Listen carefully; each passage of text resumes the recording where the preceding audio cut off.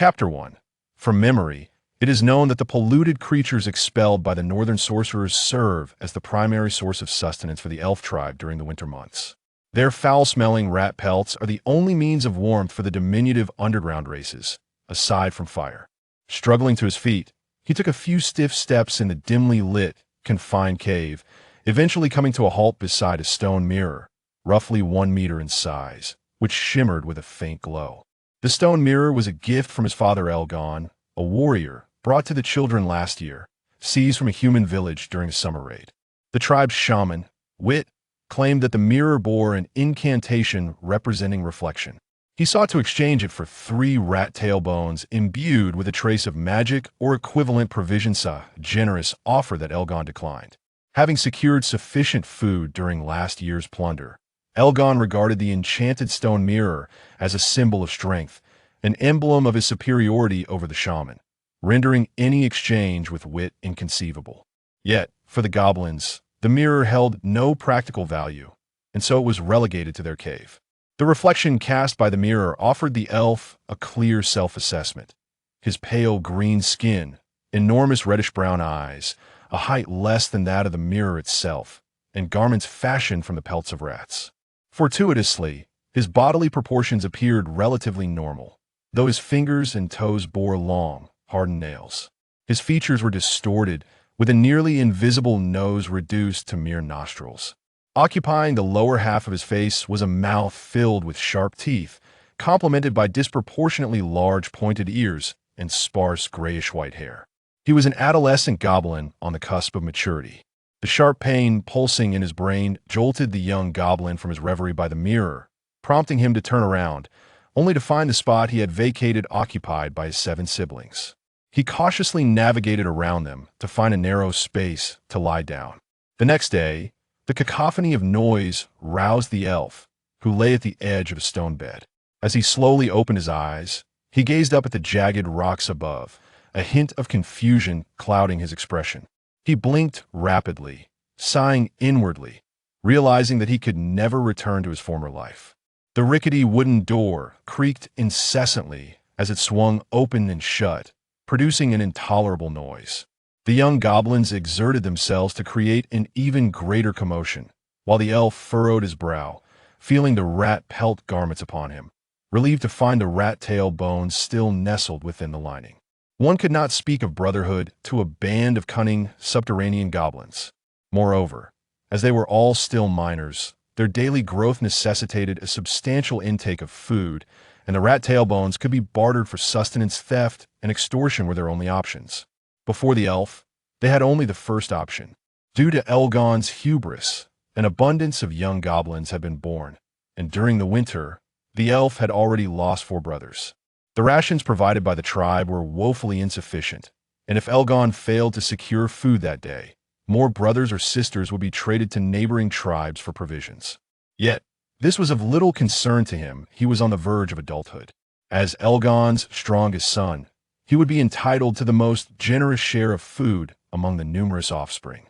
Ignoring the energetic green-skinned creatures filling the cave, the elf stepped out into the dwelling of his parents. 2 interconnected caves formed a gourd shape, with a somewhat ornate stone bed positioned to the right of the entrance where the young goblins resided, accompanied by an oil lamp. The bows and iron knives that once adorned the walls were conspicuously absent, suggesting that Elgon had long since departed with the tribe's warriors. His mother, Dina, lay on the stone bed, her belly prominent. Visually indistinguishable from male goblins, her dark green skin bore a few black spots, indicating the onset of age. This was her 6th pregnancy this year. Having scarcely eaten in 2 days, she was compelled to rest in order to conserve her strength. The gnawing hunger within her abdomen was nearly unbearable for the elf, who scoured every corner of the cave. Aside from a few hard-shelled beetles that provided some solace, there was nothing else resembling food. After exchanging a few words with Dina, he learned that Elgon had ventured into the woods outside the tribe with the chief to hunt. Though labeled as hunting, the average adult goblin warrior could scarcely capture anything beyond a few species, such as the rat. Emerging through the similarly low and dilapidated wooden door, the elf finally escaped the fetid air of the cave. Although the external aroma was hardly more pleasant, The air was suffused with the nauseating stench of excrement. Yet, the air flowed freely, and the gentle breeze alleviated the oppressive atmosphere that had rendered him somewhat breathless within the cave. Judging by the light, it was morning in the subterranean world, with faint rays filtering down from an unknown height above. To the elf, it appeared no different from the daylight of his previous life. The area surrounding the elf's home was filled with a haphazard array of goblin caves, all hewn from the mountainside, with the tribe nestled in a valley encircled by hills. The tribe to which the elf belonged was a nameless little clan, led by a goblin wolf rider on the brink of old age. Although no longer youthful, he still possessed the strength to overpower many goblins. No goblin knew the true name of the chief, nor had he ever disclosed it to any of them. He claimed his former title was Bonebreaker, and thus all goblins referred to him as such. The name bore no significance, as the perpetually hungry goblins were unlikely to pay it any heed. Elgon mentioned that the chief had previously served as a scout in a distant city, where the lord required the assistance of a band of gray dwarves to forge a set of equipment. The gray dwarves demanded an abundance of goblin wolf riders, as the creature's fur was deemed offensive to them. As the most inexpensive warriors, all goblin wolf riders in the city were forcibly bought by the lord and subsequently expelled. Wandering aimlessly, Bonebreaker somehow discovered this place, gradually gathering a band of goblins to survive against the odds. The tribe was built against the mountains, with a stone wall constructed around it. A gap was left on the only side that did not feature towering peaks, allowing for regular entry, and exit the city gate was an eagerly anticipated structure for every goblin. Yet, no goblin had ever attempted to construct a city gate. After all, there were no beasts eager to devour the rancid, green-skinned creatures, and it was said that the wall had been erected only after Bonebreaker had expended considerable effort, having killed several goblins in the process. At this hour, the only places within the tribe that might harbor food were the homes of the shaman and the chief. Originally, Elgon's household, being the elder goblin, would have been included as well. However, in an effort to compensate for the loss of 2 hunting sons during last summer's raid, Elgon had since fathered 5 more, resulting in a total of 8 offspring. Adolescent goblins required a substantial amount of food for sustenance, and the previously ample provisions had swiftly depleted. The shaman's suggestions had been raised more than once by Elgon, yet were dismissed due to the so-called pride of the elder goblin. Now, with Bonebreaker leading the goblins on their quest for sustenance, the only option for food lay with the shaman. A somewhat chilly, aged voice emanated from the room. "You never used to speak of these human things come in, little rascal."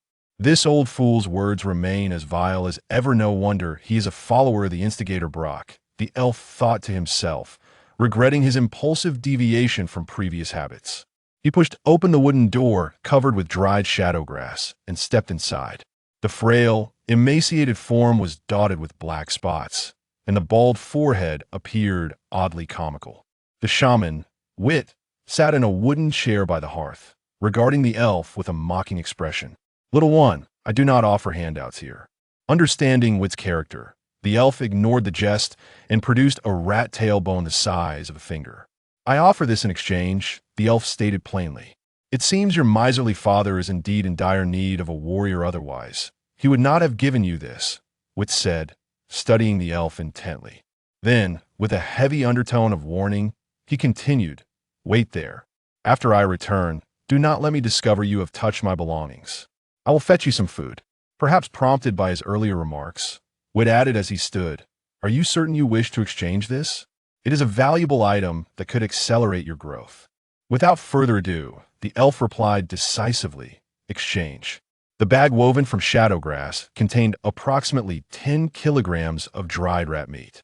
These black-furred beasts, once fully grown, measured around 1.5 meters in length, excluding their tails, surpassing the average adult goblin in size.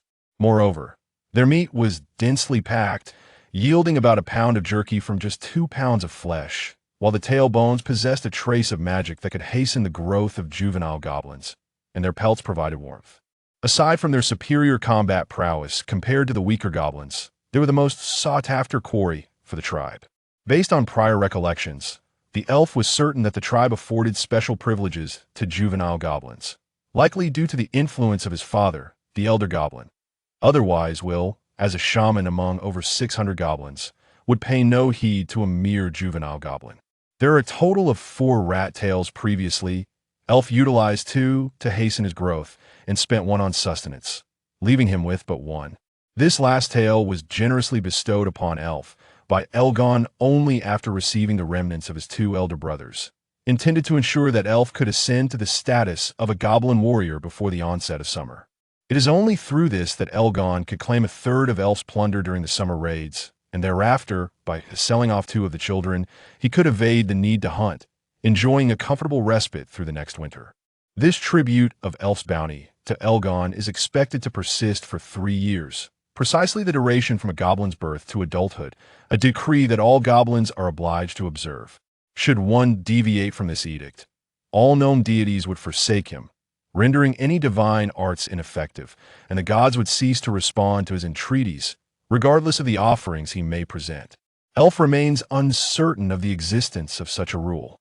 However, as a member of the gnome race, he must rely on the blessings of his kind's deities. After all, the spoils are merely a result of plunder. To recklessly contravene an ambiguous rule would yield no benefit. The rat meat acquired could not be returned to the burrow, for the ravenous juvenile goblins would indiscriminately consume every morsel they could find, even if they were to meet their demise post-feast. Elf resolved to conceal the food in a secluded cave atop a nearby hill.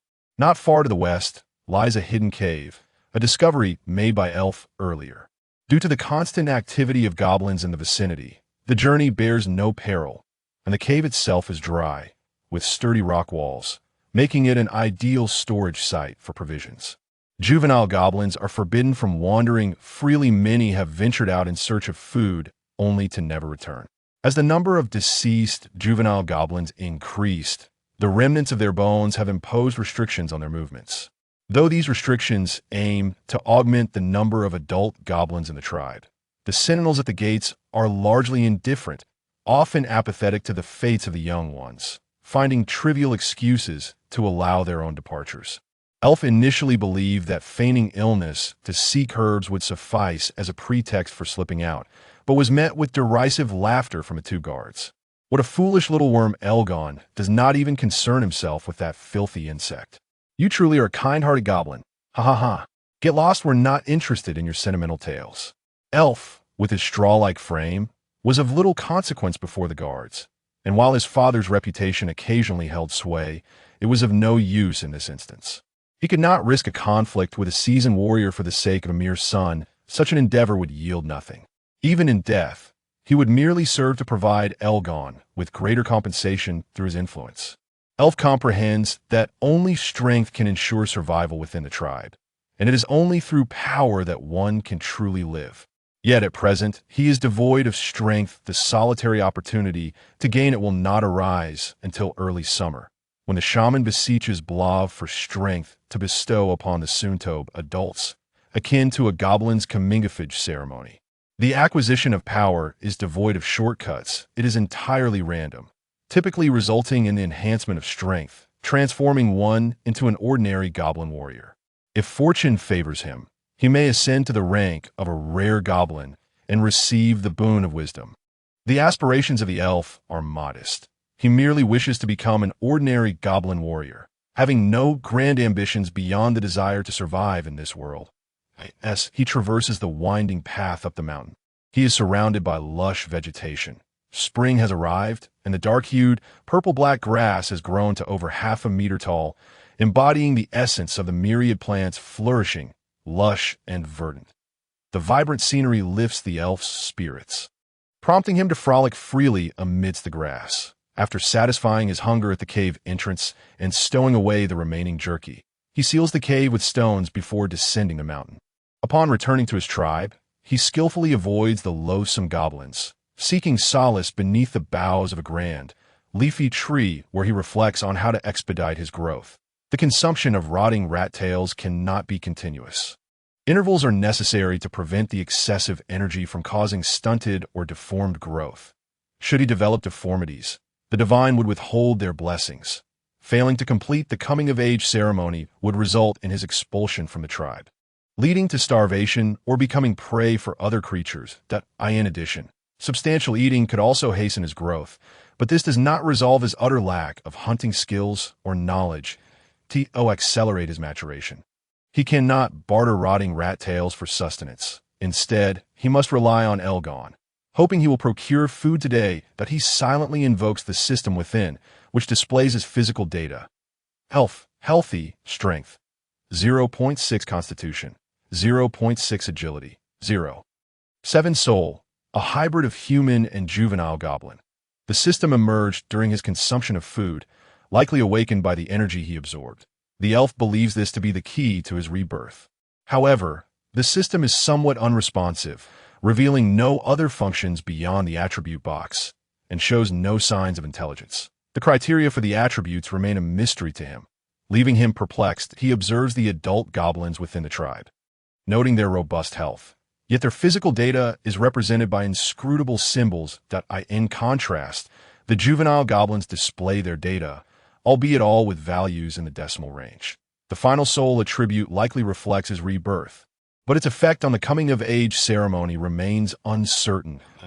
As the afternoon approaches in the subterranean world, the goblins are unlikely to linger in the underground forest overnight. Their inherently lazy and pleasure-seeking nature dictates they will retire to their stone beds before dusk. Soon enough, excited shouts echo from the tribe's entrance, and a ghastly grin spreads across the elf's ugly visage upon hearing the commotion. It appears they have indeed hunted food. The hunting party has had a bountiful day, encountering a nearly lifeless corrupted flame wolf, a remnant of a failed challenge for the title of Wolf King. Regardless, the goblins have secured ample provisions, with only a few unfortunate souls perishing en route. Bonebreaker boasts loudly about his bravery, recounting how he cleaved the head of the once mighty, corrupted flame wolf with his massive axe, which typically would not even spare a glance at the goblins. The other goblins respond with disinterest, their gazes fixated on the colossal wolf carcass resting on a makeshift sled, each contemplating how to claim a larger share. The corrupted flame wolf is a quintessential magical creature, capable of wielding the corrupted flame blade, inflicting both corrosive and fiery damage. Its lungs are rich in magical factors, and if consumed by juvenile goblins, they stand a great chance of becoming special goblins during the coming-of-age ceremony. Bonebreaker concludes his fervent speech, recognizing the eagerness of the goblins, that he proposes that the hunting party take the largest portion, while the remaining goblins may distribute the rest, before slicing off a hind leg and half a flank. Pushing it aside, the goblins left behind pay no heed to the fairness of the distribution. Faced with the delectable wolf meat before them, they erupt into chaos, all vying for a share. The participants in this fray are primarily robust adult goblin warriors. With no opportunities for himself, the elf turns his attention to his formidable father, Elgon, the only elder goblin in the tribe. Towering over 2 meters, Elgon is muscular, with bulging shoulders and a robust backside. Clad in leather armor fashioned from ground lizard skin and wielding a massive, crude cleaver, his dark green feet are adorned with irregularly shaped black and yellow claws. As the elf gazes at him, Elgon meets his eyes, raising a powerful arm to beckon him over. Upon the elf's arrival, he shoves aside 2 hunting party members blocking his path and approaches the massive wolf carcass. With a deft swing of his cleaver, he severs a generous chunk of wolf meat, draping it over the elf's shoulder.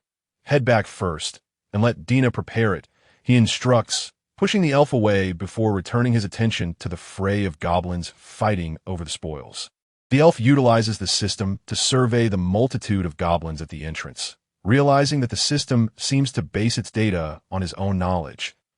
If he encounters an unfamiliar goblin, he cannot even detect their name. Yet he remains clueless regarding the criteria by which the specific data is assessed. Shaking off the distraction of the commotion at the entrance, he carries the wolf meat back to the cave. Watching the goblins brawl over food during distribution is one of the few pleasures Elgon indulges in. He waits until the chaos subsides before claiming his rightful share, should someone encroach upon his portion. He can seize the opportunity to eliminate them, thereby showcasing his prowess within the tribe. Upon returning home with the wolf meat, he pushes open the wooden door, only to be met by 2 goblins who pounce upon him. One kicks him away, jarring the little goblin, who is consumed by hunger, and places the meat on the dark wooden table. Sensing the scent of fresh meat, Dina, lying on her stone bed, trembles as she attempts to rise. Rasping, "Is Elgon back? Thank the gnome god for providing us with food." Seeing Dina on the brink of death through the system, the elf hesitates to make her work. After all, he is a modern individual with an education and cannot bear to witness his mother perish before him, even if he had previously disregarded the plight of this unfortunate goblin. "Yes, today we have fresh wolf meat. Rest easy. I will cook," he assures her. Dina, panicking, responds, "Elf, you cannot cook. You will ruin the food, and Elgon will kill me." Having already acted out of line with the shaman and guards in the morning, he must blend in with the goblins. Otherwise, should they detect his oddity, they would undoubtedly label him a heretic and sacrifice him to their deity. To avoid arousing suspicion among the goblins, the elf casually discards the wolf meat, bends down to retrieve the enormous, filthy iron pot from beneath the table, and returns to the juvenile goblin's cave. Shortly thereafter, Elgon directs 2 goblin warriors to carry an entire wolf leg along with half a ribcage back home, as for the reason they could claim such a substantial portion. The elf surmises it is due to Bonebreaker acquiring the lungs of the corrupted flame wolf. Although he feels a tinge of disappointment that Elgon did not obtain the wolf's lungs, it is hardly surprising, as the abundance of meat aligns more with Elgon's interests. The following day, the elf encounters Bonebreaker's youngest son, Flame, who has noticeably changed since yesterday and is on the cusp of adulthood. Clad in human garments and barefoot, presenting a rather incongruous appearance, he inwardly murmurs, "System, assess attributes." In an instant, Flame's current attributes materialize before the elf. Flame, evolving, strength, 0.9 constitution, 0.9 agility, 0.9 magic, 0.2 soul. Transformative goblin indeed. Flame has consumed the lungs of the corrupted flame wolf. His strength, constitution, and agility have seen significant improvements, and his soul has transitioned to the transformative stage, indicating he is but a step away from adulthood. Furthermore, a new attribute, magic, has emerged. It seems his ascension to becoming a special goblin is all but assured. Thus, it was subtly implied that Elf had intentions of placing Flame at the forefront. Upon seeing Flame approach, Elf remarked, "Congratulations, Flame. You are destined to become the mightiest warrior of our tribe." Compliments have a way of uplifting spirits, and Elf was generous with his praise. "Indeed, I shall become the strongest warrior, earning my own title like my father, and lead our tribe to glory," Flame joyously exclaimed Elf. Elf was somewhat at a loss for words. A mere compliment had elicited such grandiose declarations from him, leaving Elf uncertain of how to respond. After exchanging a few more words with Flame, he concocted an excuse to extricate himself from the conversation. Last night, Elf had endeavored to initiate a timing mechanism within the system, successfully summoning it. With just a simple mental incantation, the system automatically generated the concept of time. Elf designated the illumination and extinguishment of the subterranean dome starlight as one day, dividing each day into 24 hours. As for months and years, the goblin tribe had lived in a state of blissful ignorance, lacking any concept of dates beyond the annual coming-of-age ceremony for the young goblins in summer. The tribe had amassed a bountiful supply of food, and until it was consumed, not a single goblin dared to step beyond the walls. Elf had no desire to linger among the foul-smelling, simple-minded young goblins. Moreover, he found his own odor intolerable, prompting him to seek a bath and cleanse his mouth of its sharp teeth. Not far from the tribe lay a small valley, home to a lake where the tribe drew water. In the past, Elf often accompanied Deanna there, catching unworthy fish to satisfy their hunger. However, since her illness, he had seldom visited, as Elgon had increased his food supply. Recently, it was Elf's 2 younger sisters who fetched water. Though they were lazy and foolish, they possessed the basic instinct to seek benefit and avoid harm, daring not to cheat while drawing water under Elgon's watchful gaze, rising early each day to discreetly depart for their task. Following the narrow path worn by the goblins, Elf strolled leisurely to the valley, plunging into the lake to vigorously scrub his rough skin. Corrupted flame wolf analysis complete, a cold, mechanical voice echoed in his mind. Elf paused, realizing it was the system's voice, and quickly summoned it in his thoughts. His original attributes remained unchanged, but additional elements had appeared. The symbol representing an increase now accompanied his agility and constitution. This undoubtedly indicated his ability to augment his attribute values, whether by enhancing both constitution and agility simultaneously or by increasing either one alone. Such improvements would greatly benefit his currently fragile state. Elf mused. After a moment's hesitation, he focused his intent on the plus sign next to constitution. The pain was not as intense as he had imagined. He merely felt a momentary disorientation. His original constitution was 0.6, and upon activating the plus sign, the attribute interface shimmered momentarily before clearing, revealing a new value of 0.7. Seeing the red glowing plus signs next to both constitution and agility still flickering, Elf's heart surged with joy. This time, he chose agility, and once again, amidst a brief daze, he felt the increase. After selecting constitution once more, the symbol next to it turned gray, though he could comprehend the unknown characters. They ultimately felt unsettling, prompting him to request the system to switch to the script of his previous life, which indeed felt much smoother. After a hasty wash, Elf sensed the significant changes occurring within his body, unable to contain his inner jubilation. While the increase in constitution was not immediately apparent, the enhancement of agility was undoubtedly beneficial. Not only did it improve his mere speed, but it also augmented his neural response time and balance, leading to a comprehensive enhancement. Given the previous message in his mind, he deduced that the system could analyze the meat of the corrupted flame wolf and extract unknown energy to bolster his attributes. If the meat could be analyzed, other substances might be as well. Amidst the myriad of creatures dwelling in the underground world, besides the corrupted flame wolf, he was certain he could find other means to increase his attributes. With this realization, Elf sprang into action. Uncertain if weaker creatures would suffice, he recalled having consumed several beetles out of hunger in the cave, but the system had shown no reaction. Overwhelmed by delight, Elf smacked his forehead and emerged from the water in search of creatures. He attempted to catch a few unidentified insects, summoning the system for a scan, but received no response. Realizing that the wolf meat had taken a night to analyze, he resolved to consume everything he had caught. However, without any reference information, he was none the wiser about whether the system was actually analyzing anything. Similar to marking time, Elf attempted to convey a percentage concept to the system to display the analysis progress and initiated a timer. The system interface underwent a transformation, adding several analysis progress bars beneath the soul attributes. Since he was unfamiliar with the specific names of the creatures he had consumed, he resorted to naming them based on their resemblance to insects from his past life. Through continuous observation, Elf discovered that he had eaten a total of 5 insects, but after several minutes, only the first progress bar continued to rise. The subsequent one slowed, showing no change, indicating that the system could only analyze one creature at a time. Next, Elf experimented with various plants, even including non-living substances like soil and water, only to find that the system could only analyze living organisms, perhaps due to the insect's diminutive size, which required only a few minutes for analysis. Elf was still experimenting when the system's voice resonated in his mind. Locust analysis complete. With no further information from the system, Elf sought detailed inquiries but received no response in the following days. Elf persistently experimented with various organisms and ultimately discovered 2 that could enhance his attributes. However, it seemed that each attribute had reached a critical threshold, as further consumption yielded no additional attribute points.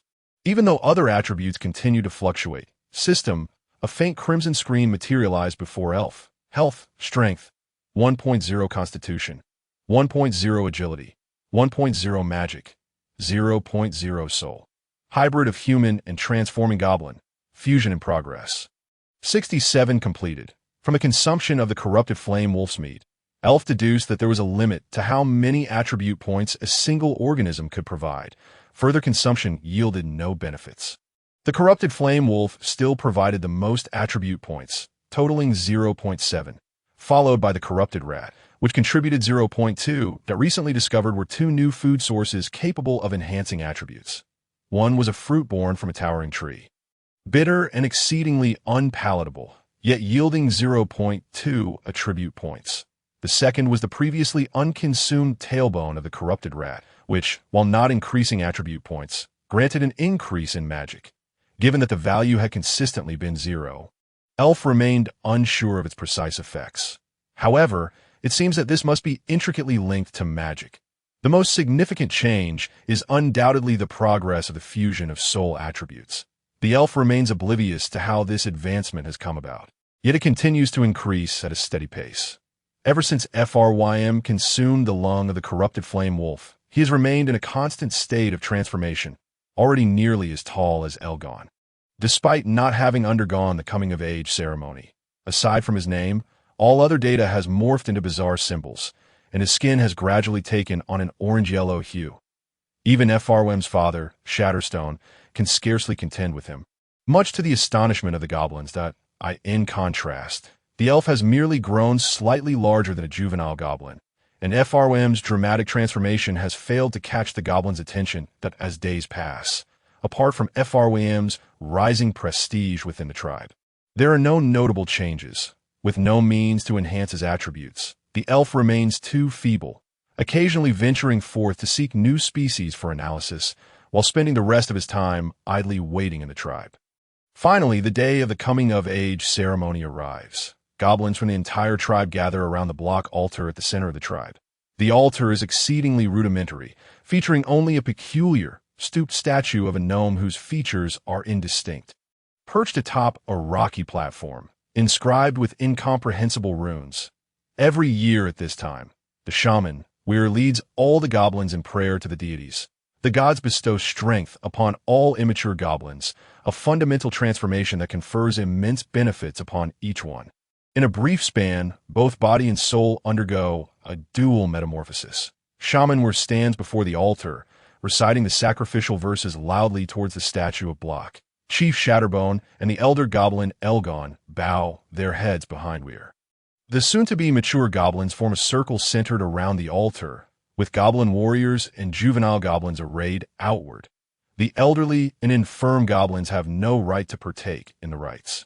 Merely allowing them to survive within the tribe is a significant boon for the goblins. The elf stands beside the towering Frym, curious as he sneaks glances at the altar in his memory. Although he has participated in the rites twice, he always kept his head bowed in fear of the divine and has never closely observed the altar transformations, that he knows only that the soon-to-be mature goblins will undergo tremendous changes. As Shaman Weir's chanting begins, the strange runes on the stone platform gradually emit an eerie, dark green luminescence. Then, the runes on the statue follow suit, and once all the runes are illuminated, the altar suddenly shines brilliantly, as if enveloped in a massive green flame. All the dark green runes rise into the air, swirling around the green fire. Upon concluding the shaman's incantation, he raises his arms above his head and cries out, "Great gnome god Block, bestow upon your servant invincible power." All the goblins echo in unison, "Great gnome god Block, bestow upon your servant invincible power." The flames surrounding the altar explode into hundreds of fragments, each green flame carrying a swirling rune that rushes towards the surrounding immature goblins. As the green flames and runes surged towards him, the elf hastily closed his eyes, a chill seeping through his forehead and slowly permeating his mind. When he opened his eyes, he summoned the system. Observing the changes in his attributes, the attributes of strength, constitution, and agility were all in flux, while the data from magic remained unchanged. The most immediate manifestation of these changes was a physical transformation. Within a few minutes, the elf grew nearly 8 inches taller. He became significantly stronger, his muscles rapidly expanding, most notably in his limbs, visibly swelling as he slowly clenched his fists, feeling the explosive power within. The divine bestowal was not merely an increase in strength. The elf also acquired a rudimentary combat skill, goblin swordsmanship. According to the knowledge transmitted to his mind, every qualified goblin warrior is granted a simple combat skill upon reaching maturity to bolster their combat prowess. If no skill is granted, they are merely considered a mature goblin, not a goblin warrior. This was the first time the elf learned of such a notion. Thus, aside from a few goblins, the vast majority of the tribe's goblins could not be deemed goblin warriors. Observing that all goblins had completed the ceremony, shaman were permitted them to disperse. In the 2 days following the ceremony, the elf's attributes continued to rise, albeit at a declining frequency, until the 3rd night after the coming-of-age ritual. Due to the uninterrupted changes in his attributes over these days, he could not use the system to detect the attributes of others, leaving him to languish in the cave, awaiting the conclusion of his transformation. The elf sat among numerous juvenile goblins by the campfire in the cave, listening to Elgon boast about his past achievements while occasionally glancing at the elf. If the elf were to applaud enthusiastically, Elgon would beam with satisfaction, leading to yet another round of boasting. The nearby juvenile goblins were filled with delight, while Elgon thrived in his storytelling. However, the elf felt restless, eager for this tiresome tale to conclude. With no changes in his attributes throughout the day, the elf was now certain he had thoroughly absorbed all the benefits. Silently summoning the system, his final attributes were recorded as follows. Elf, healthy, strength, 2. 5 constitution, 2.3 agility, 2.1 magic, 0.1 soul. Mature goblin, aberrant type. Aside from the unchanged magic attribute, all other attributes had more than doubled, particularly strength, which had increased by 1.5 times. The rest were acceptable. But the soul attribute left the elf somewhat apprehensive. Ever since the fusion was complete, he had become an aberrant type. Initially, he thought the coming-of-age ceremony would resolve his issue, yet there was no change. And unable to find any solutions, the elf resigned himself to fate. With the conclusion of his attribute enhancement, the elf was no longer constrained and could finally view Elgon's data. A high goblin. Elgon's attributes were nothing short of terrifying, primarily focused on constitution and strength.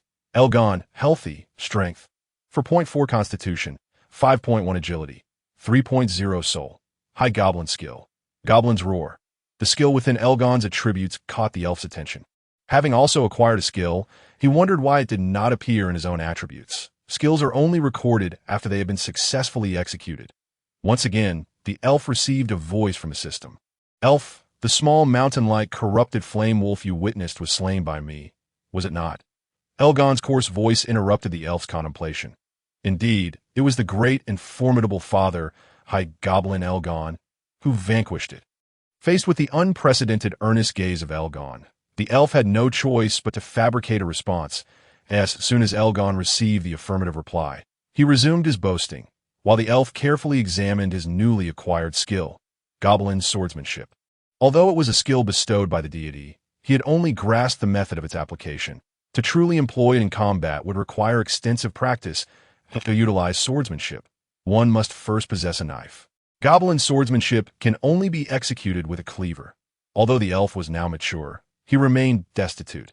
Weapons are treasured possessions among goblins, making it improbable for him to procure a cleaver in the near term. This matter now seemed to rest on Elgon's shoulders. As he awaited the conclusion of Elgon's tale, the elf interjected. Father, as the mightiest high goblin, would you be so kind as to lend your son a sharp cleaver? Upon hearing the elf's request, Elgon initially thought he was being asked to give away a cleaver for free, instinctively responding, "Impossible." He then realized it was merely a request to borrow, and his tone softened as he asked uncertainly, "You mean to borrow one?" "Yes, to borrow one, and it will be returned after the summer raid, at which time I shall also return a whole corrupted rat to you."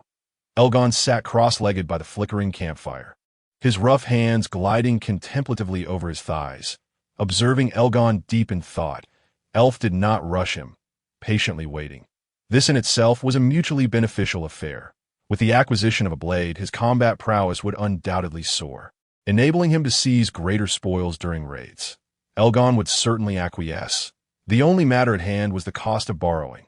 Resolute, Elgon suddenly slapped his thigh and proclaimed, "If you can provide me with 2 putrid rats, I shall grant you a cleaver after 3 years of receiving a third of the spoils." It was a fair exchange, one that even favored Elf, for according to his understanding, a cleaver was worth approximately 2 putrid rats. However, such a generous arrangement could only be expected from Elgon, who was, after all, his father. Securing 2 putrid rats proved no simple task. The tribe lost over 100 goblins annually to these vile creatures. Only seasoned adult goblins could dispatch one in single combat, and they often appeared in swarming hordes, necessitating a hunting party to effectively cull their numbers. Agreed, it is settled, Elf replied, hearing Elf's affirmative response. Elgon grinned broadly. Indeed, you are truly my son. I shall fetch it for you at once. And he rose to retrieve the knife. What does that have to do with being your son? Elf retorted, rolling his eyes in exasperation. This knife was once mine, acquired from a genuine gnome city. It is a fine piece, though alas, it is now too light for my current needs, Elgon lamented as he caressed the blade. A hint of regret in his tone, he handed the cleaver to Elf and resumed his seat by the fire. The knife measured roughly 40 inches in length and weighed about 5 pounds. Its handle wrapped in the leather of an unknown beast, perfectly fitting Elf's grip. Elf grasped the cleaver with his right hand, the mirror-like blade reflecting his unseemly visage amidst the flickering firelight. A glimmer of cold light shimmered along the blade's edge, seemingly in constant motion, exuding a sharp chill. What a remarkable knife. Does it have a name? Elf inquired, lowering the weapon with admiration. Elgon replied, No, it is merely an ordinary cleaver. Purchased from a blacksmith shop in Kate City. Is that the nearest city to us? Elf asked. Indeed, it is the very place we intend to raid this summer, Elgon answered, his impatience evident. Sensing Elgon's irritation, Elf wisely refrained from posing further questions. The following day, although morning had arrived, the subterranean world remained shrouded in darkness, the starry canopy yet to illuminate, only a mass of dark clouds visible overhead. It looks like rain, Elf mused, pulling his gaze from the ceiling. Today, he resolved to practice the skills he had acquired. Avoid distractions. Elf made his way to a cave near where he had previously concealed Jerky. Surrounded by hard rock, plant life grew slowly, resulting in a clear area perfectly suited for practicing his swordsmanship. The techniques were simple, comprising 8 postures: chop, press, guard, swipe, lift, thrust, shave, and stab. Though the moves were straightforward, they were highly practical. In his mind's eye, he envisioned a goblin warrior executing the techniques repeatedly, and he began to practice in tandem with the movements. Days later, in the clearing by the cave's entrance, Elf stood sideways, his left side facing forward, feet apart in a high stance, with his left hand extended forward, palm down, and fingers pointing ahead. His right hand held the cleaver at his right side, blade tip pointing backward, edge inward, forming the initial stance. Suddenly, a swift figure flickered amidst the shadows of the trees, the flashing blade emitting a chilling sharpness. Completing a round of practice, Elf stood still. The goblin's swordsmanship had been recorded. The days of practice bore fruit, as he successfully executed the entire sequence, summoning the system, which displayed the skill. Goblin's swordsmanship. The practice of this technique can enhance physical attributes over time, the system's voice announced. Can it calculate specific data? After a moment of silence, Elf resigned himself. It seems I must find a way for the system to evolve once more. He resumed his initial stance, stepping forward with his left foot, wielding the cleaver single-handedly, slicing diagonally from right to left. Initial stance incorrect. Diagonal cut deformed by 42%. The unexpected feedback startled Elf, who had not anticipated the system's assistance in refining his swordsmanship. He diligently corrected his mistakes step by step, continuing until he had mastered the adjusted movement before proceeding to the next. As time passed, immersed in his practice, Elf felt physically exhausted, yet mentally invigorated. His swordsmanship growing increasingly precise. Over the next several days, Elf used the spoils from his hunting expeditions to enlist the aid of adult goblins from the tribe to carve out a cave, fully separating himself from Elgon's family. Finally, he no longer had to squeeze into a cramped space with the younger goblins. Apart from hunting, he dedicated all his time to refining his swordsmanship. His skills advanced rapidly, becoming applicable in real combat and wielding considerable power, earning him admiration from the likes of Bonebreaker. Bonebreaker's son, Flame, had grown into a colossal figure, nearly 3 meters tall, his muscles bulging, his skin having transformed from a light green to a deep crimson, exuding an alarming heat and capable of spewing molten lava. From the memories passed down to him, Elf learned that Flame was one of the rare lava giant goblins, his lineage activated by the lungs of the corrupted flame wolf. An enviable yet unreplicable trait. This exceptional goblin possessed high defenses and remarkable magical aptitude, naturally attuned to fire-based spells, with adult specimens reaching heights of around 30 meters. Upon maturity, they could attain the status of an 8th-level life form, a pinnacle unattainable by ordinary goblins, destined to become titans among their kind. Though Flame had become significantly stronger, he still regarded Elf as his younger brother. Over time, Elf realized that Flame might not be as cunning and sly as he had initially perceived. His previous impressions were likely due to a habitual mindset. Flame was, in fact, a rare breed among goblins. Notably, this rarity pertained to his character, as he exhibited a commendable nobility, a trait even more astonishing than his unique physiology. Following the rite of passage, Flame frequently took Elf on hunting excursions, sharing the spoils generously with Elgon. Within a mere fortnight, Elf not only repaid his debts to Elgon, but also secured his own cave. However, this idyllic existence was destined to end with the onset of the summer raids. The instigator worshipped by Weir Block was one of the few deities revered by the gnomes, yet he had the fewest followers among them. The tribe's annual summer raids were not solely for sustenance, but also to please this deity, hoping to receive greater strength for their goblin warriors, T.O. Elf. This seemed utterly meaningless. A deity could hardly take notice of Weir, who was not even a proper priest, or had devoted his life to worshipping Block, only to receive a healing spell that came at a tremendous cost and was woefully ineffective, while Block was not known for his healing prowess. Each use of the spell required a sacrifice of part of one's soul and life, an exchange Elf found intolerable.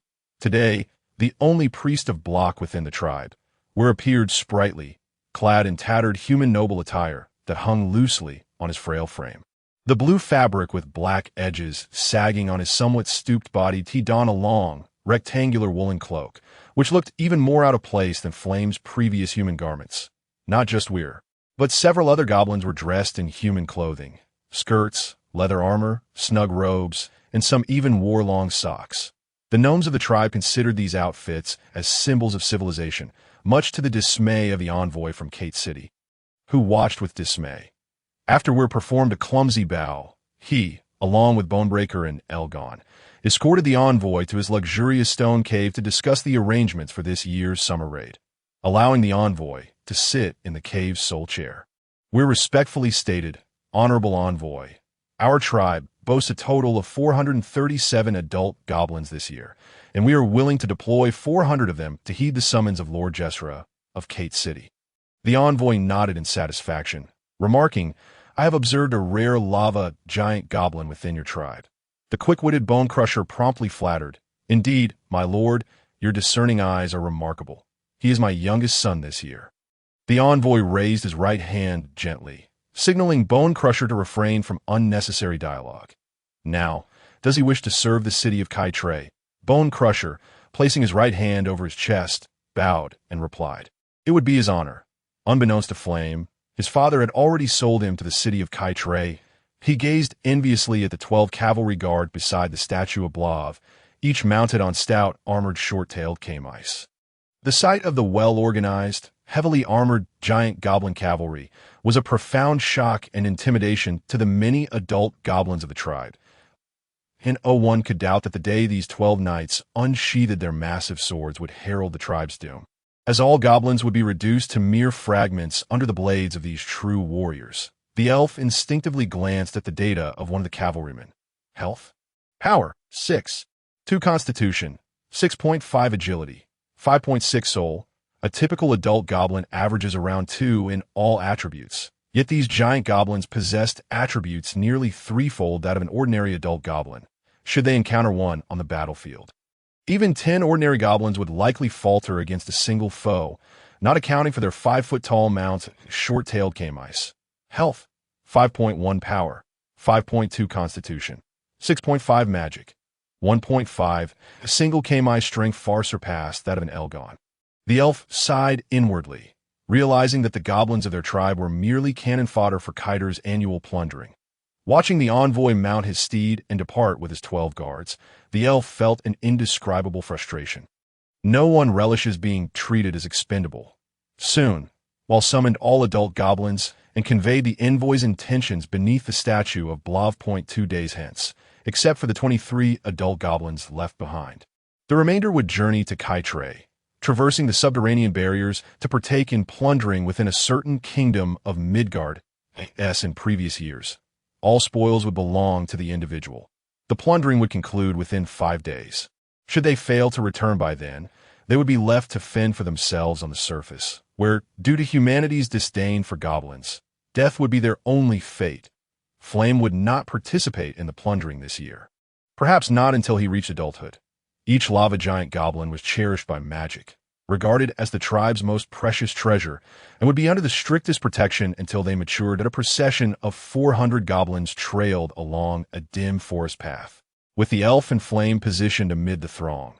Upon hearing shouts from ahead, the previously lethargic procession sprang to life. The elf shook off the weariness of 2 days' travel, veering off the path and sprinting towards the front of the group. Gradually, a magnificent city emerged from the dense foliage. The towering walls constructed of colossal stones reached toward the heavens, and a wide moat encircled the grand city, the largest in the southern realm of the subterranean gnomes. Kaitre had arrived. Not far off, a patrol detected the gathering of goblins outside the forest, clad in full armor and wearing visored helmets. Their race was indiscernible. "Follow us," came the curt command, lacking any superfluous exchange. This was the pride bestowed upon them by Kaitre. The elf and the goblins trailed behind the patrol into the city. Beneath their feet lay a broad, stone-paved street, flanked by neatly arranged shops brimming with exquisite wares, the aromas of food wafting through the air tantalizing the tribe's goblins. Gnomes of various races donned tidy attire, while the passing city guards exchanged smiles and greetings with the patrol leader. Yet, the tribe represented the filth and ugliness beyond this splendor, subjected to naked disdain and contempt. Even hatred, an unfounded loathing akin to that for a sworn enemy, yet wielded with a sense of entitlement, for it was their power. They embodied the backwardness and savagery that warranted their expulsion and extermination. The tribe's goblins appeared as if tethered to a pillar of shame, trampled upon by the so-called city gnomes, yet they could only lower their heads like ostriches, caressing their tattered hides.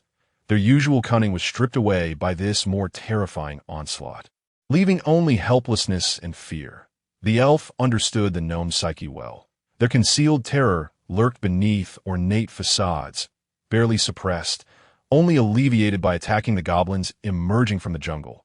Flame, puzzled, turned to the elf beside him and asked, "Why do they treat us this way?" "Perhaps because we are seen as inferior beings in their eyes," the elf replied nonchalantly, then continued to admire the city's wonders. The streets were predominantly populated by goblins, followed by the pale-skinned gray dwarves. He finally comprehended why these gray dwarves considered goblins and their kindred gray wolves as affronts. When crouched, the resemblance between the gray dwarves and gray wolves was strikingly similar. The stalls lining the streets were largely occupied by goblins, the most skilled merchants of the subterranean world, frequently spotted throughout Midgard. They bore a resemblance to goblins, but were distinctly different, with longer and sturdier arms and prominent noses. The patrol guided the goblins through the bustling marketplace and into the densely packed residential quarters, ultimately delivering them to a vast, dilapidated square at the city's edge. Numerous goblins already occupied the square, presumably from smaller tribes, sitting on the ground and vociferously clamoring, creating a lively atmosphere. The tribe's goblins quickly regained their former raucousness, congregating in one corner of the square to converse animatedly. The elf sat beside Flame. Feeling utterly resigned, he could not shake off the little one, who had taken a liking to him. And no matter where he went, Flame followed, thumping his sturdy arm against the elf's side, incessantly repeating, "I am your brother." "I don't want to stay in Kaitre," Flame intoned in a low voice. "What a bothersome child, at just 3 years old. Why ponder so much?" The elf replied lazily, "But they do not welcome us. Earlier, they were cursing us as we entered the city. Such things happen frequently. Just ignore them, or seize an opportunity to eliminate them. Just as the elf assumed matters would come to a close, Flame suddenly turned serious, addressing the elf. "Thank you, elf. Only you teach me things that I will protect you in the future. That if listening to a 3-year-old's heartfelt confessions and serving as a practice target could be considered teaching." "Fine, I understand. You will protect me." The elf resignedly closed his eyes, adjusting the dark-hued grass sack beneath him, shifting to a more comfortable position. The subterranean barriers were omnipresent in the underworld. Theoretically, they could be activated anywhere, provided one possessed sufficient strength to pry open the temporal nodes left by the gnome's chief deity, Mozinil. Each year, all subterranean cities dispatched a multitude of adult wild gnomes to Midgard, responsible for sowing chaos in various locales during the war's early stages. The true conflict would erupt between the various kingdoms and gnome cities. Who is Flame of the Bone Crusher tribe? A whisper floated gently in the air as a hooded envoy clad in black stood at the edge of the square. For reasons unknown, the gazes of all goblins were drawn to that figure. Clearly, he had spotted a vivid flash of red among the mass of green-skinned creatures, gazing intently in Flame's direction, lips moving ever so slightly. Flame rose, turning to the now-sitting elf, and stated, "He beckons me. Go ahead." The elf instinctively replied, immersed in the envoy's enchanting magic, "I will return to you." Flame tossed back a parting sentence as he approached the envoy. Watching that splash of fiery red follow the robed figure as they receded into the distance, turning the corner until they were no longer visible. Perhaps it is likely that I will never see this 3-year-old child again. Silently assessing my attributes as an elf: health, strength, 3.9, constitution, 3.9, agility, 3.9, magic, 0.1 soul. Goblin warrior, aberrant, that my body has been enhanced to its utmost limit, yet I remain merely a slightly stronger goblin warrior. Over the past few days, whether through practicing my swordsmanship or consuming various foods that were supposed to enhance my attributes, there's been no change. According to the system, I have reached the pinnacle of my physical potential. Without a superior bloodline, I am destined to remain at this stage for my entire life. Moreover, extracting a bloodline is beyond the capabilities of lowly wizards. Lacking the strength to procure bloodline materials and insufficient mental fortitude to purge impurities renders me powerless. Even if I were to miraculously extract a bloodline, a significant mismatch with my own essence would lead to failure. The myriad of problems cannot possibly be resolved. Life demands that one confront challenges. Yet this particular conundrum is exceedingly formidable. As I stepped through the door, an immense force of attraction enveloped me, and after a brief moment of suffocation, I opened my eyes to behold a beach where the briny sea breeze swept coarse grains of sand across my rugged visage. A black portal, taller than a man, swiftly closed and vanished behind me. Barefoot upon the soft, white sand, I found it both pleasant and comforting. The azure sea shimmered under the sun, while the refreshing sea breeze caressed my skin. The mountains beyond the water cradled a radiant sunrise, presenting a captivating sight as verdant broadleaf plants stretched out, delighting in the warm embrace of sunlight. Such a splendid scene momentarily lulled me into a sense of nostalgia, as if I had returned to my original world, enveloped by a surreal and ethereal feeling. Yet the sea before me distorted, and the surrounding scenery blended chaotically, inducing a wave of nausea. Shaking my head vigorously, I closed my eyes and stood still for a while, allowing the queasiness to dissipate before reopening my eyes. Hundreds of goblin warriors along the shore curiously observed their unfamiliar surroundings, while some frolicked playfully in the water. Unsurprisingly, a significant portion of these unsuspecting adolescent goblin warriors would likely meet their demise on the lands of Midgard. The remaining goblins, however, gripped their weapons tightly, vigilantly scanning their surroundings, with some warriors already forming groups and venturing into the adjacent rainforest. The glaring sun signaled to them that they were no longer in the subterranean world. On this vast surface, they faced their foes, countless enemies beyond measure. Although most goblins are untrustworthy, traversing unfamiliar terrain filled with unknown dangers makes solitary action tantamount to courting death. Drawing my machete from behind, I hefted it in my hand, beginning my search for potential allies. Friend, are you in search of companions for your endeavors? Perhaps joining us would be a wise choice.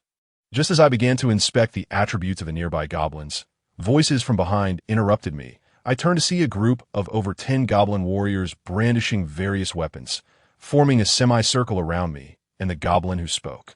The speaker appeared more slender than the average goblin warrior, donned in finely crafted leather armor, and bore a purple zitherwood bough on his back. The exquisite craftsmanship of the bow suggested it was a rare item, likely created by the dark elves from their specially cultivated purple zither trees, and typically not shared unless forcibly taken. What is the meaning of this? I inquired, pointing the tip of my blade at the 10 or so goblins encircling us. Observing that their stats were no different from those of ordinary goblin warriors, I felt the tension in my muscles, ready to tear through a gap and flee at any moment. Those who could afford weapons from the dark elves, amidst the randomly teleported hundreds of goblins, had rapidly gathered a noticeably experienced group of over a dozen goblin warriors. Clearly not a crowd I could provoke. Do not be alarmed. They are my tribesmen, sent by my father to protect me. But a gesture from the speaker prompted the surrounding goblin warriors to lower their weapons. I gradually relaxed my machete, though my heart remained wary as I cautiously retreated to the edge of the forest. My gaze remained fixed on the elegantly dressed goblin before me. The random teleportation was designed to prevent such situations from arising. Yet, it appeared that this goblin was undeterred by such constraints. The lords required the wild goblins to sow chaos among their enemies, not to congregate in large numbers, while the lords' armies staved off the main forces of the human kingdoms, reaping the rewards of victory. My name is Balby from the Sandstone tribe. My father is Thunderstrike Balby. He introduced that. I responded, I am Elf, hailing from a small tribe that I wish to hire you during this raid. The reward is 2 magical stones. It seemed that my somewhat stronger physique had brought me trouble, and I inwardly sighed. Can you enlighten me as to your intentions? A faint smile graced his face, which seemed somewhat refined among goblins. I cannot, unless you agree to the employment. Magical stones are not common currency among wild goblins. This energy currency, usable only by wizards, could be exchanged for nearly priceless potions. That I sensed that Balby's intentions were far from ordinary. What are your thoughts on my proposal? I found myself in a predicament. Agreeing would expose me to unknown dangers, while declining might result in immediate assault. You fools, why are you still here? Awaiting the army of the human kingdom to slay you. A commanding voice from the overseer broke the tension surrounding me. As an envoy dispatched by the Lord, his authority was akin to that of the Lord himself. Clearly, Balby could not afford to dismiss the overseer. Upon hearing the shout, Balby's expression shifted, and his gaze towards me altered. I keenly detected a glimmer of danger in Balby's eyes. Seizing the fleeting opportunity during his hesitation, I darted into the nearby forest, sprinting away until I vanished in the blink of an eye. 2 of the goblins who had surrounded me bolted after me. Come back, Balby shouted, suppressing his anger towards the 2 goblins that pursued me. He was uncertain whether I would report him to the overseer. Once I plunged into the dense forest, I would leave no trace behind. Given my speed, the goblin warriors accompanying Balby stood no chance of catching up. Balby's demeanor fluctuated, and after a moment of contemplation, he signaled for his remaining goblins to enter the forest from another direction. The sun continued to rise, the temperature climbing, and a light mist began to rise from the sea. With a command from the overseer, the goblins' presence surged into the forest by the coast. During the 5 days of plundering, the subterranean barrier would remain open. Any subterranean creature could use their carried dark stones to open a small portal back to the underground world at any time. However, while dark stones were abundant underground, they could not be preserved for long. After 5 days above ground, they would turn white and lose their ability to open small portals. I stroked the black, circular dark stone in my hand. My thoughts drifted. I had run until I was utterly exhausted, unsure of how far I had traveled. My stamina was severely depleted, and if I continued, I would be powerless to defend myself against any impending threats. Now, my cohort of goblins had been teleported directly into the primordial forest, devoid of any signs of human activity, indicating that something had gone awry. The end of the raid was scheduled for the afternoon of the 5th day, precisely when the sun sank in my location. Those who returned early, without explanation, faced execution without hesitation, leaving me with no choice but to remain here obediently. I could not fathom why raiding was conducted in summer. In my view, autumn was the most opportune time for such endeavors. During the autumn season, the lands of Midgard were abundant with harvested crops, rendering large-scale warfare unnecessary. 1 could simply concentrate efforts to breach a major city located on the plains, fully satisfying the food requirements of the gnomes within their domain for an entire year. Moreover, the initiative in warfare rested with the gnomes. They dictated when and where to commence their attacks. The humans, reduced to a fragmented defense, could only scramble to respond as the gnomes launched their assaults, with no other means of counteraction. Reflecting on this, I shook my head, as a goblin warrior who struggled to satiate my hunger. Why should I concern myself with such matters? I was merely to follow the orders of the gnomes above me, that a gentle mist, carried by the wind, had unknowingly enveloped the jungle. The rays of sunlight filtering through the leaves were absorbed by the fog, casting a dim pall over the forest, a level of illumination that was, paradoxically, quite comfortable for the elf's eyes, as he treads silently through the mist-laden thicket. The damp and stifling air weighed heavily upon him, exacerbating his unease. He had unwittingly entangled himself with the formidable tribe of gnomes, a stroke of ill fortune indeed. Years of accumulated leaves concealed the ground beneath, compelling the elf to tread cautiously atop the foliage, ever prepared for the possibility of an unexpected misstep. While remaining vigilant, he nurtured the hope of further fortifying himself. After all, arriving in a new realm, one could scarcely go wrong by embracing new experiences. He endeavored to analyze any unfamiliar creatures encountered along the way, albeit cautiously sampling each item to avert the risk of poisoning, ensuring that the system could parse them without undue harm.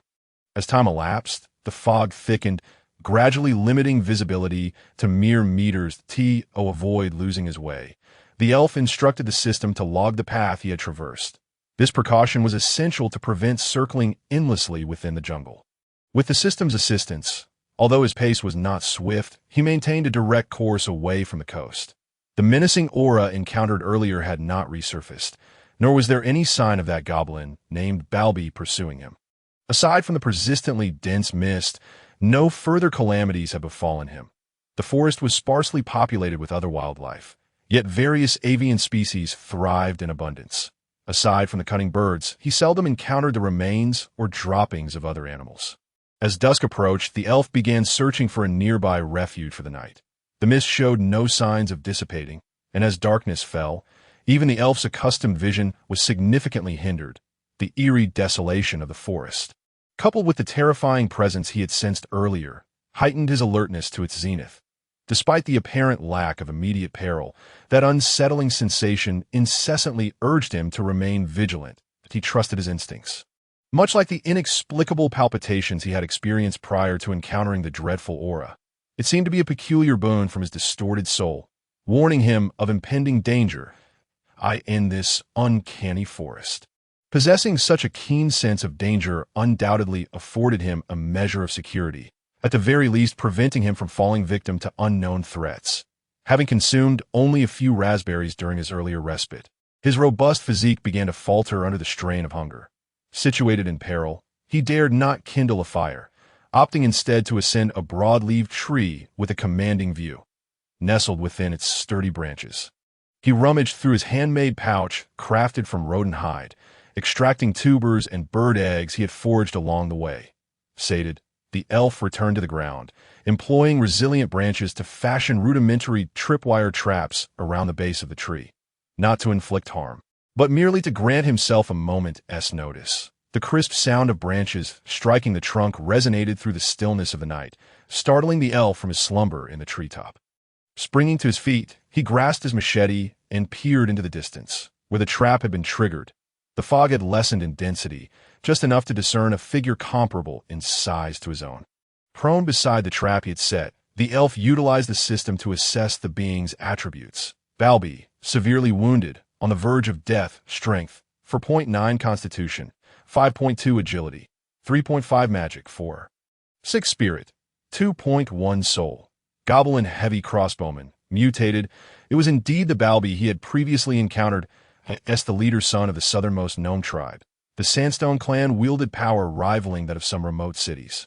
How had Balby, once surrounded by numerous followers in daylight, now found himself in such a precarious state?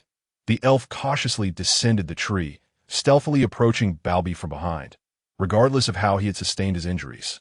Given Balby's previous demeanor towards him, it would be prudent to take advantage of his current defenselessness. Eliminate him. Elf, wait until I finish speaking, Balby suddenly uttered, his tone suggesting no signs of injury. The elf's skepticism grew. The system had never erred before. If it stated he was on the brink of death, then he should be. Yet here he was, still capable of speech. This is merely a peculiar spell, at the cost of what remains of my life. I transmit messages to the most powerful kin I have encountered in recent times that I surmised the message would reach you. Now, pay attention. Hearing this, the elf detected a hint of indifference in Balby's tone. Had he resigned himself to his fate? Not easily swayed by Balby's words, the elf remained on guard. Humans betrayed Sandstone to my father. That fool Lightning chose the wrong allies. Believing he could ascend to lordship through this venture, he shall undoubtedly be besieged by human forces. The Sandstone clan will be consigned to history. Listening to Balby's manic yet deliberately hushed voice, the elf lost all interest in his monologue. What use is this information to me? You ought to relay it to your foolish father. Lightning, the elf thought, bemused. Cautiously, he advanced toward Balby and, summoning all his strength, delivered a swift strike to Balby's thigh before retreating to a safe distance. The blow was forceful enough to nearly sever Balby's limb. Yet he showed no reaction, continuing to speak as if oblivious to his injury. It seems he has truly lost his capacity for sensation. The elf mused, he then directed his fervent gaze toward Balby. His opulent equipment from earlier still igniting his desire. Swiftly, he began to strip Balby of his possessions.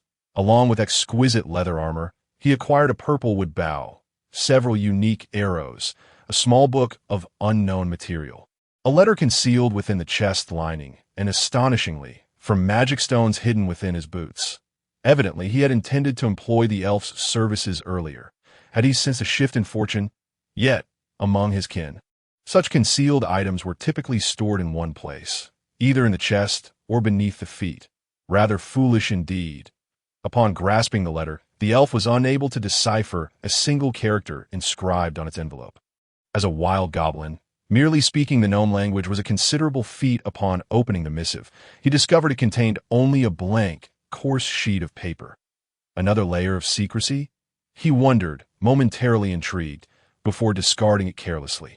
He had neither the time nor inclination to concern himself with the fates of other gnomes. Regrettably, the weaponry and armor could not be carried openly, but the remaining magic stones and the book could easily be concealed on his person. After all, who would care about the spoils of a wild goblin? Just as he prepared to depart with the unillustrated book, he suddenly heard Balby's voice, causing his expression to shift. It would be best if you did not take my belongings. They have likely cast a tracking spell. Now, you must flee. Balby's cackling laughter abruptly ceased, plunging the surroundings into silence. The system could no longer detect Balby's presence. Damn it. No wonder he prattled on so. This was not a transmission of information, but rather an attempt to drag me down with him. The elf fumed. Detecting a unique energy. Would you like to absorb it? The system inquired. Without a second thought, the elf commanded the system to absorb the energy.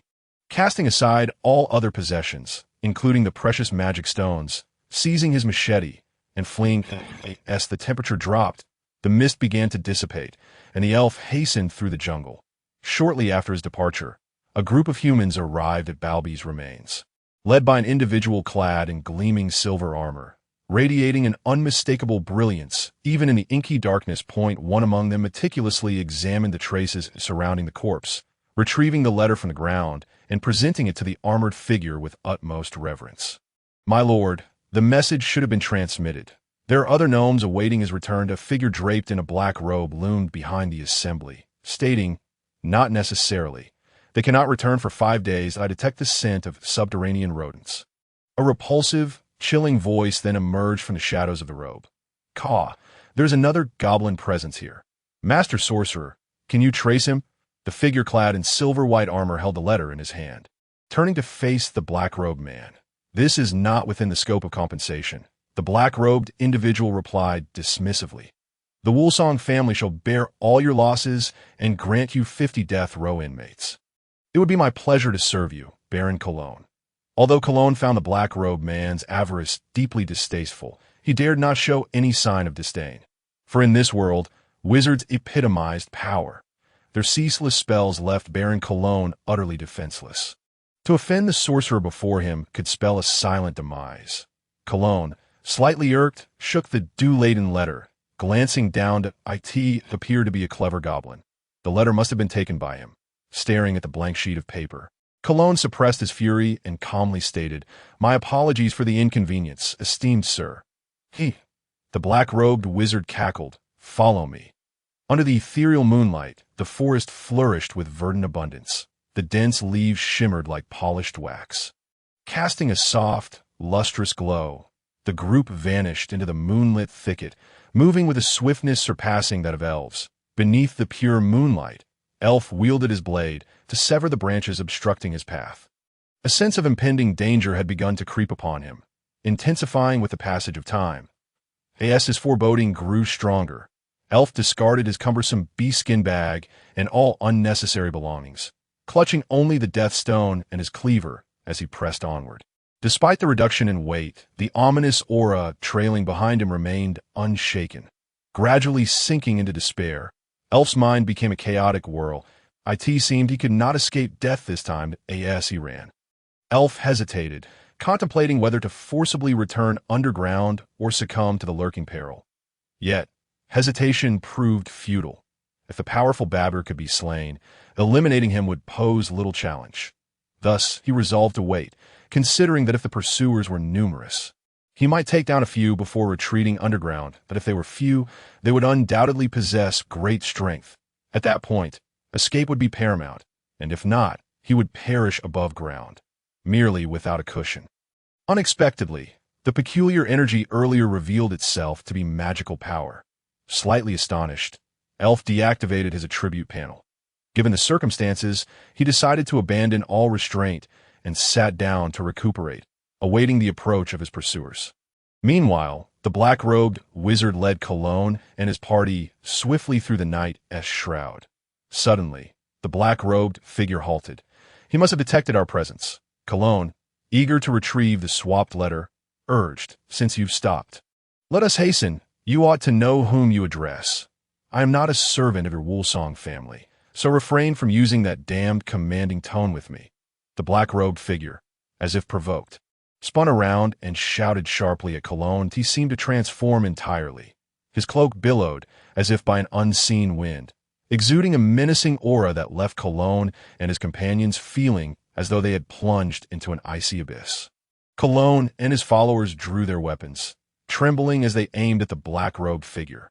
Should the wizard choose to strike, he might not even require spells, despite being clad in armor and brandishing a sharp weapon.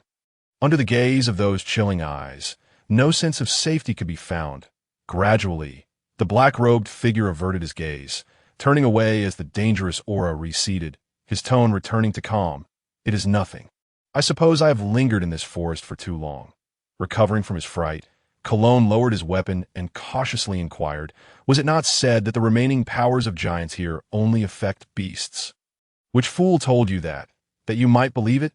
No wonder you were dispatched here to meet your demise." The black-robed figure mocked Cologne unabashedly. The ancient giants were beings of equal standing with the great wizards. The misty forest has persisted to this day precisely because of the dissipating power of the giants who perished here. The stronger the power one possesses, the more one can sense the terrifying fluctuations concealed within this forest. Do you think the wizards who die here annually are as foolish as you? As the black-robed figure recounted his tale, Cologne's expression shifted to one of complexity, his demeanor growing despondent. "Let us move on. In this forest, the mist shall be our ally." Elf hastily resolved his hunger, for dying with an empty stomach was hardly an ideal fate. His left hand brushed against the verdant foliage of the dawn-kissed forest, the soft green hue swaying before him, while the morning sun joyfully bathed Elf in its glow. Feeling the warmth against his back, Elf gazed with a sense of rapture at his surroundings, his eyes reflecting an indescribable infatuation. This might very well be the last morning he would ever experience. Sensing danger closing in, Elf rose, his gaze sharpening. With his right hand gripping the cleaver, blade angled inward towards the ground. He cautiously stepped forward, observing the approaching party of Cologne from behind the underbrush. The black-robed figure halted first, casually dispelling his stealth spell. prompting Cologne and his 10 companions to swiftly adopt a defensive stance. System scan attributes: Black Robe Cologne health, strength, 3.1 constitution, 3.5 agility, 3.2. It seemed that today someone would accompany me on my journey. Elf surveyed the Group S attributes, a flicker of excitement igniting within him. Goblin, if you could surrender the letter, we will let you go, the black-robed figure spoke in the tongue of the gnomes. The letter, was it carried off by a bird? Ignoring the black-robed man's words, Elf focused on a tall servant at the rear of the group. Though he appeared robust, his attributes were the weakest, and the long chase had left him drenched in sweat. He remained vigilant. Yet his lack of stamina had drained much of his combat effectiveness. Cologne quietly inquired of the black-robed figure. Where is he? He has lingered too long here. The residual scent is overwhelming, making it impossible to discern his exact location. The black-robed man replied gravely to Cologne. Due to his fear of the misty forest, Cologne had lost his composure, waving his hand to disperse his subordinates to search. The black-robed figure smirked inwardly. Judging from the speed at which that goblin fled earlier, he was no ordinary goblin warrior. His combat prowess likely surpassed that of Cologne's servants. Now, dispersing the group, only a fool would act thus. Yet, the black-robed figure refrained from warning Cologne, merely trailing beside him, ignoring the others.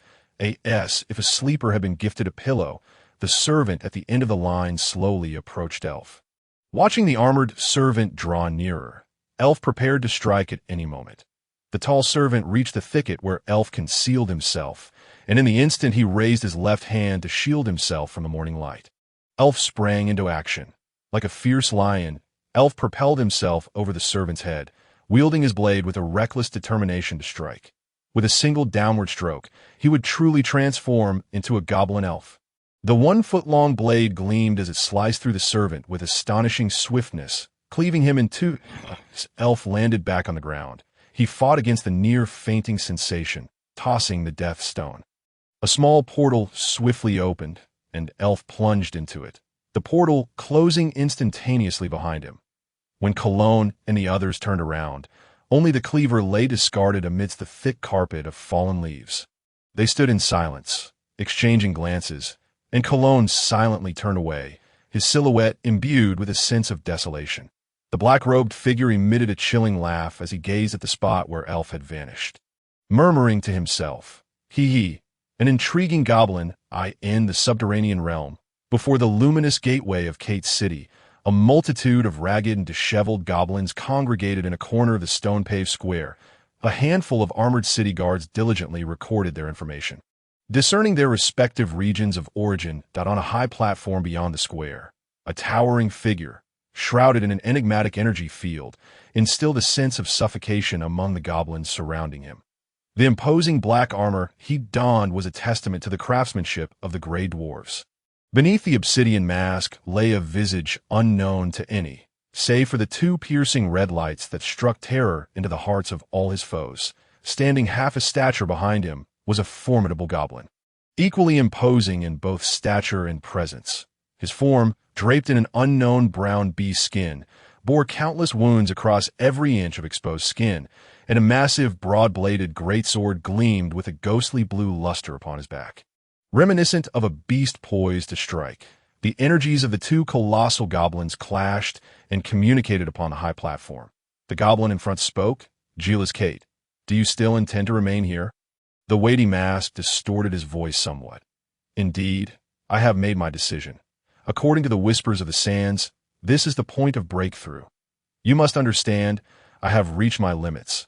I lack the innate talent to become a sorcerer." Gila's tone shifted gravely. "This place also requires a goblin to stand guard." Suddenly, the words from the black mask were infused with fury, and the surrounding atmosphere erupted with an unbearable heat, scorching the ground to a charred black.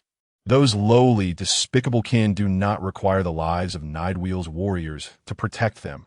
Gila's exerted his power, silently quelling the energy upheaval of the goblin before him, defiantly retorting, "Yet it is precisely this wretchedness that has allowed us to endure until now." "Stormy, return." Stormy turned to face Gila's, his crimson eyes locked onto him. After a moment's hesitation, he descended from the high platform, Gilas interpreted Stormy's unspoken words. You are the heir of the Kate family. Nevertheless, he harbored no regrets regarding his choice. Stepping forward to occupy the spot Stormy had vacated, he observed goblins emerging from the gateway, guided by the city guards to reunite with their kin. An elf tumbled out from the gateway. The captain of the city guard stationed at the entrance inquired of a guard inspecting the elf, "Is he still alive?" The guard replied, "He lives." "Then carry him to the high priest." In the heart of Kate City, within the gnome temple sprawling over an acre, Stormy respectfully implored the high priest, "Great priest, please allow me to withdraw." The wizened old goblin replied nonchalantly, "The city still requires a high priest. But this place will soon become a battlefield. The battlefield requires a priest. Each high priest is the most precious life within the entire clan." "What of Gilas?" Stormy faltered, hesitating momentarily before voicing Gilas's intentions. "He wishes to stay. But you—" He gazed up at the grand statue of Mosinir within the hall, and Stormy comprehended that he could not bring both the high priest and Gilas back to Nidewheel. The high priest's heart was filled with confusion. Why had the towering Mosinir not granted him any insight this time? Aside from the forces from various cities, the other goblins who ought to have been marauding deep within the kingdoms had their exits altered, most ensnared within the confines of a colossal sorcerer's barrier, suffering devastating losses, leaving only a fraction of goblins alive. The leader of the Sandstone tribe, Thunderstrike, had managed to infiltrate humans, and in his quest to rescue numerous goblin warriors, had left his most capable son on the surface. It seemed a powerful goblin city would soon emerge in the south. Amidst a jolt, the elf regained consciousness. Opening his eyes, he beheld the familiar twinkling stars above and could not help but marvel at their beauty. The elf sat up, and the goblin Ergen, who was pulling the cart ahead, noticed the movement and halted. "You're awake, elf. Truly, you're the son of my brother goblin, Ergen." Ignoring Ergen's words, the elf dismounted the cart and inquired, "How long have I been unconscious?" "I don't know. You were already unconscious when the city guard brought you to the square. I heard this was the high priest treating the injured goblin warriors," Ergen said, filled with envy, observing the throng of goblin warriors nearby. The elf fell into contemplation. So many goblin warriors had returned early. It appeared there was no need to fear for their lives, yet the circumstances of this event were far from simple. "Why did you return early?" Ergen replied in a subdued tone, "They all perished. I had no choice but to come back. I do not wish to die on the surface." With no inclination to converse further, the elf felt a comforting warmth enveloping him, devoid of discomfort, and even sensed a slight increase in his strength. He casually discarded the cart and hastened alongside Ergen toward their tribe point 3 days later. In the Valley tribe, the elf vividly recalled the horrific blade light that erupted the moment he slayed that servant. However, no matter how hard he tried, he could not replicate even a flicker of that blade's radiance. It seemed that the blade light was born of special energy, yet he could not fathom why it eluded him now. System elf, healthy, strength, 4.1 constitution, 3.5 agility, 4.0 magic, 0. 3 soul, goblin warrior, aberrant, skills, unknown material goblin swordsmanship book, unanalyzed. Though his constitution had diminished, it had allowed him to surpass his limits. He needed to find a way to seek out this so-called special energy. Although this plundering yielded no substantial gains, it had nonetheless enabled him to break through his physical limits due to the special energy, resulting in changes to the system. The outcome was commendable. At least he had not killed that person in vain. The unknown material book must have belonged to Babylos. The elf commanded the system to analyze it. Insufficient information, unable to analyze. The cold notification extinguished the elf's curiosity. No longer wishing to linger in the somewhat dark cave, the elf prepared to venture outside for a breath of fresh air and to search for any previously discovered food that could enhance his attributes. The tribe was desolate. The time neared midday in the depths of the earth, yet not a single goblin was in sight. This recent raid had claimed far too many goblin warriors, and with no food brought back, the remaining elderly and weak goblins had lost hope of surviving the winter, languishing in the cave awaiting death. Alas, the elf sighed helplessly. This was the drawback of hunting and plundering. Once the spoils were absent, starvation was the only fate that awaited them. As a swift figure dashed into the enclosure, charging toward the elf, the grotesque goblin, gray dwarf wolf, landed firmly before the elf, panting vigorously.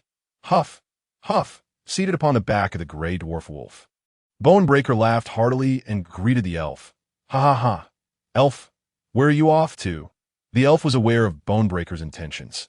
Ever since returning to Kate City, he had become the son of the city lord's personal guard, Flame, who immediately sought him out and gifted his father a goblin gray dwarf wolf. Losing his mount must have been Bonebreaker's greatest regret in life, yet now he had regained it. For the past few days, he had been riding the gray dwarf wolf about, eager to ensure that every goblin nearby knew of his reclaimed mount. His personality could be discerned through his son that a few words of praise were not unwelcome to the elf. After all, possessing a gray dwarf wolf granted Bonebreaker commendable combat prowess, and this winter he would need to rely on his strength to secure sufficient food. Regardless, as a scout, he should have no trouble locating prey. Bonebreaker Chief, is this the gray dwarf wolf you acquired? Bonebreaker laughed heartily. Ha ha. Indeed, he is truly magnificent. Without a doubt, he is the strongest gray dwarf wolf in the vicinity. You are indeed correct. Suig has broken free from the confines of the tribe.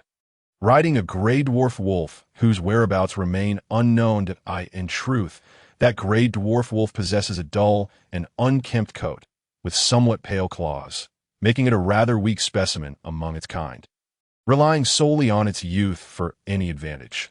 Outside the tribe, the landscape remains unchanged.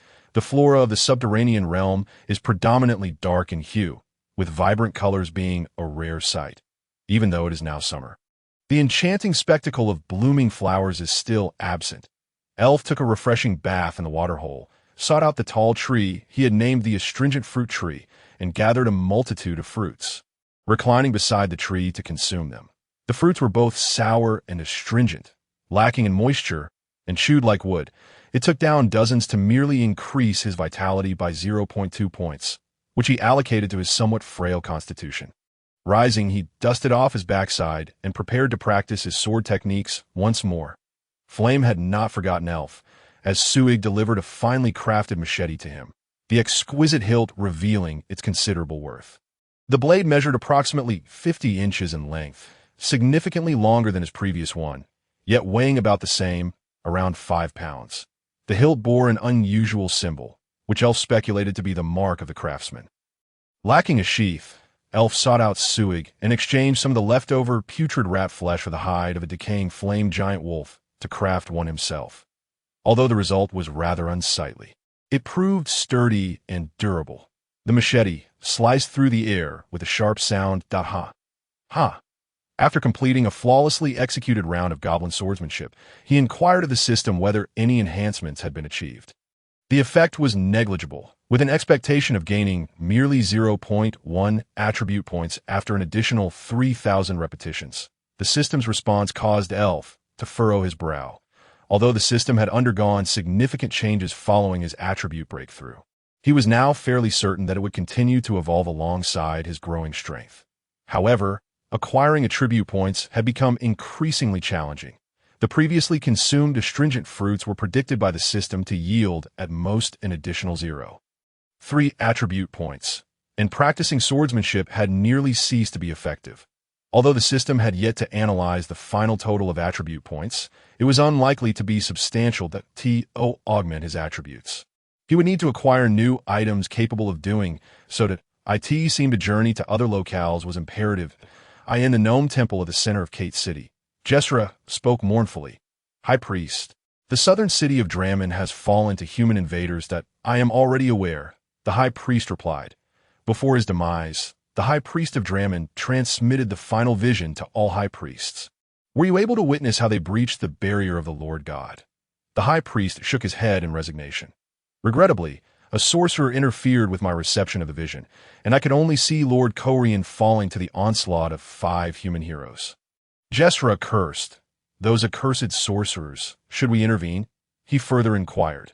After a moment's contemplation, the High Priest responded, the royal city has likely already fallen, though we must remain vigilant against human ambushes. During this period, we should fortify our defenses. As this location's barrier is the most vulnerable, I have already dispatched all Goblin Wolf cavalry to the vicinity of the city. We cannot afford to be breached without even a plea for assistance. That is well, Jeshra remarked. With the loss of Draman, all of Nidewheel will be divided into northern and southern territories. Thankfully, there remains Sandstone City. Based on his previous performance during the thunderous downpour, he is not a character to be underestimated. The high priest suddenly fell silent, closing his eyes, as his staff emitted a brilliant green luminescence, illuminating his aged visage that twitched intermittently. Observing this, Jeshra stood patiently by, awaiting the high priest's return. Time passed, and a quarter of an hour later, the green light gradually faded, as the high priest slowly opened his eyes, his profound gaze fixated on the statue of the Lord God Mozanir before him. And after a lengthy pause, he slowly uttered to Jeshra, "After the human heroes destroyed Draman, they vanished near the Sandstone tribe. Elf had completely reverted to his pre-summer raiding state. Each morning, he bathed in the waterhole and consumed some astringent fruits before embarking on his hunting endeavors, dedicating his afternoons to honing his sword techniques. Aside from increased difficulty in hunting without Flame's assistance, life proceeded comfortably. In the quiet of the night, Elf stood silently outside the thicket, observing the decaying rats voraciously devouring the dark glowgrass not far away. These creatures possessed almost no vision or sense of smell, yet their hearing was remarkably acute. Alone, they would retreat to their burrows at the slightest sound. Thus, the summer presented a unique opportunity. During mating season, they would dig solitary burrows, only to regroup in the winter, rendering individual goblins incapable of hunting them. Repeated hunts had endowed Elf with a strategy for dealing with them by day. While they slumbered, he would carefully block all but one of their burrow entrances, then crouch by the remaining opening, knowing their timid nature would compel them to hide deep within, allowing Elf to act at his discretion. As night fell, they would not concern themselves with the blocked entrances, but would instead, after satiating their hunger, attempt to remove the obstructions, often finding themselves with no further opportunity, gently tossing a small stone near the startled, decaying rat. One of the creatures, roughly the same size as Elf, leaped in fright and immediately dashed towards the burrow where Elf lay in wait. Grasping the machete in his right hand, Elf tightened his muscles, and as the rat charged, he swung downwards with a decisive strike, quickly rolling to the side. Squeak! The rat emitted a piercing cry as Elf's blade struck it, leaving a gaping wound nearly 10 inches long at its head. A foul torrent of blood erupting forth. The pain was overwhelming, and it lunged at the spot. Even the Lord of Gilas cannot obstruct me. Indeed, as long as you sign this contract, I shall be able to take you away. Signing will allow you to leave? Yes. Once signed, you will be able to bypass the surveillance of the barrier, and you will become a hero, invincible, annihilating all creatures that dare to impede your path. Very well, I shall sign. In the Lord's manor, Gilas sat cross-legged facing the high priest. Gilas, I have heard that among your guards, there is a unique being. You refer to Flame, correct? He is a gift bestowed upon goblins by the supreme deity. Discovered by me prior to the summer raid. He is not only a long-lost magma giant goblin, but also free from any curse. Is what you say true? The high priest inquired with palpable excitement. Gilas replied earnestly, It is true. I have thoroughly examined his soul and found no traces of a curse. However, noticing Gilas hesitating, the high priest pressed on. Is there a problem? He has been incessantly lamenting for his tribe and expressed a desire for his brother, a goblin warrior named Elf, to join my guard. Upon hearing Gilas's explanation, the high priest exhaled in relief. Why do you not acquiesce to his request? Only the mightiest warriors of Kayite City are permitted in my guard. Elf lacks the strength to gain entry. Thus it is impossible for him to join. Gilas firmly stated, preempting any pleas from the high priest. The high priest shook his head in resignation. Since you are unwilling, let him come to my temple. Very well, I shall arrange it later, but you must exercise caution. Lower-tier goblins are ultimately unavoidable, and Flame is merely an exception. After discussing Flame, Gilas shifted the topic, his fierce countenance adopting a serious demeanor. The king has demanded our assistance in the Sandstone tribe, insisting that Sandstone City be completed before winter descends. I have refused, as I believe the Sandstone tribe's actions during the summer raid were excessive. Noticing the high priest's silence, Gilas continued with his suspicions. Perhaps it was during the summer raid that the thunder revealed information to the humans. Even the subsequent 5 human heroes may have been introduced by him. Only the Sandstone tribe among the southern clans can open the dimensional gates. Otherwise, how could those 5 human heroes have vanished upon entering Sandstone territory? Without a moment's hesitation, the high priest urged, "These are mere conjectures. You must not propagate them among the tribes, for it would lead to their destruction, potentially igniting a civil war throughout Nedwile." Gilas solemnly replied, "I am well aware of that. I assume the king is already investigating thunder." The high priest then rose, mockingly stating, "Well then, let us go and behold our future pillar flame." Sensing the high priest's buoyant mood, Gilas concurred. "As you command, Gilas of Kayite City is at your service." Together, Gilas and the high priest exited the expansive Lord's Hall. Gilas addressed the captain of his guard, who stood at the entrance, slightly shorter than himself. "Corey, where is Flame?" Corey replied loudly, "My lord, he remains in the military camp." Gilas commanded, "Go fetch him, and simply inform him that the high priest wishes to see him." "Yes, my lord." Corey traversed the stone corridor in front of the lord's manor. Turning towards the military camp to the left, the guard unit operates independently of all structures within Kayite City, personally selected by the lord, with each member being a formidable warrior capable of standing alone. In this vast and orderly encampment, over 500 goblins reside in a separate area in the southeast.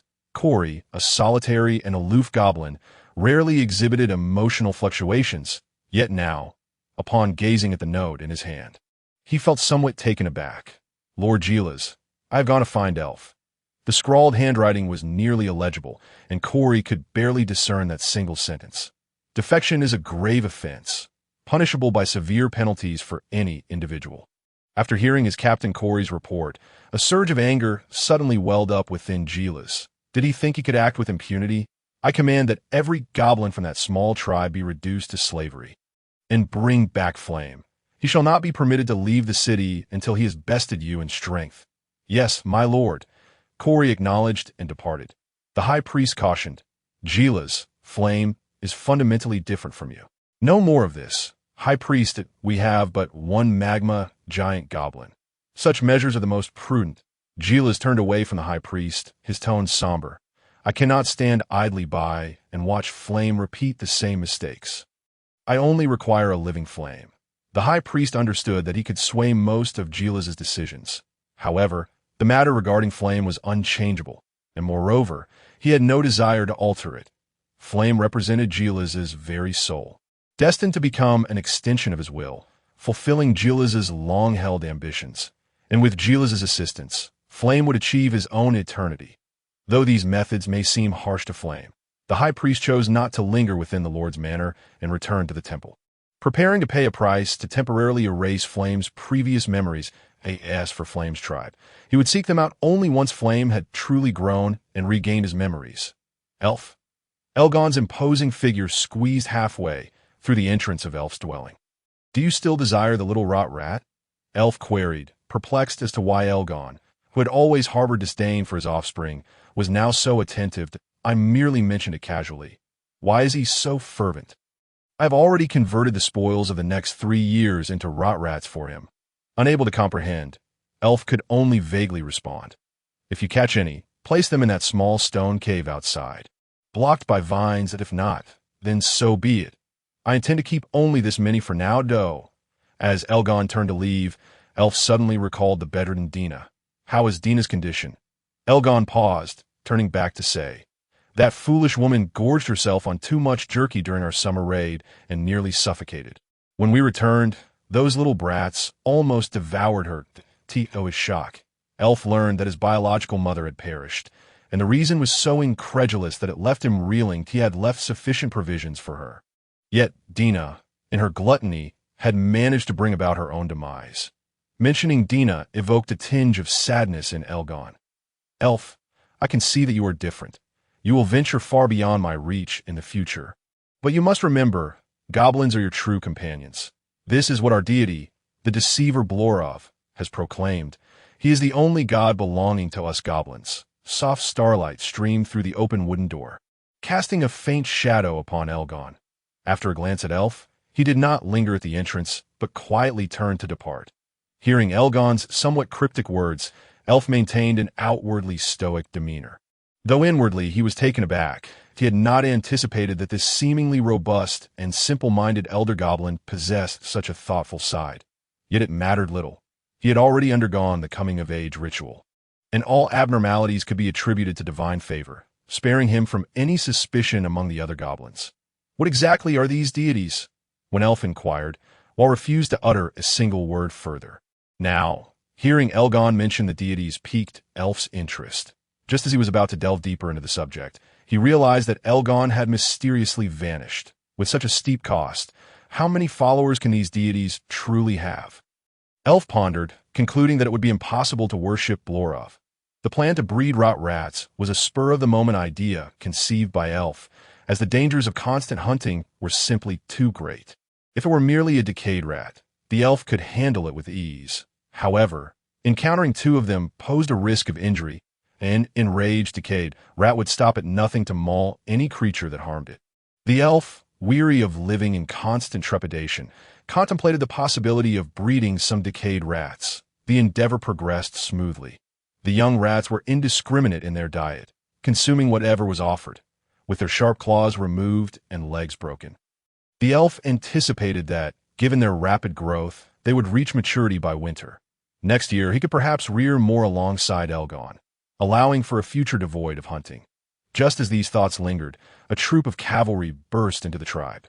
The elf's clan had suffered significant losses during the last summer raid, with fewer than 50 adult goblins returning alive. Those who perished left behind the old, weak, and ill, who soon followed suit, leaving the tribe with just over 300 goblins. Shrouded in despair, this new group of goblins was akin to the last cavalry that visited the tribe, consisting of 12 heavily armored goblin horsemen surrounding a finely dressed envoy riding a gray wolf. Upon hearing the commotion, Bonebreaker emerged from his cave. Spotting the Lord's envoy, he hastened to greet him as he passed by the elf, who was observing the cavalry. He shouted, "Elf, quickly summon Weir." Understood. The elf's tribe was elongated in an east-west direction. Weir was situated at the far eastern end. Despite the cavalry's boisterous movements, Weir would not hear them if he wasn't paying attention. Bang, bang, bang. Bang, bang. Shaman, shaman. The Lord's men have arrived. Amid the elf's persistent knocking and shouting, Weir, weary and draped in tattered noble attire, opened the wooden door covered in dark moss. "Come with me." The elf recognized the urgency. If the shaman did not arrive in time, their lives could be at stake. The envoys would not care for excuses, and each year, many goblins were slain for such matters. Without hesitation, he hoisted Weir onto his back and sprinted away, by the time the elf arrived, breathless, although Bonebreaker accompanied him with a smile. The envoy's expression remained grim. "Humph," the envoy scoffed. "You must be Weir."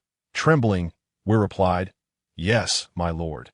Sensing the tension, the elf lowered his head and remained beside Weir, not abandoning him to flee. Observing this, the envoy nodded in satisfaction and commanded, "Immediately gather every goblin from your tribe here." He emphasized, "Remember, all of them." Weir bowed in response. "As you command, my lord." The envoy signaled to the nearby cavalry, and 2 horsemen followed closely behind Weir, watching as Weir and the others searched every cave within the tribe. The envoy's impatience grew. Prompting him to wave his hand, the envoy turned his head to glance at his elder brother goblin seated upon the short-tailed rat. A sudden wave of fear surged within him, causing him to awkwardly retract his foot that was poised to kick the elf. He then turned and remounted the back of the gray dwarf wolf. The goblins, already paralyzed with terror, remained silent, not daring to utter a single sound.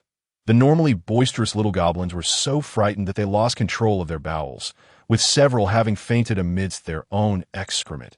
Casting a disdainful glance at the goblins before him, he rode directly towards the stone cave of Weir atop the gray dwarf wolf. The goblin captain dispatched 2 riders back to the city to deliver the news. The remaining riders took no action, keeping a watchful eye on the goblins beside the altar to prevent their escape, as they awaited further orders from the Lord regarding their fate. The bright starlight above gradually dimmed, ultimately yielding to darkness. When the stars shone once more, a fully armed squad of goblins entered the crumbling stone walls. The elderly goblin at the forefront wore a purple robe adorned with golden patterns at the cuffs. The elder goblin remained on guard, signaling cautiously to the other riders. The old goblin approached the cavalry commander slowly, standing before him, and produced a contract made from the hide of a rotten rat. "Esteemed warrior, I am Ross of the Goblin Merchants Guild. I have come to reclaim the guild's slaves." The green-skinned pigs squealed, their hooves thrashing about, as a cloud of dust billowed behind the cart. The Grey Dwarf brothers, filled with exuberance, clearly had no intention of sharing what they perceived as a favorable task with the elf. The elf, content in his solitude, quietly sat atop the yoke, assessing his condition and summoning the system. Elf, lightly injured, strength, for 0.5 constitution, 3.1 agility, for 0.2 magic, 0.5 soul. Goblin warrior, aberrant form, skill, unknown material goblin blade manual, unresolved. His injuries from the last use of his blade were more severe than before, and his previously recovering constitution had plummeted once again. As he observed the attributes of the Grey Dwarf brothers, a sense of comfort washed over him. Grey Dwarf, healthy, strength, 3.0 constitution, 2.8 agility, 3.2 magic, 0.8 soul. Grey Dwarf warrior, Grey Dwarf, healthy, strength, 3.3 constitution, 2.8 agility, 3.3 magic, 0.9 soul. Grey Dwarf warrior, although their other attributes did not surpass his own. Both Grey Dwarfs possessed significantly higher magic attributes. Throughout the journey, the elf continued to probe the attributes of others. Among the young slaves, only the 3 of them exhibited magic attributes, while the others lacked even this category. The elf understood this to be what Bertie referred to as talent.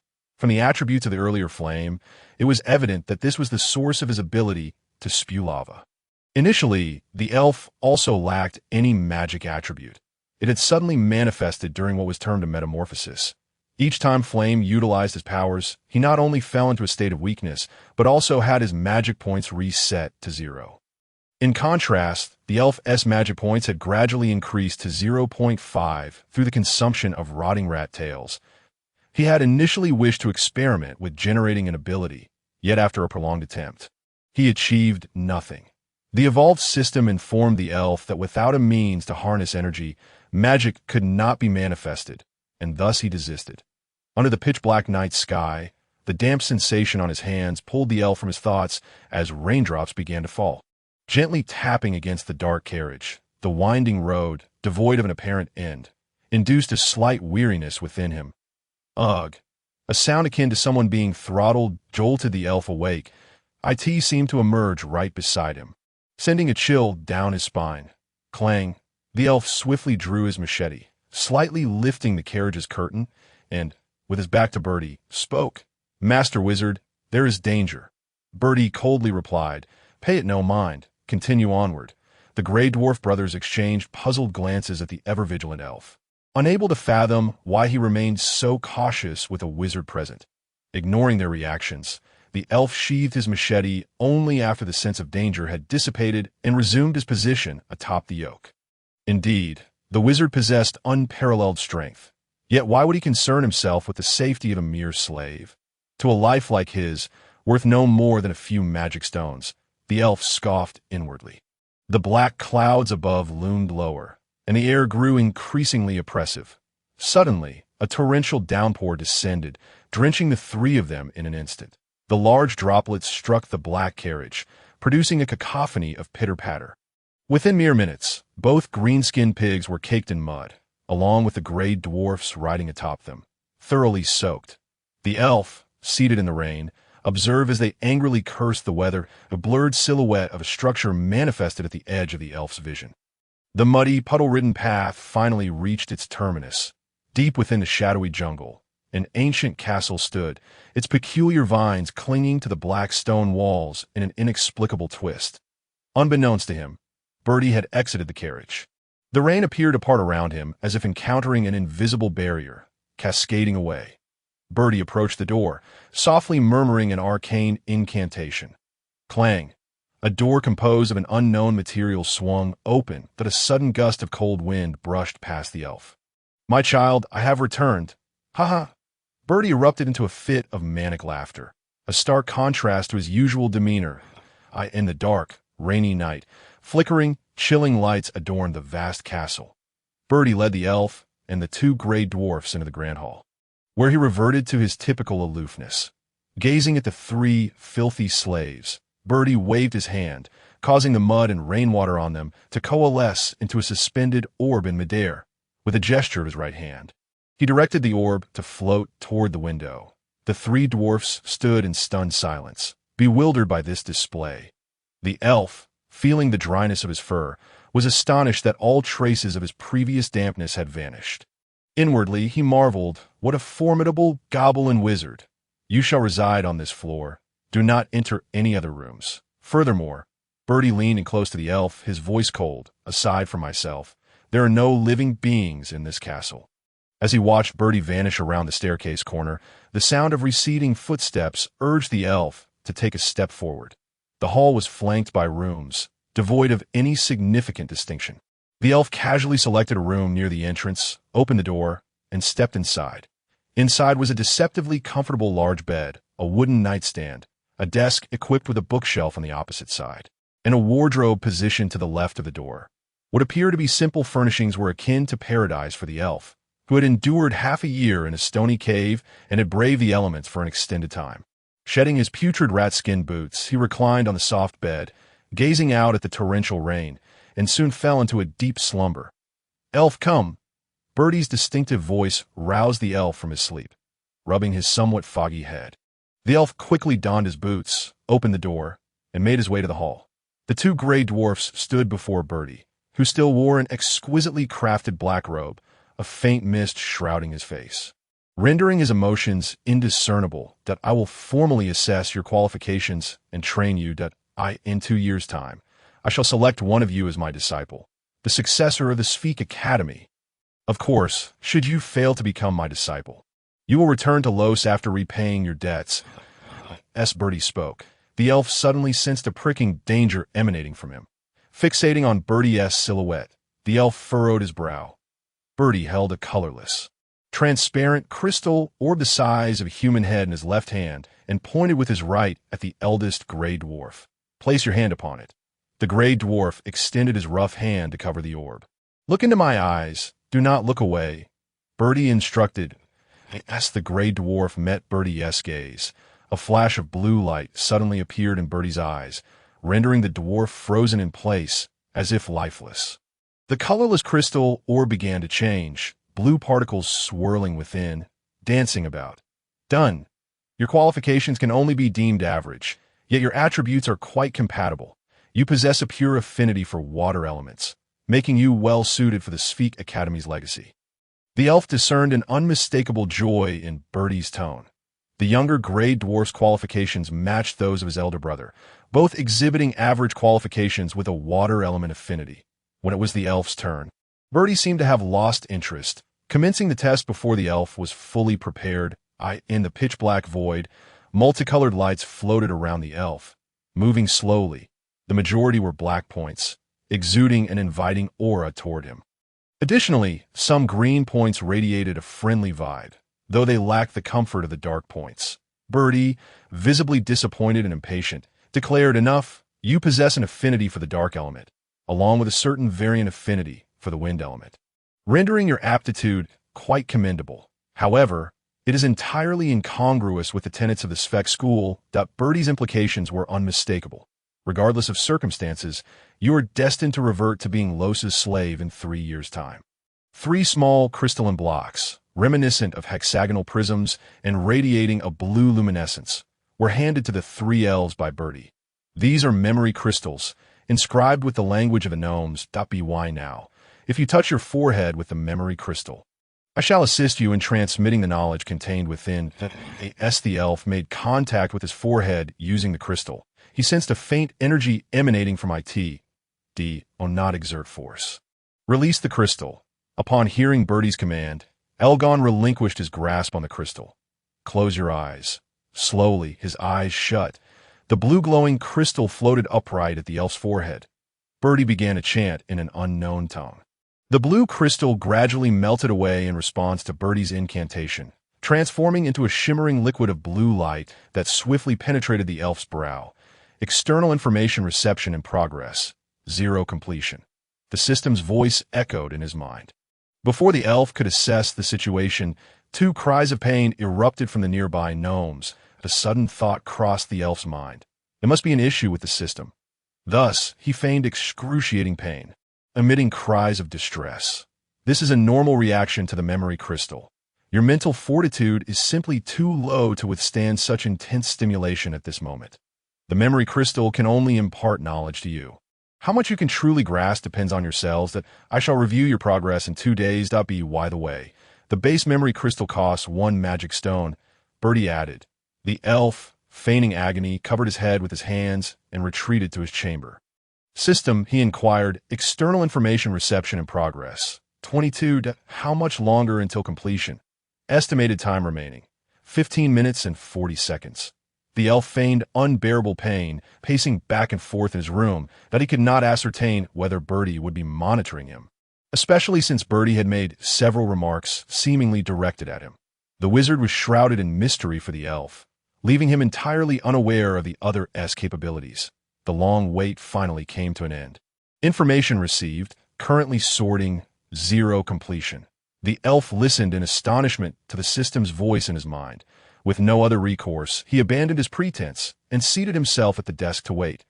Bertie observed with satisfaction as the elf sat there, his brow furrowed in concern, dismissing the water screen before him, but he held little trust for this rather peculiar goblin.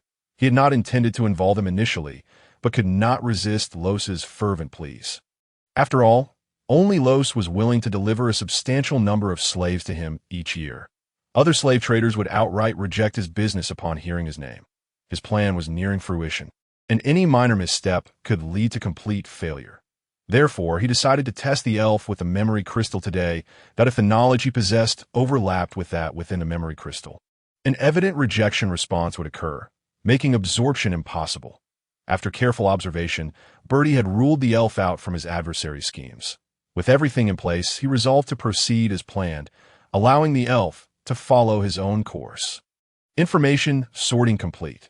Do you wish to receive? The elf replied promptly, receive. Suddenly, he felt an influx of textual memories in his mind. As if instinctively, he grasped a quill from the desk, dipped it in ink, and inscribed his name on the rough paper. Elgon. Unknown book is being analyzed. 0 completion. Estimated analysis time. 50 hours. The sudden mastery of a new script filled the elf with excitement. He eagerly surveyed the well-stocked bookshelf. The titles on the spines revealed a plethora of travelogues and historical tomes. He randomly selected a book entitled The Ranger Foray and began to read. Upon opening the heavy cover, he found the dedication page inscribed, "To the beautiful Shrell." The elf sighed in exasperation, closing the book and abandoning the idea of perusing further volumes. The earlier experiment had assured him that he could effortlessly apply the knowledge received and parsed by the system. Devoid of any sense of unfamiliarity, Bertie's assertion that absorption depended on the individual evidently did not apply to the elf. He could entirely assimilate all content from the memory crystal and immediately wield it with proficiency. Suddenly, the closed door swung open. Interrupting the elf's contemplation, a large platter floated at the threshold, laden with numerous test tubes filled with various reagents. The elf rose and placed the platter upon his desk. A gentle breeze swept through, whisking away the hair, skin flakes, and dust that had accumulated in the room during his slumber. Bang. The door slammed shut. He picked up the note resting on the platter. Sustenance elixir, 1 vial per day. Consume it, and you shall require no further nourishment. From now on, you are not permitted to enter or exit the castle without my express permission. Though he was indeed a slave, such a carefree existence was a rarity. With a reflective sigh, the elf retrieved a vial of the sustenance elixir from the platter. Within the transparent tube, a viscous, gray-brown liquid swayed gently. The elf uncorked the vial and consumed its contents in one swift motion. The flavor was peculiar, reminiscent of syrup from his previous life, but lacking its sweetness. System, analyze the sustenance elixir. Insufficient data. Unable to analyze. 2 days later, in the hall of Bertie's castle, the wizard is a vessel of knowledge. The more knowledge one possesses, the harder they become to defeat. Wizards are the true rulers of this world. After listening to Bertie's exposition, the elf could not help but inquire, "And what are the divine beings?" "What exactly are they?" Bertie scoffed derisively. "Divinities, merely pitiful creatures. Now, take this book. Once you have finished reading it, you shall be regarded as a lowly wizard apprentice." Bertie produced a small black book the size of a palm from his robe and handed it to the elf. Without further ado, he turned his attention to the gnome brothers, stating, "Today, I shall provide you with an in-depth explanation of the Book of Dreaming from the Spec School. You will become wizard apprentices within the realm of dreams." The evident disparity in treatment extinguished the elf's aspirations of becoming Bertie's disciple. Holding the small book, he settled at his desk and gently opened its cover. "You shall step into a different world." He turned the page. A line of gnome text began to twist and undulate before him. "Light a candlestick. Half of your body and head shall be shrouded in shadow, and you will behold the truth." The elf continued to flip through the pages, only to find a series of somewhat yellowed blank sheets. System, scan, and record. Unknown interference. Unable to scan. Upon hearing the system's response, the elf resigned himself to the situation. Clearly, he needed to adhere to the instructions within the book. Closing the small tome, he relocated a candlestick from the wall to his desk. After lighting it, he concealed half of his body in darkness. The elf's fingers brushed against the cover of the small black book. An abstract voice suddenly resonated in his mind. "Be cautious. Do not let your shadow fall upon the leaves." The elf felt fortunate that he had not attempted to read the book outside. Had he allowed his shadow to fall upon the leaves, he could only imagine the consequences. Once more, he opened the cover, and the words on the title page had transformed. "Pay heed to what you perceive." The next page was turned. A peculiar atmosphere enveloped the surrounding space. An eerie gust of wind abruptly flung open the window beside the desk, causing the candle flame to flicker violently, as if it were on the verge of extinguishing at any moment. The candlelight dimmed, and Elf found himself nearly engulfed in shadow as he lifted his gaze. Fixated on the window blown open by the wind, he yearned to close it, yet an intangible sense of danger cautioned him against any sudden movements. Otherwise, a dreadful calamity would surely ensue. The candle flickered in the strange wind, while the sound of leaves scraping against the ground outside was disconcertingly loud. The reminder to avoid casting shadows upon the fallen leaves hung over Elf like a sharp blade, poised above his heart. Beads of sweat appeared on his forehead. Bang! The window suddenly slammed shut with a resounding noise. The surrounding eerie atmosphere momentarily faltered, fading slightly. The candlelight steadied, regaining its brightness. Elf took a deep breath, averting his gaze to the new page before him. A picture emerged in the book, depicting precisely the scene of Elf, drenched in sweat, staring at the window. The image was so meticulously detailed that he could even discern a wisp of white breath escaping from his nostrils. As he turned the page again, an abyssal blackness materialized before Elf's eyes. "Take it," the ethereal voice echoed once more in his ears. Elf cradled the book in his hands. Suddenly, a piercing scream erupted from the book. Black light surged forth from the open pages. "Take it." Elf grasped the meaning of the ethereal voice, and he gently placed the open book down and extended his hand into the swirling black light. A somewhat warm, soft object materialized in Elf's grasp. "Consume it." In the midst of the black mist, Elf struggled to identify what it was. He placed the object, shrouded in darkness, into his mouth. It vanished without a trace, devoid of any sensation of consumption. Crash, clatter. The sound of something shattering emanated from Elf's body. He felt an incredible lightness, as if every cell within him was rejoicing. Elf closed his eyes, sensing the reappearance of those multicolored lights around him. Red signified heat, while blue represented flowing water. This time, all the lights radiated a warm message toward him, albeit with varying degrees of familiarity. Elf felt as though he could effortlessly draw in those luminous points with the slightest motion. Detecting magical energy. "Would you like to absorb it?" The long silent system suddenly spoke up. Elf declined, wishing to first acquire a deeper understanding of sorcery before making any decisions. Upon reopening his eyes, it was as if he had returned from another world. Everything in the room remained unchanged, with no sign of alteration. The strange atmosphere had quietly dissipated. Elf picked up the small black book that had automatically closed on the table and walked towards the door. Wizard Bertie stood in the hall, with two gray dwarves lying at his feet. Elf handed the book to Bertie, saying, "My lord, I wish—" Bertie took the small book from Elf's hands, stowing it away in his black robe. Interrupting Elf's words, "Follow me." Elf trailed behind Bertie to a small room beneath the stairs. Bertie recited an incantation, and a staircase leading downwards materialized on the originally reddish-brown wooden floor. Both descended into the concealed basement. Two towering bookshelves connected to the ceiling were arranged within, each filled to the brim with tomes. Bertie pointed to the left bookshelf, stating, "This side contains the foundational text for wizard apprentices." He then turned to the other side. "This shelf holds various miscellaneous books.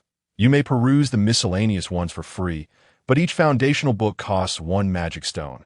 They should answer all your queries." The words dripped with a sanguine undertone as Bertie spoke. "When you first read the foundational texts, remember to touch this ring," he added. "If you forget, my invisible servant will kill you." With that, Bertie removed a ring from his left hand and handed it to Elf. Elf accepted the ring, stowing it in his pocket. Aware of his ignorance regarding sorcery, Elf felt compelled to seek guidance from Bertie. "My lord, could you recommend a few books to me?" Bertie nodded, saying, "You're not entirely foolish. I shall suggest a few, and this time it will cost 3 magic stones." Bertie moved forward, extracting a hefty tome from the foundational shelf and tossing it into Elf's arms. "During your apprenticeship, the focus is primarily on the accumulation of mental and magical power, along with mastering basic knowledge. This book, written by a second-tier wizard of humanity, encompasses a wealth of fundamental explanations. It will be invaluable to you." Another tome, nearly as thick as the first, was retrieved from the shelf. This is an illustrated compendium of various magical items. You may exchange any of the items depicted within for magic stones. Bertie paused, then continued. "Now, we are only missing linguistics." He held up a large purple volume.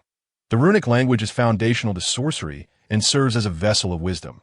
All ordinary spells require it for casting. Additionally, there's the Elvish tongue. Many self-important nobles possess knowledge worth acquiring, and you must master their language. Beyond that, there are human languages, abyssal, draconic, giant, and others you must learn. The remainder can be found on the shelves. You shall seek them out yourself. I recommend you begin with the runic language, along with human and elvish tongues. As for the other languages, you may study them once you become a formal wizard. If you wish to come down to read, simply touch my ring with a water attribute energy particle to unlock the basement door." Bertie glanced at the two gray dwarves still sprawled on the carpet. Satisfied that all was well, before returning upstairs, Elf, meanwhile, carried a towering stack of books that nearly obscured his head back to his room. Although Elf possessed commendable eyesight, reading in complete darkness proved quite challenging. Unaccustomed, he reignited the previously lit candelabrum and opened the foundational details for wizard apprentices. Elf rapidly flipped through the pages, despite the system being able to scan each page in an instant. He still spent an entire day recording the entirety of the book into the system. Information organizing, progress 0. Estimated time, 20 minutes. While waiting, Elf opened the illustrated compendium of magical items. The author was a northern goblin wizard named Harry Borshworth.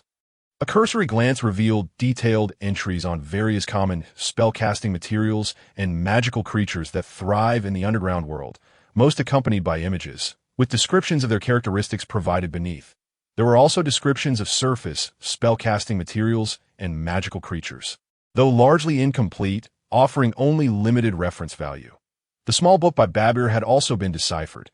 It contained a practice method for a technique known as the heavy arrow technique, alongside instructions for crafting various heavy projectiles. This was of significant relevance to Elf, who planned to practice once Bertie granted him permission to venture outside. Information organizing complete. Would you like to transmit? Transmit that a wave of immense information surged within Elf's mind, leaving him momentarily dizzy. However, the rewards were immensely satisfying.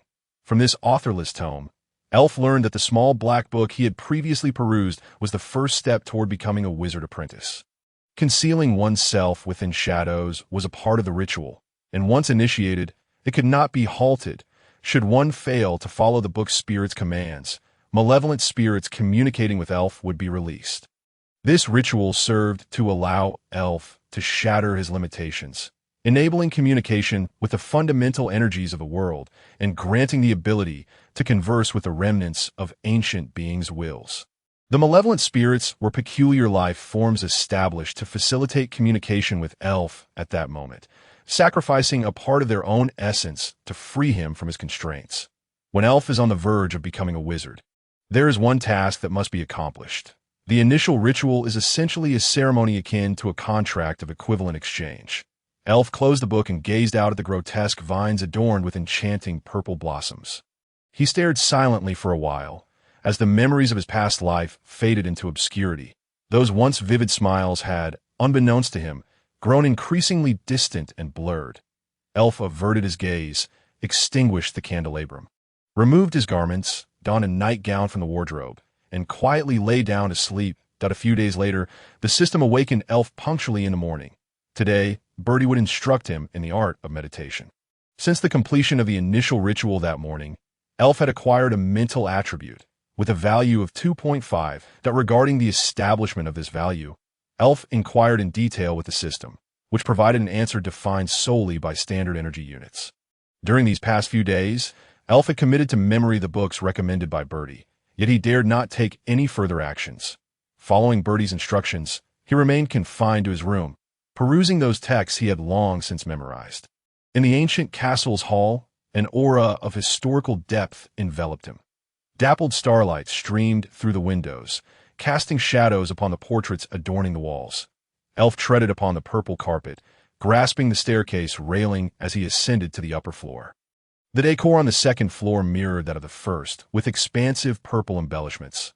It seemed Bertie had a particular fondness for that hue.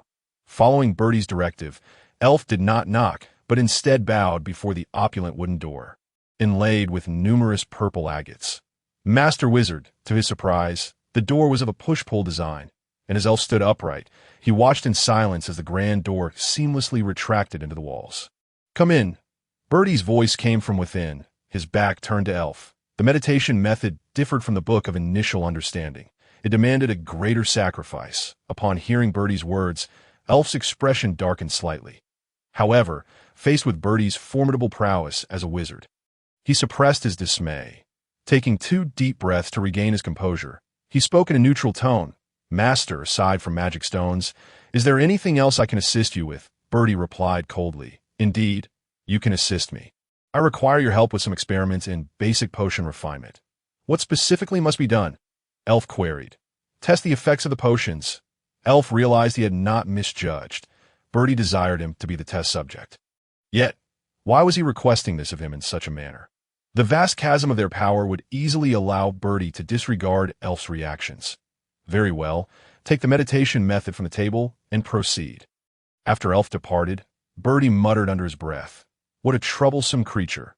Back in his room, Elf paced restlessly, feeling somewhat vexed. The 2 gray dwarves had been absent for 2 days, and Elf pretended not to notice, feigning normalcy in his quarters. Each day, after the invisible servants had tidied the space, he consumed a distasteful nourishment potion, then pretended to read while secretly contemplating strategies. Merely a low-level wizard apprentice. Elf had just acquired the meditation technique. Aside from a rudimentary knife skill, he possessed no other means to confront the profoundly enigmatic Bertie, leaving him utterly defenseless. Meditation was his sole path to enhancement. The meditation technique itself was a unique exercise designed to stimulate the growth of mental strength. However, unbeknownst to Elf, what Bertie had provided was nothing more than the most rudimentary and commonplace material, barely sufficient for any meaningful increase in mental capacity. This meditation method was called the imprinting technique, which required wizard apprentices to engrave the 32 fundamental symbols of the runic language into their mental core. To successfully complete the first attempt, 4 symbols had to be imprinted simultaneously to form a closed loop. Only then could these 4 symbols be retained within the mental core. Through the daily repetition of imprinting these symbols, mental strength could be generated. Within the mental core, each successful retention of a small loop would yield an increment in mental power. Elf summoned the system, scanning the meditation method. The progress read 0. With an estimated scan time of 5 minutes. Seizing this time, Elf examined his attributes. Elf, healthy, strength, 4.5 constitution, 3.4 agility, 4.2 magic, 0.6 mental strength, 2.7 soul. Goblin warrior, unknown, skills, goblin blade technique. Heavy arrow, gnome language, giant language. A series of fragmented knowledge acquired over the past few days cluttered the attribute panel. Overwhelming elf, he opted to have the system filter out the less pertinent information. Simplifying the panel to clarity, the meditation method analysis completed. Would he like to transmit it? Transmit. A total of 32 symbols appeared in Elf's mind. Sitting in a wooden chair, he closed his eyes, attempting to empty his mind and sever all thoughts. Seeking the sensation he had experienced at the conclusion of the initial ritual, IT felt as though he were plummeting into an abyss. Elf became wholly immersed, and a gentle voice called to him. And he soared upward, following its guidance. Emerging through layers of darkness, a warmth suddenly enveloped him, encasing his drifting consciousness. In Elf's perception, vibrant points of light began to dance around him. According to the explanation of the imprinting technique, Elf had surpassed the most perilous stage, avoiding the peril of becoming lost within his mental realm and rendering his real self a fool. The warmth that enveloped Elf's consciousness was his mental core. At this moment, Elf's mental core was still quite fragile, barely able to contain his consciousness. A soft white glow floated amidst the dark expanse of his mental world, seemingly on the verge of extinguishing. Elf discerned the peculiar color of his soul. It was neither the green of a goblin nor the golden hue of a human, but rather an eerie pale white. Elf called upon the system. No response came. It appeared the system was oblivious to his current situation. Elf commenced his first attempt at absorbing magical factors, deciding to draw upon his innate talent to absorb a substantial quantity of dark attribute magical factors and a lesser amount of wind attribute magical factors. A multitude of dark-hued light points, alongside a few green ones, were drawn towards him by Elf's mental strength. The quantity of magical factors absorbed in this initial attempt directly influenced the pace at which he could effectively practice the imprinting technique.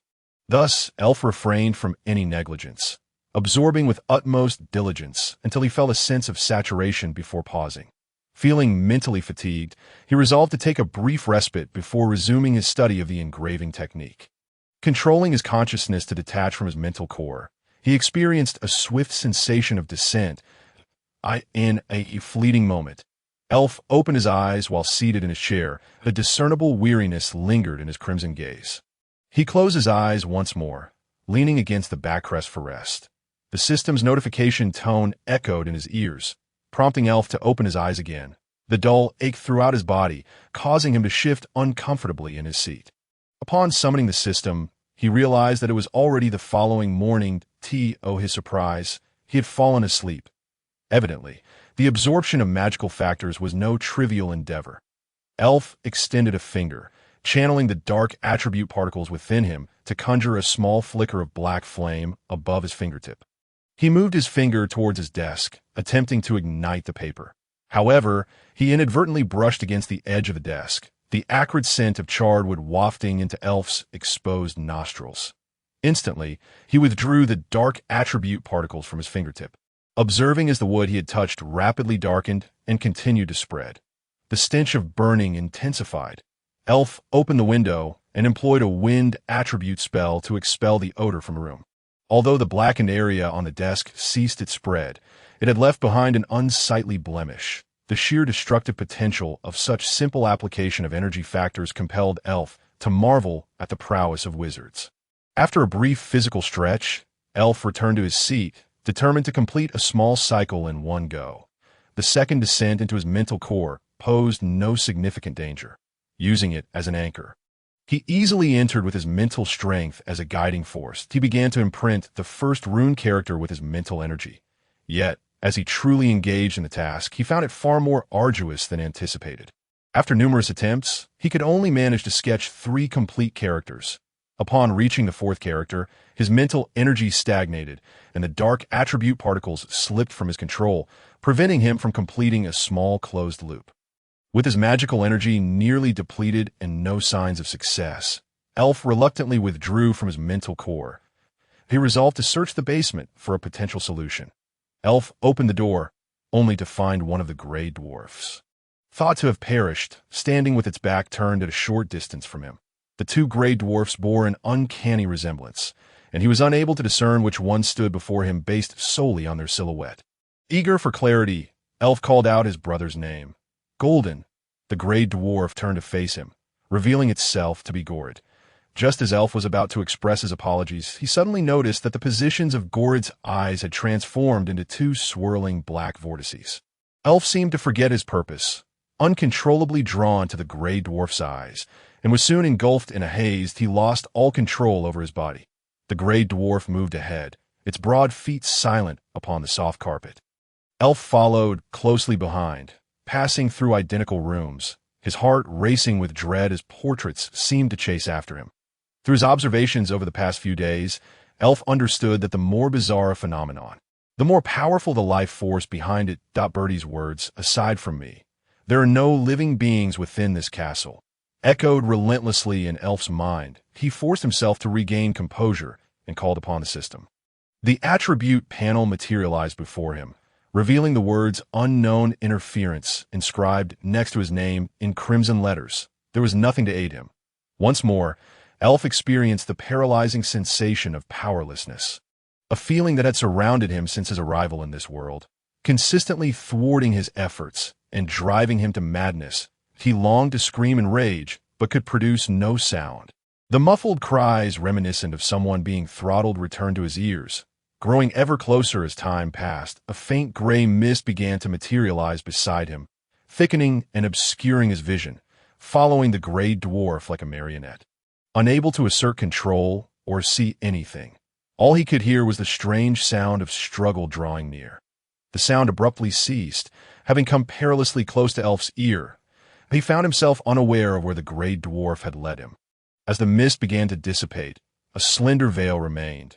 Before him stood a door identical to the one in his own room, but the gray dwarf who had walked ahead was nowhere to be seen.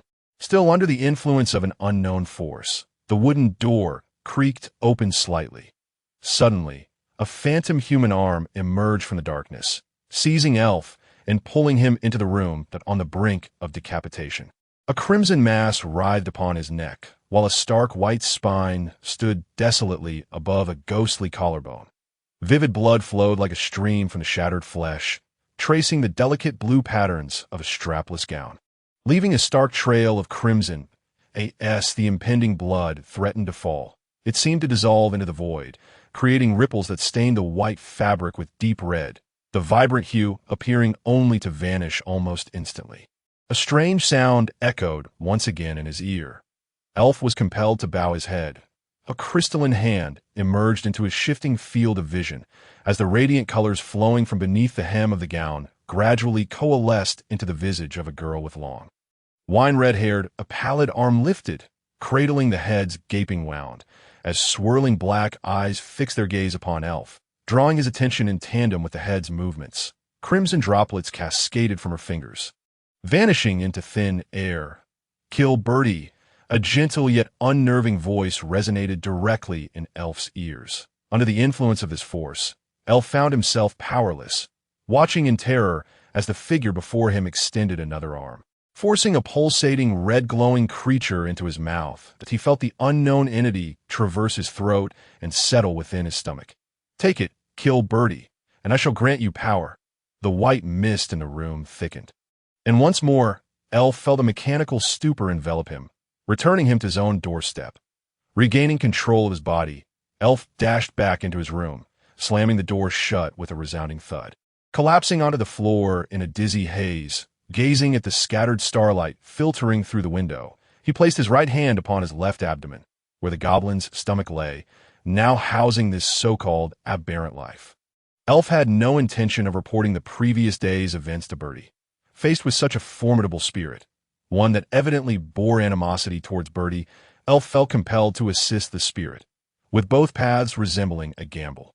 He resolved to cooperate with the spirit to eliminate Birdie, for what would transpire post-experimentation. Whether Birdie would return him to Ross or keep him for further experimentation remained an enigma. After all, Elf's understanding of Birdie was limited to the title of a wizard. Misfortune could lead to any potion experiment resulting in his demise. Yet he refused to perish quietly in this dark and oppressive castle. He yearned to see some semblance of initiative, although death was inevitable. Facing it with defiance was far preferable to a silent surrender. Elf traced the scarred protrusions on his fingers, should he remain inactive. He might suffer the same fate as last time, rendered unconscious by the messenger, sold into slavery by the Lord. This time, he might be disposed of like refuse by Bertie. Thus, the next course of action would be to aid the vengeful spirit in vanquishing Bertie. As for the events following the demise of Bertie, they are beyond Elf's control. He harbored no interest in uncovering the enmity between Bertie and that vengeful spirit, as long as he knew that the spirit sought Bertie's life. He was content to assist IT. IT appeared that this castle concealed numerous secrets. Standing beside the window, Elf commenced his practice of the engraving technique. Merely inscribing individual characters would not augment his mental strength. Only by forming a closed loop could the engraved characters be retained around the mental core, thereby facilitating the increase of mental power. Once he had inscribed all 8 loops, he would also create a composite loop that could offer a degree of protection to the mental core. However, the engraving technique was exceedingly slow in enhancing mental strength, and the potential for growth was rather limited, rendering it unsuitable for low-level wizard apprentices. After a prolonged period of practice, Elf finally reaped some rewards. Observing the 4 characters that continuously revolved around his mental core, a flicker of joy stirred within him. Elf accessed the system. Elf, parasitic alien life, power, 4.7 constitution, 3.6 agility, 4.3 magic, 4.0 mental strength, 3.5 soul, goblin warrior, unknown, skills, goblin blade technique, engraving technique, incomplete. Upon successfully completing his first closed loop, his mental strength surged by 0.8, that much of his previously expended magic had dwindled to a mere 4 points from an original total of 20. While his other physical attributes had also seen slight increases due to the rise in mental strength. Thus, there was no immediate need to rush to the basement for further inquiries. Bertie and the spirit seemed to have forgotten Elf's existence. Over the next 3 months, Elf diligently practiced the engraving technique, witnessing significant growth in both his mental strength and magic. Of the 32 runic characters, Elf had successfully inscribed 7 sets, raising his mental strength to 10 and his magic to 50.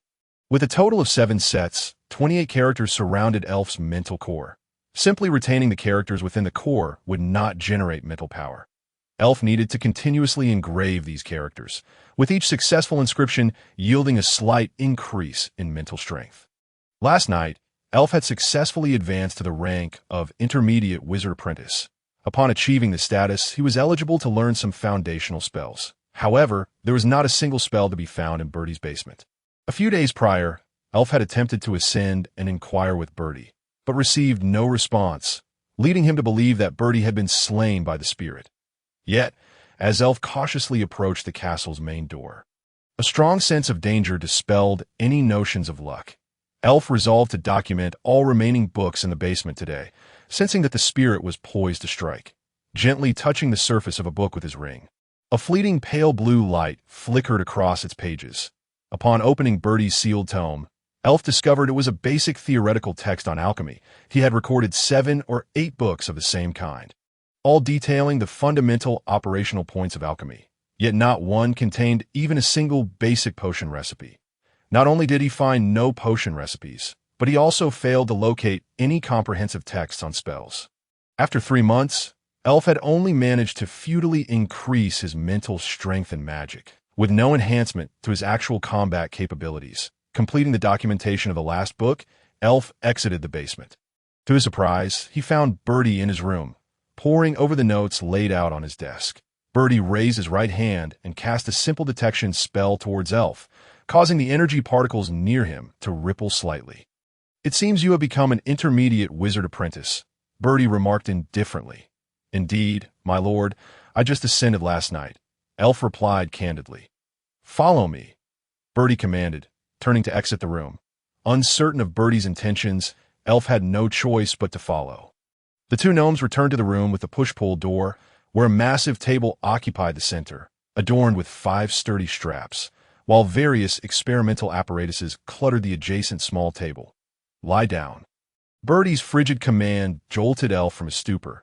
Hesitantly, he reclined on the somewhat broad wooden surface as Bertie methodically fastened the 5 straps. The icy touch around his neck sent a shiver down Elf's spine. "Open your mouth." A vial of blue potion was poured into Elf's mouth, its slightly pungent flavor spreading across his palate. "You may experience some reactions. Do not resist the potion's diffusion with your energy particles." Elf's entire body convulsed violently, rendering him speechless, as the straps binding him tightened ominously, as if they would snap at any moment. Confused, he wondered why the spirit remained inactive, managing to summon the system. Elf, parasitic alien life, currently being expelled, 10 expelled, power, 5.2 constitution, 4.1 agility, 5.2 magic, 50 mental strength, 10.0 soul. Goblin warrior, unknown, skills, goblin blade technique, engraving technique, 78. But it appeared that today was the day. Elf was astonished that Bertie had discovered this matter. He channeled the magic within his body, attempting to corrode the straps that bound him. Yet the rough fabric showed no signs of yielding under the onslaught of his magic. Bertie brandished a finely crafted dagger, and in an instant, the blade flashed, violently slicing open a massive gash in Elf's abdomen, exposing his writhing entrails to the air, wisps of steam rising incessantly. Bertie paused, his cold voice echoing, "What did Naisha tell you, you pathetic goblin? Speak." Elf, on the verge of madness, desperately summoned magic, but the straps remained impervious to any signs of corrosion. "Naisha, spare our child." Bertie suddenly cast aside the dagger. Pleading loudly, a gentle yet eerie voice wafted into Elf's ear. "I have spared him." As the voice resonated, Elf lost control over his body. A faint mist enveloped the room, and the straps on the table were easily torn apart by the now liberated Elf. Standing atop the table, his exposed abdomen emitted a dazzling crimson light, the coiled, flabby intestines hanging from the lengthy wound. Elf hastily scooped his protruding entrails back into Naisha's voice, imparted a sense of frailty to Elf. As his body regained control, Bertie witnessed the sudden vanishing of Elf, as the beautiful blue flower disintegrated into nothingness. Just before Bertie could turn in terror, Elf's sharp claws pierced into Bertie's back, delivering a tremendous force that propelled Elf against the adjacent wall. The ethereal Naisha was expelled from Elf's body, colliding with the wall and collapsing beside the unconscious Elf. Bertie, whose heart had been shattered by Elf, struggled to turn and crashed to the floor after prying open a section of the room's flooring. The 2 gray dwarves lay side by side on a stone slab embedded with magical stones. Rising from the void beneath the open floor, the headless Naisha, clad in a white gown, rose, her hands melting through Elf's chest to extract a crimson orb of light. The somewhat ethereal figure raised an arm, pointing towards the stone platform. The orb slowly ascended above the heads of the gray dwarf brothers. Wow!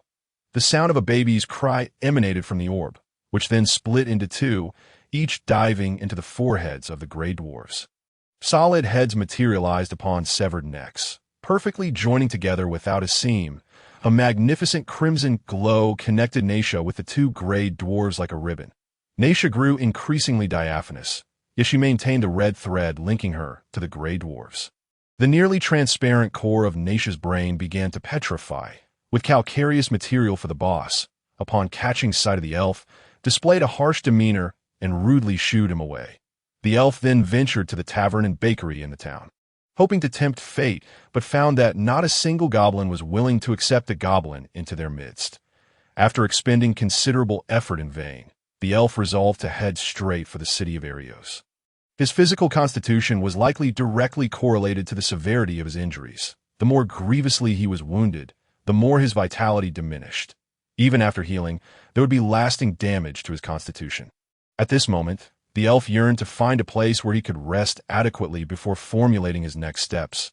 Barely had the Elf left the town when a vague sense of danger enveloped him from all sides.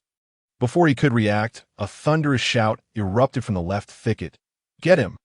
A robust bear goblin led a cadre of over 20 goblins, charging forth from the surrounding woods to encircle the Elf. The Elf cast a grave look at the statistics of the lead bear goblin. Bear goblin healthy, strength, 4.8 constitution, 6.5 agility, 4.5 soul. Bear goblin skill, frenzy kid, surrender quietly and save yourself from further suffering. The bear goblin bellowed at the elf. The 20 or so ordinary goblins flanking him were inconsequential. A skirmish would surely lead to their swift downfall, but the key threat remained the bear goblin wielding an axe. Currently injured and unarmed, the elf anticipated a fierce battle ahead. He concentrated, channeling the magic within him to assume a defensive posture while scanning the surroundings for any vulnerabilities among the goblins. Despite their numerical advantage, the bear goblin remained unhurried, brandishing his dual axes and waiting for the opportune moment. The sensation of danger flickered behind him, and before the elf could react, a dull thud resonated. The elf collapsed to the ground. That moment, a figure wielding an iron rod emerged from behind him. The bear goblin sheathed his axe and taunted the elf. What a pitifully Na'vi goblin. Even a decayed rat boasts greater intelligence. Peace, he seems to possess an aura of magic. The diminutive figure informed the bear goblin. Impossible.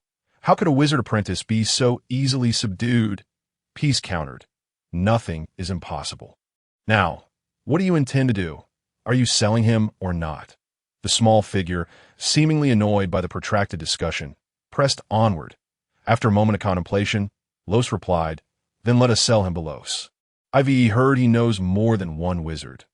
"Very well. We shall proceed as you suggest. You truly are a miserable creature. Every time we see you, you are in a state of unconsciousness. Who would have thought your talent was decent enough to have become a wizard apprentice so swiftly?" The elf was awakened with a splash of cold water, his eyes meeting the aged visage of Los. "Get up and follow." The stout goblin beside him kicked the elf sharply on the calf. Struggling to rise, the elf attempted to summon the magical energy to break free from his bonds.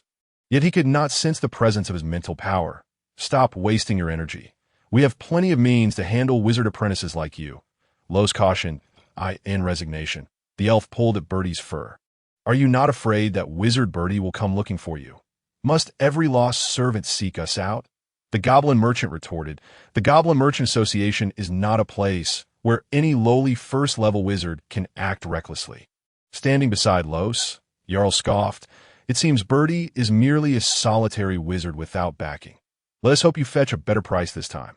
Los smiled at the elf and said, "After all, this is a cage typically used for housing formal wizards.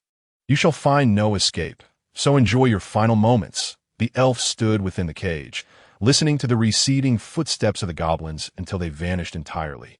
Once again, he had entered the grand northern city of Arios as a slave. However, this time, he was destined to endure prolonged and relentless torment. The goblin spoke true. That day marked the most tranquil he had experienced since his arrival. Endless indoctrination, unceasing lashings, and daily memorization of various mining and excavation knowledge ensued. Fortunately, the elf possessed a system to alleviate the burden of mandatory learning that if you linger here a bit longer, you shall find life here not so unbearable.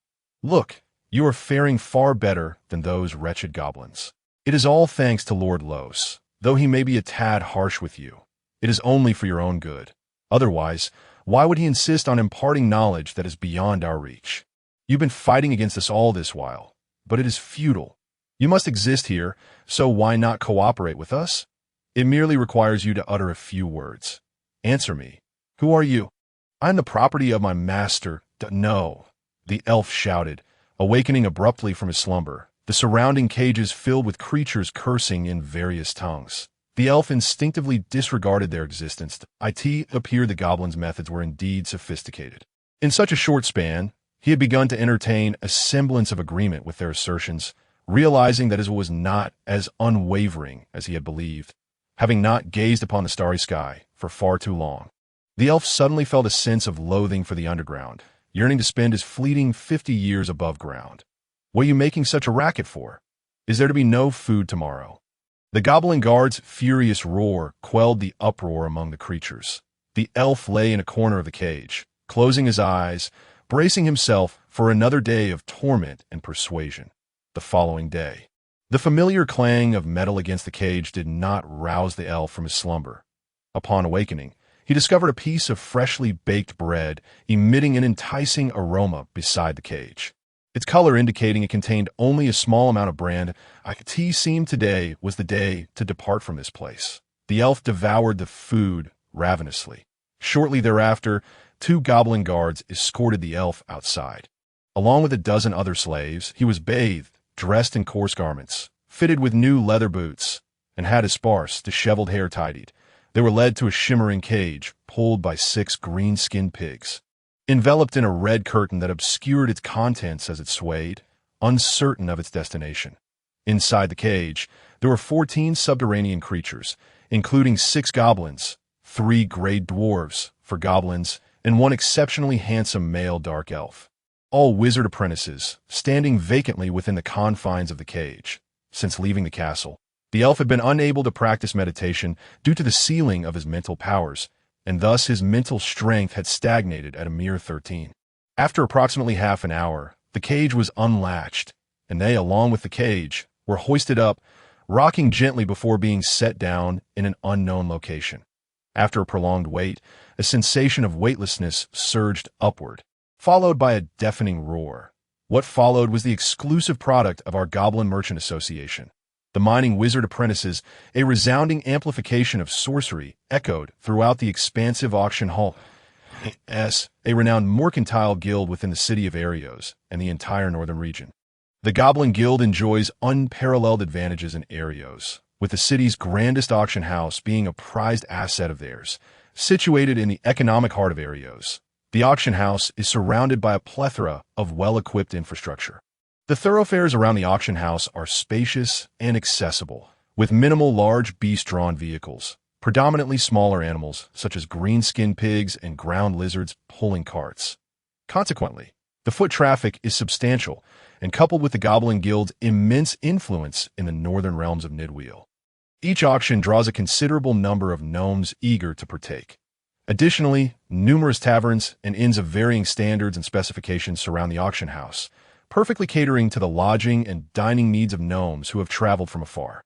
With accommodations sorted, the next pursuit is to find a place of merriment. Given that the northern lords have expressly forbidden the establishment of gladiatorial arenas, the nearby auction house emerges as a splendid alternative. The Lord of Arios is acutely aware of the Goblin Guild's clout and is more than willing to allow their expansion in Arios, as it is mutually beneficial. During each auction, the Lord even dispatches the city guard to assist in maintaining order, resulting in a rather ambiguous relationship between the two entities. The auction house, capable of hosting 20,000 gnomes, is built with exceptional opulence, with magically infused stones providing a uniformly distributed illumination that bathes the entire hall in a daylight-like glow. Some volatile potions designed to stimulate the emotions of gnomes are cleverly concealed beneath intricate decorations, compelling unsuspecting gnomes to bid astonishingly high prices for luxuries devoid of any practical utility. The crimson curtain, held aloft by formally attired dark elves, is drawn back, casting all light upon a splendid silver cage, within which 14 dazed apprentice wizards stand, awaiting their unknown masters. These 14 apprentice wizards, trained meticulously by our guild's professional team, are the finest candidates for exploring any known energy mineral. The Goblin Guild guarantees their reliability, assuring that there are absolutely no hidden dangers in employing them. Surely, everyone is aware of the arduous training these apprentice wizards undergo. Without further ado, let the bidding for the Goblin Apprentice Wizards commence at a starting price of 50 magical stones. The gnomes crammed into their seats are merely there to enliven the atmosphere and contribute to ticket revenues. They understand that they lack the financial means to participate in the auction, and their presence serves primarily to create a lively ambience. The actual bidders are predominantly the affluent gnomes. After several rounds of bidding, an elf is sold to a VIP in a private booth for 89 magical stones. The elf, standing vacantly in the cage, gazes at the gnomes enraptured by the auction, silently wishing he had never entered this world. A bitter smile crosses his face as he inwardly sighs, realizing he is indeed a timid and ineffectual being. Under the radiant light, the elf observes the grotesque visages of the spectators, as if all sound had been stripped away from him. As the auction for the final dark elf draws to a close, the silver cage descends slowly. Stripped of its illumination, the exquisitely crafted cage becomes merely a cold prison for a group of tools. Bang! The cage door is violently flung open by a brutish goblin, the impact resonating throughout the hall. A glimmer of something unusual flashes in the eyes of Grey Dwarf, unnoticed by the brutish goblins, who seemed disinterested in casting another glance at the elf and his companions. After consuming a potion that heightens their mental acuity, the elf, with his hands bound, is led out of the cage by two brutish goblins far exceeding him in stature. The chaos below the auction hall is palpable, with gnomes scurrying about. The Goblin Guild displays little in the way of overt racism. The elf even spots a genuine dwarf directing a group of gnomes in moving goods. In dealing with these traitors of the underworld, no place would allow them to live freely. Only the Goblin Guild appears willing to keep them as slaves. The elf is herded by the brutish goblins, navigating through twisting corridors until they arrive at a hallway lined with numerous rooms. Each door bears distinct markings, interspersed along the corridor. The two brutish goblins halt before a wooden door adorned with the engraving of a blind-eyed hawk. One of them releases the elf's hands and commands, "Enter." The elf, maintaining his rigid posture, vacantly opens the door and steps inside. The door is softly closed behind him. The room is small, scarcely wider than the door itself, and approximately 10 feet in length. With a simple wooden chair positioned opposite the entrance, facing a wall of unknown material dotted with small, honeycomb-like holes, "Sit." A gentle voice emanates from the small openings. Following the instruction, the elf takes a seat, his gaze vacant as he stares at the black wall before him. "You need not remain in such a state. During the auction, I discern that your mental acuity is not akin to that of the other slaves, whose minds lay stagnant." The elf does not easily yield to the words of the unseen speaker, remaining motionless in his chair. "It matters not. You may proceed as you wish." The voice continues, unchanged in tone. "Next, I shall present several samples of minerals, and you are to ascertain their specific names using your mental faculties through this wall." The notion of using mental prowess to detect minerals is merely a euphemistic expression. With the apprentice wizard's meager mental capabilities and unrefined control, even lifting a vial of water proves challenging. The so-called detection involves sensing the unique energy fluctuations of different minerals through mental perception, forcibly committing these sensations to memory, enabling easy identification upon subsequent encounters. This discernment bears little significance. If everyone is aware of the minerals, one could simply excavate and examine them directly, rendering the procurement of a wizard apprentice for mineral identification unnecessary. Trained apprentices in vein discovery would surely not surpass seasoned miners with years of experience. Although the elf possesses the ability to distinguish between simple types, it necessitates continuous mental stimulation of the energy within the minerals to perceive their unique rhythms, allowing for precise identification. The elf lacks proficiency in mineral identification, yet the system excels in this regard. By merely extending mental focus to the surface of the minerals, the system will naturally provide detailed information. Purple sand crystal ore, high in content but of poor quality. Purple sand crystal byproduct, or high in content and of high quality. Purple phosphor crystal, or a secondary mineral of purple sand crystal, low in content yet of exceptional quality. Over a dozen mineral types are associated with purple sand crystals, indicating a substantial reserve of this resource. The elf is reluctant to overly reveal his value, fearing it may jeopardize any potential opportunity for escape. After casually identifying a few minerals, he ceases further responses. The unseen speaker seems quite pleased with the elf's abilities, lavishing him with praise. "Very well, you may leave now." Upon witnessing the elf's emergence from the room, the two brutish goblins display smiles, indicating that the buyer has recognized the elf's capabilities and has decided to proceed with the final transaction. Suddenly, a faint tremor reverberates through the air, causing the expressions of the two brutish goblins next to the elf to shift dramatically. The elf's hands are swiftly bound once more, and the magical energy within him, once vibrant, becomes lethargic once again. Though his magical abilities are sealed, the elf's mental acuity remains unaffected. Through his senses, he perceives a multitude of fire element energy particles rushing toward the source of the disturbance. Observing the direction of the tremor, the two brutish goblins realize they can no longer linger here.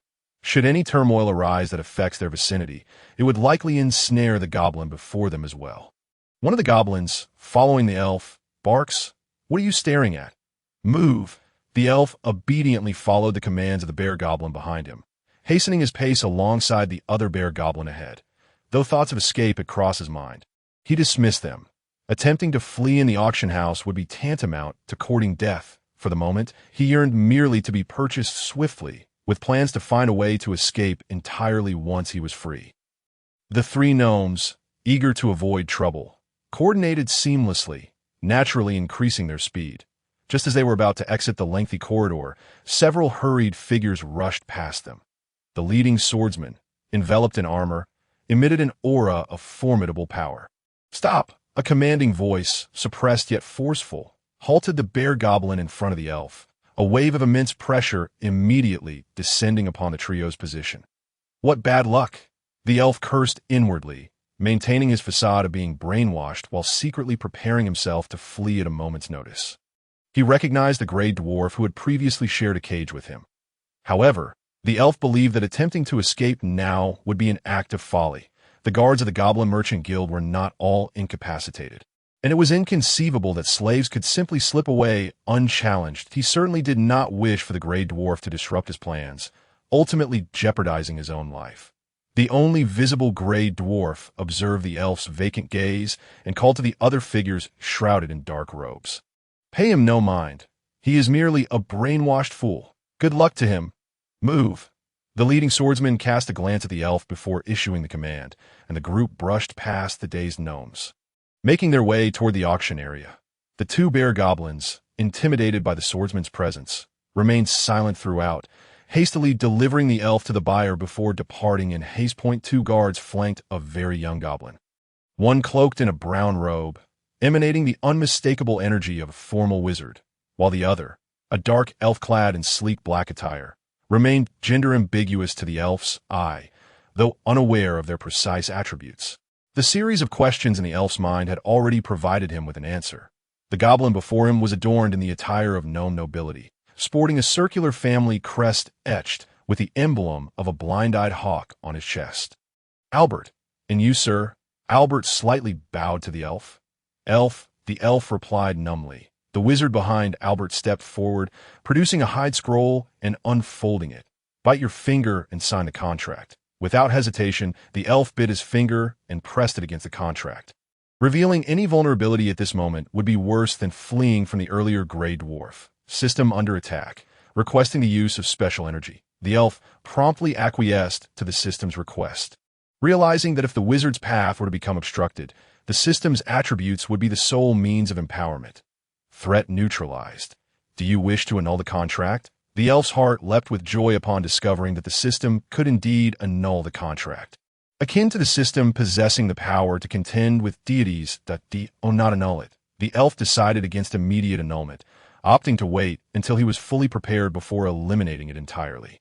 A mysterious connection emerged within the core of the elf's mind as he bowed to Albert, saying, "I shall obey your command, Master." A tremendous explosion resonated in their ears, causing the dark elf's expression to shift.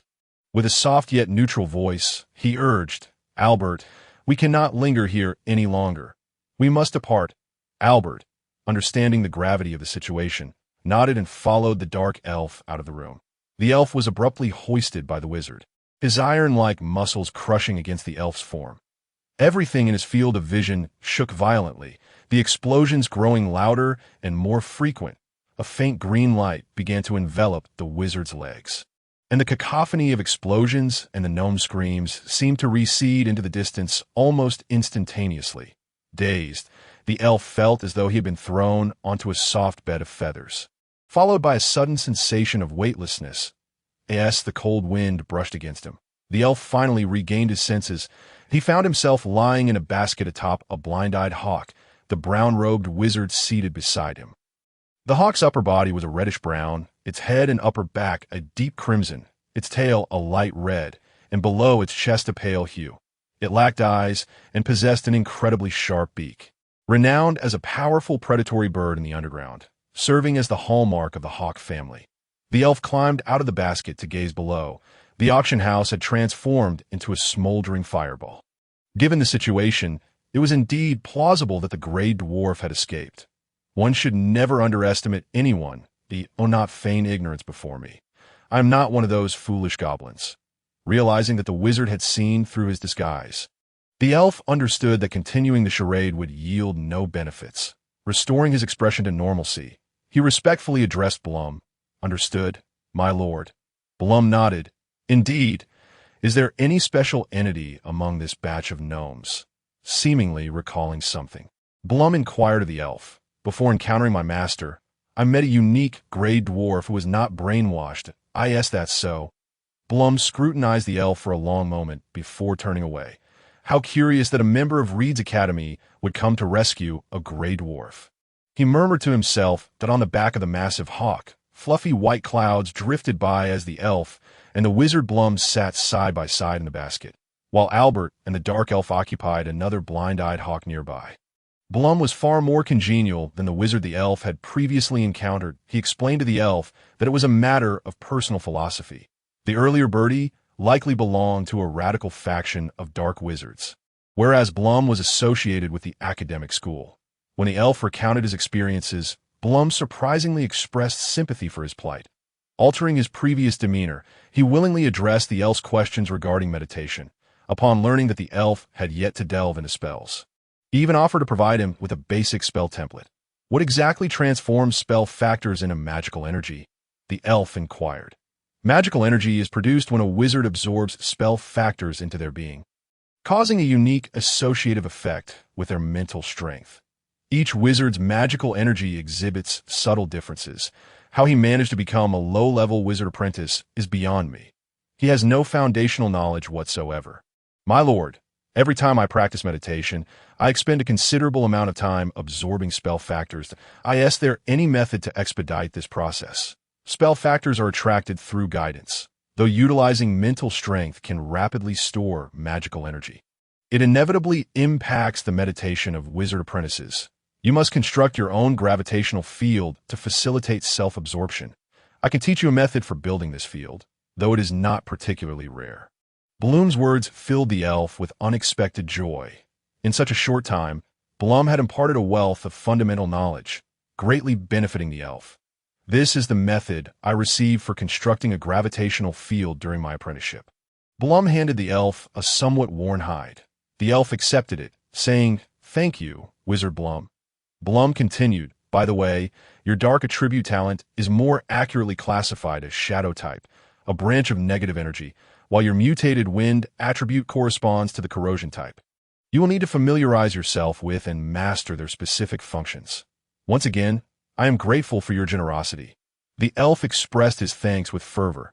Encountering a wizard willing to share their knowledge selflessly was a rare occurrence, and the elf sincerely appreciated Blum's altruism. Noticing that Blum had no further inclination to converse, the elf wisely refrained from pressing the matter, settling down to study the gravitational field construction method in his possession. To construct a gravitational field, one must first accumulate sufficient magical energy. According to Blum, in varying environments, the concentration of spell factors of different attributes fluctuates. This means that the concentration of spell factors is intrinsically linked to the surrounding environment. During the night, negative energy becomes more active, resulting in an increased concentration of negative energy spell factors. Conversely, during the daylight hours, the concentration of light attribute magical factors would also increase. The elf discerned from the description that this must be a method employed by a human wizard to construct a gravitational field. To truly establish his own gravitational field, however, continuous experimentation was essential. Indeed, nothing worthwhile ever falls from the heavens. The method of constructing the gravitational field has been duly recorded. The system's notification chimed, prompting the elf to stow away the scroll in his possession. Initiate transmission. Detection of optimizable items confirmed. Shall optimization proceed? Optimize. Upon confirmation, the elf opened the attribute panel to comprehend the specifics of the optimization. The optimization of the gravitational field construction method was underway. Progress at 0, with an estimated completion time of 4 hours. Given that it was an optimization, it was reasonable to expect its application upon completion. Unbeknownst to him, the second summer had arrived, marking a year since the elf had entered this realm. A year in this world spanned considerably longer than in the elf's original world. Adhering to his accustomed practices, he extended the system's time by each passing second, dividing each day into 24 hours. The bright starlight seemed almost within reach. Bloom was only vaguely aware that the starlight appeared to serve as a protective barrier for the gnomes. The sightless eagle's speed was remarkable, having traversed an unknown distance in merely half a day. In a state of ennui, the elf finally awaited the system's notification. The optimization of the gravitational field construction method had concluded. Would transmission commence? Transmit? The elf closed his eyes, silently examining the optimized construction method. His earlier conjecture had proven correct. The entire construction method seemed tailor-made for him. In a remarkably brief span, the elf successfully established the gravitational field. The surrounding shadow particles were drawn to him, coalescing at his side. Bloom, noticing the fluctuations in the magical factors nearby, was astounded. He had not anticipated that this lowly apprentice wizard, seemingly oblivious to even basic knowledge, could so swiftly construct his own gravitational field merely by utilizing a human's method. Such innate talent was unparalleled compared to the so-called high-energy affinities of those within his own academy, that a goblin possessing such a gift might indeed have a promising future. For now, he was merely a servant. But who could say what the future held? The slave contract was merely a rudimentary assembly line product. Bloom was well aware of multiple methods to evade its penalties. With this thought, Bloom opened his eyes and gently advised the elf. The gravitational field you have just constructed requires further refinement. Only a stable gravitational field will avoid errors at critical moments. Bloom then retrieved 10 low-grade magic stones from a box beneath his seat. These stones contain the purest attribute-less magical factors. With a slight conversion, one could swiftly absorb the magical essence within. Simply envelop the magic stones with your mental energy to guide the magical factors into your body. Thank you, Lord Bloom. The elf expressed his gratitude, but remained vigilant. The previous explanations and construction methods were, in essence, trivial matters that he could easily encounter elsewhere. What, then, did it mean for him to be directly gifted magic stones? Did Bloom harbor intentions akin to Bertie's? The elf was reluctant to accept Bloom's generosity, fearing it might serve as an excuse for that noble scion to hand him over, a mere apprentice wizard. As a true noble of the underground world, he could find such individuals anywhere. After expressing his thanks, he set the magic stones aside, showing no intention of using them. Bloom, witnessing this, chose not to comment. After all, it was merely a future investment. As he could save the magic stones, he was content, though he felt a twinge of displeasure towards the elf. The journey proceeded in silence, when the earth was finally shrouded in darkness. The sightless eagle brought them to a barren mountain range. The piercing cries of eagles echoed through the sky, and a dazzling red beam of light ascended from the mountain, guiding the sightless eagle to a vast clearing. The elf followed Bloom as they dismounted from the eagle's back, that he gazed intently at the eagle's enormous, bare head, baffled as to how such a creature, devoid of eyes, could discern the color red. "Bloom!" Albert shouted as he leapt down from the eagle's back. "Young Master Albert." Bloom shook his head, responding with a sense of helplessness. "Are you still getting along well?" This noble seemed rather familiar with others. Showing no contempt for the slaves. Noticing that Bloom was uninclined to speak, the elf felt compelled to respond. Very harmoniously. "Master." "No need to call me Master. Simply refer to me as Young Master," Albert proclaimed grandly. The elf perceived that this noble youth might be one who expected unwavering obedience, so he chose to acquiesce. "Yes, Young Master." Albert nodded in satisfaction. "My lord." A distant voice drew everyone's attention, prompting the elf to turn and gaze down the mountain. A figure clad in a red cloak was approaching, accompanied by a sizable contingent of armored guards. "Cook," Albert called out warmly to the man. Cook bowed to Albert before greeting the dark elf and Bloom. The red cloak shimmering under the adjacent beam of light, appearing rather blinding. "My lord, did you not attend the auction? How have you returned so soon?" Albert feigned displeasure, replying, "Did I not instruct you to call me Young Master? Address me as my lord only in the presence of my father." Cook hastily complied. "At your service, Young Master." "Well, I merely came to deliver you an assistant to expedite the extraction of the purple crystal sand." As he spoke, he beckoned to the elf. "Elf, come here, tea is cook." the overseer of the mine and my most capable subordinate. You will do your utmost to assist him, correct? Albert said, patting the elf on the shoulder with an amiable tone. Of course, we shall be as close as brothers. The elf feigned familiarity with a smile. Unexpectedly, Albert's demeanor shifted abruptly.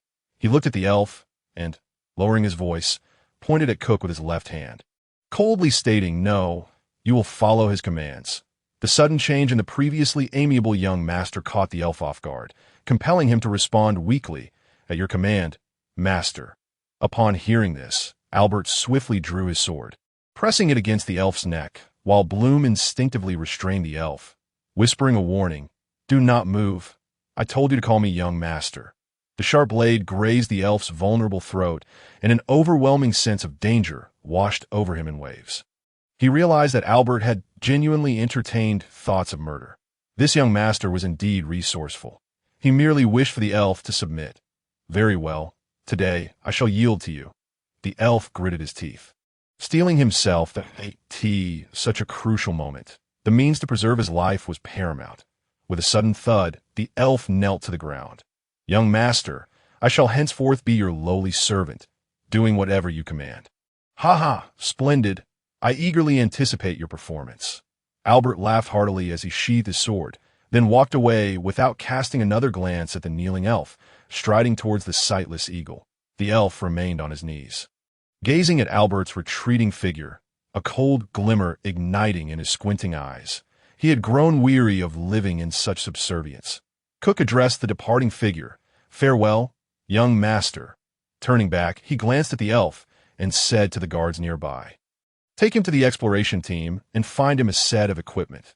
The elf, now clad in a heavy protective suit, silently followed the guards into a disheveled camp.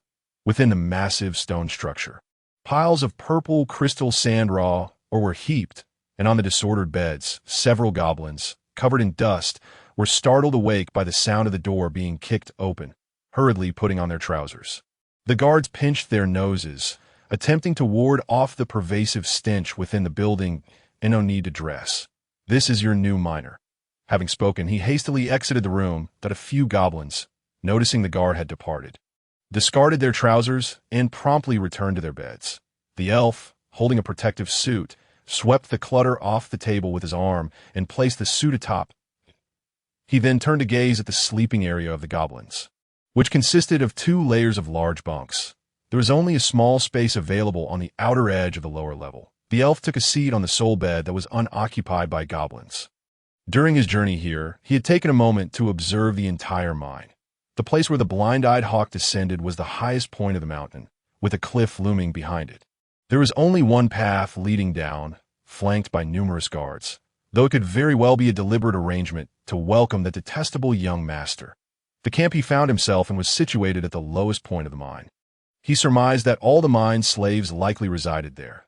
The camp was devoid of guards, yet patrols roamed outside, and when the elf entered, even the guard stationed beside the cook had been interrogated multiple times. Security was exceedingly tight. Furthermore, watchtowers had been erected around the camp, and from a distance, the silhouettes of station guards could be discerned. In summary, contemplating escape would require careful deliberation. Rash actions were ill-advised. Suddenly, the elf felt a poke at his back. Turning around, he discovered it was an elderly goblin sleeping beside him, his skin marred by black spots. "Young man, you ought to sleep quickly. We must rise early tomorrow that if we fail to find we may not even have a meal," he said, nudging inward to provide the elf with more space to awkwardly lie on the bed. Bang! A tremendous roar jolted the elf awake, and he sprang up and instinctively reached for his waist, only to realize that the machete gifted by Flame had long since been misplaced. "Hurry and don your protective suit, or the overseer will surely give you a beating." A coarse voice pulled the elf back to reality. A tall goblin addressed him. "May I ask your name?" The elf was more than willing to engage with someone who had shown him kindness. The towering figure tapped his protective suit and pointed to a string of numbers on his chest. "My number is 9927, but the elf's curiosity was piqued regarding his attributes. 9927, weakened, strength, 8.1, sealed, constitution, 7.5, sealed, agility, 4.3, sealed, magic, 0.0, sealed, mental strength, Sealed Soul, Goblin Blade Warrior Skills. Unknown. The elf inhaled sharply. If someone as formidable as 9,927 could not escape this mine, his own hopes appeared even bleaker. Never mind, one step at a time, he resolved to cast aside such thoughts. Without hesitation, he introduced himself. I am called Elf.9927 nodded and resumed putting on his protective suit. The elf approached the table and, after considerable effort, finally managed to fit himself into the tortoise shell-like suit. The lingering odor of blood and sweat from its previous owner causing tears to well in his eyes. Energy or emits a substantial amount of radiation. Prolonged exposure to high concentrations of this radiation significantly diminishes the lifespans of miners. The sorcerers of the Hawk family had concocted this material to shield against energy radiation, crafting it into armor for the miners, thereby drastically reducing the annual mortality rate among them. It seemed that 9927 was the captain of the mining team. He hefted a large backpack and pushed open the dilapidated wooden door, with the other goblins following suit in a single file. Not a single goblin entertained the thought of conversation. The weight of their daily toil had thoroughly crushed them, rendering their thoughts sluggish. The weather was foul, with scattered dim stars dotting the sky as violent sands battered against their armor, producing a rustling sound. Through the slits in his visor, the elf observed his surroundings. All the miners clad in armor within the camp were moving towards a massive opening to the east. The elf closely trailed behind 9927.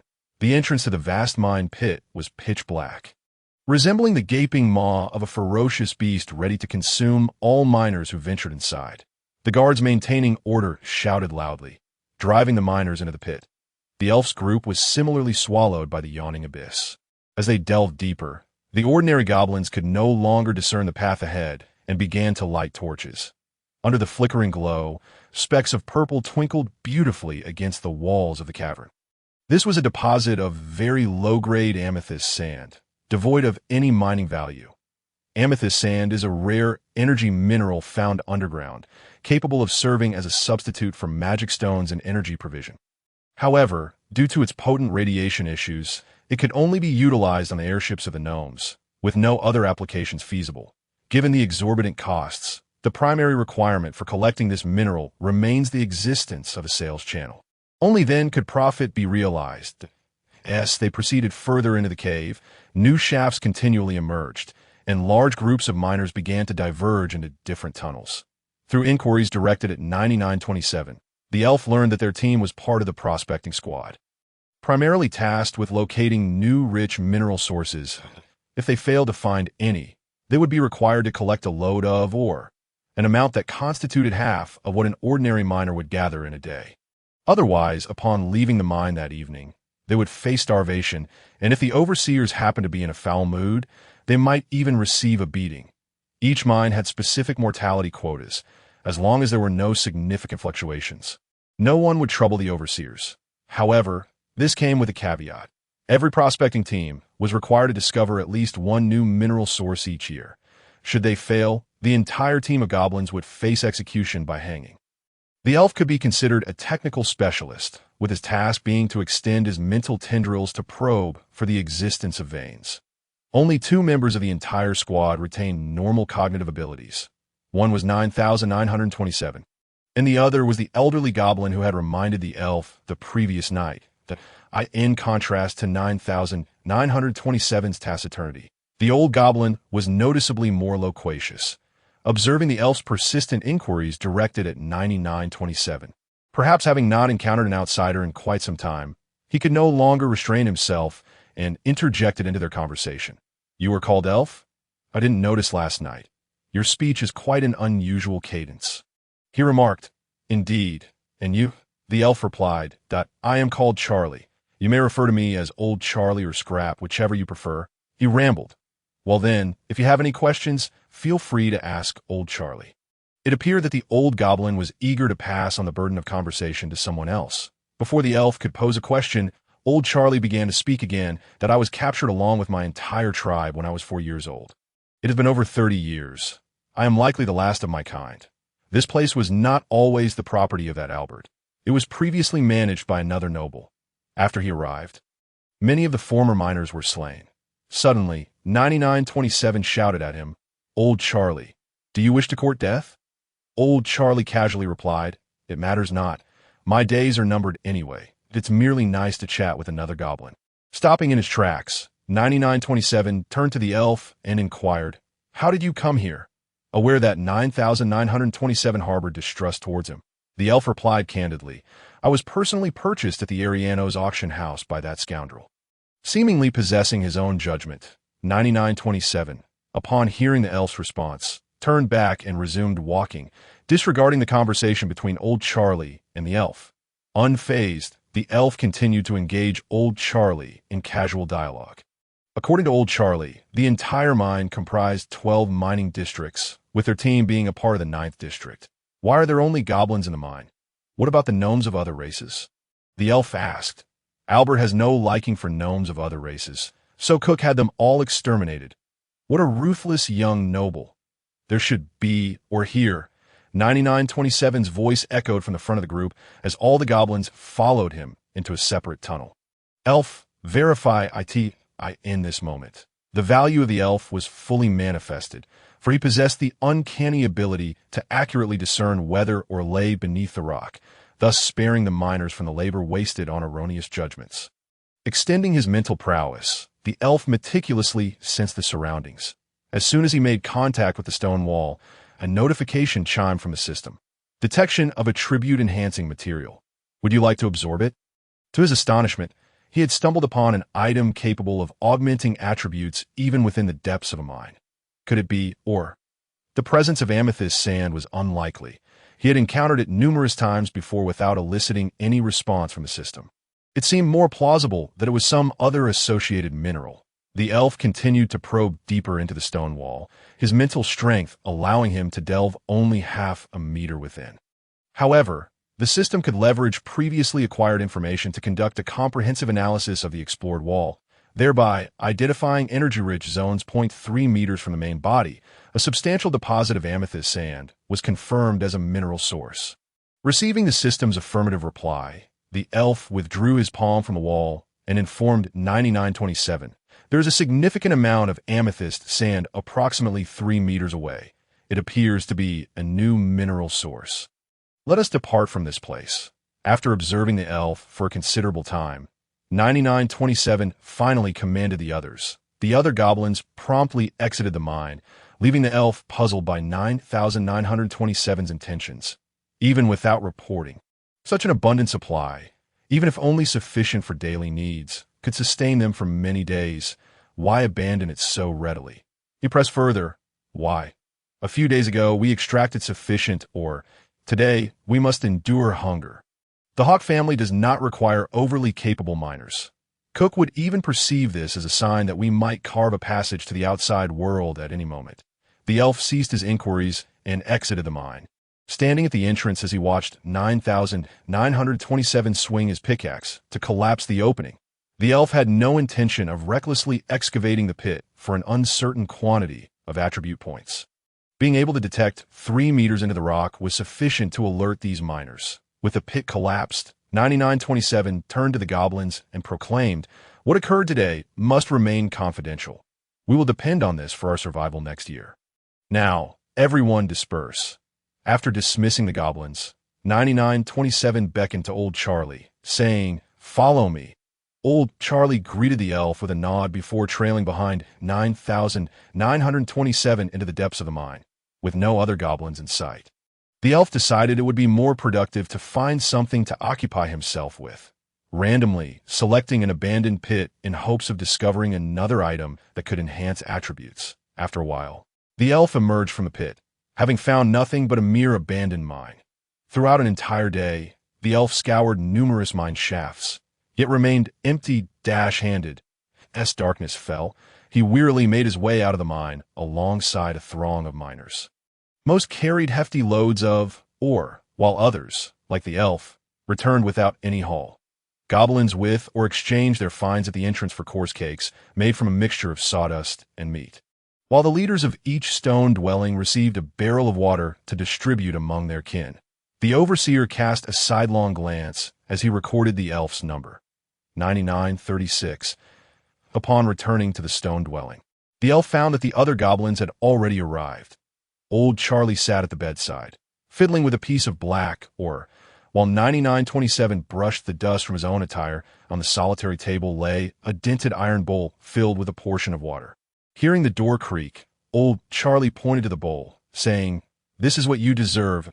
It seems to be a rather nice gift." The elf jested. He quickly drank the water, redirecting the greedy gazes around him. "You are quite fortunate, having acquired the abilities of a wizard," old Charlie remarked enviously.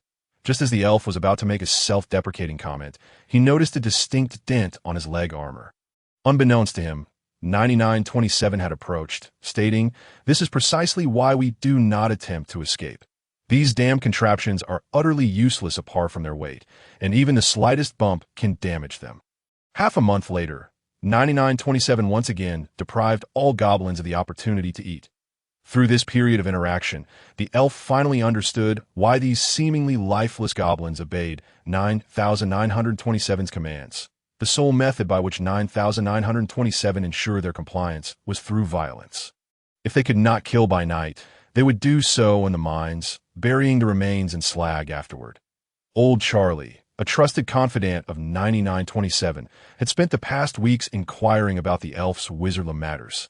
As if he sought assistance but remained reticent about the specifics. The underground mines were an intricate labyrinth, and the elf relied on the system's mapping to avoid becoming lost. The previously discovered pit was off-limits. Otherwise, 9927 would surely catch wind of it. He prepared to continue his search for other shafts. Fortune favored the elf that day. Shortly after he began, the system detected materials capable of enhancing attributes. With a flurry of strikes from his iron pickaxe, an abundance of stone debris flew about the pit. Flecks of purple luminescence appeared at the breach he had created, prompting the elf to continue excavating as directed by the system. A faint sound of footsteps reached the elf's ears, causing him to halt his endeavors. Given the presence of significant amounts of raw amethyst sand, attracting the attention of other goblins would surely lead to trouble.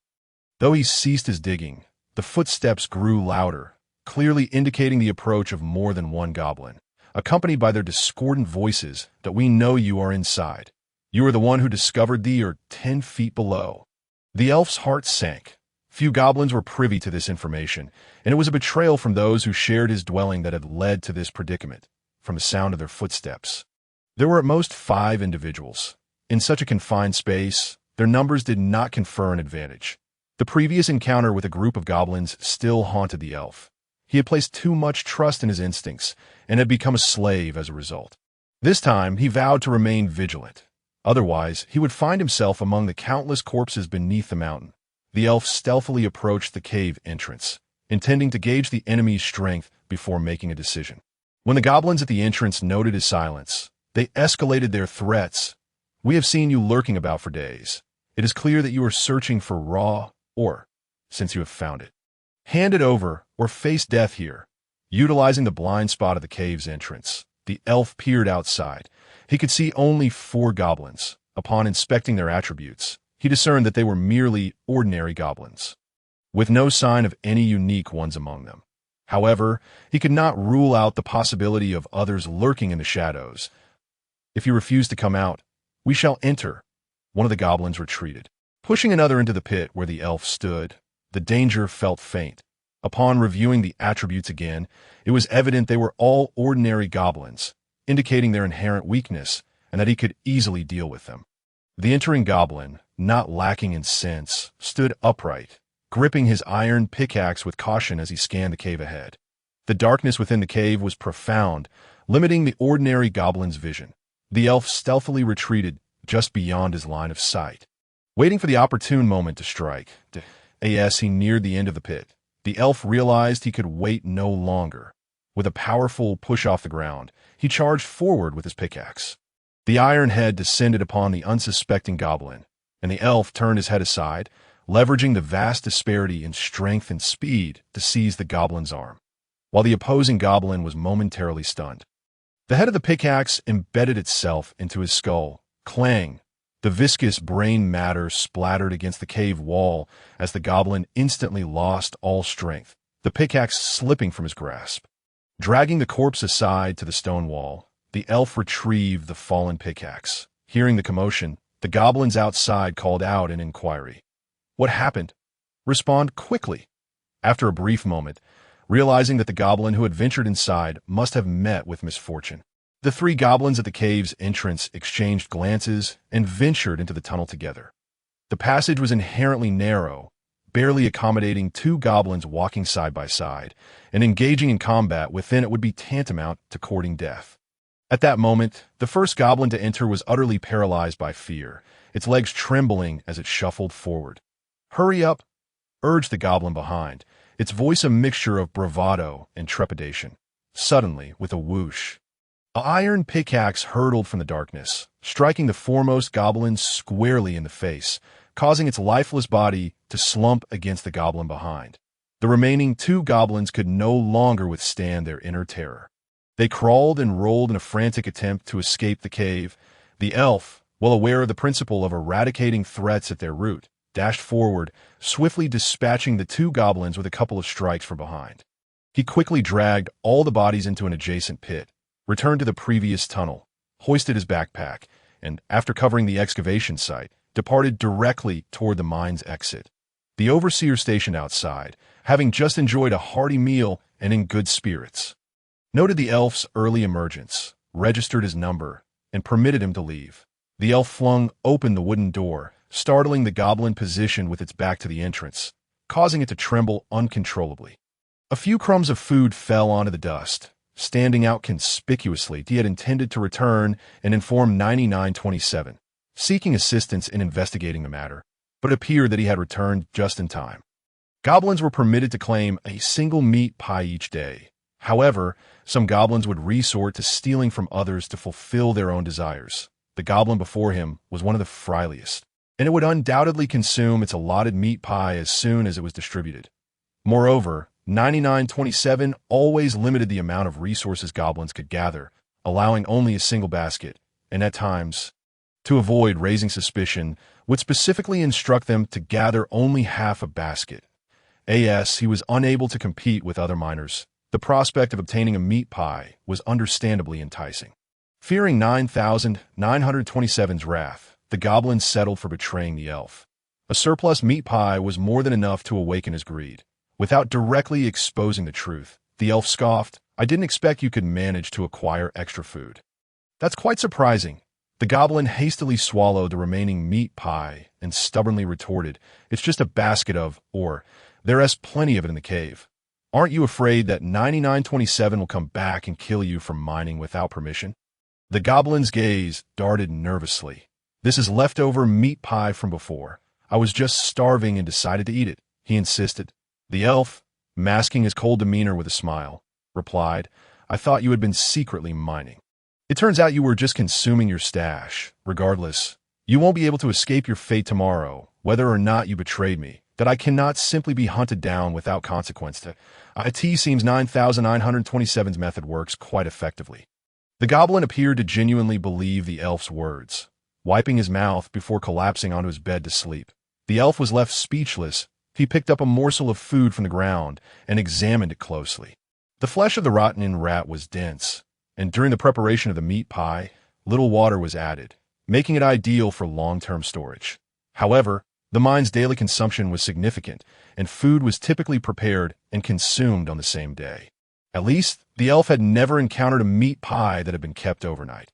This meat pie seemed remarkably fresh, the flesh showing no signs of discoloration, and the resilient muscle fibers retained their elasticity, lacking any indication of drying out. Over the past half-month, they had been mining alongside 9927, delivering their findings daily and consuming their rations as quickly as possible, making it improbable for any goblin to have saved a piece of meat pie. Thus, it appeared that he had indeed been betrayed. The price for his life felt rather low. Bang! The dilapidated wooden door creaked open with a resounding noise. "Elf, what are you doing squatting on the ground?" Old Charlie entered, removing his helmet as he inquired. The elf discarded the remnants he held, dusted off his hands, and stood up, replying, "Oh, nothing much." Old Charlie merely asked out of idle curiosity and began to remove other pieces of his gear. At that moment, The elf remembered that he had yet to shed his cumbersome armor. He tossed the metal plates into a corner and comfortably lay back on his bed, listening to old Charlie ramble on. "Elf, do you truly not know a single spell?" The elf sighed in exasperation. He had informed old Charlie countless times, yet the inquiry persisted. Annoyed, he replied, "No, please don't ask me about that again. Elf, we need you to do something." The elf finally awaited this phrase, sitting up from his bed. "You and 9927? Indeed, but we are not alone."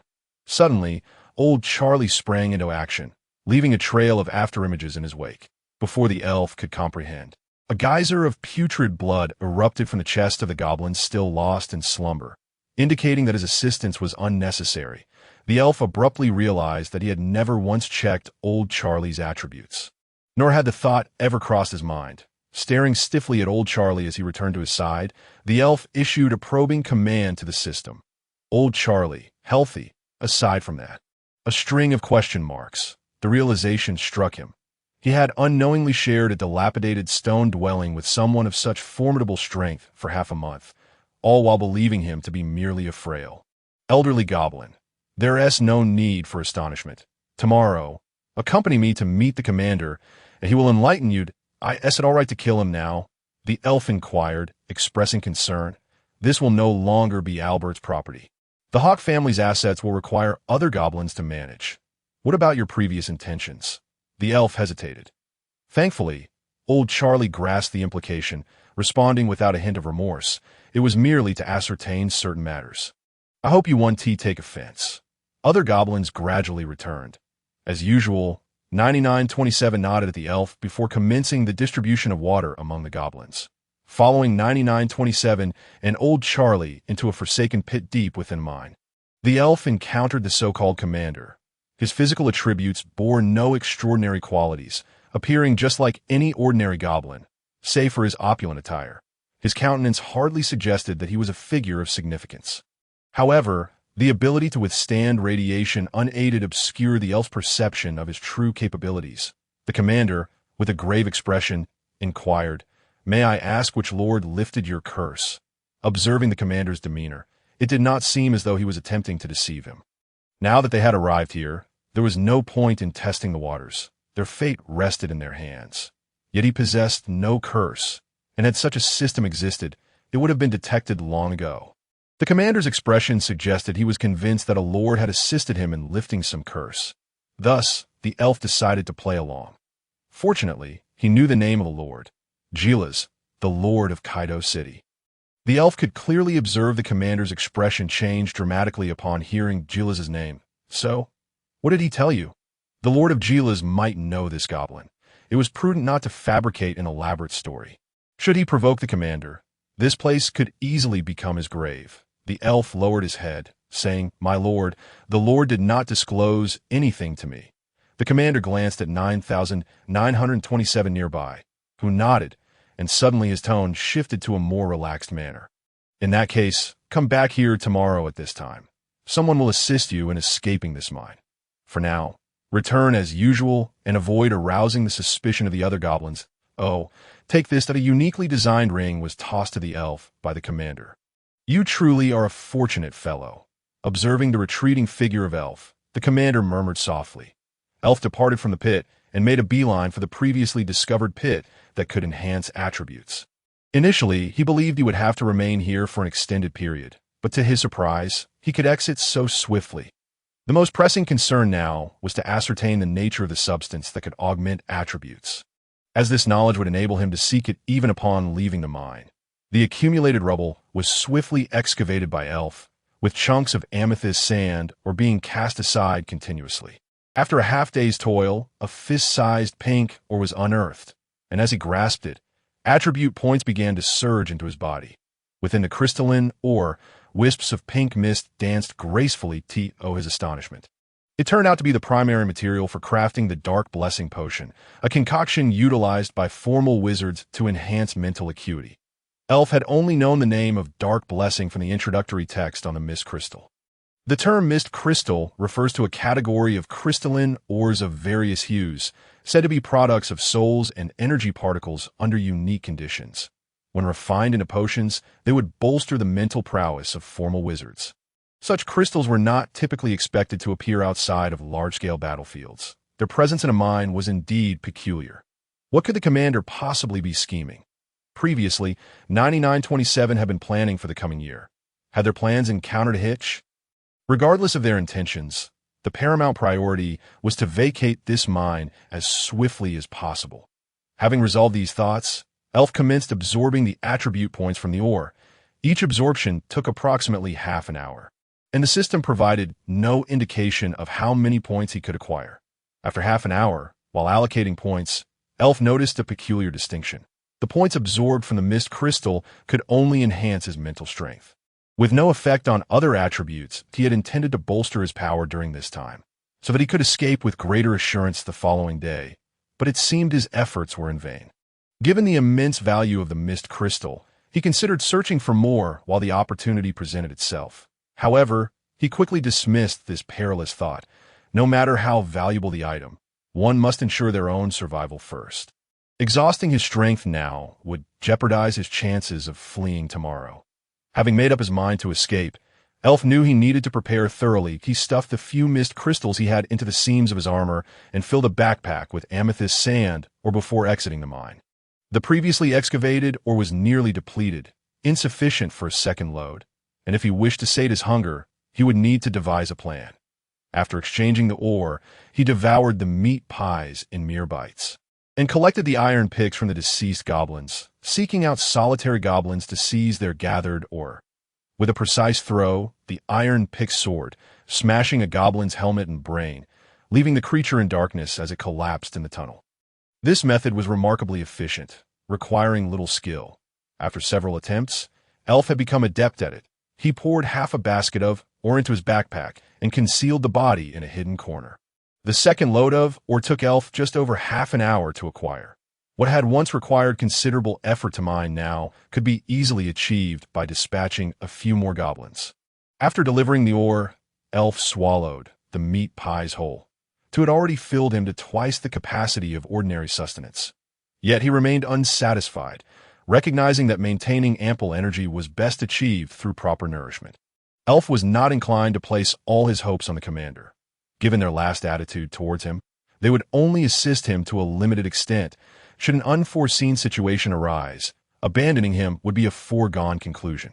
If all else failed, he could descend the cliff using the iron pick, inch by inch. Having exchanged, or twice already, returning for food might draw the guard's attention, and Elf wished to avoid any complications at this juncture. Therefore, he resolved to seek an alternative means of acquiring sustenance. The 9th mining area was teeming with exploration teams, yet not every team boasted an apprentice wizard like Elf or a leader of extraordinary capability. Many teams faced the threat of losing lives each year, and thus, a mine abundant in amethyst sand would undoubtedly be their lifeline. These exploration teams were not difficult to find. A brief venture deeper into the mine would reveal their presence. Elf observed the exploration team before him, noting that most of the goblins were exceedingly frail. Ideal candidates for trade. That I know of a mine rich in amethyst sand, but I require 5 meat pies, he stated. The wizard apprentice found Elf's price excessive. That is too much.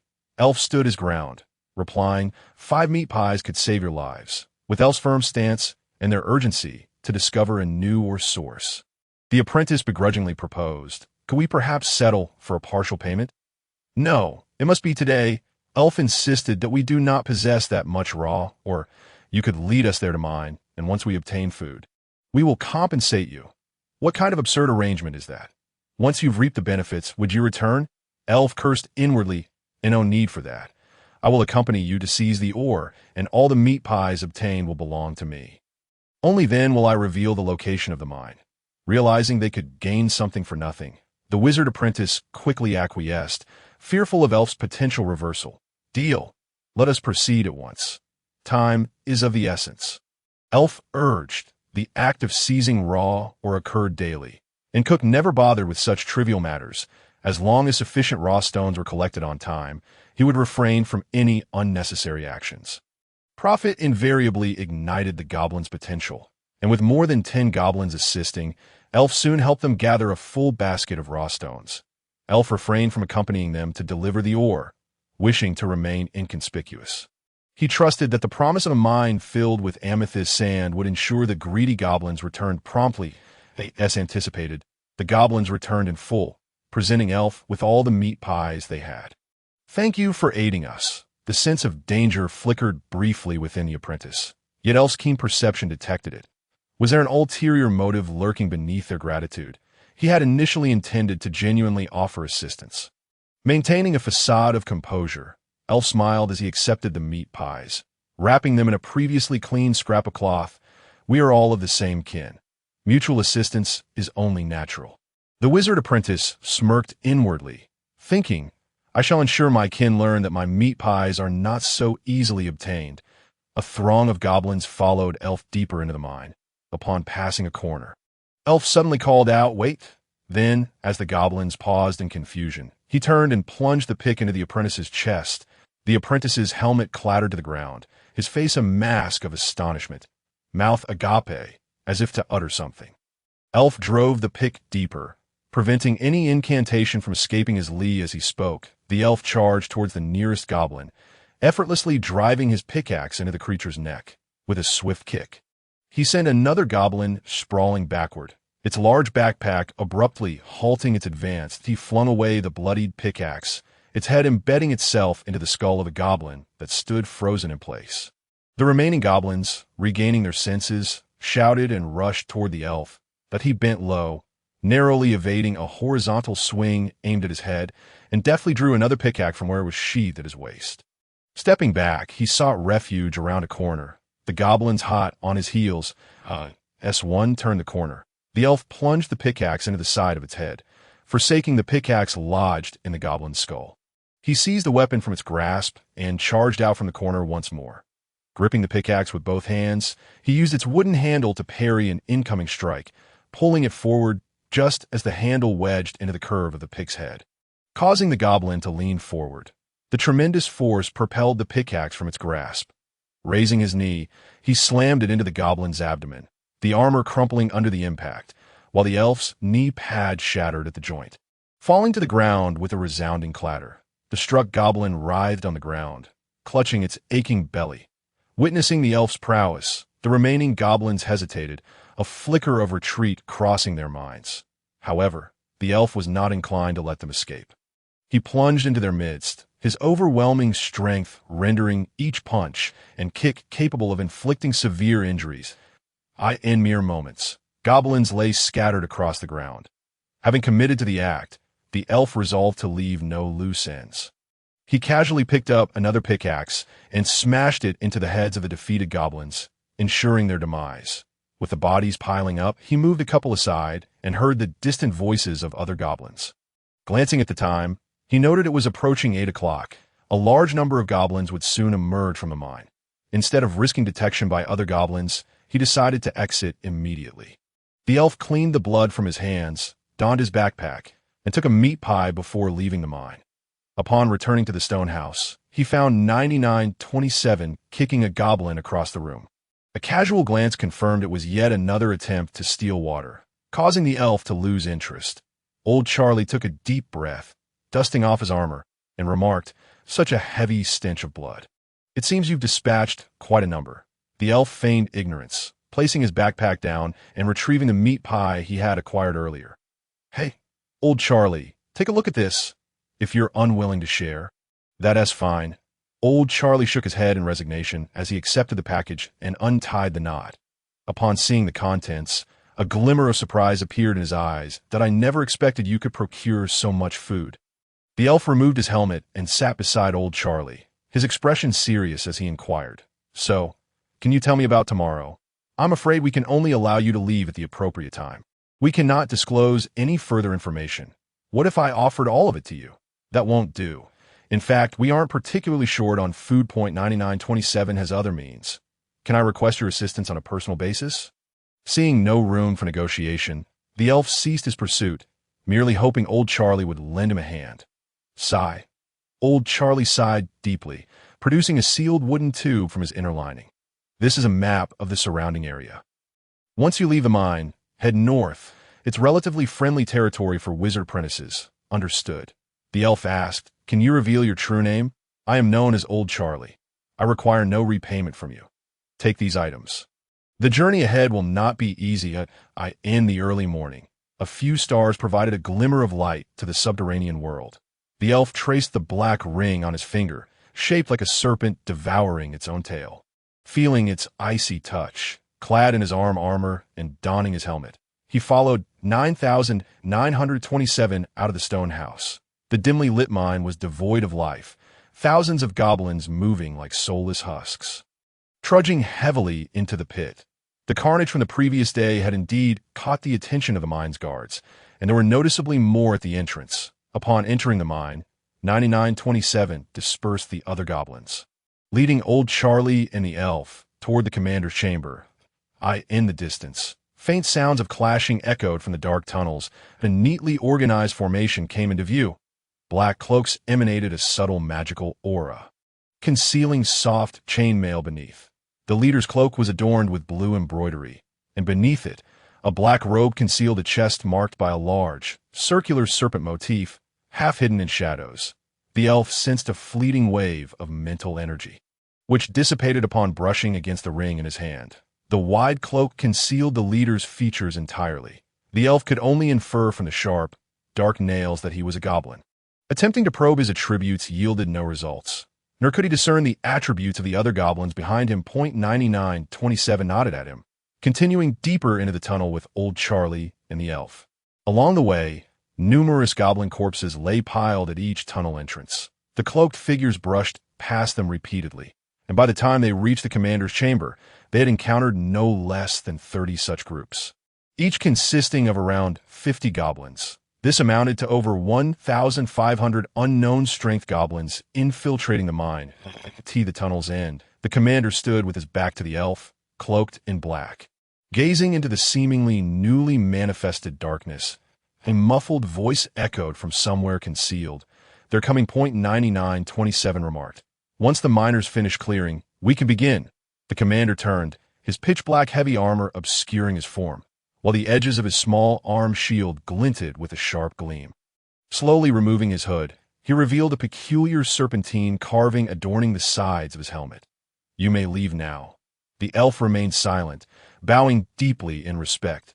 He turned to bid farewell to 9927 and Old Charlie before stepping into the darkened tunnel. The pitch-black cavern led to an unknown destination, with only the sound of the elf's footsteps echoing in the silent space. The surrounding stone walls had lost their vibrant purple hue, and he could even feel a faint breeze blowing from ahead. Beyond the elf's line of sight, a swaying shadow emerged within the cave.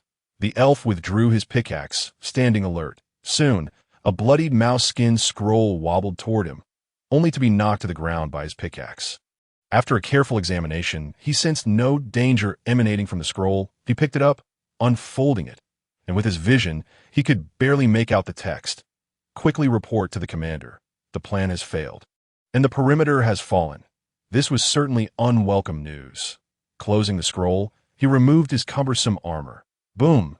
A tremendous explosion erupted in the distance, and in the next moment, the elf was knocked to the ground by the subsequent shockwave. The deafening ringing in his ears drowned out all other sounds. As the world spun around him, he struggled to rise, but was toppled again by another tremor. The cave could no longer withstand strain, and large fragments of rock began to crash down. Realizing the imminent collapse, the elf scrambled to his feet once more, stumbling toward the mine's exit, dodging the falling debris as he sprinted forward. The collapse of the cave finally came to a halt only when the purple amethyst sand appeared upon the walls. Elf, slumped on the ground, turned to gaze back. The cave had been completely sealed off by fallen boulders. The situation had grown increasingly complicated. Perhaps the guards from the morning were not merely there for the sake of those few miners, but rather were awaiting the commander to seize this place. It was imperative to relay the message to the commander without delay. If those teams had not yet dispersed, there might still be a glimmer of hope for an escape. With this thought in mind, Elf forced himself to muster his spirits and sprang to his feet, running with all his might. Sweat gradually soaked through his coarse garments, and his lungs felt like an old bellows, each breath accompanied by a loud wheeze. Just as the commander was preparing to launch a full-on assault, Elf arrived in the nick of time. "The passage is blocked. It collapsed, he gasped, his voice akin to a muffled cry beneath heavy blankets, sounding exceedingly distressing. "What did you say?" The commander snatched the scroll from Elf's hand. Upon reading the words, he made an immediate decision. He swiftly ordered all squads to breach through the western side of the crater with full force. A black-robed guard, upon hearing the command, dashed out of the cave in an instant. Observing Elf leaning against the stone wall, it was evident he was no longer fit for combat. The commander could not afford to carry a burden into battle for survival. With the situation exposed, he would soon face a tide of enemies. Now, all they could do was play their part and leave the rest to fate. "Do you have any further requests? Just hand me a knife." A guard drew a gleaming machete from his waist and placed it beside Elf. "If I escape, I will retrieve your body," the commander declared solemnly. Hearing this, Elf let out a weak scoff, dismissively waving his hand. "Go!" The commander bowed in a manner befitting a gnome noble and charged out with the goblins from the cave. At such a time, every second was precious. Elf was utterly spent, incapable of engaging in fierce combat. The most critical task now was to regain his strength. That he pulled out a piece of cloth soaked in sweat, struggling for what felt like an eternity to untie the knot, finally retrieving a meat pie drenched in perspiration and taking a hearty bite. "I cannot become a corpse," Elf murmured against the frigid stone wall. "Someone ought to go slay that noble brat."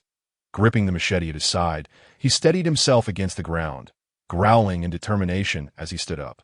Leaning against the stone wall, supporting himself with the machete, Elf slowly made his way out of the cave and into the external tunnel. The previous camp had now transformed into a battlefield. With countless goblins perishing amidst the chaos, blood continuously splattering across the vast circular basin. The western side had become a veritable meat grinder, arrows raining down like a tempest, deflected by the formidable black-robed goblins wielding various weapons. Among the flurry of arrows, the occasional massive crossbow bolts, as thick as a man's arm, would swiftly penetrate the resilient chainmail beneath the black robes, piercing through the soft bodies of goblins and dragging them along, impaling those behind. Over 1,000 black-robed goblins, each bearing wounds, fought valiantly against the encircling arrows, struggling to advance toward the west.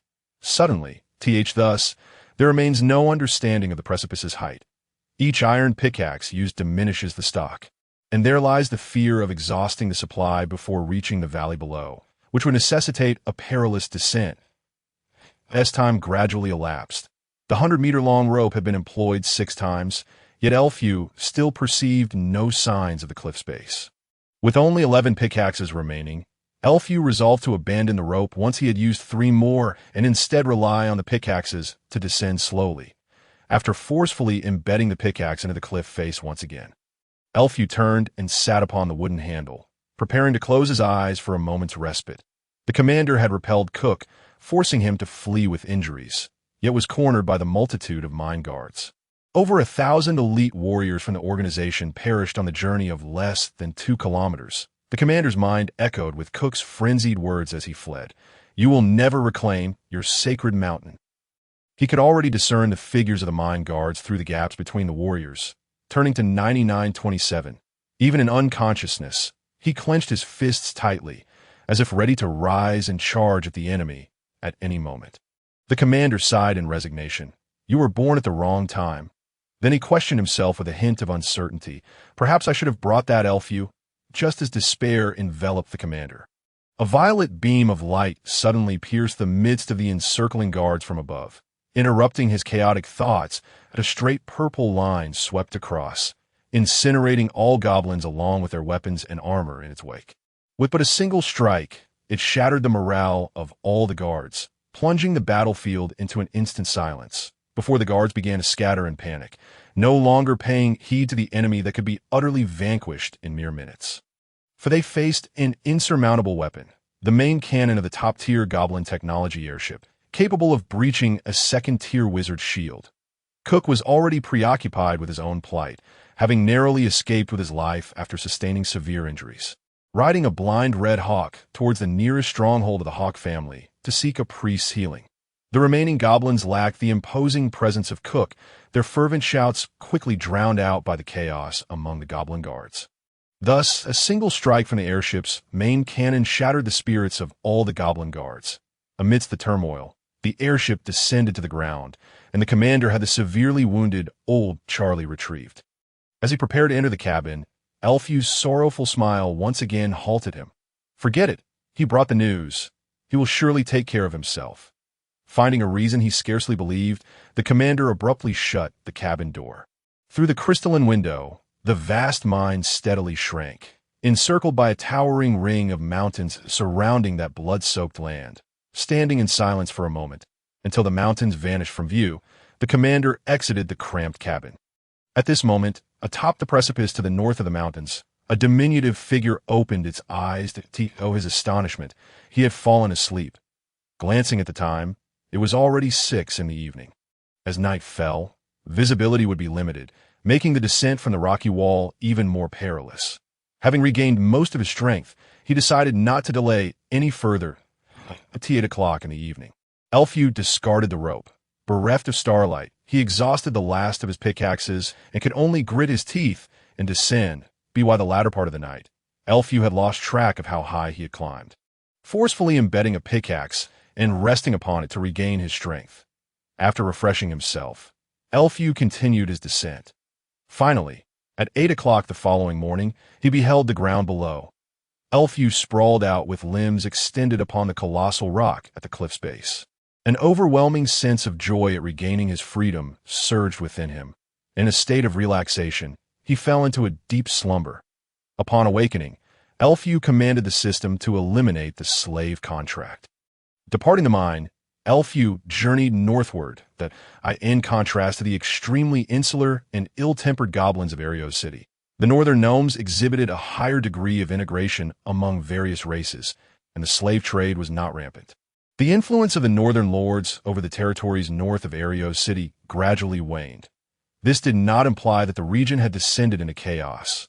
On the contrary, it was one of the safest areas in the north. At least on the surface. Half a month later, clad in finely crafted armor, Elfew arrived at his destination, Wizard City.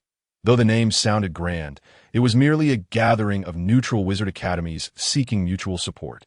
For a similarly weak individual like Elfew, this was the optimal locale to achieve formal wizard status. As the only city in the north without walls, it was evidently far more prosperous than the semi-fortified city of Arios. Beast-drawn carts laden with goods traversed the broad streets, flanked by merchants engaged in small trades.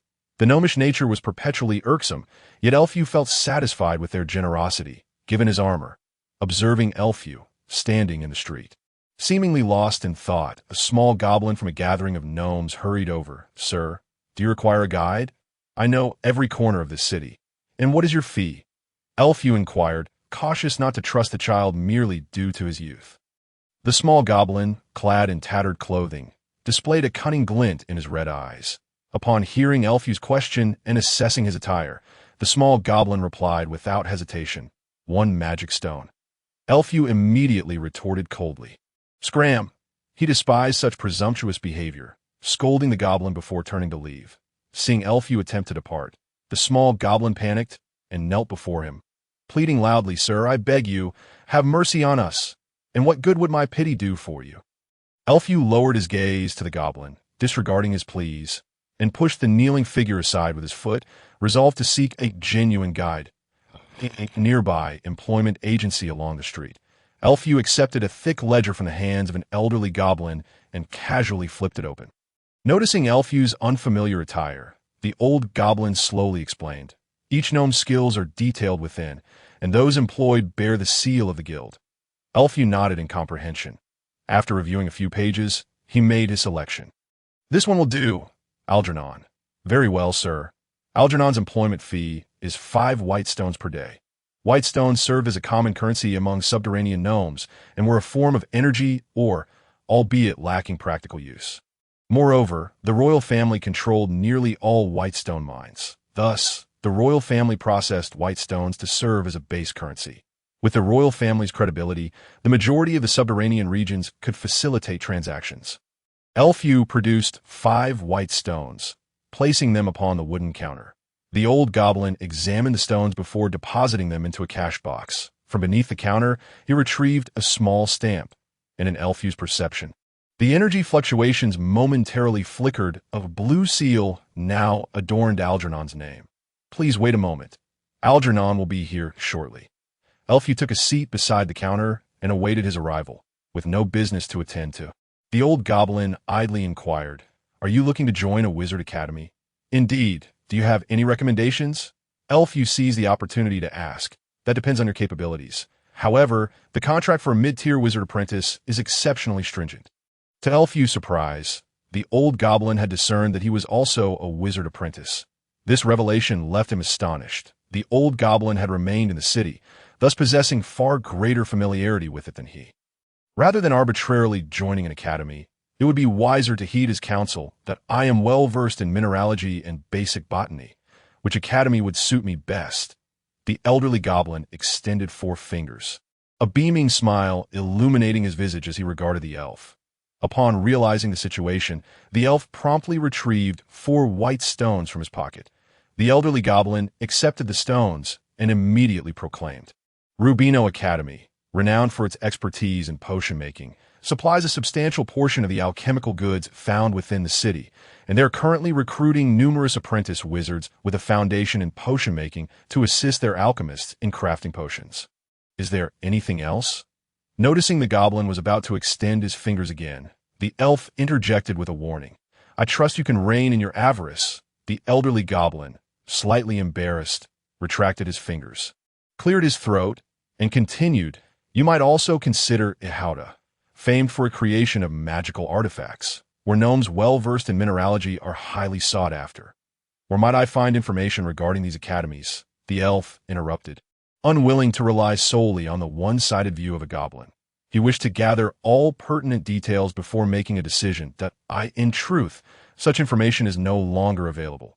Following a minor skirmish a decade ago, all the academies collectively destroyed such records and prohibited the circulation of this type of information, as it began to jeopardize the stability of the entire Academy Alliance. You can surely deduce the reasons behind this. Are you suggesting that many talented apprentice wizards have been poached by more powerful academies? Indeed, the situation is considerably more dire than that. "Babin, I have arrived. Where's the guest?" A coarse voice boomed from outside. Subsequently, a goblin clad in a short tunic entered the shop. Babin introduced him to Algernon, saying, "This is the gentleman." "Good day, sir. How may I assist you?" "Take me to the location where Rubino Academy recruits apprentice wizards." Faced with a lack of specific information, the elf resolved to visit the place Babin had mentioned personally. "Please follow me." The 2 goblins hopped onto Algernon's beast-drawn cart and journeyed to a rather dilapidated hall in the southern part of the city. The elf instructed Algernon, "Wait for me outside. I will require transportation to other locations afterward." "Understood, sir," Algernon replied, standing by the cart. There were no guards stationed outside the hall, so the elf entered through the open door without hesitation. As he passed through the threshold, a mental message reached his mind, its rigid tone imbued with a mechanical quality. "Apprentice wizards wishing to sign a contract, please wait in the hall. You will be called for testing after the current round concludes." The elf glanced into the hall, where 4 gray dwarves sat on the sole bench. Whispering amongst themselves, he approached and took a seat beside them. One of the gray dwarves appraised the elf for a moment before turning away to continue conversing with the others. Observing their disinterest in engaging with him, the elf chose to close his eyes and rest. Approximately 10 minutes later, the voice called out, "You 4, come in for testing." The elf opened his eyes as the door beside the hall swung open, revealing a goblin standing at the threshold. Utilizing his system to probe, he gleaned no information. Upon closer inspection, it appeared to be a high-level apprentice wizard. The elf approached the door and nodded in acknowledgement. Inside, another high-level apprentice wizard clad in a white robe stood with his back turned. To the rear of the room was another door, for which the previous examinee had presumably exited. 5 brass square tables were neatly arranged within the room, each piled high with a disarray of herbs. 2 brown, circular plates flanked either side of the herbs. The elf positioned himself at the table closest to the door, while the other 4 gray dwarves entered and took their places behind the remaining tables. The goblin gently closed the door. "You have 1 hour to identify all herbs suitable for potion making on the table. Ready, set, go." The goblin announced that a small golden hourglass was placed on the windowsill, judging by the flow of sand. The time allotted was approximately 15 minutes. The elf bent down to examine the chaotic assortment of herbs before him. Grasping a slender black plant, the system's prompt chimed in. Nora's hair, primary material for sleep potion. He placed the herb on the designated plate and picked up a second plant. Useless weed, that he placed it in the other plate, accelerating his pace, with half the sand remaining in the hourglass. He completed the sorting of the herbs before him. It seems we have a promising apprentice wizard today, Joseph thought to himself. Approaching the elf's table, he scrutinized the sorted herbs and confirmed their accuracy. Grinning, he addressed the elf. You have passed the test. If you succeed in the next round, you shall be admitted to Rubino Academy. I am Joseph. You may seek me out after your second round. Understood, my lord, the elf replied. Bowing respectfully, he made his way to the rear door, where the goblin opened it and nodded in greeting. After returning the gesture, the elf exited the room. Outside the room lay 2 corridors leading in opposite directions, each adorned with a simple wooden sign. The elf chose the corridor that led to the next room. Like the previous one, this room was overseen by 2 high-level apprentice wizards. However, the tables here were laden with the organs of magical creatures. After a few minutes of waiting at the door, the high-level apprentice wizard, seeing no other apprentices enter, closed the door behind him. It seems you're the only one who has passed. Your task is to perform preliminary processing and assessment of these organs within the allotted time. I will evaluate your performance to determine whether to sign a contract. One of the wizards explained to the elf. The elf nodded in understanding. Yet in truth, he struggled to recall the names of these organs, let alone process them. Why, Lord, he began, I cannot handle these organs. This is merely basic organ processing. Each academy possesses relevant materials. If you manage to pass the first room, why not this one? My apologies. The elf pushed open the door and stepped outside, finding himself on the street. After a brief orientation, he entered a narrow alley adjacent to the street. Algernon, seeing the elf emerge from the alley, did not inquire about the reason and hurriedly jumped down from the cart, opening the door to Tito Ehauda Academy. The elf commanded in a low voice, if this still proves futile, he would have no choice but to venture to the recruitment sites in search of fortune. However, this path would lead him to confront even more stringent contract upon his ascension to a formal wizard. The trials at Ehauda Academy were far more rigorous than he had anticipated. The elf was required to refine minerals that conform to specific regulations within a limited time frame. Having never engaged in mineral refining before, it was evident that he would not pass the test. After scouring 2 locations, the day had nearly slipped away, prompting the elf to instruct Algernon to take him to an inn before dismissing him. Having gone a day without sustenance, the elf, though accustomed to hunger, felt a twinge of discomfort. He indulged in a hearty meal downstairs and requested a modest room from the innkeeper. Seated on the bed, the elf commenced his meditation practice. Previous distractions had delayed his progress in the engraving technique, with the 8th loop remaining unpracticed due to a lack of time. Now, in a relatively secure environment, he could finally resume his studies. The entire night was spent immersed in the practice of the engraving technique, marking the first time since successfully constructing a gravitational field that the elf engaged in prolonged meditation. The effects of the gravitational field were strikingly apparent. The elf no longer needed to exert effort to attract energy particles. The magical power converted by the gravitational field sufficed to meet his consumption during meditation. Moreover, his abundant mental strength rendered the meditation more efficient, and he emerged from the night's practice without excessive fatigue. After resting for 2 hours on the bed, he descended to eat something before leaving the inn. Today, he intended to visit the various student registration points of different academies to gather information. Rather than hiring another transport, he summoned a beast cart with a wave of his hand and negotiated a price for the entire day. By 10 in the afternoon, the elf returned to the inn. There were more than a dozen permanent registration points scattered throughout the city, and after undergoing assessments, all expressed a willingness to accept the elf. This, however, left him in a quandary, unsure of which to choose. After careful deliberation, the elf settled on Rubino Academy. He perceived himself as lacking any influential backing, and his qualifications were not particularly outstanding. Thus, To become a wizard, he would undoubtedly require a substantial quantity of potions. Certain precious potions would be exceedingly difficult to procure through conventional means. Rather than pursuing this arduous path, he resolved to join the renowned Rubino Academy, signing an agreement to obtain potions up front, with the intention of repaying them through a predetermined cost upon achieving formal wizard status. Over the course of the day, the elf acquired numerous enrollment vouchers. Compared to his previous life, the situation was almost theatrical. He had never been this sought after. The vouchers were nothing more than simple notifications, with the decision to attend resting entirely upon him. He selected the voucher for Rubino Academy and discarded the others into the fireplace. Watching the flames consume the papers, he returned to his bed to continue his meditation practice. Once prepared, the elf hired a beast cart, setting off for Rubino Academy 2 days later on a desolate, muddy road. A speeding beast cart splashed mud into the air. The elf sat inside, gazing at the canopy obscured by dark clouds. 2 green-skinned pigs, driven by a short gray man's whip, propelled the cart swiftly until it halted before a lush grove.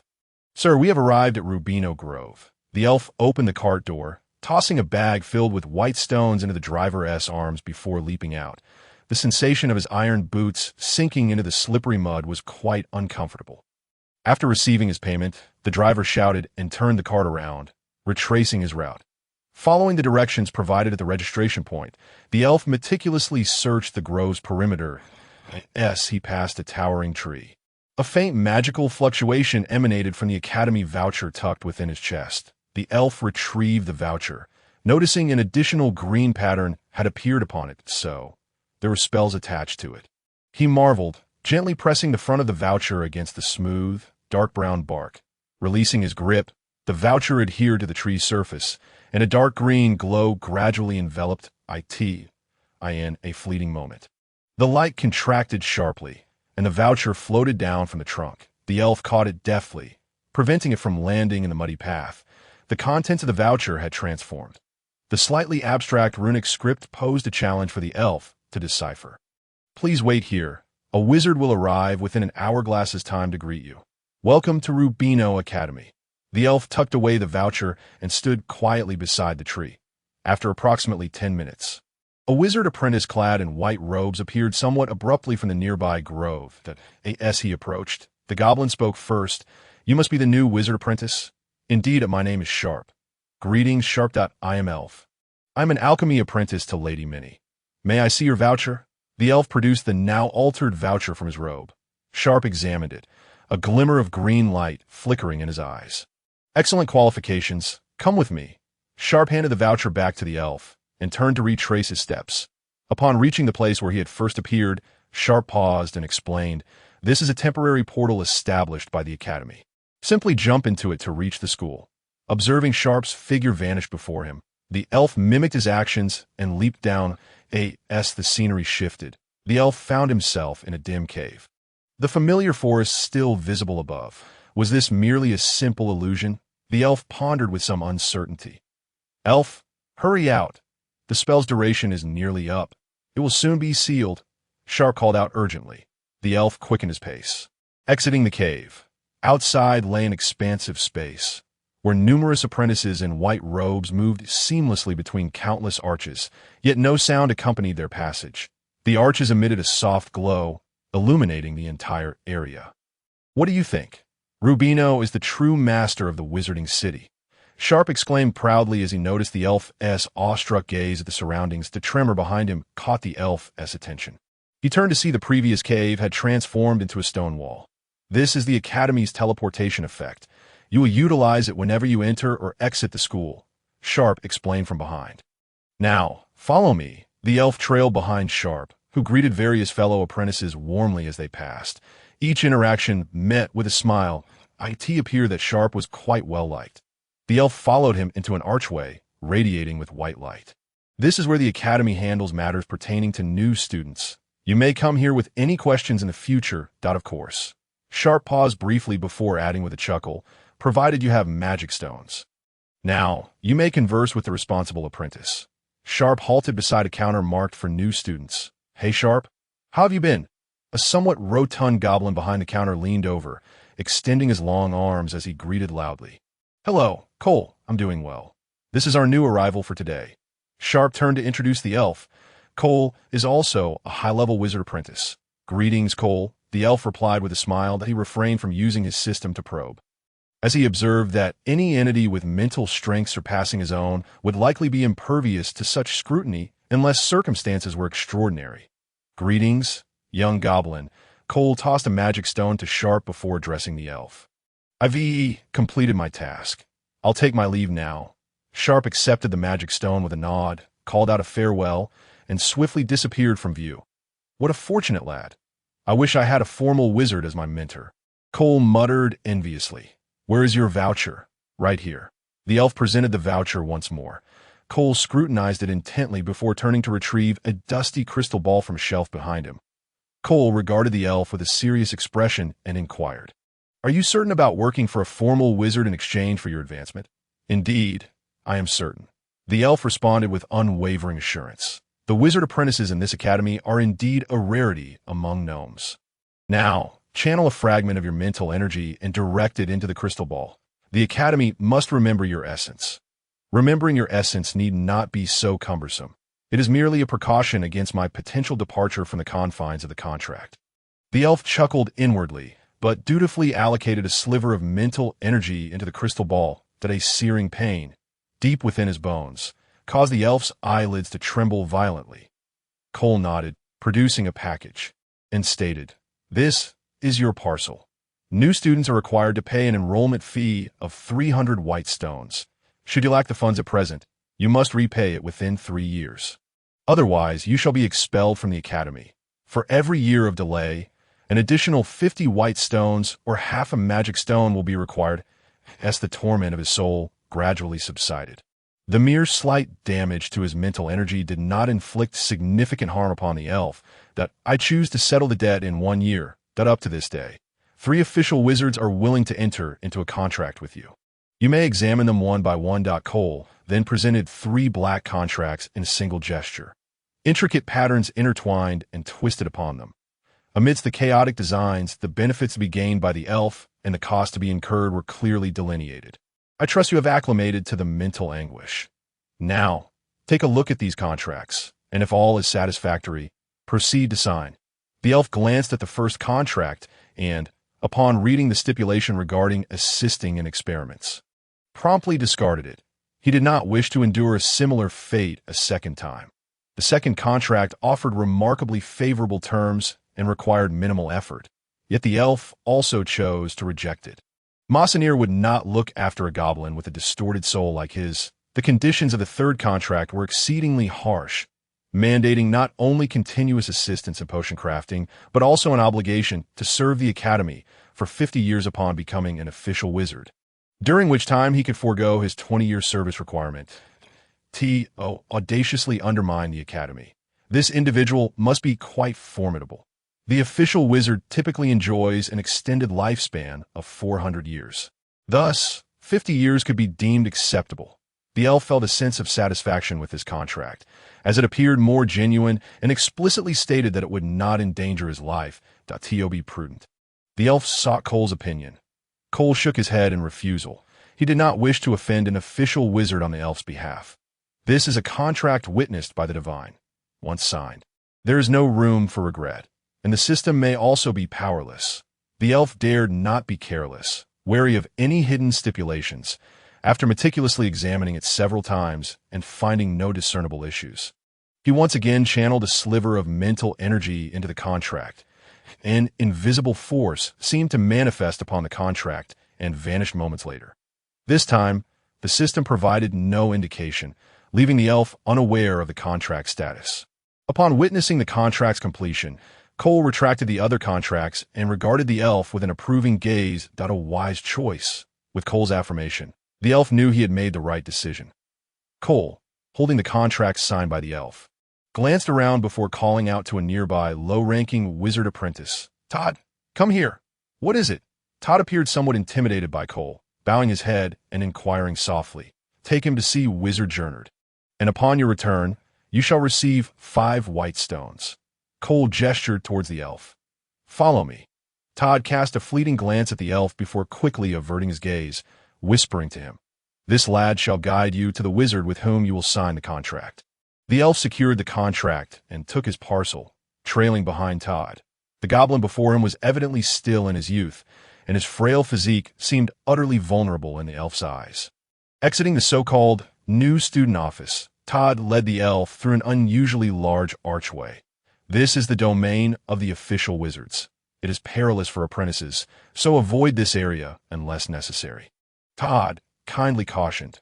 "Understood," the elf replied nonchalantly. He had no desire to linger among a gathering of official wizards who might take his life at any moment. However, having already signed the contract, he could only remain in this place. Beyond the archway lay a smaller cavern, with numerous openings, each inscribed with corresponding names. Together, the elf and Todd entered Jernard's cavern. After traversing approximately 200 meters within the cave, a wooden door obstructed their path. Todd approached the door and began to rap upon it fervently. Noticing the elf's astonished expression, he halted and explained, "Wizard Jernard is somewhat hard of hearing. Communicating with him requires considerable effort." The elf nodded in acknowledgement. Creak. The door creaked open, revealing an official wizard shrouded in a white robe at the threshold. The elf finally comprehended Todd's remark regarding Jernard's hearing, even with the hood obscuring his features. Jernard's head bore a distinctly triangular shape. Judging by his skin tone, he appeared to be a gray dwarf, though his exact age was indiscernible to Mr. Jernard, Todd murmured, seemingly just noticing the elf and Todd at the doorway. Jernard's sunken, dry eyes shifted, and he rasped at Todd. "Ah, it is Todd." Producing a magic stone from his robe, he pinched it delicately and placed it into Todd's hands. "Go on. Your task is complete." "Thank you, Mr. Jernard." Todd expressed his gratitude, turning to flee. "Follow me." The elf trailed after Jernard into the cavern beyond the wooden door. Piles of various materials were neatly arranged in the corners of the room, with enormous bookshelves dominating the walls, and a similarly large experimental table positioned not far from the door. The tabletop was cluttered with haphazardly stacked tomes and hastily scribbled experimental manuscripts. Scattered test tubes lay overturned upon the desk, their contents, some viscous, others clear, oozing onto the books, producing a corrosive hiss as they did so. Jernard, seated in a leather chair before the experimental table, succinctly addressed the elf. "The contract." The elf retrieved the contract and handed it to Jernard. Jernard examined the document briefly, channeling a sliver of mental energy into it. An invisible force reemerged, taking the contract along with it into Jernard's grasp. The elf immediately sensed a faint connection established between himself and the official wizard before him. Rising from his seat, Jernard remarked to the elf, "It seems not all wizard apprentices are imbeciles, do not be overly formal. In truth, I became like this due to my initiation into the ritual." "Is it due to a contract with an unknown entity?" The elf inquired. "One could interpret it that way," Jernard replied. Wishing to avoid further discussion on the matter, he continued, "According to the contract, you may peruse the books here, but I require to see your progress within 3 months. Upon the conclusion of those 3 months, I shall return. By then, you must have organized these materials, as you should be aware of the consequences of failing to do so." A peculiar vibration emanated from a golden ring upon Jernard's finger, and a multitude of herbs materialized upon the table, but a cursory glance revealed that some were entirely unfamiliar to the elf. "They must be rare herbs indeed." "Yes, my lord. Indeed, wizards are creatures of utmost rationality. Even those who seem mild-mannered ultimately prioritize their own interests. As the primary party in this contract, I command you not to leave this cavern for the next 3 months. I have prepared sufficient sustenance potions for you, thus alleviating any concerns regarding your bodily needs. Very well, for the duration of these 3 months, this cavern is yours." Having conveyed his instructions, Jernard swung the wooden door open. Creak! Bang! The wooden door was slammed shut with great force, and a menacing aura immediately enveloped it. After a long journey, Elf was utterly exhausted. He plopped down onto a leather chair of indeterminate material and casually picked up a hardcover book from the table. As he opened it, the pages made of papyrus felt remarkably coarse to the touch, that a discourse on energy factors. What could a formal wizard possibly glean from such trivialities? Elf had already perused several volumes of this sort on Bertie's bookshelf. all authored by high-ranking wizard apprentices who had long since abandoned hopes of advancement. Not only were they of no assistance, but they also fostered misconceptions. Elf merely had the system record those novel perspectives. Never intending to act upon them, he tossed the book onto the table and rose to survey the entirety of the cave. Though the wooden door had been closed, it did not impede the circulation of air. And while there was a certain stifling quality to the atmosphere, it was bearable. Aside from the outer chamber, there were two smaller rooms inside, but Elf could only access one of the doors. The interior was sparsely furnished, featuring a wooden bed covered with a layer of rotten rat pelts. And in one corner, 8 neatly stacked sets of 120 grayish-brown nourishment potions. Aside from the potions, a thick layer of dust blanketed the floor and bed, making it evident that this was not Grenad's bedroom, but rather one prepared for Elf. With a subtle flick of his fingers, he summoned the wind energy factor within the room to gather the dust into a clump. However, he found himself at a loss as to where to place it. Glancing around, he could only pile it in the corner. After shedding his armor and leaving it in the room, he lay down on the bed. Instead of the characteristic stench of rotten rat, a soothing fragrance wafted into his nostrils, accompanied by this aroma. Elf, overwhelmingly fatigued, closed his eyes. Half a month later, on a tidy tabletop, a hefty tome lay open, splayed wide. Elf, with his eyes shut, felt the continuous ebb and flow of magical energy around him. In the next moment, he abruptly opened his eyes, extended his palm flat, and stared intently at his hand, softly reciting an incantation. As he completed the incantation, Elf calmly uttered in runic, "Fire!" Whoosh! A handful of pale yellow flames abruptly erupted from an inch above Elf's palm. The glow illuminated the figure of Elf clad in white robes, casting a vast and distorted shadow upon the wall as the corners of his mouth curled upward, revealing a hint of jagged white teeth. Suddenly, the flames began to flicker violently. Then, with a bang, they burst into a shower of sparks. Elf's expression shifted, reflecting a tumult of emotions, but he still could not construct a stable spell model. Despite having diligently practiced the precision of mental control as instructed, he remained unable to successfully cast the spell. Just as he was lost in thought, the system's voice broke through the silence. Simplified fireball spell analysis completed. Would you like to transmit? Commence transmission. Much like the meditation technique, the system could also analyze spells, albeit the process was exceedingly protracted. Over the past half-month, since discovering the spellbook, Elf had endeavored to absorb its spell templates. Absorption was effortless, yet utilizing them proved to be a different challenge altogether. After half a month of attempts, he found himself thwarted at the final moment of convergence each time. Today marked the closest he had come to success, yet it too had crumbled just as he was about to unleash it. Elf meticulously compared the three-dimensional structure in his mind, striving to pinpoint his error. However, this endeavor was destined to be futile. Every channel of magical flow had been guided by his mental energy, leaving no room for mistakes. After half a month of stagnation, Elf reluctantly decided to abandon this spell. He still needed to invest significant time in processing the herbs, and he could not afford to waste any more time. He closed the spellbook and returned it to its original place, scrutinizing the neatly aligned spines to locate the tomes he required. He extracted all the books pertaining to alchemy. He needed to systematically study all aspects of alchemical knowledge to properly handle that batch of herbs. For an ordinary intermediate wizard apprentice, meticulously reviewing materials to process those herbs within 3 months would be a considerable challenge. Yet Elf was no ordinary intermediate wizard apprentice. He aimed to seize this opportunity to thoroughly learn the foundational principles of alchemy. 2 months later, once again watching the flames in his hand explode, Elf expressionlessly retracted his palm. Practicing the fireball spell during moments of boredom had become a habit for him.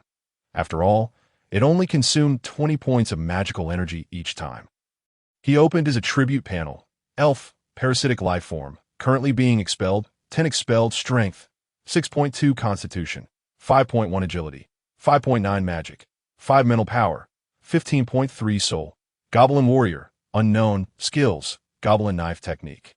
8th group of runic character inscription. After successfully mastering the 8th group of runic characters, Elf did not experience the surge of mental power he had anticipated. Instead, he found himself in a state of stagnation, with slow growth in mental capacity. Not only that, but his other attributes ceased to increase as well. Although the growth of his mental power was disappointing, he had comprehensively absorbed the fundamentals of alchemy with the system's assistance. However, possessing knowledge without practical application was of little use. Elf decided to take a day of rest, planning to commence the processing of the herbs the following day. Calculating the time, he figured that once he had completed the task, he should still have some surplus time left. Among the books in Grenad's collection, the only one that could be deemed leisurely reading was the one Elf had first encountered, a brief discussion on the application of energy factors. He retrieved that book again, opting not to have the system record it, and began to read at a leisurely pace. Suddenly, a particular passage captured Elf's attention. Energy factors are omnipresent and all-powerful. We can only guide them, not control them. When we attempt to guide energy factors with our own strength, we may encounter issues of uncontrollability. From my research, this arises from an insufficiency of one's own power to guide a substantial amount of energy factors. Indeed, it's because I have not absorbed any fire attribute energy factors. Thus, there is no fire attribute magic generated within me, insufficient to manipulate the energy factors in the air, which prevents me from completing the final construction of the spell. As Elf endeavored to test his hypothesis, he realized that his magical energy had been completely depleted. Without hesitation, he began to actively absorb fire attribute energy factors using his mental power. Elf had initially believed that the conversion of different spell factors into magical energy would cause conflict within his body. However, he encountered no discomfort whatsoever. All energy factors, once transformed into magical energy, remained within him, unharmed. The magical energy swiftly exceeded 20 points, and for safety's sake, Elf waited until it reached 40 before attempting to cast the spell. This time, he utilized only fire attribute magical energy. The yellow flames reappeared but did not explode again. Instead, they gradually coalesced into a spherical fireball, which Elf directed toward the wall. Boom! Following a resounding explosion, the fireball left behind charred scorch marks on the wall.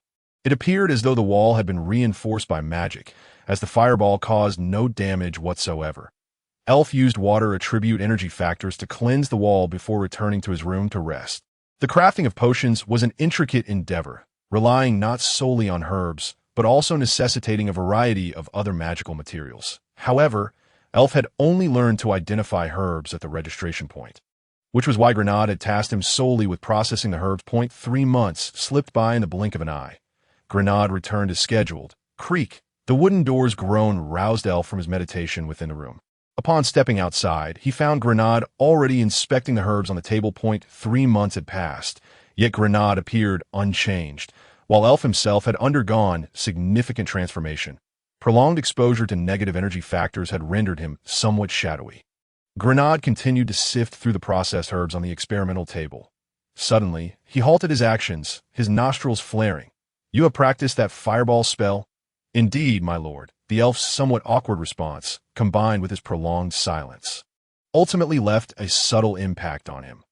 Grenade sighed regretfully, stating, "In truth, that spellbook is not suited for you. According to our contract, you could have obtained a tome more aligned with your abilities. It appear that the fireball spell was deliberately placed there." "Indeed, what a miserly fellow." The elf silently cursed in his heart, yet dared not reveal his discontent, maintaining a composed demeanor as he replied, "An apprentice sorcerer of intermediate rank is only permitted to study a single spell, and the casting time is excessively lengthy, rendering it rather feeble. There is little distinction in which spell one might choose. I must refrain from such greed in the future." Grenade nodded, continuing, "It seems you are a quick learner. You have handled these herbs quite well. You have passed the assessment, and I can offer you a private laboratory equipped with a complete set of apparatus. Perhaps you might consider pursuing a path as an apothecary." The elf was taken aback by Grenade's straightforwardness. After a moment's hesitation, he inquired, "May I have some time to contemplate this?" In truth, he was on the verge of departing the academy and planned to leave behind 2 vials of promotion potions as stipulated in their contract. The elf sensed an unease when Grenade showed no intention of granting him time for reflection. He was unsure of Grenade's true motives. Noting the elf's silence, Grenade, unwilling to linger on the matter, stated directly, "This is merely a means of mitigating losses. If you cannot advance to a formal sorcerer, I will be compelled to return to the academy in 30 years. an ordinary apprentice does not yield any benefit to me. However, should you become an apothecary capable of concocting standard potions, I believe that before your demise, you could compensate for the loss of those 2 promotion potions. How about this? I will provide you with 2 additional potion formulas at no charge.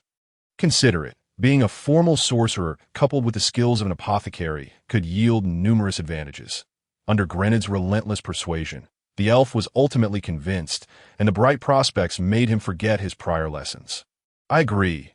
Upon uttering these words, the elf distinctly felt a slight shift in the connection between himself and Grenad in his mind. Grenad retrieved 2 scrolls of parchment from his ring, handing them to the elf, and then produced a wand about the length of his forearm. With a gentle motion against the ground, a pale yellow light flickered, and a diminutive rot rat materialized before them. Go gather your belongings. This little creature will escort you to your laboratory.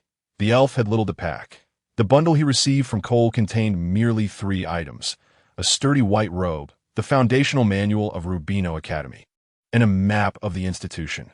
The manual began with a detailed account of the Academy's history, which the elf found utterly uninspiring.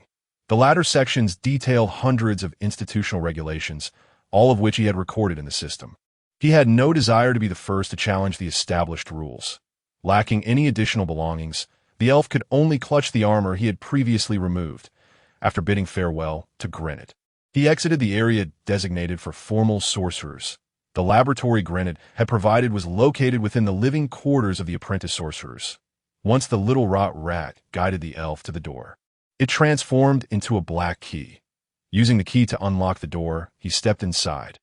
Although it was termed a laboratory, it merely contained a set of potion-making equipment in addition to the typical accommodations of an apprentice sorcerer. The elf could not complain too much, considering it was a complimentary offering. After spending 3 months confined to a single room, the elf began to feel somewhat restless and resolved to venture outside to refresh his spirits. After placing his belongings down and closing the door, he dedicated an entire afternoon to exploring the academy. There was nothing particularly remarkable. It was filled with countless identical caverns. After meandering through the marketplace where apprentices congregated, he found himself disheartened by his empty pockets. The elf finally comprehended where he had been led astray. The path of an apothecary was indeed a bottomless pit.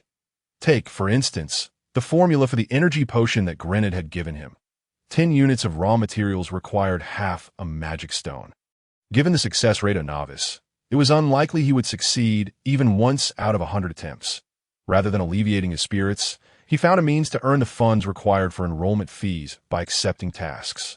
Various assignments were posted on the wall, with apprentices frequently taking them down, while new tasks were continually added. The elf scanned the offerings for some time, but found nothing suitable. Simply put, his combat prowess was too lacking. Even a straightforward gathering task was suggested to require at least 3 intermediate apprentice sorcerers working in tandem. Going solo would likely entail considerable risk. At this juncture, the elf could not help but envy the formal students of the academy. Once they achieved the rank of intermediate apprentice, they could choose their mentors. Having a mentor allowed them to earn compensation by assisting with their mentor's work and also afforded them the opportunity to purchase knowledge at a discounted rate. The elf, now merely an external member of the academy, had to pay magic stones to attend classes. Yet, with his current feeble strength, acquiring magic stones proved exceedingly difficult, leaving him in a deadlock. Without further hesitation, the elf expended his last remaining white stones to purchase a cleaver and a sturdy goblin bow, along with a plentiful supply of arrows. Given the circumstances, he would have to take a risk. Seeking fortune amidst peril, the elf did not act rashly. He resolved to practice the goblin heavy arrow technique he had acquired some time ago.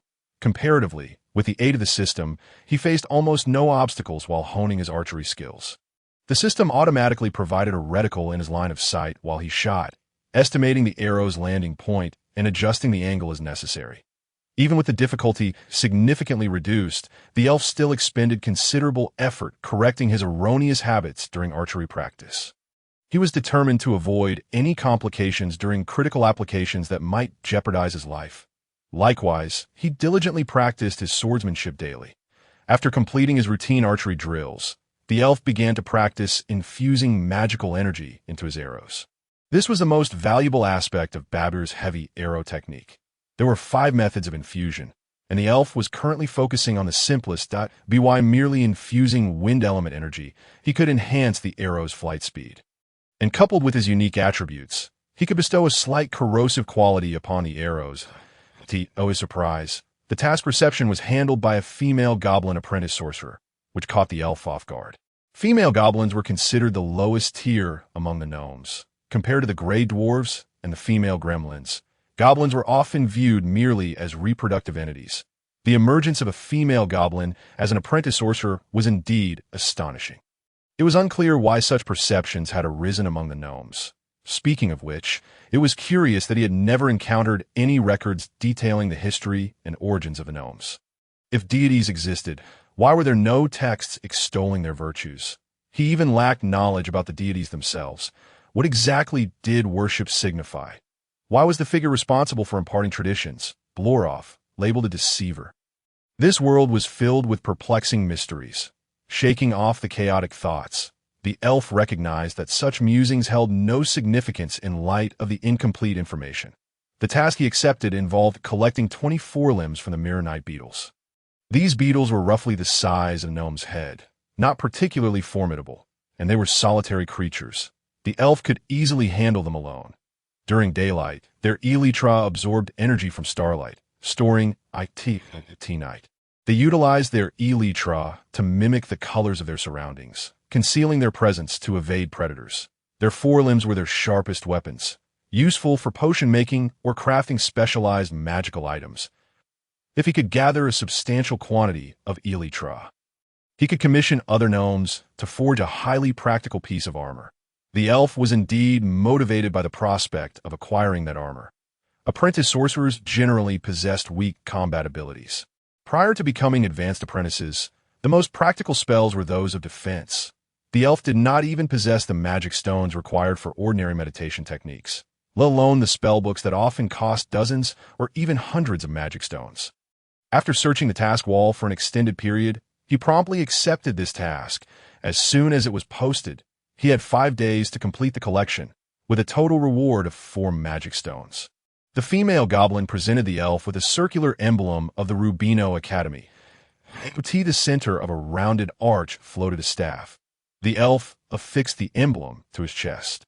By channeling magical energy into the emblem at the Academy's entrance, one could open the passage, and the same applied for the return journey. After reviewing the elf's task record, the female goblin kindly reminded him. The elf expressed his gratitude and turned away. The apprentice wizards at Rubino Academy appeared gentle in demeanor. However, when the elf suggested accompanying them outside, they all shook their heads in refusal. Clearly, the gnomes were well aware of their own kind's unreliability. Departing from the task wall, the elf approached an archway recessed into the stone wall and infused the emblem with magical energy that a fissure opened along the solid stone wall, gradually widening to form a long passage through which the elf could pass. As he emerged, he found himself in a realm far removed from the ordinary forest he had traversed before. This grand magical formation, akin to a spatial spell, was beyond the elf's comprehension. Should he place the emblem within the side of his iron boot and discard the key, returning to the academy would become impossible. The elf wore no cumbersome white robe, but rather donned armor. Wielding a machete and a bow, along with over 40 wind attribute arrows he had successfully crafted over the past months, as noon approached, the starlight shone brilliantly, an unfavorable omen for the elf, indicating the possibility of a fruitless venture that evening. In the subterranean world of winter, the absence of bothersome common insects spared the elf the expense of pest control. Slaying the mirror night beetles during daylight was no simple task, as they predominantly roost high in the treetops, exhibiting a cautious nature that prompted them to flee at the slightest hint of danger. Only at night would they descend to feed beneath the trees. Even in winter, the forest trees remained lush, with a thick layer of decaying leaves accumulating on the ground, each step sinking deeply into the loamy earth. The starlight was swallowed by the towering trees, leaving the academy's exit as the sole unshaded area. Once outside the academy, the elf heightened his vigilance to acquire more resources. The founders of Rubino Academy had chosen this vast woodland as the exit. A simple map could not delineate the precise locations of various dangerous species. Only through caution and prudence could one better safeguard their life to go hunt the Miranite beetles.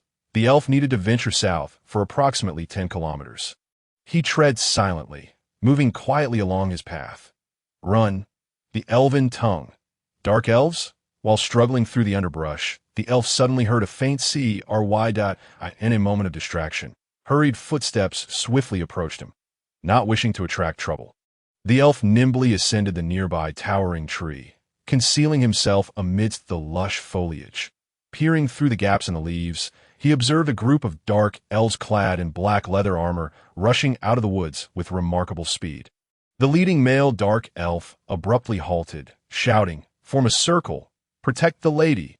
Over a dozen dark elves swiftly drew their curved blades, encircling a figure cloaked in black robes, as a dark aura emanated from their perimeter. The elf atop the tree clearly discerned a strand of white hair peeking from beneath the dark hood. Such hair color was not typical among dark elves. "Shoot!" A stern male voice resonated through the layered canopy. In the next moment, hundreds of arrows rained down from all directions towards the encircled dark elves. The black aura surrounding them flared brightly, warding off all incoming projectiles. This moment, Angulo was filled with anxiety.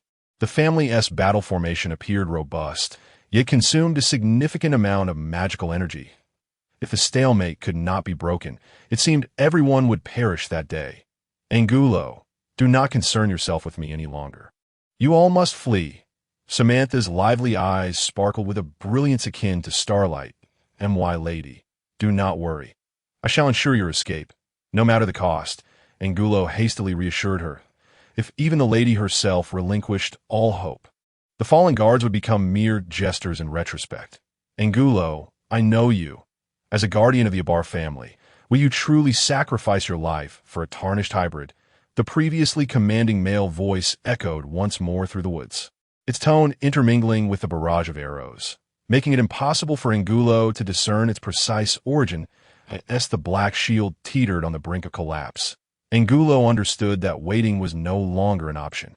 "My lady, forgive me." With an apology, he hoisted Samantha onto his shoulder. "Da-da!" Samantha exclaimed, only to be obscured by a magical item Angulo produced, rendering her undetectable from the outside. The Guardians recognized that they had reached a critical juncture, and all shouted in unison, "For the Abar family." The black shield fragmented, surging into the bodies of the Guardians. In an instant, their energies surged, dark mist pouring forth from their orifices. The arrows that pierced their leather armor fell limply to the ground. No longer able to penetrate the dark elf skin, the elf hid in the tree, watching as over a dozen Guardians became fleeting shadows, charging into the woods from various angles, followed by a chorus of anguished cries. Seizing the moment of chaos, Angulo cast a glance toward the elf's position and swiftly darted toward the side where the sounds were faintest. In that fleeting exchange of glances, the elf, observing Angulo's strikingly distinct eyes, felt an alarm within him. Realizing he had been discovered, he dared not linger any longer. Using the densely growing trees as cover, he leaped away continuously. As night deepened, the elf rested upon a sturdy branch, recuperating his spent energy. Since he had encountered dark elves, it seemed he was not far from the northern border of the gnomes. Yet, that so-called lady, could she be the offspring of dark elves in another race? The Abar family name seemed vaguely familiar. System, display the information on the Abar family. Suddenly, a crimson panel appeared before the elf, detailing the Abar family's lineage. Due to his limited mental capacity, he could not absorb an overwhelming amount of information at once. The elf feared that an influx of complex memories might overwhelm his consciousness, rendering him a fool. Thus, he stored less critical knowledge within the system, rather than allowing it to clutter his mind.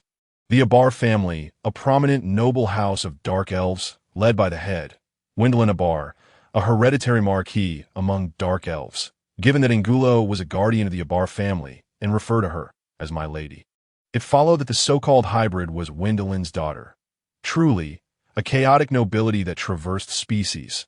These individuals, who held bloodlines in such high regard, would likely see that lady meet a grim fate with a simple jest. The elf cast this matter from his mind. After all, even a princess bore no relevance to him. Having accomplished nothing, he had instead expended considerable energy to escape such a predicament. After resting for half a day, the sky began to show signs of light. Wasting no time, the elf descended from the tree and commenced his search for the mirror night beetles. These beetles favored decaying leaves, consuming them in large quantities and leaving distinct depressions on the forest floor. The elf was fortunate to discover an anomaly in a sunken area of leaves, where a stone was continuously moving atop the foliage. Gently retrieving his longbow, he knocked an arrow imbued with wind, attribute magic. Aiming for the upper part of the beetle's head, whoosh, an arrow was loosed, striking the head of the shimmering night beetle with unerring precision in the blink of an eye, for days had swiftly elapsed. As the elf wandered through the forest, he unwittingly disturbed a beetle engrossed in its meal. The creature unfurled its elytra, revealing wings that shimmered like gossamer, and in an instant, it lunged towards the elf. Raising its forelimbs, it aimed a direct thrust at him. In a moment of desperation, the elf discarded his pack and fell backward onto the ground. The beetle's forelimbs pierced through his breastplate, and the elf swung his blade with ferocity. Cleaving into the beetle's head, viscous blue fluid erupted forth as the beetle writhed momentarily before falling still. With some difficulty, the elf pried the beetle's forelimb from his armor. His chest had been punctured, barely avoiding a fatal wound. Trembling with residual fear, he stowed the forelimb and elytra into his pack, wiped away the blue ichor from his skin, and hastily departed the scene. The forest harbored more than just the shimmering night beetle. Magical creatures, drawn by the scent of blood, would soon converge upon the site to contest the beetle's remains. After a considerable distance, the elf removed his breastplate and tended to his wound, orienting himself towards the academy. Over the course of several days, he had nearly exhausted his supply of arrows, yet his bounty was substantial. Thanks to prior practice, he had successfully hunted 31 shimmering night beetles, given the beetle's speed. The elf dared not engage it directly. The singular encounter had already revealed the creature's might. Including the 24 limbs required for his task, he had an additional 12, a fortunate surplus. However, in comparison to the task, their value was modest. The elf estimated he could sell them for only 1.5 magic stones. He also possessed 32 pairs of elytra, which he carefully layered in his pack, intending to craft a suit of armor upon his return. Conventional armor proved too fragile against the onslaught of magical beings. "Are you the gnome who was hiding in the tree that day?" A celestial voice inquired. The sudden utterance caused the elf to draw his blade in alarm. "Oh, you not feel shame? How could you bear witness to the deaths of Onluo and the others during the pursuit?" The elf recognized the speaker and, with a hint of impatience, retorted, "In truth, I am under no obligation to assist you. Surely, it was your actions that attracted those pursuers." His tone was imbued with a perplexing anger. "I have no time to hunt down a dark elf like you." The absence of any trace of her presence incited the elf's ire. "You gnomes are truly a despicable race. You have no right to look down upon me." The elf realized that the noblewoman named Samantha had misinterpreted his words. Her peculiar mindset left him momentarily at a loss for words. His only desire was to extricate himself from this lunatic and return to the academy to fulfill his mission. "Why did you betray us?" The shrill voice of an elf echoed from all directions. The elf was bewildered by Samantha's intentions. Although he had discerned her lack of combat prowess earlier, his previous misadventures compelled him to exercise caution. Gradually retreating to the rough bark of a tree, he pressed his back against it to guard against a potential ambush from Samantha. That moment, he regretted discarding his breastplate. It would have provided some defense. "You are afraid. If you have done it, you must face the consequences. One day, I shall kill you." The sharp threat reverberated once more. Upon hearing the words, "I shall kill you," the elf's expression shifted.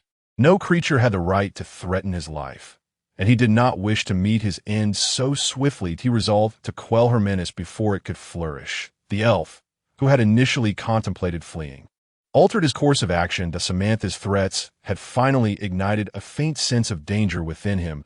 To allow a life intent on his demise to escape will be an act of irresponsibility towards his own existence.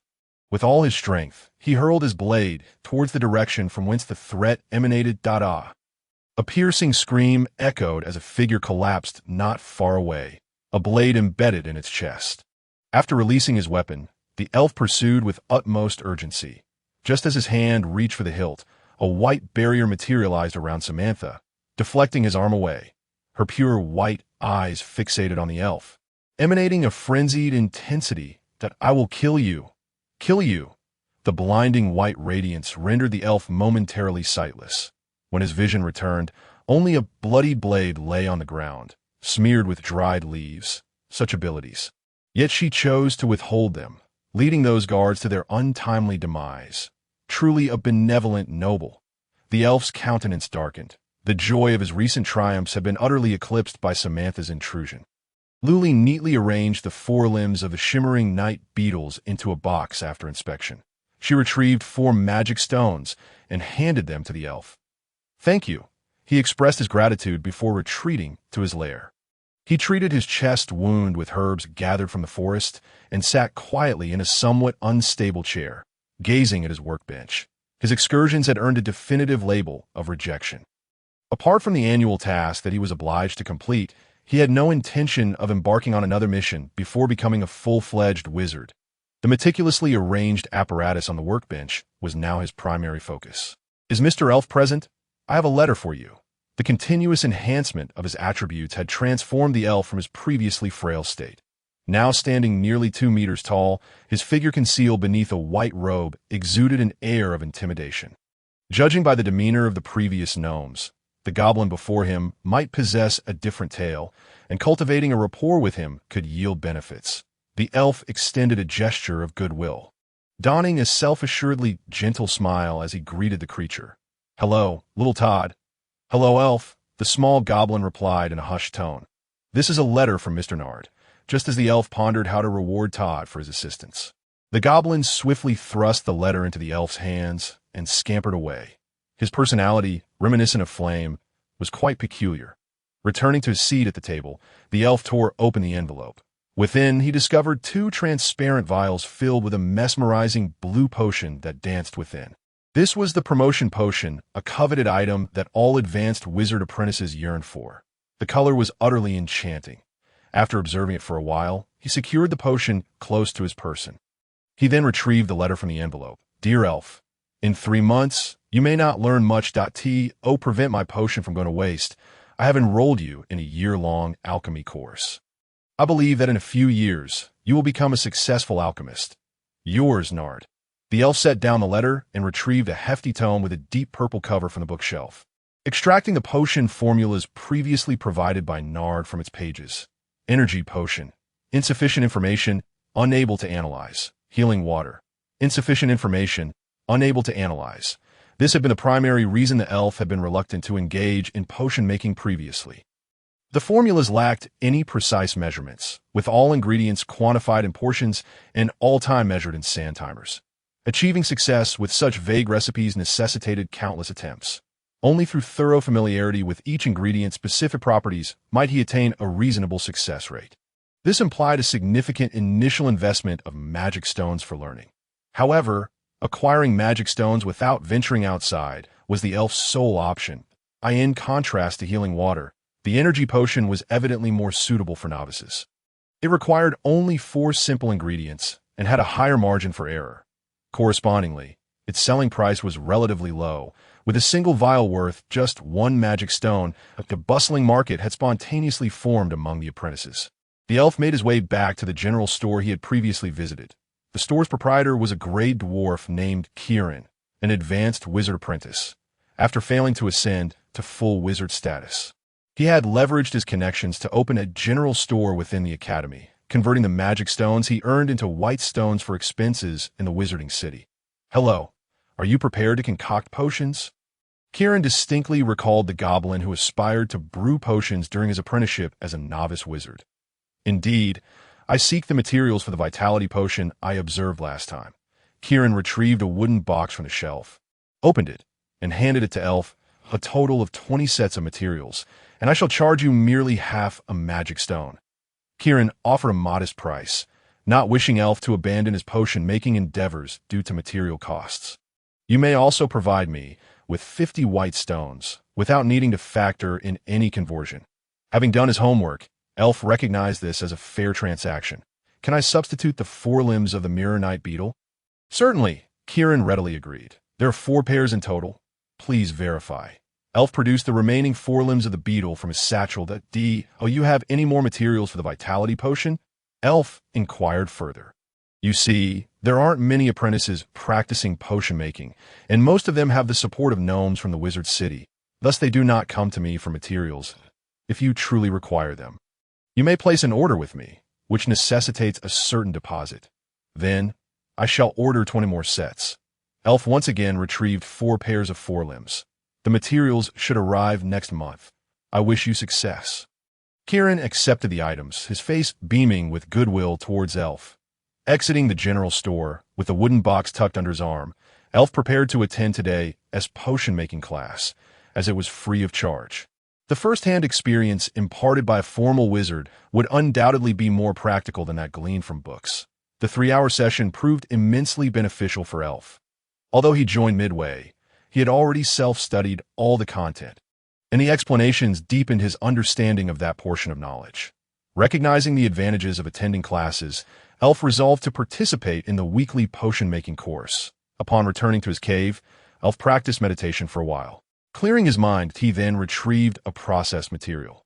The moldy light-averse worm, the nails of a female dark elf, powdered tailbone of a rotten rat, and most importantly, the gray fruit. After meticulously examining the materials, Elf commenced his first brewing attempt. As he integrated the powdered tailbone of the rotten rat into the solution derived from the gray fruit, a burnt odor wafted through the air. Unsurprisingly, the first attempt ended in failure. He had anticipated that after one brewing session, the system would analyze the recipe. However, there was no response whatsoever. After carefully reviewing his brewing steps, he began again. Yet again, it ended in failure, as he continued to falter for various reasons. Over the course of an afternoon, all 10 sets of materials transformed into a black, solid substance, emitting a pungent aroma. Elf opened his door and utilized wind elemental energy to disperse the accumulated odor into the corridor. Creak! The sound of the wooden door opening and closing echoed as a goblin clad in a white robe emerged from the adjacent room. Are you brewing potions? Inhaling the scent wafting through the hallway, Rick inquired with mild surprise. Yes, Elf replied, his expression darkening. Noticing Elf's displeasure, he quickly remarked, Well, I wish you good fortune. Farewell. Bang. With the door firmly shut, Elf returned to his room, somewhat disgruntled. Clearly, potion-making required continual practice with the remaining materials. Elf did not hasten to brew potions. After thoroughly pondering and absorbing the knowledge of potion-making, he prepared himself for another attempt. After discarding 5 sets of materials, he embarked on a new round of reflection and summary. 2 weeks later, a bottle of green potion rested in Elf's hand, with a few black residues swirling within. It was merely a subpar vitality potion. The vitality potion was undergoing analysis, with a progress of 0. In an estimated time of 20 hours, it turned out that success in brewing a finished product was necessary for analysis. He placed the potion into the special potion box he had previously purchased. Over these 2 weeks, aside from attending 2 potion-making classes, he had spent the remainder of his time sequestered in his room, studying potions. Elf decided it was time to take a stroll to alleviate the tension that had accumulated over the days. While wandering, he was halted in his tracks by a gnome calling from behind. Recognizing the voice, he turned to greet him. Sharp, it has been a while. I heard you've been brewing potions lately. Do you need my assistance? Sharp enthusiastically addressed Elf. This gnome seemed to be acquainted with the vast majority of the wizard apprentices in the academy and shared a particularly amicable rapport with each gnome. Elf had encountered him more than once, sharing laughter with a throng of gnomes during meals. Furthermore, his instructor was not only powerful, but also one of the few potion masters in the academy, making Sharp a prominent figure in the Rubino Academy. While the potion had been brewed, the issue of its marketability and subsequent materials remained a concern. Perhaps Sharp could assist in formulating a solution. Yet, as a promising high-level wizard apprentice, why was he so eager to help someone as impoverished as Elf? Did Elf possess something of value to exploit? In terms of potions, I do not require assistance, but I lack a means to sell my creation, and I am out of subsequent materials. I hope you can lend a hand. Elf tentatively voiced this statement, harboring no expectations of genuine help. Have you truly brewed a potion? How long has it been? Sharp's smile faltered, incredulity evident in his tone. Elf could discern the fleeting hint of jealousy in Sharp's eyes. After expending dozens of materials, he had barely managed to brew a bottle of subpar vitality potion. Sharp nodded, as if coming to a sudden realization, yet his previous enthusiasm had vanished. You are already quite remarkable. Sharp exaggeratedly praised. In truth, producing a finished potion from 20 sets of materials could indeed be deemed impressive, though Sharp's demeanor felt overly theatrical. I have been brewing potions for my instructor, without any means to sell, and the materials were also supplied by him. I regret that I cannot assist you. Sharp lamented. Sharp's refusal did not surprise Elf in the slightest. He had anticipated this outcome, that he merely smiled and replied, I appreciate your compliment nonetheless. I have some matters to attend to, so I must take my leave. Would you care to join me for a drink? Sharp invited. Not this time, perhaps another occasion. The elf shook his head in refusal. He had no desire to engage excessively with such a gnome, nor did he wish to partake in those repugnant concoctions brewed by the goblins. He brushed past Sharp, who was casting a discontented gaze in his direction. The elf resolved to seek out Joseph, the advanced wizard apprentice he had encountered during last year's trials. Surely, a gnome capable of overseeing the affairs of the academy would possess far greater resources than Sharp, who relied solely on external aid. Half a year later, within the depths of a pitch-black cavern, the elf stood before his workbench, meticulously filling a potion case on the floor with pristine green elixirs, and subsequently selecting 5 substandard vitality potions. The issue of potion sales was resolved with a mere word from Joseph, and the elf successfully obtained the Academy's potion selling permit. This was largely due to a previous incident of potion forgery at Rubino Academy, which had caused a stir among the official wizards. Following that event, all wizard apprentices wishing to sell potions within the Academy were required to secure a permit. However, obtaining this permit necessitated not only the successful brewing of qualified potions, but also the endorsement of a gnome as guarantor. Initially, the elf had intended to offer Sharp a share of the profits in exchange for acting as his guarantor, but Sharp had outright declined. Upon approaching Joseph, the elf found him agreeable after inspecting the vitality potions. Joseph readily accepted the terms, agreeing to take 1 potion as a share of the profits in exchange for the permit. Following the system's analysis of the vitality potions, the elf's success rate had reached an astonishing level. Out of 10 materials, he could brew at least 7 potions. Even Sharp's mentor, Minnie, could not guarantee such a high success rate. The key to the elf's remarkable success lay in the system's continuous guidance. Each successful brewing experience collected by the system granted him enhanced control over the vitality potions.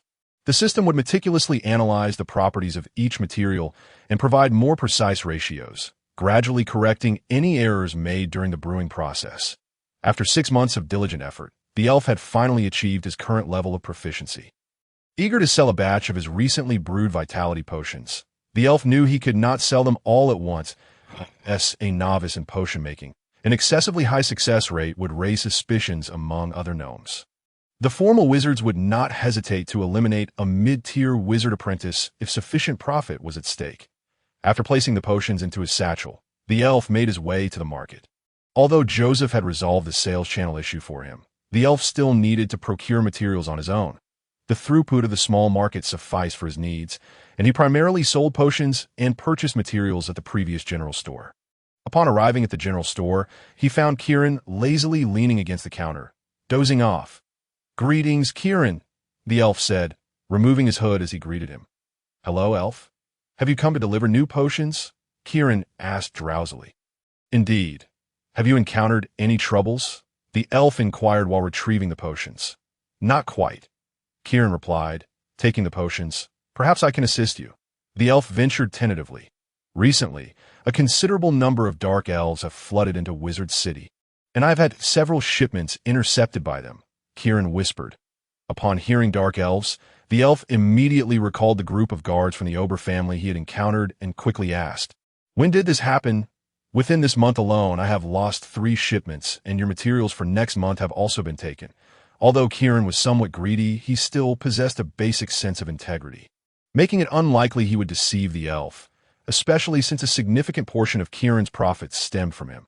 Perhaps I should investigate this matter. Remaining within the academy is not a prudent course of action. After 6 months of accumulation, the elf had amassed sufficient magic stones, alleviating his previous financial woes. Now, with summer upon them, a time when many magical creatures were most active, he needed to prepare adequately for his excursion. The carapace of the Mirror Knight beetle had been crafted into a complete set of exquisite armor. Lightweight, yet exceptionally defensive. Not only could it withstand ordinary blade attacks, but after absorbing ample starlight, it also granted the ability to change color and become invisible. The Mirror Knight armor was a coveted set among the advanced wizard apprentices at the academy, even with all the materials provided. The crafting alone cost 5 magic stones. Purchasing a complete set would set one back between 25 to 30 magic stones, equivalent to over 1,500 white stones, a sum sufficient to cover the annual expenses of an ordinary gnome family. However, ordinary gnomes were not eligible to purchase it, as Rubino Academy monopolized the production of the Mirror Knight beetle, supplying only the internal academy, rendering it virtually worthless outside. The elf began a grand procurement.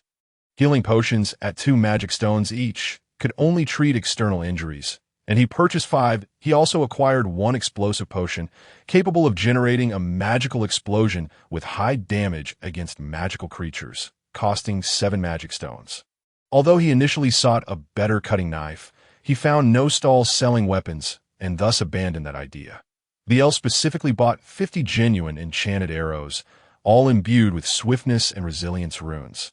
Crafted by an advanced wizard apprentice studying enchantment, these arrows exhibited superior performance, flying faster and being less prone to breakage, allowing for multiple recoveries. After completing his purchases, the elf returned to the cave in the apprentice area. Donning the all-black Mirror Knight armor, he strapped on a cutting knife and longbow, stashing 10 vitality potions along with the potions he had previously acquired in his satchel.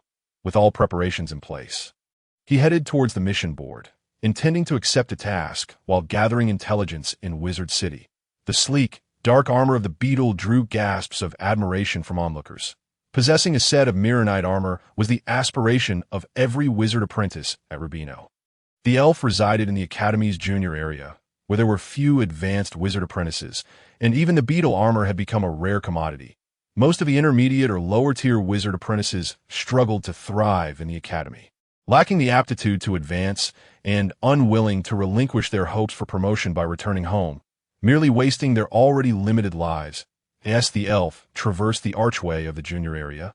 He entered the expansive archway hall, where numerous apprentices clad in white robes hurriedly moved between the various archways. These were gnomes still striving for advancement, most of whom possessed decent aptitude or support from their families. Still qualifying for promotion to formal wizards, the elf pressed onward, locating the archway leading to the mission board. This time, the elf's primary objective was not to earn magic stones. Rather, he sought to investigate the sudden appearance of dark elves in Wizard City. If it were connected to the Ober family, he would need to tread carefully.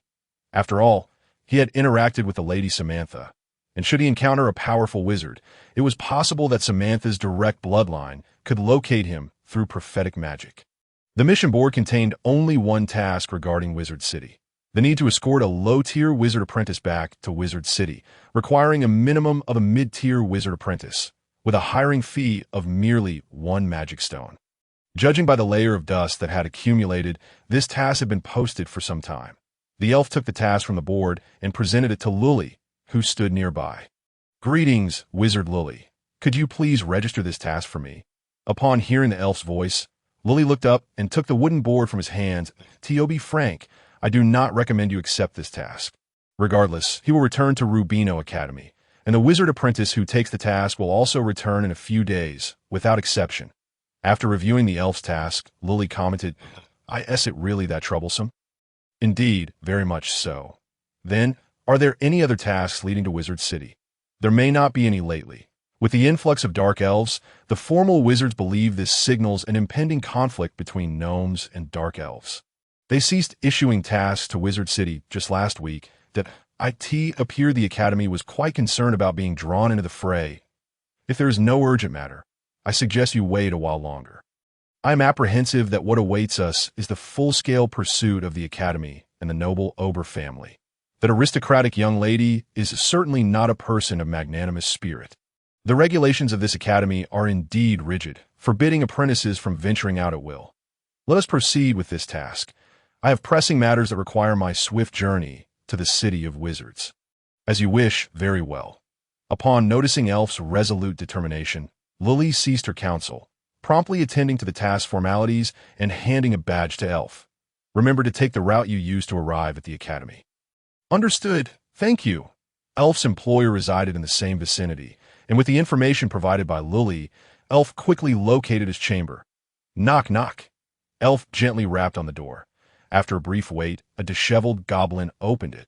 His once white robe was soiled, his green visage appeared somewhat darkened, and his crimson eyes were dull, exuding a foul stench from the depths of his cave that extinguished Elf's desire to enter.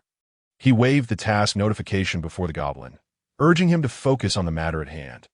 Hurry up, let us depart swiftly, Elf declared, stepping away from the threshold, unable to bear the wretched odor without the protection of his nostrils. Carl hesitated for a moment before realizing, then exclaimed in excitement, "Splendid," and hurriedly returned to gather his belongings. After waiting in the corridor for about 10 minutes, Carl emerged from his room, burdened by a large package. "Could you please wait a moment? I need to submit my withdrawal paperwork to the school." Carl gazed enviously at the mirrored night insect armor enveloping Elf. Happy, quick. We need to set off at the earliest. Elf urged, I shall return swiftly. Observing the gaunt figure of the goblin before him, Elf lifted his mask and said, "Very well, I will await you at the exit." After traversing a realm of vibrant light, Elf and Carl found themselves in the Rubino forest. The two gnomes proceeded along the muddy path that Elf had taken earlier. Soon, the weight of the cumbersome package rendered Carl immobile, in resignation. Elf halted to rest. Carl discarded the package onto the ground covered with dark glow grass and reclined beside it. "Why do you wish to return to the city of wizards?" Elf inquired, observing Carl.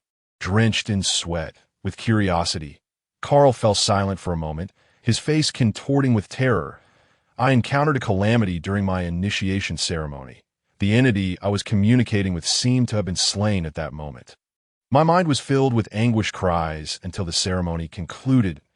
Yes, if recalling something dreadful, beads of sweat began to trickle from Carl's forehead. Unaware of his own distress, he continued, "At first, there were no anomalies. But after some time, I realized I had developed two personalities, one of which emerges while I slumber."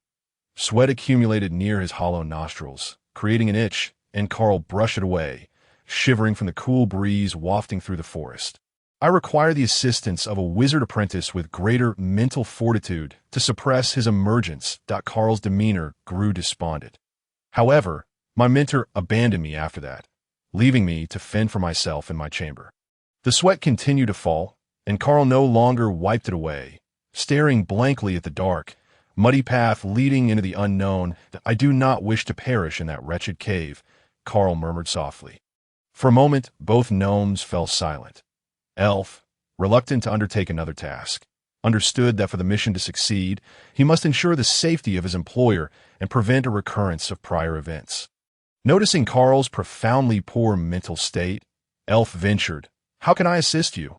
"As long as you infuse me with a purer magical essence than my own daily, it should temporarily subdue him," Carl replied. Sitting up from the grass, his tone serious, "Do not trust anything I say during this process. You must have heard of my previous circumstances." Elf nodded affirmatively, acknowledging his awareness. After a brief respite, the two resumed their journey. Their earlier conversation had sapped their enthusiasm for dialogue, and they walked in silence along the desolate road. Upon reaching a flat clearing, Elf inquired before channeling his magic, "I simply need to guide it into your body. Correct? Yes, it can be directly infused within me. A wizard. Accepting another's magic entails immense pain." Upon contact with Carl's back, Elf felt his entire body tremble. Carl managed to endure it, suppressing any cries, only emitting muffled groans.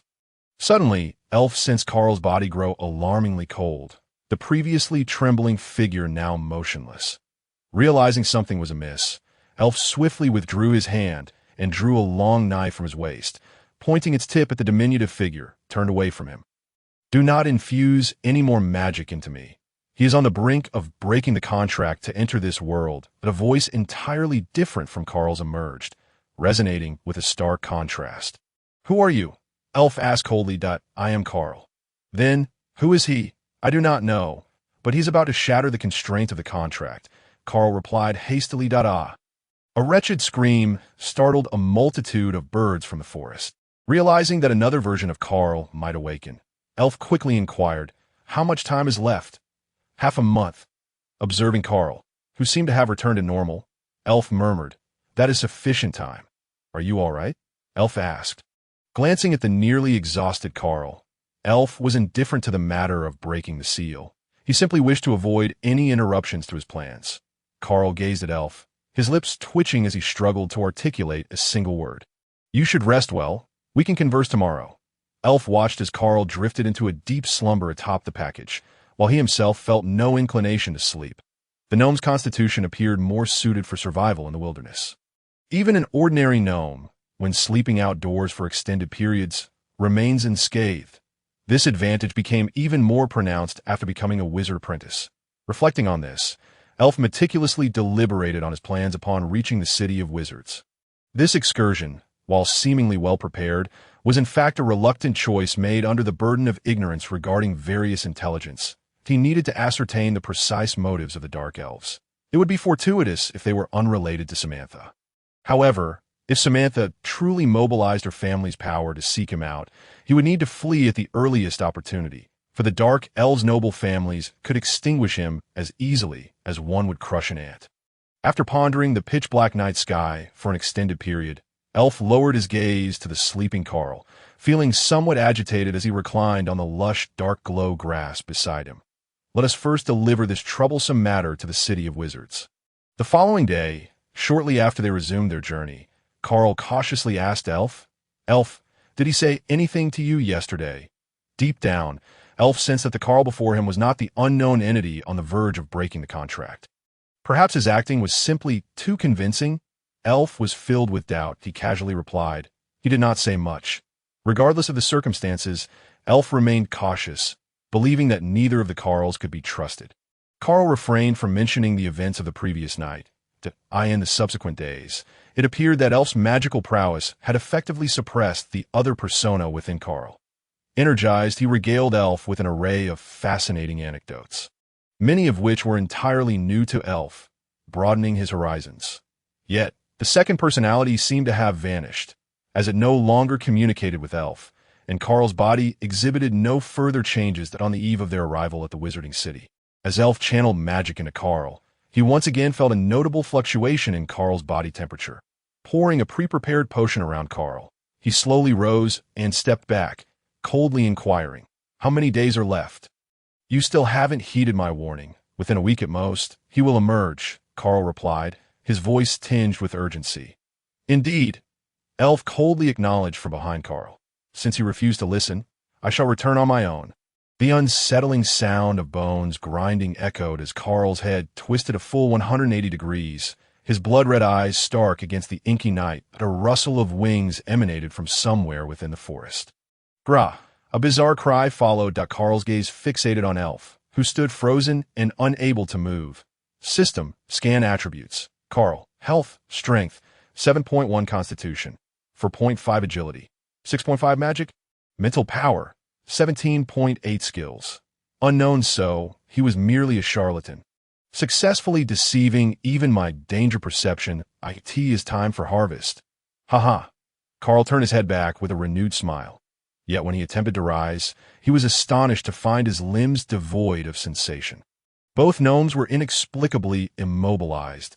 The apprentice-level binding spell was fleeting and required significant preparation time.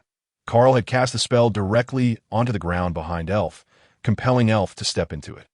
As it was not an offensive spell, Elf had failed to sense it beforehand. Although Carl's plan succeeded, he had not anticipated that Elf had never truly believed him. Carl began to plead in terror. Elf silently observed as Carl collapsed to the ground, writhing like a repugnant worm. The failed byproduct of the vitality potion proved unexpectedly effective on goblins, previously, when Elf had tested it on a gremlin. The same dosage had merely rendered it incapable of muscle control, rather than leaving it to squirm on the ground like a puddle. How did you cast your binding spell? Why were there no magical fluctuations? Elf questioned, giving Carl a kick to his surprise. Carl convulsed violently twice before falling completely still. Has he fainted? This dosage should not be lethal. Oh well, he cannot even move his tongue now, so there's nothing to answer. It is indeed peculiar. The figure in the black robe rested his hand upon a somewhat peeling wooden table, a crimson ring adorning the middle finger of his right hand, facing Elf directly. We only require one of the ordinary dark elf warriors. Elf continued. Is that all that's needed? The black-robed figure inquired, a hint of confusion in his tone. Elf affirmed, yes. The black robe fiddled with the ring in his hand before withdrawing it back into his cloak. Cohen, provide him with the intelligence on the dark elf squad, the black-robed figure commanded, rising to lift the curtain on the wall, stepping into the passage behind him, the destination shrouded in mystery. The elder goblin who had just opened the door handed Elf a sheet of paper filled with details. How many white stones? Cohen remained silent, extending 5 fingers. After paying the white stones, Elf returned to the inn with the intelligence in hand. Though the insect armor was practical, its recognizability was too high. Thus, Elf procured a white robe and donned the hood to conceal his armor. The dark elf squad mentioned in the intelligence resided on a street not far from Elf's location, comprising 8 dark elf warriors. They were equipped with standard elven curved blades and 2 archers, forming a typical patrol squad configuration. This squad operated independently within the district, following a fixed route daily, though the precise times varied greatly. Moreover, since they traversed densely populated areas, Elf saw no opportunity to eliminate them during the day. He leapt from the second-floor window onto an adjacent rooftop and made his way to the vicinity of the dark elves' lodgings. The inn where this squad resided was only 2 stories high and was a cheap rental, capable of accommodating over a dozen guests in a large room.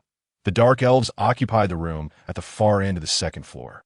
It was perplexing how the wizards of the academy could permit such a large military presence in the city without fearing a sudden dark elf assault. With all 8 dark elves absent from the inn, Elf meticulously observed and memorized the terrain surrounding the establishment before returning to his quarters. The following day, Elf shed the insect armor and ventured directly to their lodging for a close observation of their capabilities. Mediocre, merely a notch above an ordinary adult goblin, night descended.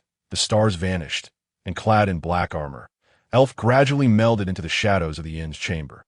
Once more he traversed the rooftops to the dark elf squad's inn, gazing at the still bright flames within the room, resigned to waiting.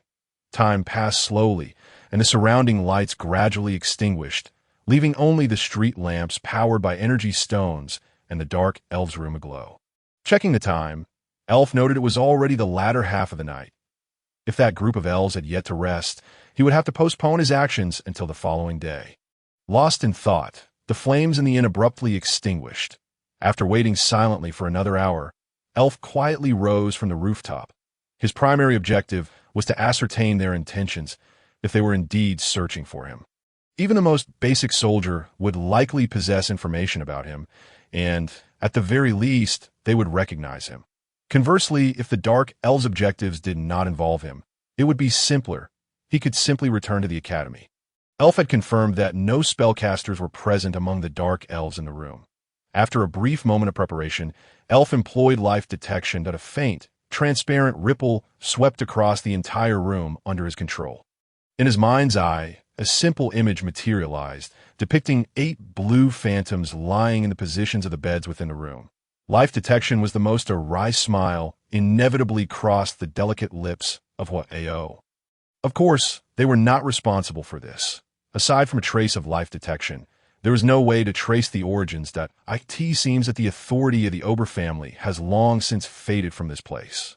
So long, in fact, that even the weakened Northern Wizarding Alliance has forgotten us. Perhaps it is a trait of our race, for gnomes are not particularly passionate about the flavors of food. They care only for the quantity. This has left the elf unable to satisfy his yearning for gourmet delights, returning instead with a sense of regret. The towering spire blocked the last rays of starlight before nightfall and beneath the dim glow of an oil lamp.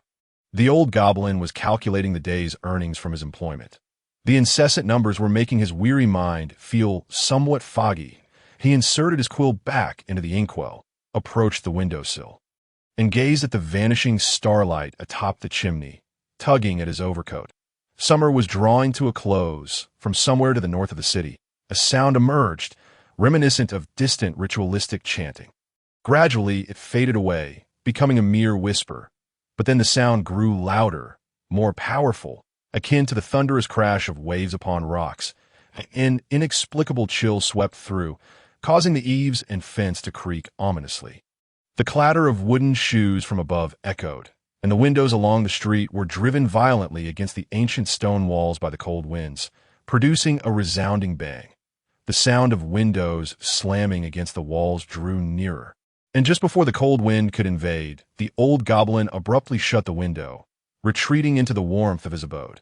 Ashes from last winter still lingered in the dark hearth, and the long chimney rose straight into the night sky. As the fierce wind swept past the elf, he turned to gaze toward the northern part of the city, sensing for a moment, puzzled, but finding nothing amiss. Yet, why did that aura feel so familiar? After a moment of silence, the elf continued his journey toward the inn. Perhaps it was time to return to the academy. The darkness and cold wind rendered the air unbearably heavy, each breath sapping warmth from his body. In the desolate night sky, a mass of dark clouds had gathered, carrying a bothersome aura that thickened in the atmosphere. It was no longer confined to the north, but began to seep into every corner of this city. Divided by rivers, this city, resplendent with brilliance and opulence. Crossing the river, a thin layer of ice formed on the surface of the water. Surpassing the bridge, it brushed past the square, surging into the streets and palaces, until it flooded into the East District, where the wizards congregated. In the heart of the East District, within a magnificent palace, a tall gray dwarf wizard clad in a white robe sat in a lavish high-backed chair. Murmuring softly, "It seems these dark elves are becoming rather anxious," Bernard observed as all 26 representatives from the academy took their seats, then stood up. "I have summoned you all today primarily to discuss the matter concerning the dark elves once more. Although the issues regarding the Ober family have not been explicitly stated, I trust that you are all well aware that I believe we should seize this opportunity to reclaim what rightfully belongs to us." "Have you considered the consequences?" a wizard interjected. Opposition was inevitable. Every matter would always attract dissenting voices, which Bernard had anticipated, as far as I know. Due to this incident, the matron of the Dark Elves is quite displeased with the Ober family, and they shall undoubtedly face a united front of resistance from other nobles. After all, a marquis possesses wealth, an army, and status that other Dark Elves covet. "Where did you obtain this information?" another wizard inquired. Bernard sidestepped the question, opting not to answer directly. "Perhaps I should simply reveal the answer to you." A sinister smile crept across Bernard's face as he continued. "Wendelin has united with an elf and given birth to a daughter. But now, she has gone missing." Under the bright magical lights within the palace, all the wizards fell into silence. A unique aura surged through the intricately designed doors of the hall, and as the sole first-level crystallized wizard stationed in the city.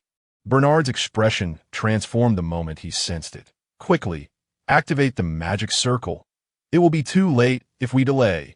Some distorted shouts erupted from the usually composed Bernard, surprising the other wizards. The aura of Havagmil.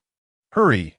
The name, laden with taboo, was uttered by Bernard, sending waves of terror through all the wizards, who fled the palace in a panic. Bernard made his way to the center of the circular conference table. A staff materialized before him, which he grasped firmly and thrust into the empty ground. Brilliant golden light emanated from the point where the staff met the earth. Bernard stepped back a few paces. From the staff's insertion point, an oval stone platform rose, 30 centimeters high. The staff slowly sank into the ground until it was completely enveloped, leaving behind a circular hollow that shimmered with golden radiance. Silently, he recited the incantation. The oval stone platform divided into 4 fan-shaped segments, sliding outward in an instant. The light intensified, that a figure cloaked in golden light ascended from below. Countless black clouds coalesced into a massive vortex, beginning to envelop the northern part of the wizarding city. A terrifying gale froze every movable object on the ground into ice, sweeping them into the air. A figure ascended straight into the sky, coming to a standstill at the vortex's center, motionless. The air was filled with the sounds of violent thunder, as if a frenzy of crashing were saturating every corner of the wizarding city. The horrifying scene, akin to a natural disaster, shattered the already fragile sanity of the gnomes. In a state of panic, they scurried about like headless flies, some driving beast-drawn carts towards the city's outskirts, others trembling in their homes, and still others rushing headlong into the northern district. The elf turned to gaze at the tiny figure in the sky, now merely a dot, hastily moving in the opposite direction. Boom! The sound of the impact grew increasingly distinct. The black clouds expanded steadily, with the vortex's center moving toward the city's heart at a steady pace. The energy dissipating in the air was drawn into the vortex. The elf focused intently, watching as all the specks of light were absorbed by the figure suspended in the sky. Crystalline snowflakes spiraled down from the heavens, untouched by the frigid winds. The air had been stripped of any elemental factors to enhance the elf's speed. In an instant, the elf's velocity plummeted, reduced by a significant margin. The rapidly descending snow soon blanketed the entire wizarding city in white. With 10 minutes remaining to exit the city, the edge of the vortex would catch up within 2. The elf disregarded everything else, pulling out a vial of energy potion while running, uncorking it and drinking it in haste. Cough, cough.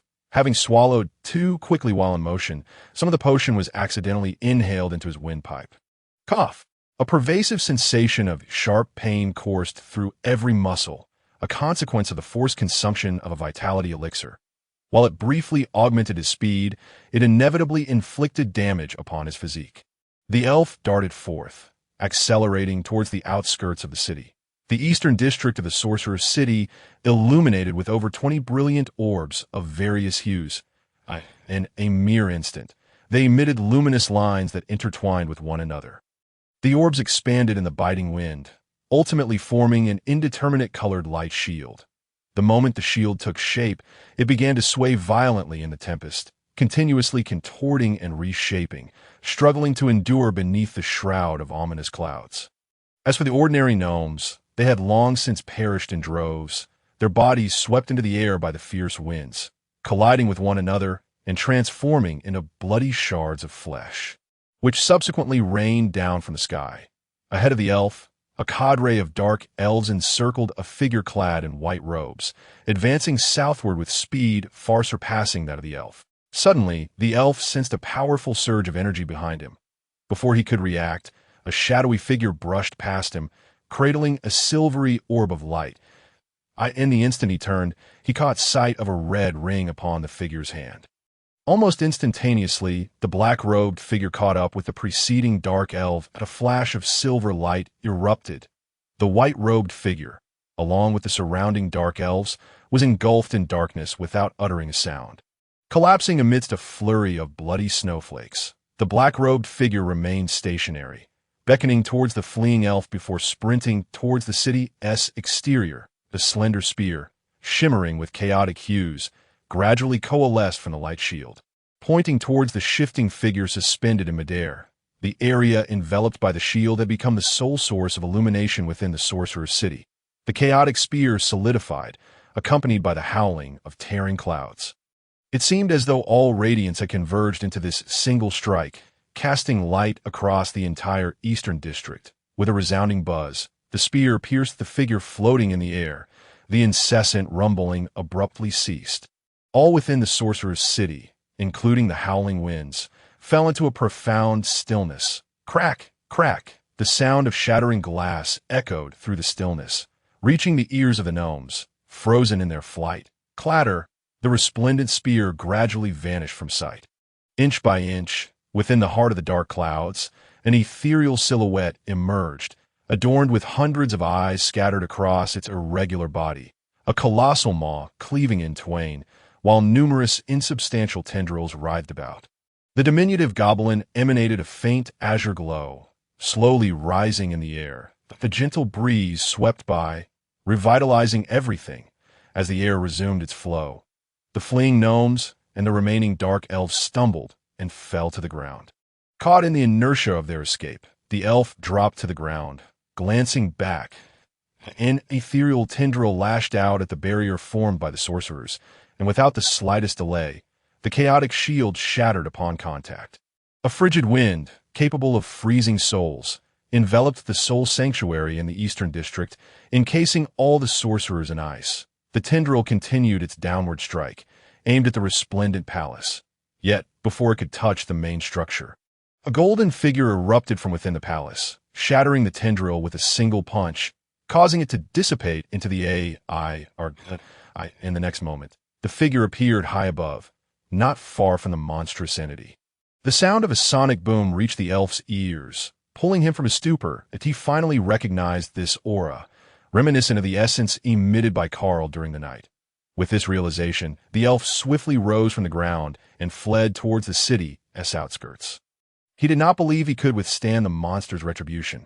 Buzz! Behind the elf, golden and blue shadows intertwined, emitting a piercing hum.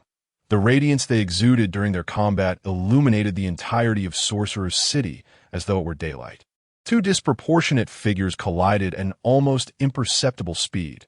The sound of breaking the sound barrier reverberated in a continuous cascade, rendering their forms and movements invisible to any observer. They crashed into the city, demolishing building after building before soaring into the air from the wreckage. Within a brief span, the city's core had been utterly transformed into a desolate ruin.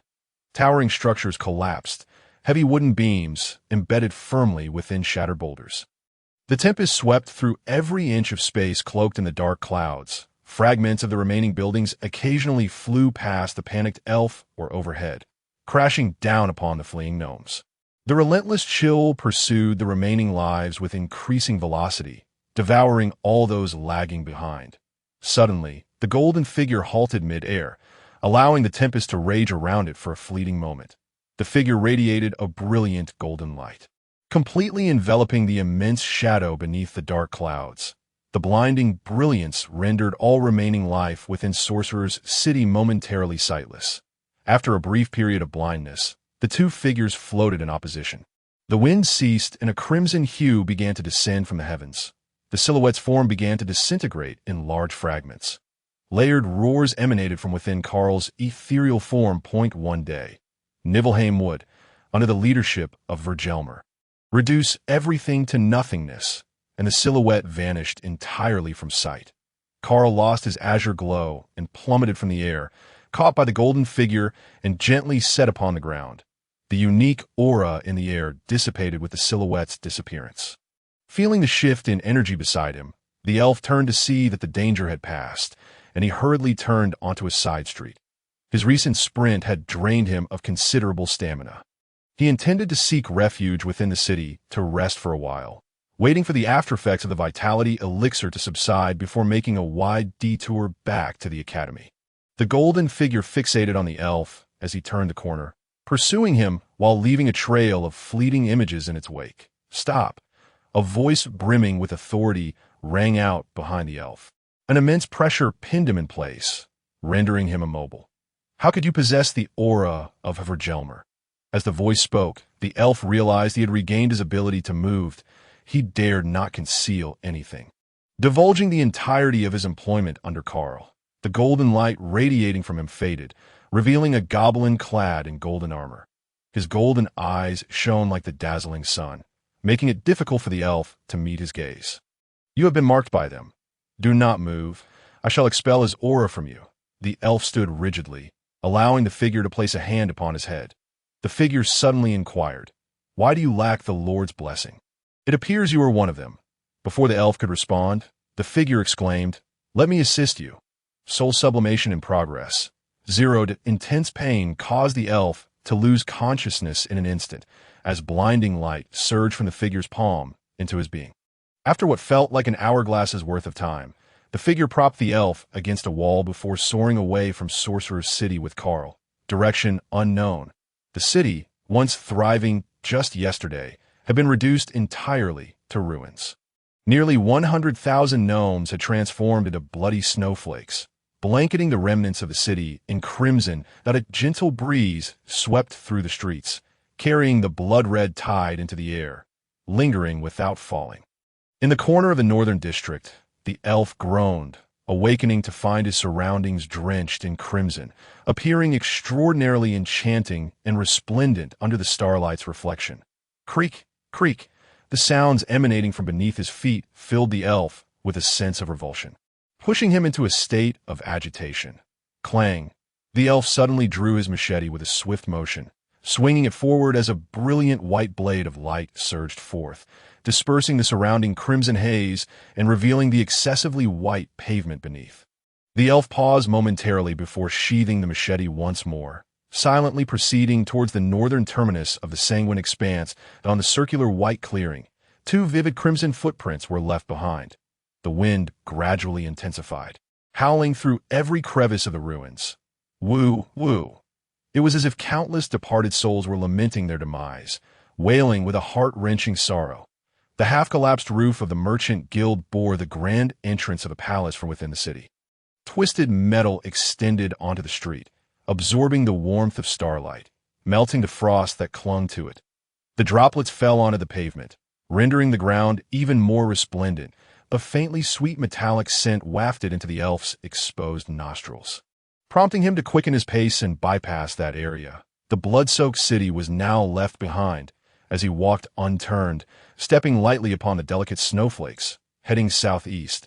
The dark forest seemed to beckon the elf, awaiting his arrival in its embrace. The Spider Forest, a boundary between the Dark Elves and Nidvale, was a necessary passage for the elf on his chosen route back to the academy.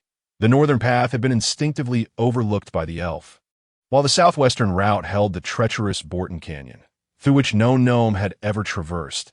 The elf was somewhat familiar with the circumstances surrounding the Spider Forest. Nat had several tomes regarding it, along with detailed maps. He was confident that, with his current strength, he could traverse it safely. The elf settled beneath a flourishing tree, diligently wiping the bloodstains from his boots with leaves. Countless spiders crawled up and down his form, for the entire forest was a paradise for these creatures. The bloodstains had lingered long upon his chitinous boots, seeping into the material, thereby adding a hint of dark red to their black surface. The elf summoned his magical energy to repel the spiders clinging to him. Within the Spider Forest, one should never entertain the thought of eradicating these diminutive beings. Lifting his mask, he consumed a vial of healing water. A warm sensation enveloped the elf, causing him to unconsciously close his eyes and emit a contented sigh. As the comforting feeling gradually faded, he opened his eyes, retrieving another vial of sustenance potion. He returned the empty vial to his pouch and lowered his mask once more. The elf had resolved not to consume any more of the sustenance potion. He would require the remaining 20 or so vials for the treacherous depths of the Spider Forest, where venomous spiders might abound. System Elf, weakened, strength, 12.9 constitution, 12.9 agility, 12.9 magic, 96 mental power, 19.9 soul. Radiant Blade Goblin, can be transcended. Skills, Goblin swordsmanship, engraving technique, Goblin heavy archery. Fireball spell, life detection. This was the hero of the goblins, not only possessing formidable strength, but also effortlessly transforming an ordinary goblin into a special one, nearly doubling its attributes. A truly enviable feat. This was the elf's first intimate encounter with a goblin hero. These heroes seemed devoid of magical prowess, yet their physical might was exceedingly robust, and their defensive capabilities were remarkable, far surpassing those of ordinary goblins. What effects did the Lord's blessing bestow? How could they discern so readily? It seemed prudent to delve deeper into such knowledge. From the elf's perception, he was on the brink of ascending to the rank of Advanced Wizard Apprentice.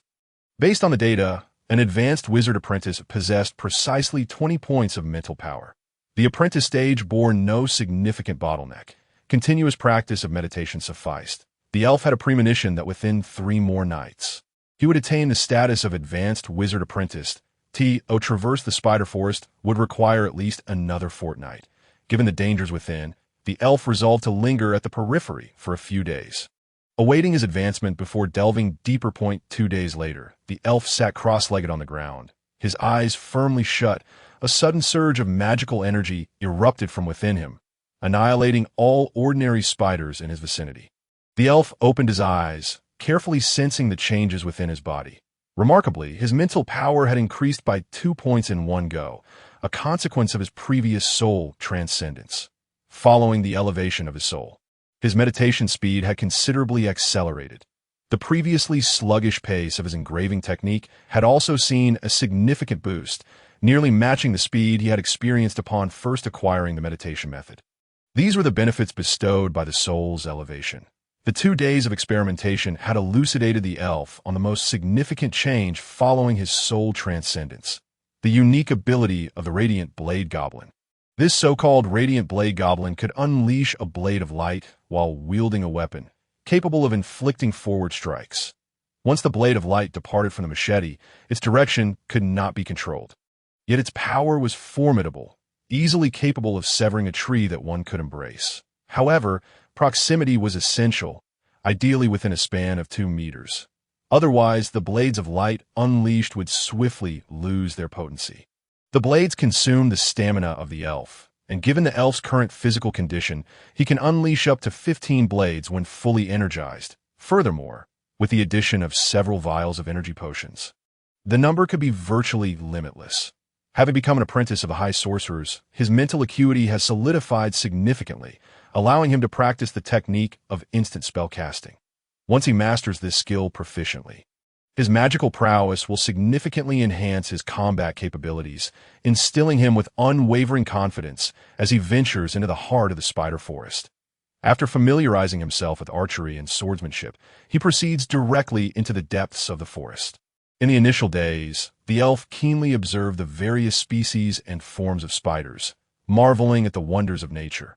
However, after encountering countless varieties of these hairy, repulsive creatures over several days, he found himself utterly disenchanted. In a clearing within the forest, he swung his machete, severing the head of a spider roughly his size. He had already slain countless of these gigantic nightwood spiders, yet they continued to rush towards their demise with relentless fervor. Throughout the day, the elf was compelled to remain in a constant state of combat. Only at night, replenished by the energy of the insect carapaces, could he find a moment's respite. The intensity of battle had drained much of his stamina. He dared not unleash the blades of light, for the tide of spiders would surely overwhelm the exhausted elf. Just as he settled down to catch his breath, the rustling of spider legs against leaves echoed ominously around him. The elf propped himself up with his machete and, with a few agile leaps, vacated the area. The larger spiders of the spider forest seemed to lack the habit of weaving webs. It was likely due to the nature of spiders themselves, for spinning webs served little practical purpose. While other spiders posed their own challenges, the elf found particular annoyance in the ice spiders, whose mutated glands could expel a thick mist of icy vapor at extremely low temperatures. Upon contact with the air, this mist would congeal into a glue-like substance, hampering the elf's speed and agility that if he failed to escape the fog's grasp in time, he would be ensnared by the ice spiders, attracting hordes of their kin to his plight. These spiders were cunning, often lurking nearby to release their mist, rendering the elf unable to identify the source of his peril. To eliminate them, he would need to feign being trapped, luring them to their doom. This strategy would consume considerable time, making it impossible to exit within the planned fortnight. As the starlight dimmed, night finally descended. The elf was finally able to exhale, gradually entering a state of invisibility, his presence fading until only his machete and bow hung suspended in the air. The spiders exhibited no interest in inedible objects, occasionally bumping into the elf, perplexed by the emptiness before them. Before redirecting their attention, a low, ominous hissing sound reverberated from the depths of the forest, compelling all the spiders to scurry towards the source of the sound, much to the elf's astonishment, concealed in the trees. He watched as a torrent of spiders surged toward the sound. Occasionally, enormous, unidentified spiders, radiating an aura of magic, passed not far from his perch, and the elf remained cautious, refraining from any movement, should he be discovered now. There would be nothing left of him come dawn. The disconcerting rustling persisted around the tree, where the elf hid for 2 to 3 hours. Spiders of all sizes seemed drawn to the sound, and the forest fell into an eerie silence, devoid of any noise. Clink! A blue beetle fell from the tree onto the elf's armor, producing a distinct sound. He grasped the beetle in his hand, examined it briefly, and then discarded it. This blue-backed beetle, a symbiotic organism of the ice spiders, likely had dropped from a passing ice spider. While the beetle possessed no remarkable abilities, it could locate a certain brown berry favored by the ice spiders, which aided in the secretion of their special adhesive. They typically cohabited, with the blue-backed beetle searching for berries while the ice spiders provided sustenance in return. With all the surrounding spiders vanished, flowing into the forest ahead, the elf decided to cease hiding to conserve the energy of his insect carapaces. Now, with a multitude of spiders ahead, continuing forward would likely lead to a fatal encounter. Even after being hindered for over 10 days, he had still managed to penetrate deep into the forest. Retreating now would necessitate traversing the ruins of the wizard city. Yet, remnants of immense energy still lingered there, and facing such a disparity in power would likely result in a more gruesome fate. Determined, he pressed onward for a time, intending to assess the situation before formulating a plan. After contemplating his next steps, the elf reclined in the tree for 2 hours. When starlight once again illuminated the forest, he descended and began to advance cautiously. The surrounding silence, unusual to the elf now accustomed to the constant scuttling of spiders, made him uneasy. Over the course of the morning, he traversed approximately 100 kilometers, yet still encountered no spiders. The stillness persisted, and upon closer inspection, he discovered numerous spider nests containing unhatched eggs. Logically, these spiders would never abandon their eggs. A young spider, driven by hunger, clumsily attempted to grasp the elf's quiver with its still weak pincers. The elf drew a small knife, carefully excavating a pale blue magical herb. This herb, known as falling wishgrass, was a rare magical material outside the realm, commonly used in many high-level potions, and the elf had already amassed a considerable collection. With the spiders absent, the elf seized the opportunity to harvest some precious magical herbs. No longer in a rush to leave, he wished to wait and observe. The peculiar behavior of the spiders was something he had not encountered in Nard's texts, indicating some unforeseen change had transpired. Thus, he continued to gather herbs, leisurely progressing while sampling various unfamiliar plants in hopes of enhancing his attributes. That a week later, the elf grasped a bizarrely shaped spider from the ground before releasing it back. He then turned and sprinted several dozen meters in the direction he had come from, climbing a tall tree. Its ancient stature provided a sturdy trunk, allowing him to survey a greater distance. Countless spiders congregated less than 5 kilometers away. Various species of spiders gathered peacefully, devoid of conflict. Such conspicuous signs of manipulation led the elf to realize the gravity of the situation. The Dark Elves were indeed preparing to launch an offensive against Nidweel. The elf had never fathomed that the Dark Elves could exert such control over spiders. With a mere command, they could govern all spiders within a radius of hundreds of kilometers, including those of extraordinary power.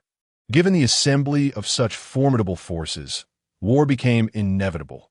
The plan to return to the Academy would likely become a distant dream, uncertain if the Academy itself could evade this calamity. For ages, the Wizarding Alliance had managed to survive as a buffer between the Dark Elves and Nidweel.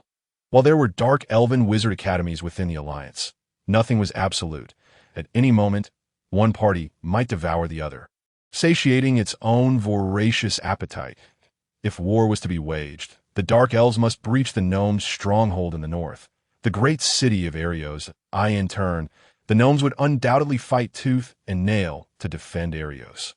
Should they lose their northern bastion, the Dark Elves would surge forth unimpeded. At that point, the Dark Elven army would fragment, wreaking havoc in the gnome territory, and within mere years, the entire gnome race might face annihilation.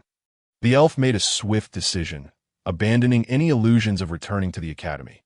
After all, he had already acquired the potion for promotion to a full wizard, and the contract would necessitate its execution only upon his ascension to full wizard status.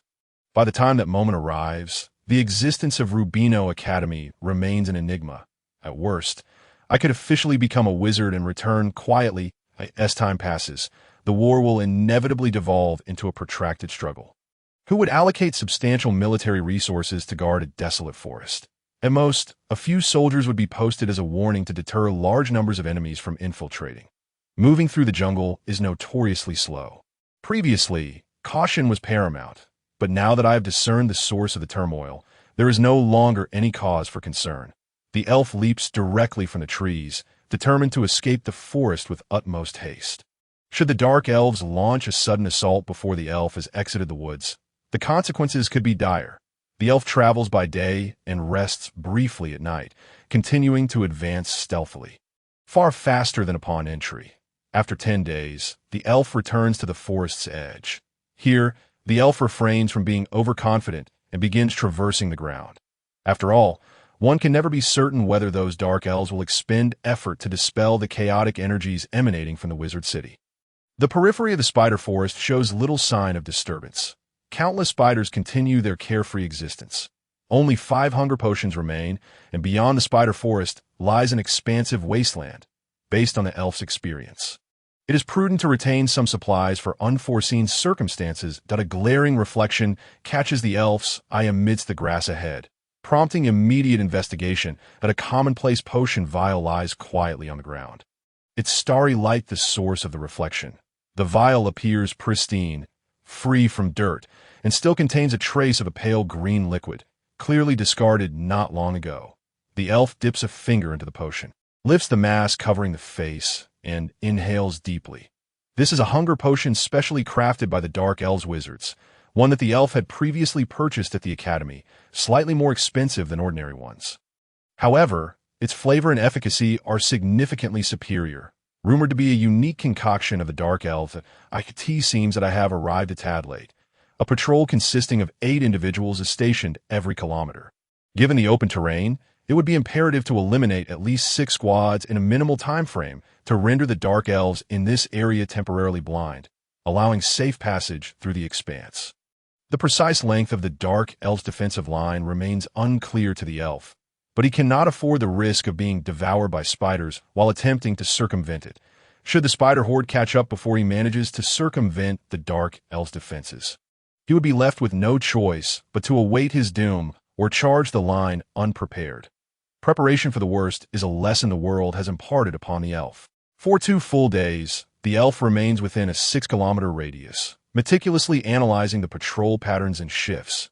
Each squad is equipped similarly to those previously encountered in the wizard city, and the archers undoubtedly carry military signal arrows. Their piercing shrieks audible from a distance of 2 kilometers. The squads employ a method of interlocking coordination, with one team splitting into 2 sections, 3 curved-blade infantry and 1 archer, each moving toward their respective patrol boundaries and subsequently merging with another 4-member team from a different patrol zone. After 5 circuits, each team designates 4 members to rest for half an hour. Each time different teams converge, they randomly adjust the speed for the next patrol. The rotation occurs at a distance, with one squad transitioning into another while moving laterally by half a patrol zone for the changeover. Under this patrolling format, surreptitiously infiltrating the wasteland proves impossible. The only opportunity lies in the half-hour window during their rest. The elf, utilizing the forest's concealment, positions himself beside a group of dark elves taking respite. The opportunity is fleeting, and without hesitation, a flash of white blade strikes, severing the 4 dark elves in twain.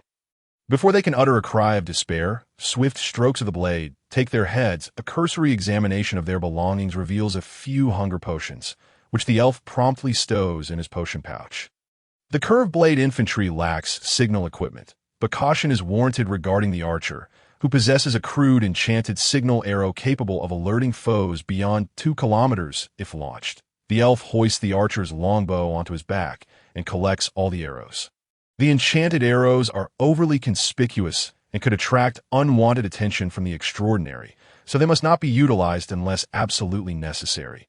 The elf begins to sprint with all his might. There remains half an hour to carve a path through the defenses. With an impressive agility score of 13, the elf covers a kilometer in less than a minute, drawing back the bow. He releases an arrow in one fluid motion, and the distant archer collapses in response.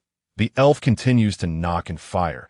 Dispatching the remaining 3 dark elves swiftly, he hastens to their side, retrieving arrows and hunger potions before darting toward the next patrol area.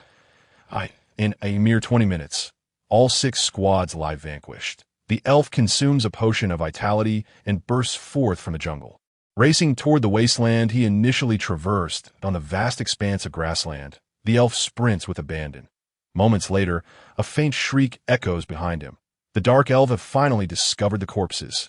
Yet now, they remain oblivious to the number of foes or their direction, compelled only to report to their superiors and await further instructions.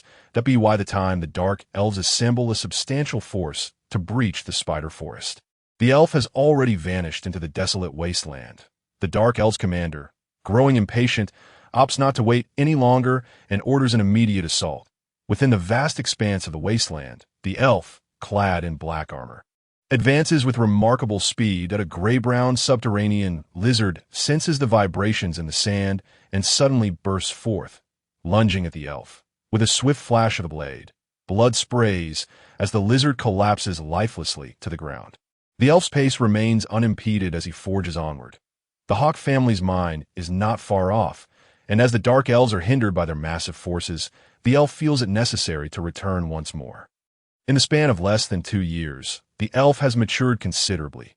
Factoring in his previous age, he is now 6 years old.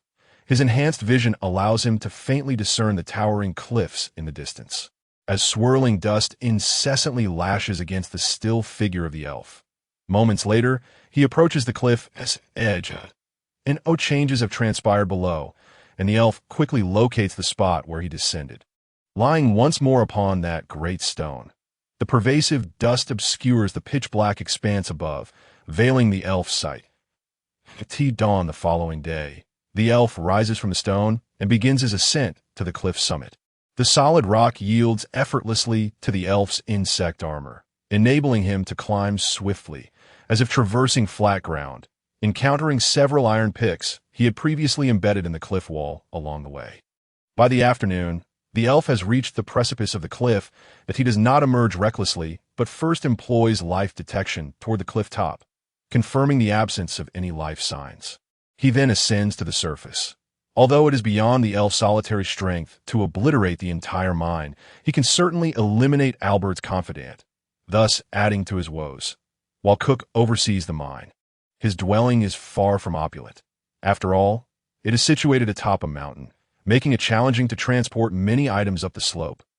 Thus, Cook has excavated a vast cavern at the mountain's peak as his residence.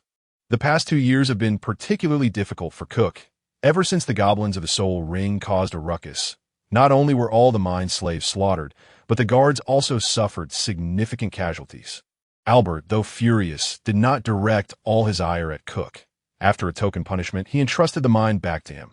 However, the entire operation has devolved into chaos, without lest the matter be leaked. The guards of the Hawk family would surely find themselves in a state of trepidation, fracturing into factions. The guards had received bountiful remuneration beyond their previous earnings, coupled with the promise of satisfactory meals each day. Thus their willingness to toil in the mines was assured. However, after a month's labor, the yield was disappointingly scant. Instead, the mines had collapsed, resulting in the tragic demise of several guards. Aware that further delay would render him incapable of maintaining order among the guards, Cook decided to shift the burden onto Albert. Consequently, Albert was compelled to expend a considerable fortune to procure a contingent of specialized miners. Depleting his savings entirely and diminishing the Hawk family's influence, that Albert's father, Aldrich Hawk, as the patriarch of the family, inevitably inherited the formidable reproductive prowess of the goblins, as the foremost family under the Northern Lord. They boasted numerous distinguished descendants. Should Albert fail to meet the expected standards, he risked losing his claim to inheritance. The pressure that the family imposed upon Albert now fell squarely on Cook, with escalating demands for purple crystal or each month. Despite Cook's utmost efforts, he could not satiate Albert's growing dissatisfaction. His loyalty was not rooted in genuine devotion. Rather, it stemmed from Albert's formidable strength and his generosity toward subordinates. With the winds of fortune seemingly shifting against Albert, the seeds of disloyalty began to take root in Cook's mind.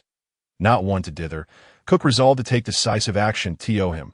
Writing letters was a foolish act that only sowed seeds of risk. Having made his decision, he would engage directly in negotiations. Without his assistance, the ill-tempered young lord would surely lose control of the entire mine within half a year. Cook retrieved his stash of over 1,000 magic stones. Exiting the cave and mounting the blind-eyed eagle, soaring southward. Unbeknownst to him, Elf concealed his machete and bow in a secluded corner, utilizing the stealth of his insect armor to lurk near Cook's cave. He was certain that Cook was merely a unique goblin, lacking any mastery of meditation techniques. Once more, he employed a life detection spell. Before him lay an expanse of emptiness, devoid of any presence. This is bad. Could it be that he possessed magical artifacts? If so, he would undoubtedly discover my position. Elf immediately fled towards the precipice. After a prolonged escape, Elf sensed something amiss. The mine was eerily tranquil. If Cook had discovered him, he would have undoubtedly taken action, bolstering the guards. The scene before him bore the unmistakable appearance of an untroubled landscape. Could it be that Cook was absent?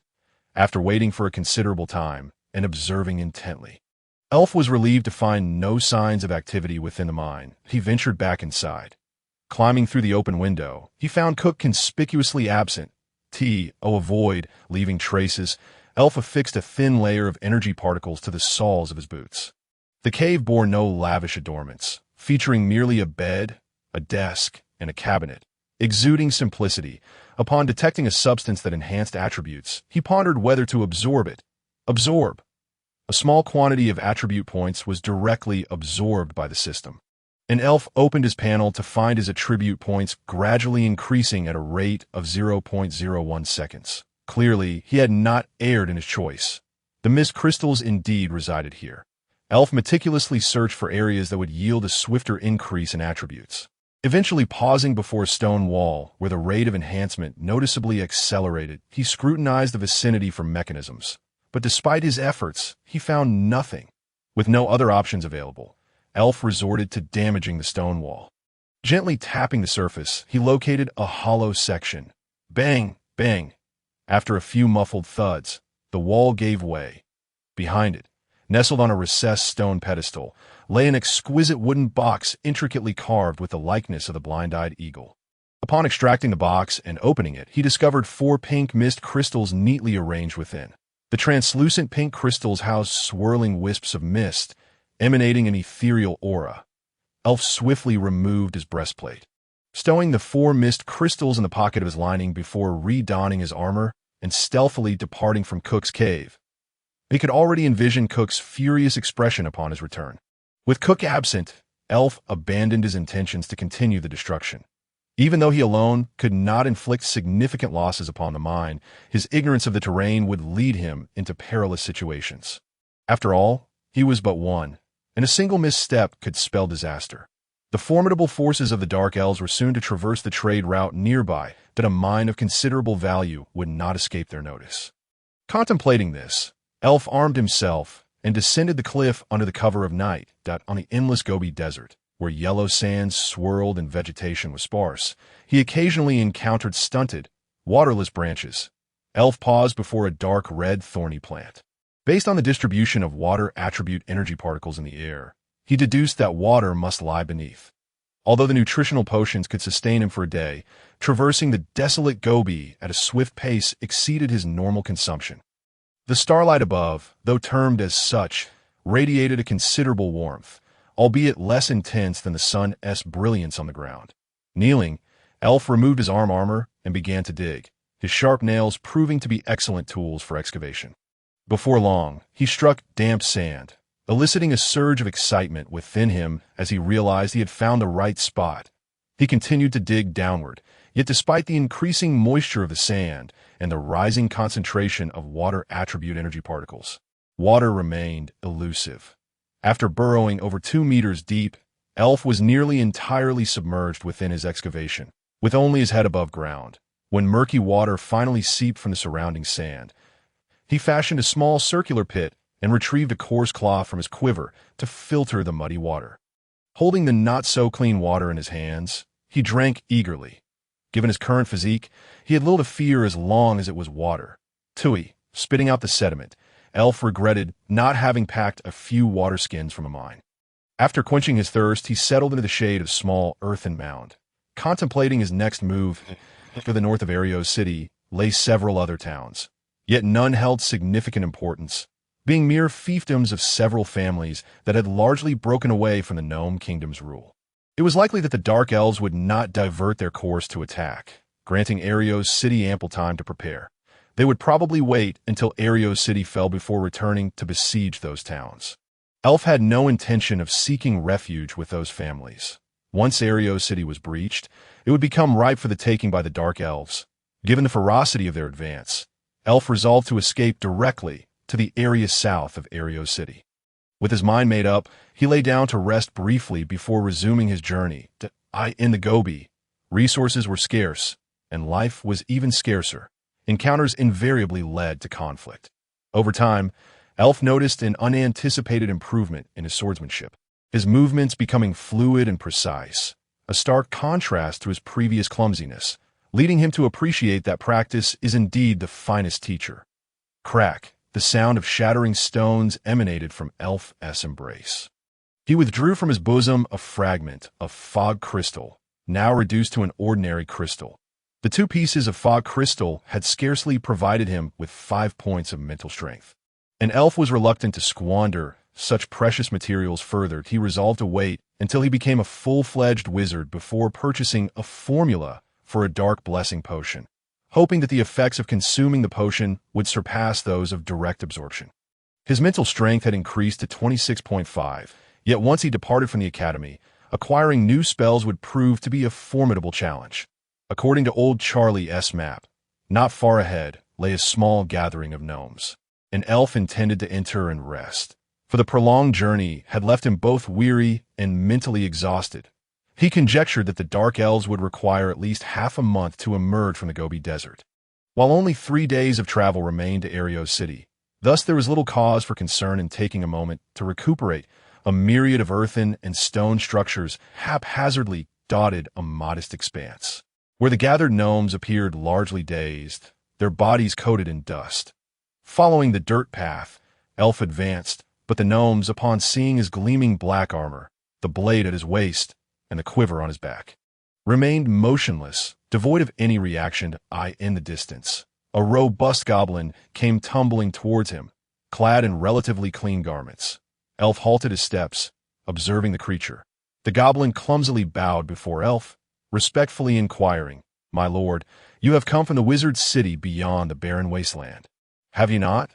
This elder goblin, just barely of age, was notably stronger than Elgorn. Indeed, Elf replied nonchalantly, "And why father has invited you to, dine." The very notion that such a desolate settlement had a ruler intrigued Elf, prompting him to accept the invitation. "Lead the way. Please, follow me," the elder goblin exclaimed before turning and dashing away without a second thought. Elf stood momentarily dumbfounded by the abruptness, realizing the goblin had already sprinted far ahead. He hastily pursued in a modest room. The elder goblin stood with his head bowed beside a stone dining table, enduring a reprimand from a rather diminutive goblin. Upon noticing Elf's entrance, he quickly expressed his apologies. "I beg your pardon. He has only just come of age. I hope you can overlook his rudeness." Elf waved dismissively, indicating that he bore no offense. Before him stood a goblin who was also a wizard apprentice. However, judging by his mental strength, he was merely a low-level apprentice. Thus it was not surprising that he could recognize the aura emanating from Elf. The black spots on his face were starkly visible, a sign that his lifespan was dwindling. Removing his helmet, Elf gestured to the elder goblin. "Did you not invite me for a meal? Why have you dashed off first?" The elder goblin stood awkwardly, at a loss for words.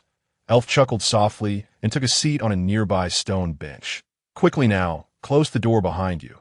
The elder goblin, visibly relieved, tiptoed out and secured the door. Elf leaned onto the table, coldly remarking, "He is not your son, is he?" "You guessed correctly. He is one I purchased," the elder goblin replied calmly.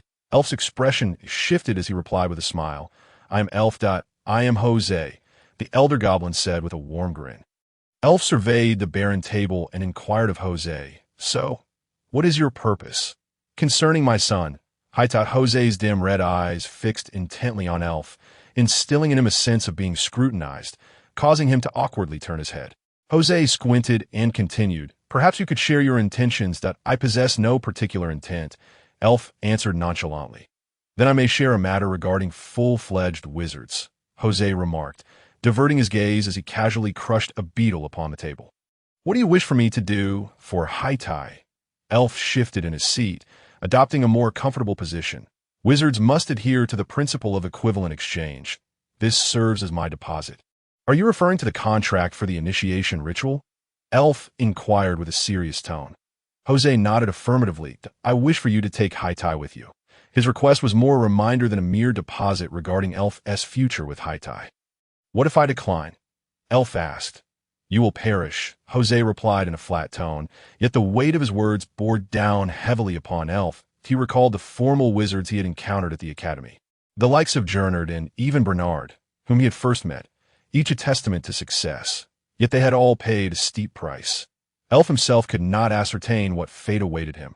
Observing Elf's silence, Jose refrained from pressing further. Perhaps you might wish to hear my specific terms. Then may I pose a question in return? I can exchange one piece of information. After careful consideration, Elf compromised and voiced his greatest curiosity. It seems you have grasped the fundamentals of application. Jose assented to Elf's request. What, precisely, is the blessing of the city lord? This pertains to the deities of humankind. Ordinary gnomes are inherently cursed during the last epoch. After their defeat, gnomes retreated underground, and the principal deity of humanity cast a permanent curse upon our entire race, which can only be lifted by a lord of the city. Your inquiry has been answered. Now, you may share your information. The course description only deepened Elf's confusion, prompting him to ask.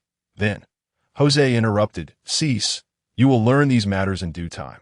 The Dark Elf have gathered all the spiders of the spider forest and are making their way here.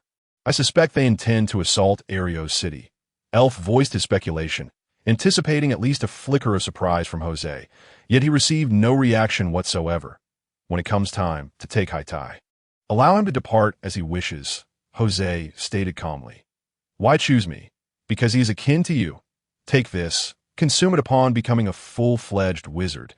It will aid you in restraining those bothersome entities. Jose's fingers twitched as he produced a yellow fruit from his ring and tossed it to Elf.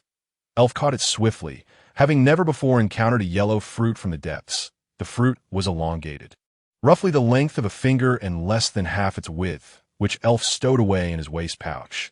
You should set off now. I've already spoken with Haitai, Jose instructed Elf. Did you know I was coming? Elf asked sternly. Jose simply closed his eyes, falling silent.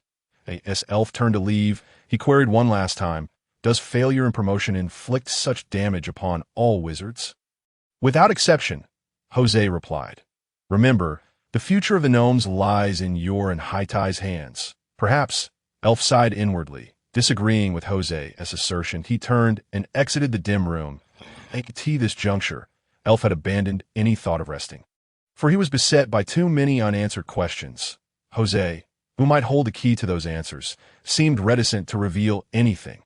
Elf speculated that Jose's plight was not merely due to a failed promotion to a full wizard but stemmed from deeper issues. Perhaps these questions could be resolved through Haitai.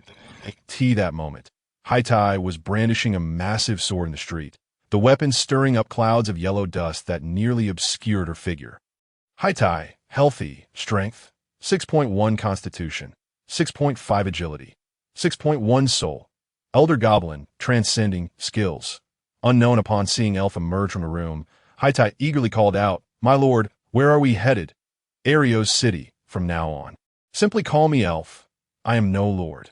Elf then continued, Very well, Elf. Upon hearing his response, Elf suddenly exclaimed, You are far more astute than I was back then. Haitai, somewhat perplexed, followed closely behind Elf, wielding a massive sword. Along the way, the gnomes silently observed Elf and Haitai as they exited the small settlement, remaining utterly unresponsive. Elf could already foresee that in less than half a month, these gnomes would likely become the souls claimed by the Dark Elves' blades. Just like the countless gnomes in the Wizard City, perishing without purpose. Although Haitai appeared innocent, he was not easily deceived. Regardless of whether Elf inquired directly or indirectly, he always replied with the refrain that his father had instructed him not to divulge anything to anyone, causing Elf to waste his breath in vain. Elf, unwilling to engage a mere child in further entanglements, decided to assertively direct him. Aside from matters concerning his father, Haitai was obedient to Elf's other requests. Elf would occasionally tease Haitai, bringing a measure of amusement to their monotonous journey. When Elf departed on the blind-eyed Red Eagle, he had observed numerous gnome settlements surrounding the city of Arios from the skies.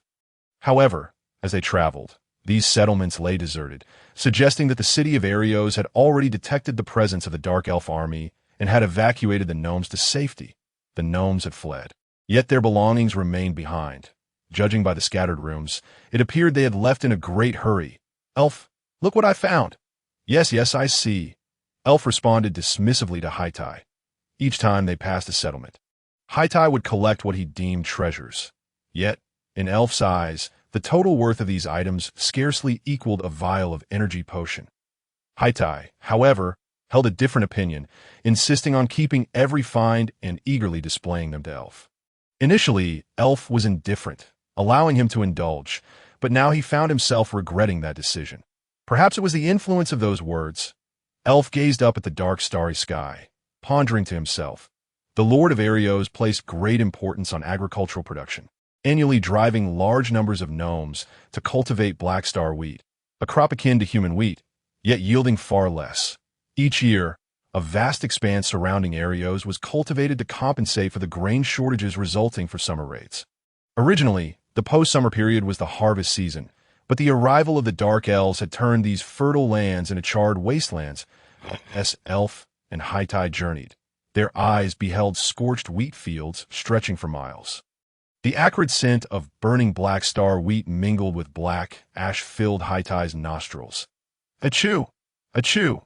After 2 consecutive sneezes, Haitai turned to Elf, complaining, "Those damned lunatics! Why do they burn these hard-earned crops?" Elf covered his mouth and nose with a cloth, trailing behind Haitai. Their actions were justified. These resources should not be left for the Dark Elves. Otherwise, they would gain ample sustenance, rendering Arios even more perilous. Stopping in his tracks, Elf pinched a bit of the black ash from the ground, watching as it drifted northward with the breeze. This lord was excessively cautious. Rising, he addressed Haitai. "Perhaps you should heed my counsel, so I need not endure your incessant sneezing." Strangely, he received no response. Looking ahead, he saw that Haitai had already moved ahead, absorbed in his own world. Resigned, he followed the stubborn goblin. The towering city walls of Arios loomed on the horizon, drawing ever closer. Clang! An enchanted arrow embedded itself not far in front of Haitai. "Halt! Remain where you are!" A commanding voice boomed alongside the arrow. Haitai turned back to look at Elf, who nodded, saying, "Wait here." In the fields of black star wheat ahead, thousands of gnomes were frantically harvesting the still unripe grain. A massive trench separating the golden wheat from the charred earth. They were not as timid as I had imagined. It seemed the previous gnomes had been brought here. The phantom eagle rider descended from sky. Their mount sleek and black, renowned for its exceptional speed and ideal for nighttime patrols. The daylight appearance indicated that the city was short on troops. At least the reconnaissance forces were insufficient. A tall, slender gremlin leaped from the eagle's back, armed with over a dozen throwing spears. "Where do you hail from?" asked the gremlin. "The desolate wastes," Elf replied. "A wizard?" The gremlin inquired, momentarily dropping its condescension. "No, we are merely ordinary goblins." At this moment, the benefits a wizard could gain paled in comparison to the costs incurred thereafter. The gremlin called out to a squad of patrolling goblins nearby. Harvey, a figure clad in chain, male, stepped forward from the ranks. Sprinting toward them, "Take them to the city walls," the gremlin instructed before leaping onto the eagle's back, which soared into the sky. Harvey assessed the attire of the two, turning to Elf and saying, "Follow me." On the imposing gatehouse, over a dozen massive ballistae were stationed, surrounded by faint energy fluctuations emanating from the gigantic bolts that on either side of the gatehouse.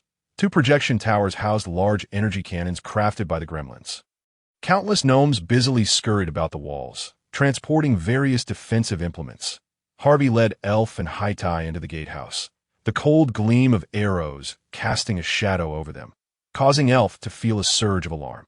Upon entering the city, they found themselves in a spacious area filled with numerous tents. Harvey guided them westward until they arrived at a tent that stood out distinctly. The guard at the entrance clearly recognized Harvey, allowing the trio to pass without questioning them. "Commander, I have brought back 2 goblin warriors that I understand. You may resume your patrol." A remarkably robust goblin rose from a cot inside the tent and addressed Harvey. "Yes, sir." Harvey dropped Elf off and retreated. The commander scrutinized the two. Immediately discerning who held the authority, he assessed Elf, noticing the longbow slung across his back. "Can you wield a bow?" Another formidable life form obscured in mystery. "Yes, sir. Aren't you a lightblade goblin?" he inquired, somewhat puzzled that a commander-level gnome, as long as their strength was comparable, could identify the specific types of other gnomes. Thus, Elf was not surprised when he named his kind. He had practiced for a time, but possessed no remarkable skills. "That's still commendable," the commander praised. "The Dark Elf army is on the verge of an assault. The Northern Lord has given orders to gather all gnomes around Arios and defend the city with their lives." The commander's expression turned grave. Then, shifting his tone to a friendlier demeanor, he continued, "The royal court has dispatched envoys. Once the war concludes, you will all be rewarded. Just think how glorious it would be to become heroes." Haitai, not comprehending a single word, could only steal glances at Elf. Elf quietly regarded the commander, unperturbed by his words, and merely offered a token response. "It is my honor." The commander understood that his words could only deceive the ordinary soldiers. Anyone with even a modicum of intelligence would see how ludicrous the so-called verbal commendation truly was. That a promising future held no allure for genuine warriors. Only tangible benefits could ignite their fervor for battle. Clearly, a rather rare and exceptional goblin was deserving of such rewards. The commander approached the table and produced an appointment letter, inscribing his name upon it. With the stroke of his pen, he declared, "From this day forth, you shall serve as a squad leader on the western city wall." He handed the letter to Elf. Upon glancing at it, Elf's eyes fell upon the name of Commander Carter. "Leader of the Sharp Blade. I shall obey your command, Commander Carter," Elf replied, bowing over the table to sign his name. A dark crimson seal pressed firmly upon it. "Guards," the commander called. "Take them to the city wall." "Yes, my lord." Under a canopy of starlight and a gentle breeze, the autumn underground realm had once been the most delightful season for Elf. Yet the impending war now clouded his sight with billowing dust. There were 3 commanders stationed at the western wall, or more accurately, they were to be referred to as vice-commanders. Above them was a commander overseeing the entire defense of the western city wall. The eastern and northern walls each had 3 commanders as well, while the southern wall, being less fortified, was manned by only 2. The first line of defense across all walls consisted of regular troops. A structured military force, unlike the ragtag assembly of warriors like Elf. Elf speculated that their purpose was merely to buy time for the main forces to regroup in case the regular army was overwhelmed, essentially sacrificing their lives for a fleeting respite. Elf commanded a mere 30 goblins who, when compared to the Dark Elves, were inherently disadvantaged due to their innate attributes. Furthermore, goblins were naturally smaller and weaker than Dark Elves. Among Elf's subordinates, aside from 2 larger goblins, the rest could only wield knives to intimidate. In a real confrontation, they would be utterly useless. The goblins led by Elf primarily served to protect a small energy cannon situated a mere few dozen meters away. Of course, Elf's goblin contingent was merely cannon fodder. The true guardians of the energy cannon were a battalion of larger goblin cavalry. In terms of strength, they bore no distinction from the envoys guards at Kaida City that Elf had encountered years prior. The city wall was approximately 10 meters wide and stood 50 to 60 meters high, encircled by a large magical array.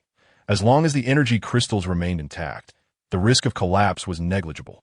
Elf's ascent to the city wall had been an unforeseen circumstance. He had anticipated being conscripted into menial labor in the city, allowing him an opportunity to escape. Little did he expect that the shortage of troops would compel the Lord to send even untrained gnomes like them directly to the city wall.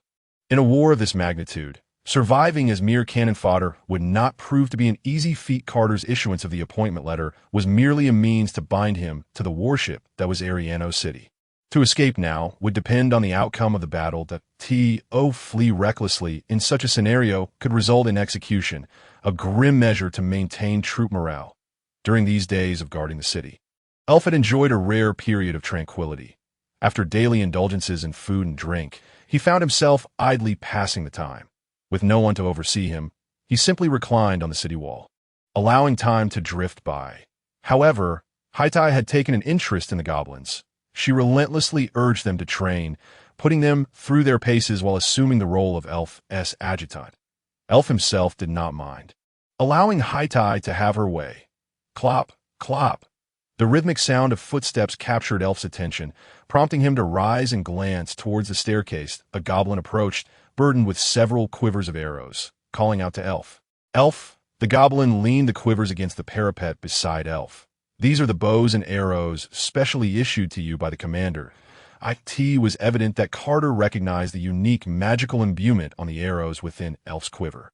Over the past few days, Elf had discerned the gnome's attitude towards him as a city defender. They simply wished to placate him, showering him with benefits, expecting only his loyalty in return. Naturally, Elf had no qualms about seizing any advantages offered to him. He assumed that his gluttonous behavior might warrant a reprimand. Yet, to his surprise, no reprimand came, and he was even provided with arrows. This left Elf somewhat perplexed. "Thank the commander for me," he said, lacking the inclination to engage in idle chatter with the guards. After expressing his gratitude, he reclined once more against the ground. The guard returned to the tent to report to Carter, "My lord. He has accepted the arrows." Carter waved his hand, dismissing the guard. Surely he comprehended my intent. With such a formidable special goblin station nearby, the energy cannon would likely be secure. The situation at the western wall appeared manageable, and it should hold until the envoy from the royal city arrived. Now, it was a matter of observing the developments on the northern front. Urgent military report. A sudden cry rang out from outside the tent. A messenger, breathless and disheveled, entered and knelt, presenting a letter with both hands. "Commander, urgent military report." Carter took the envelope, recognized the Lord's seal, and swiftly tore it open. Upon reading the contents, his expression shifted dramatically. "There are spies within the city. Immediately alter troop deployments and scrutinize all recent arrivals." The sound of military signal arrows echoed throughout Ariano's city. "Enemy attack." Carter lifted the tent flap and leaped out, hastening towards the city wall. The entire Ariano's city stirred like a boiling pot, with all the gnomes entering a state of battle readiness. Elf, accompanied by Haitai and his 30 goblins, took cover behind the parapet, awaiting orders that a squad of goblins armed with longbows rushed toward him. And the lead goblin produced a dispatch order, reading it aloud. "The guard unit for the 6th energy cannon position on the western wall is to withdraw from the parapet and proceed to the 4th energy cannon position." Elf took the order, bit his finger, and pressed it against the bottom of the dispatch. The order ignited spontaneously in mid-air, leaving behind a blue orb of light. Elf called to his comrades, and they followed the orb towards the northern wall. Haitai and the remaining goblins hurriedly trailed behind Elf. Energy cannon positions were approximately 50 meters apart, though not necessarily uniformly spaced. Each parapet served as a reference point with one cannon position behind it. Elf was unsure about the attack methods of these large energy cannons, or the type of or that powered them. However, given the gnome's cautious demeanor, these must be formidable weapons, ones that Elf was typically not even permitted to approach. The sudden redeployment before combat indicated that something unforeseen had occurred. Elf obediently arrived at the 4th energy cannon position, where a squad of armored gray dwarves stood guard, their strength comparable to that of the previous position's defenders.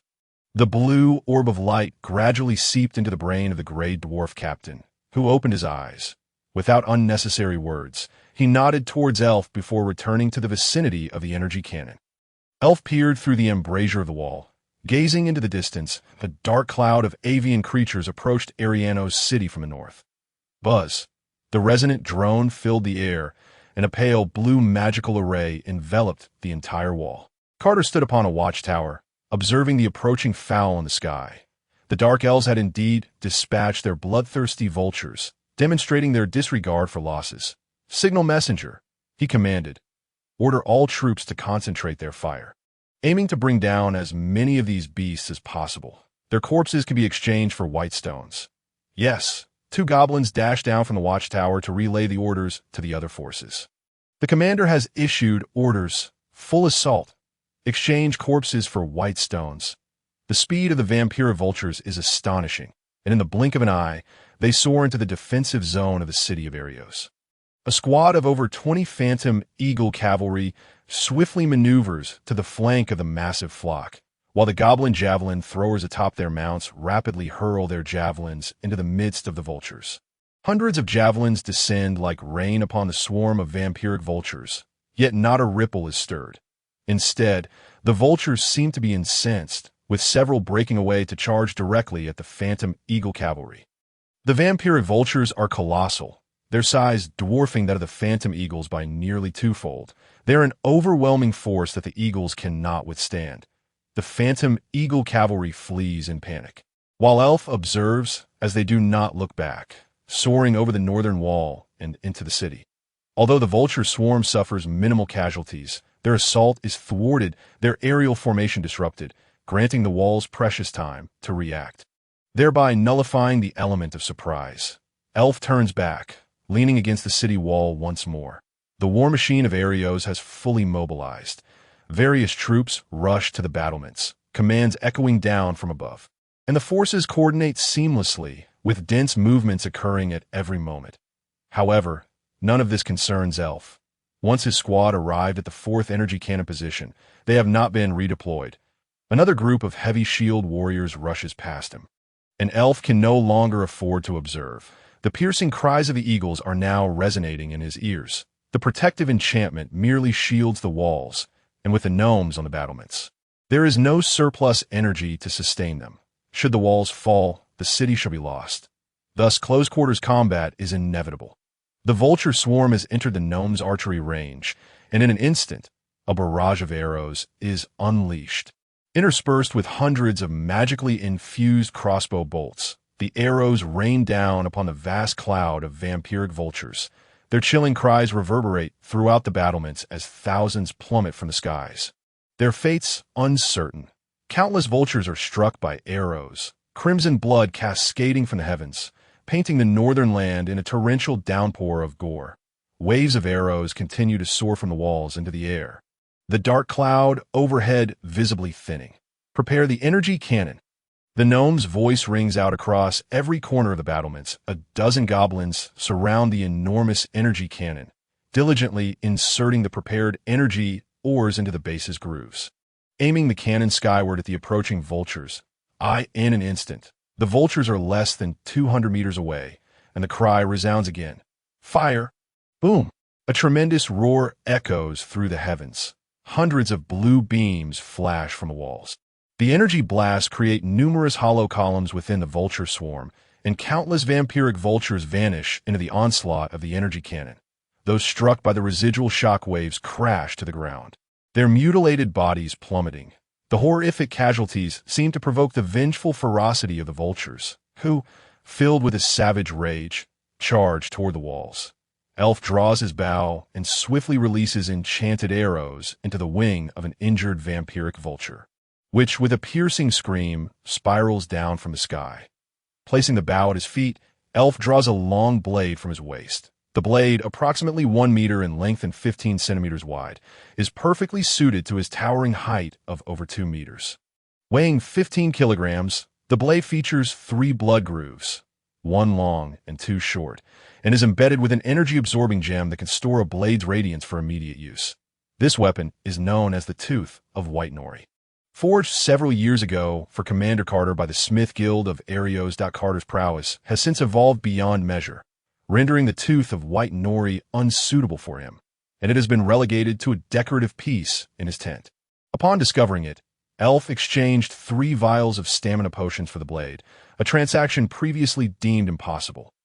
However, due to the scarcity of troops under Carter's command, the weapon was effectively offered to Elf at a bargain. With the long blade drawn, Elf swiftly hides beside the battlements. The vulture swarm collides with the northern wall at breakneck speed. In an instant, the tide of battle turns overwhelmingly against them.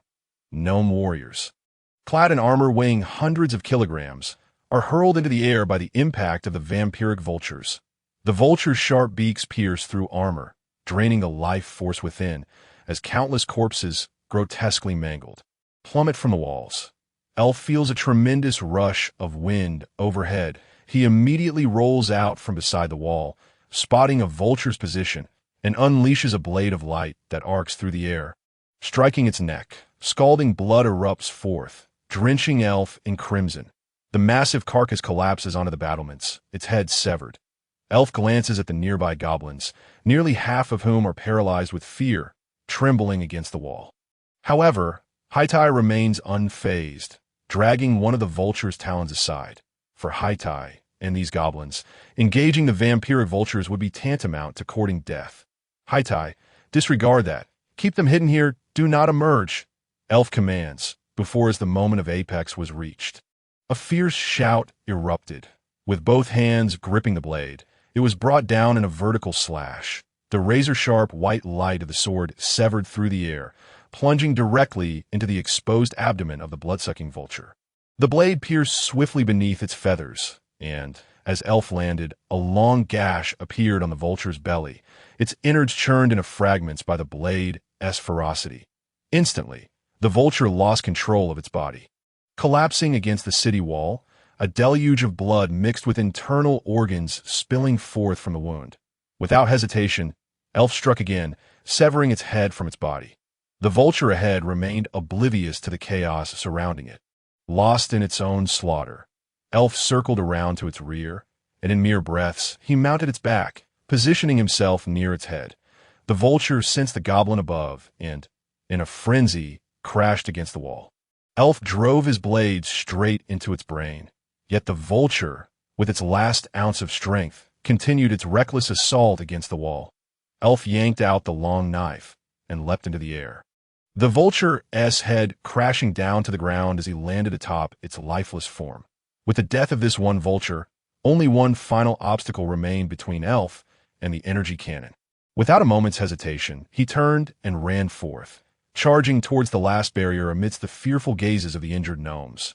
Without conserving his strength, Elf approached the vulture and unleashed two swift slashes that left it gravely wounded. Witnessing Elf's explosive display of combat prowess in such a short span of time, the nearby gnomes were filled with immense encouragement, bravely rushing towards the injured vulture. Elf hastened towards the energy cannon. Now surrounded by chaos, the brutal skirmish raged on, and Elf lost count of how many vultures he had slain. Blood had coalesced into a stream, flowing incessantly down the steps towards the city wall below. Gasping for breath, Elf realized he could no longer stem the tide of exhaustion. The last 2 vials of energy potion had been completely depleted. The vultures continued their relentless assault on the precarious defense. And the remaining dozen gnomes stood firm beside Elf. A few goblins frantically shouted as they adjusted the energy cannon. With his final remnants of strength, Elf unleashed a faint blade of light that carved a deep gash into the head of the vulture before him.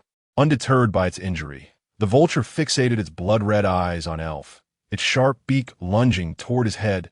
Dodge! The frenzied shout of the goblin jolted Elf's somewhat dazed consciousness back to awareness. Acting on instinct, he fell backward onto the ground. A blue radiance flooded his vision, and in an instant, the menacing bird head was engulfed. A streak of starlight emerged in the darkened vault above. A haunting bird cry echoed from the northern wall, and the remaining vultures, upon hearing the call, abandoned their quarry and fled in disarray from the city wall. Elf glanced at the dim starlight and slowly closed his eyes. "Do you wish to become a hero?" A gentle voice awakened Elf's slumbering consciousness. He opened his eyes to find himself in a realm of darkness, as though treading upon the void of shadows. "What is a hero?" Elf inquired. Since the inquiry was posed as a question rather than a demand, it seemed prudent to gauge the response before drawing conclusions. A warm breath enveloped Elf as a soothing, neutral voice replied, "A hero is one who guards the things they cherish with their very life, the strongest force against their foes." Elf refrained from asking why he had arrived in this place, or who the speaker was, for such inquiries held no significance in his current predicament. Instead, he posed the question that weighed most heavily on his mind. "Are you unafraid of sacrifice?" "Unafraid of sacrifice." "Who is the enemy?" "Those who seek to destroy your guardianship are your enemies." "My life is what I value most to protect." Elf responded, resolute in his decision, determined never to agree to any form of contract for such matters, whether good or ill, were not ones he could sign. The voice shifted from its previous gentleness to a chilling query. Do you not wish to become a hero? No. Elf vehemently rejected. You will regret this. The voice returned, now laced with threats. This instead brought a flicker of joy to Elf's heart, for he understood that such a voice could inflict no harm upon him. Otherwise, it would not resort to mere threats. I shall never regret it. The living hero is a hero indeed. A fallen hero is but a pitiful spirit. No sooner had Elf spoken than he was enveloped by a sensation of weightlessness, plummeting downwards into the abyss of darkness. Elf, Elf! Haitai's frantic cries echoed as she leaned over him, the burning pain on her face reminding Elf of the considerable efforts she had exerted before his awakening. Get off me. You're too heavy, he said with a hint of exasperation to the astonished Haitai. The depletion of his strength left him unable even to sit up. Observing his condition, Haitai promptly helped him lift his arm over her shoulder. Elf leaned heavily against Haitai as she dragged him to sit beside the wall as parapet. How long was I unconscious? Elf rubbed his slightly feverish face, pondering how much effort Haitai had expended to bring him back, especially given his 13 attributes had dwindled so. Haitai, sitting beside Elf, spoke in a somewhat embarrassed whisper. You weren't even breathing. I thought you were gone. That's how my father taught me. Elf interrupted her rambling. Enough. Just answer my question. About 2 sandglass' worth of time. Haitai replied hastily. Half an hour had passed. Where had he gone, or rather, where had his consciousness wandered? Conceding that the ordeal had concluded, Elf resolved not to dwell on it further, his curiosity about heroes only deepening that moment. Numerous gnomes were busily transporting the bodies from the wall under the guidance of some squad leaders, although autumn had settled in the subterranean realm. The multitude of corpses posed a significant threat. Moreover, as the defenders, the gnomes faced potential disaster. Should plague ensue, their city would likely fall without a fight. The armor of the Mirror Nightbug had become somewhat diminutive for Elf's current stature. Yet, he had not encountered superior armor, and thus had to make do with it. Feeling somewhat stifled, Elf had just removed his helmet when he heard gnomes calling his name from a distance. Elf? Who is Elf?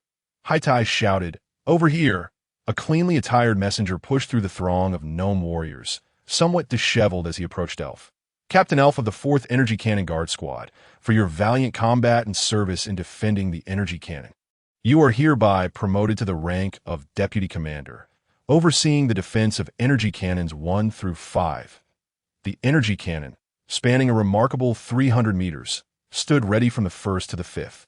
At such a critical juncture, the delegation of authority to the general was unmistakably a ploy to compel him to stake his life in the fray.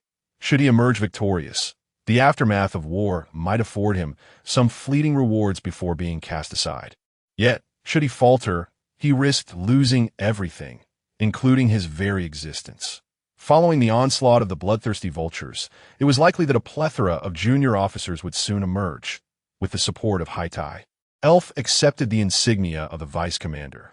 The herald clumsily navigated over the carcass of a bloodthirsty vulture, retracing his steps. Elf, having shed his upper armor, caressed the sword-shaped emblem crafted from special alloy. The recent attack had starkly revealed the inadequacies in the military strength of Arios City. Furthermore, the Lord of Arios was overly protective of his resources, had he simply dispatched the city's defense forces. The onslaught could have been repelled with minimal casualties. Instead, he had sent the gnomes, recently summoned, to confront the vultures head-on, resulting in significant losses. The impact on morale was even more devastating. Fear and pessimism were the only emotions reflected in the eyes of the gnomes that rushed past Elf. When the Dark Elves arrived in full force, the faltering spirits would likely drag Arios City ever closer to the abyss of destruction. Elf, do you think we will win? Haitai suddenly turned to him with a question. Perhaps we will, Elf replied uncertainly, tucking the emblem into his pocket as he gazed at the shining stars in the northern sky. Why were they attacking Arios City? For profit, land, the enslavement of others. Who could say? Elf had little concern for such matters, muttering as he wiped the viscous blood from his insect armor. But my father said they fight for war. Haitai licked his cracked lips. You know that. Elf exclaimed, giving him a light pat on the head. Yet I cannot fathom how a race would fight for the sake of war itself, Haitai said, his brow furrowed. If you cannot understand, then do not dwell on it. Come, let us descend and eat. Elf donned his insect armor and stood up. As he walked down the steps, he recalled Haitai's words and could not help but chuckle. How could a child possess thoughts as profound as flames? Surely, it was enough to simply survive. Although Elf found much to criticize in the vice commander's actions, the position was still of considerable significance, to the very least. It afforded him living conditions far superior to those of ordinary gnomes in terms of lodging and sustenance. The damage wrought by the bloodthirsty vultures within the city was relatively limited. The tent area remained largely intact. Elf proceeded to the tent of Commander Carter to complete the handover process, after which an attendant guided him to a tent not far from Carter's. At Elf's request, Haitai continued to serve as his aide, which filled Haitai with immense excitement, as he felt he was no longer merely an ordinary gnome warrior. His face adorned with an exaggerated smile throughout their journey.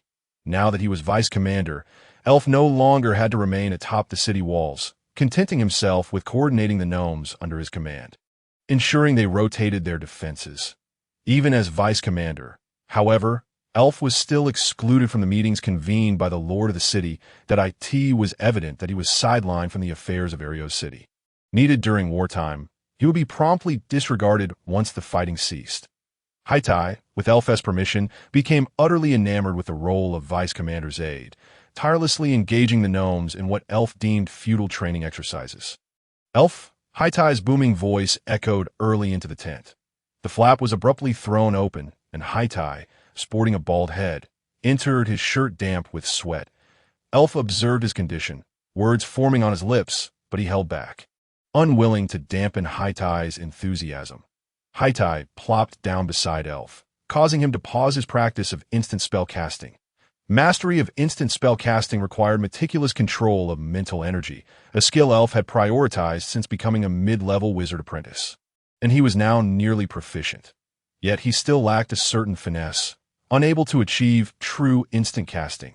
The odor emanating from Haitai became intolerable to Elf, prompting him to shift slightly away. Are you still tormenting those gnomes? I am enhancing their survival capabilities. Haitai insisted on his rationale, reiterating his stance. Without sufficient strength, no amount of training can alter their fate of demise. Elf felt a surge of irritation and voiced his frustration.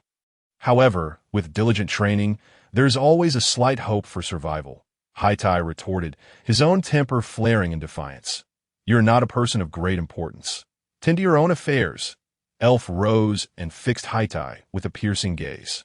Haitai shot up, glaring at Elf, but found himself at a loss for words and sank back down. Indeed, I lack even the power to protect myself, Haitai muttered to himself.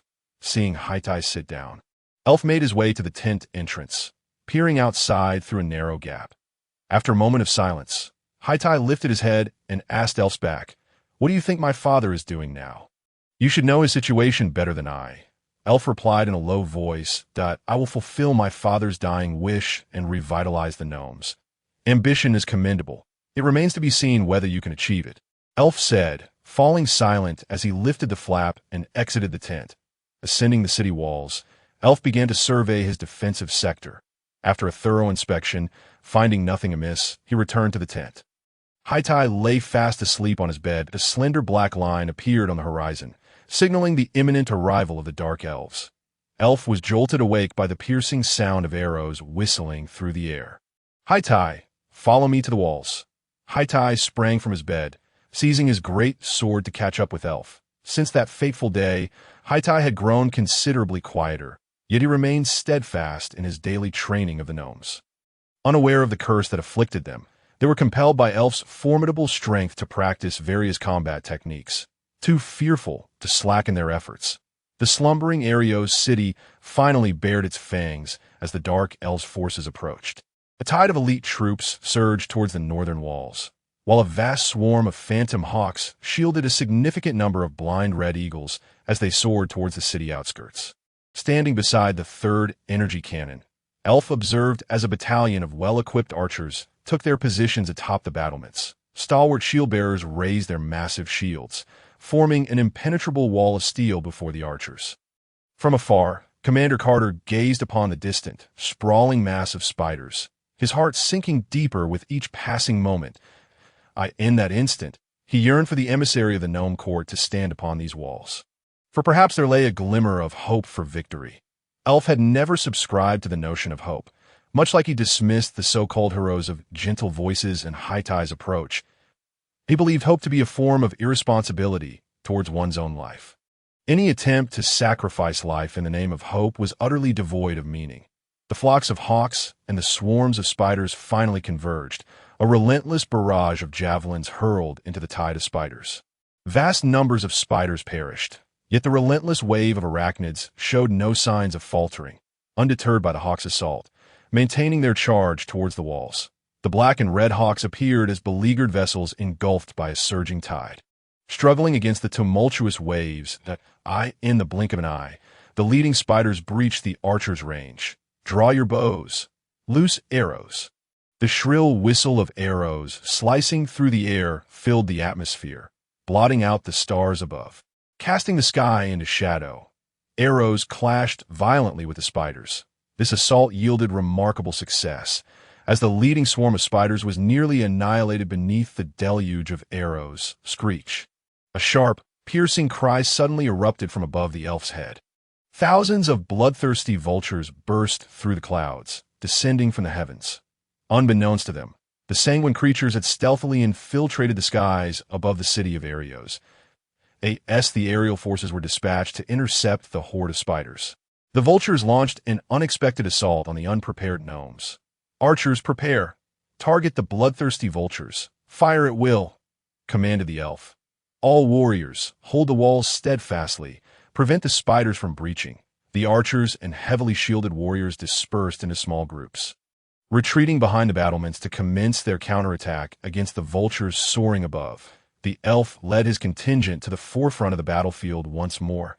Countless spiders surged unimpeded towards the base of the walls, while the energy cannons unleashed their relentless barrage. Despite each shot claiming numerous spider lives, it was but a drop in the ocean compared to their overwhelming numbers. The spiders ascended the walls with alarming speed.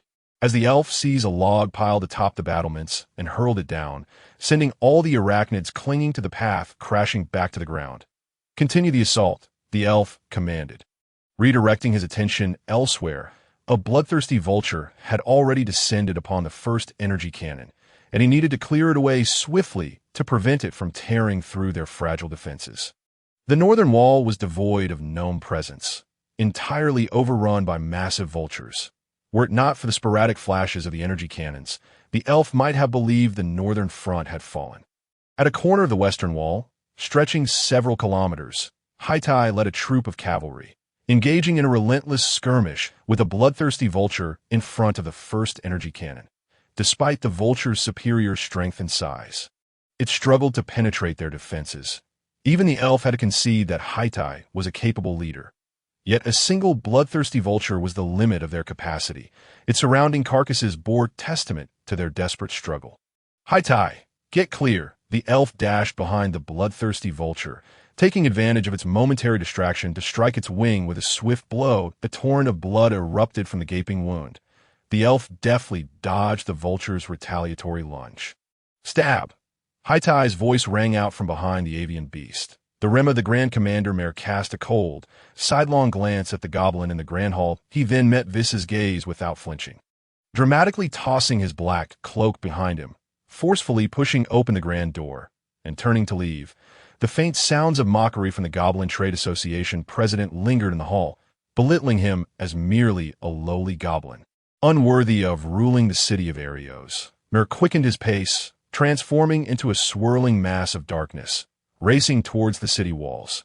Not long after the elf exited the camp, he sensed a formidable aura approaching his direction. Alarmed, he swiftly darted into a nearby alley. Moments later, Mare arrived at the spot where the elf had previously stood, pausing for a brief moment, a smirk gracing his lips. He was solely responsible for the city walls. Whatever transpired within the city was of no concern to him. That a goblin capable of invisibility might just surprise the city lord. Mare pressed onto the city walls, determined to oversee the defenses personally. Ensuring their impenetrability, the elf clutched a vial of explosive potion tightly, acutely attuned to the movements of the ominous presence. Given his previous speed, should it indeed be pursuing him, there was no hope of escape. His only reliance now lay in this potion capable of harming a formal wizard. The elf stood vigilant for a long while, only to find that the menacing aura lingered briefly before dissipating.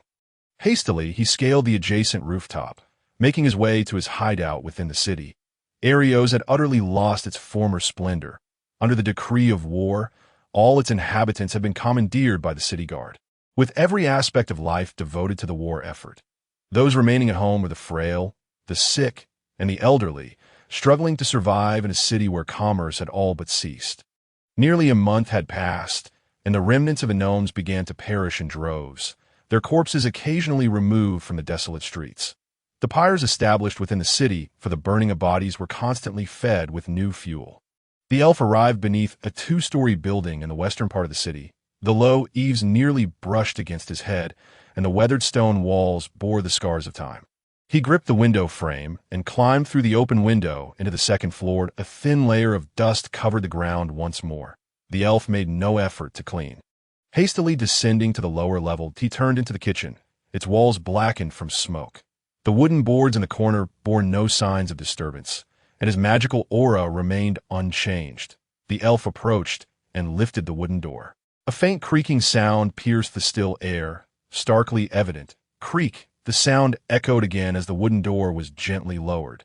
The dimly lit cellar felt cramped, filled with an array of experimental supplies. The elf grasped a crystal ball on the table, channeling a bit of magic into it. Causing a radiant light to emanate from within, he embedded the crystal ball into a recess above his head.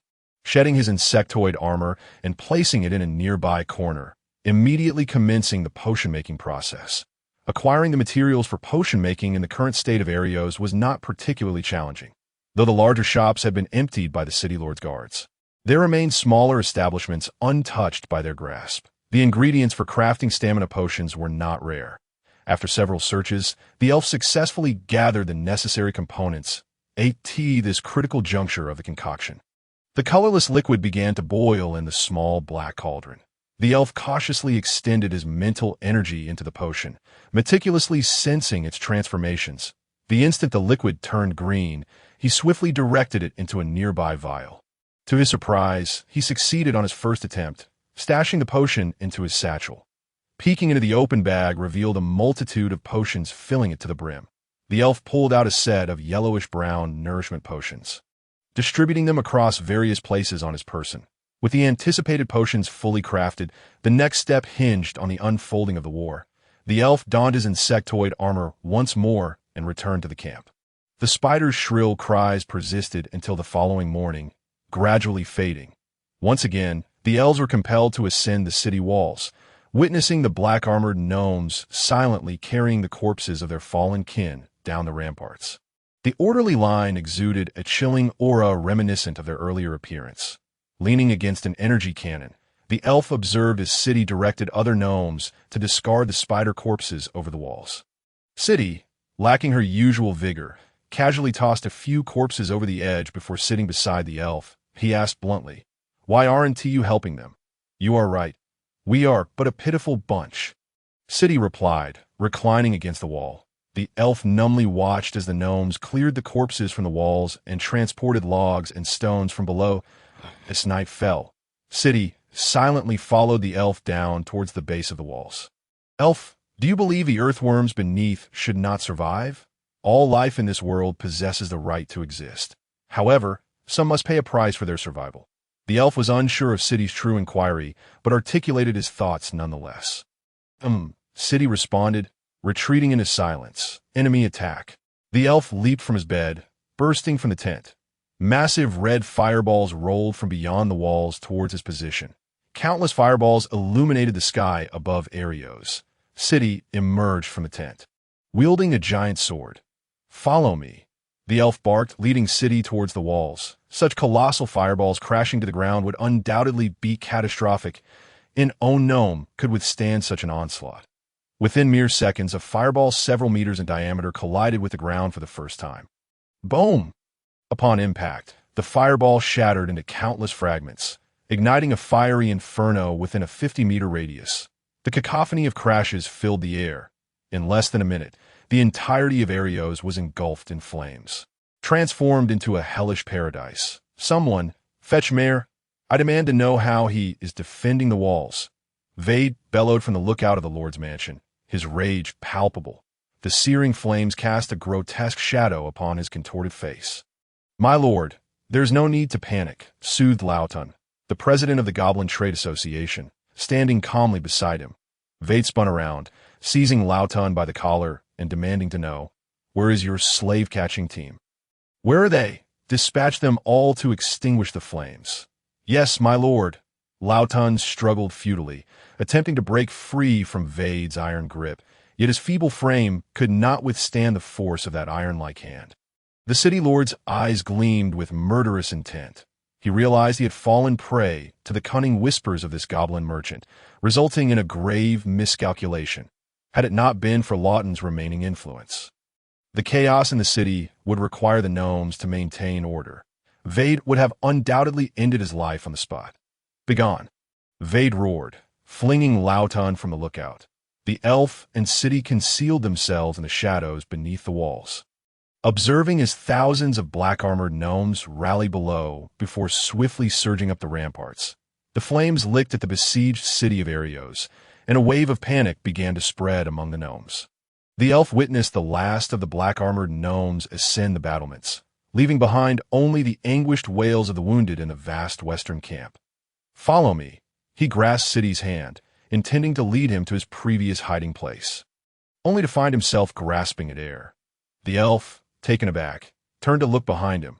City drew the massive sword from his back, brushing his hand along the blade, softly uttering, Elf, you should go. Elf gazed at Haitai, as if the dark crimson eyes of Jose, which seemed to penetrate the very essence of his soul, materialized before him.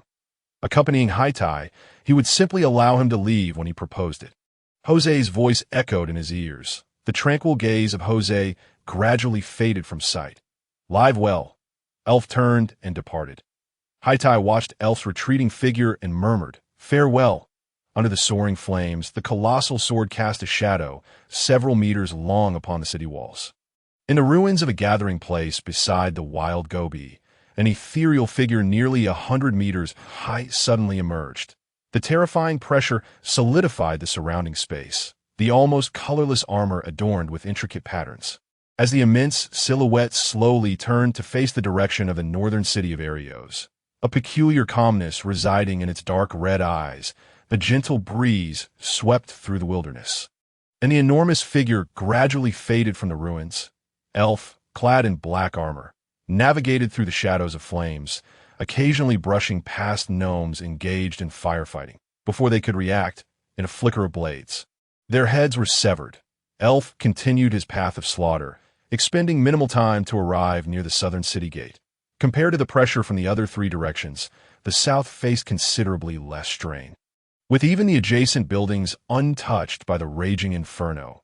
Clearly having evaded the previous fireball assaults up until now, the disorganized forces to the south had not collapsed, still assisting a handful of black-armored gnomes in defending the walls. The encampments in the other directions had been utterly obliterated, leaving only the western sector for procuring supplies. Elf, too, was uncertain why, at this juncture, the high priest of Arios remained elusive. Yet this did not hinder him from slipping away from the city guard-s line of sight amidst the chaos of the surprise attack. The defenses within the encampment were surprisingly lax. Elf effortlessly relocated several hundred potions, by the time the starlight re-emerged and the dark elves retreated. Elf had concealed himself in the potion-making cellar. As Elf had anticipated, during wartime, no gnome cared about the life or death of a particular goblin. After the dark elves withdrew, Haitai reported to Carter the possibility of Elf's demise due to his disappearance. Upon receiving this news, Carter promptly promoted Haitai to deputy commander, thereafter taking no further action. Haitai felt that matters were progressing too smoothly. Carter's indifference towards Elf's disappearance left him feeling a sense of injustice for Elf. Perhaps Elf was indeed correct. The previous assault seemed to have inflicted significant losses upon the Dark Elves as well, for several consecutive days, aside from depleting the garrison's stamina with spider swarms. They had not launched any further offensives. Elf remained at ease in the cellar, diligently practicing meditation while awaiting a change in circumstances. Whether the city fell or the Dark Elves withdrew, he would seize the opportunity to escape Arios. At night, utilizing the invisibility granted by the Night Mirror Beetle armor, Elf sat atop a somewhat low two-story building. Flurries of snow danced in the air, cascading with the wind, accumulating on rooftops and the ground, adding a layer of white to the entire city of Arios. Leaning against the protruding chimney, Elf silently observed the towering Mosinil temple at the heart of the city, amidst the swirling snow. The radiant structure rhythmically transmitted the essence of the deity throughout the city. After nearly a month of siege, all defensive forces in Arios had been thoroughly exhausted. The spiders had repeatedly assaulted the walls, even capturing sections of them. The large protective magical array guarding the walls, due to a lack of sufficient magic stones, could only draw upon the innate magical energy of all defending wizards during the spiders' attacks. Over the course of a month, Haitai had completely immersed himself in the carnage, his once formidable physique seemingly brimming with boundless strength. Carter, observing the blood-soaked figure before him, found even his seasoned warrior's sensibilities overwhelmed by the pungent scent of blood emanating from Haitai. "My lord, our energy stones have been depleted." From his vantage point atop the watchtower, Carter surveyed the western walls under his command, now a sea of crimson, mirroring the color of Haitai. Nearly 2 sandglasses had passed without the thunderous roar of the energy cannons. He could almost foresee the moment he would meet his demise at the hands of the Dark Elves. He now only hoped that upon his death, he would not descend into the realm of Hela, unwilling to be subjected to countless years of servitude after his passing. Contemplating this, Carter despondently declared, "Go. The city has no energy stones left. Our survival can only be sustained through battle." Yes, Haitai's clear and powerful voice resonated amidst the muted battlefield, stirring no ripples. Vivid red blood mingled with pure white snow, binding all the lifeless bodies together, forming grotesque sculptures. Beneath the majestic city walls lay a thick layer of spider corpses, aside from the earlier appearances of dark elf wizards during the destruction of the Arios encampment and resources. The remaining time was filled with blood-sucking vultures cooperating with the spider swarms to continuously deplete the garrison's strength. Though the vultures had been exterminated and spiders were now scarce, Arios had paid a hefty price in return. All the blind-eyed hawks had perished, and the phantom eagle cavalry was dwindling. Now, even the energy stones had been completely exhausted. The hope that once filled the hearts of the gnomes for the royal envoy had long since transformed into targets of their disdain and venting. A squad of phantom eagle cavalry patrolled the periphery of the spider horde, preparing to return to the walls when a leading goblin suddenly perceived a flash of light before him. Alarmed, he glanced down at the spiders, and an overwhelming fear erupted within his deep crimson eyes. With unparalleled speed, he swiftly nocked an arrow and shot a warning arrow, relaying the message to the guards on the walls. A barrage of arrows filled the air, turning the phantom eagle cavalry into a sieve. The sound of the warning arrow ultimately reached the city of Arios. The Archmage of Arios frantically relayed messages about the city to the outside world, yet received no response. Despairing, he gazed at the towering Mosinil statue before him, its flickering light resonating like a death knell within his heart. Another wave of energy emanated from the temple of the deity. An elf could distinctly sense the underlying frailty contained within this force. The clamor of battle on the walls seemed to diminish further. Elf remained unhurried, silently awaiting atop the rooftop. Within the pitch-black Lord's Hall, Wide crushed the frail windpipe of the exhausted, watching as he collapsed to the ground, lifeless, slowly withdrawing the dagger from his side.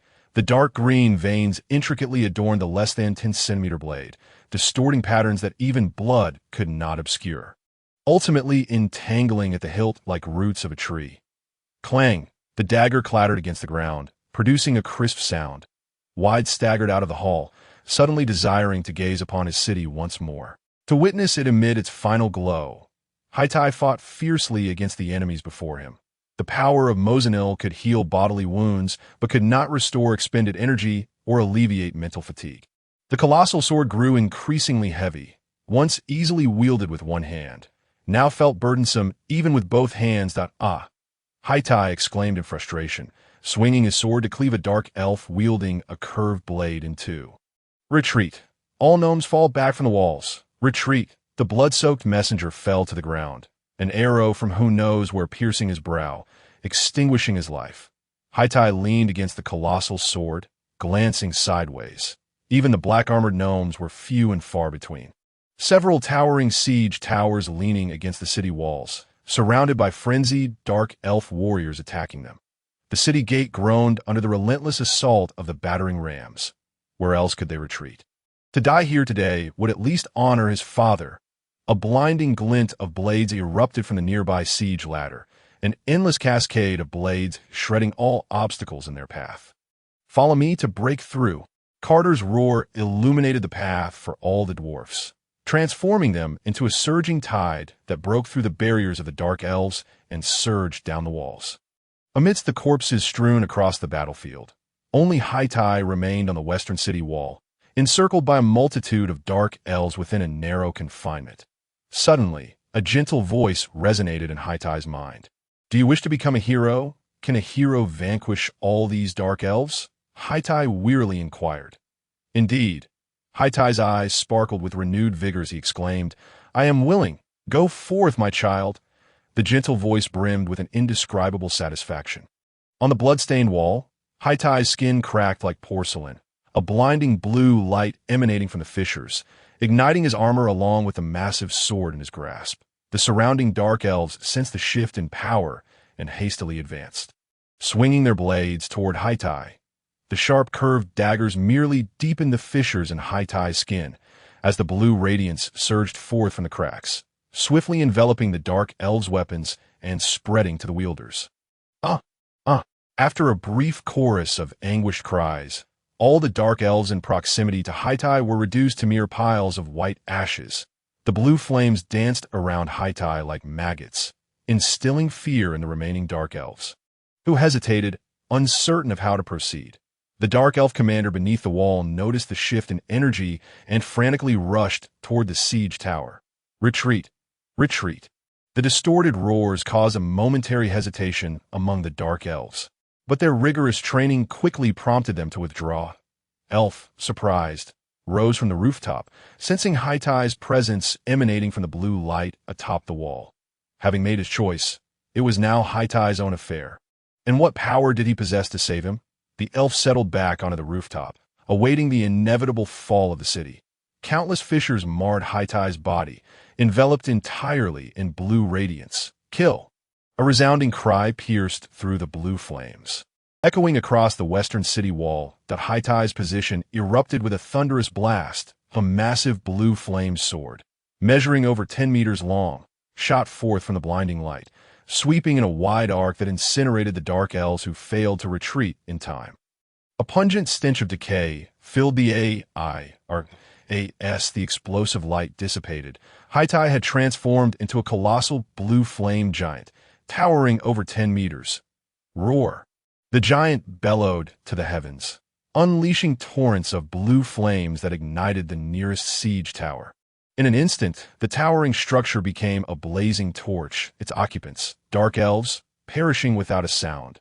The towering figure, engulfed in flames, leaped from the burning siege tower, radiating a formidable aura that rivaled Carter's. Yet before he could reach the flame giant, he was consumed by the blue fire. Haitai began to sprint across the city wall, effortlessly incinerating every creature in his path with blue flames, reducing them to a SHI in the distance, atop a colossal ice spider. A figure cloaked in black gazed upon the blue giant on the western city wall. Dark purple spider patterns twisted menacingly on the back of the cloak, distorted by the gentle breeze.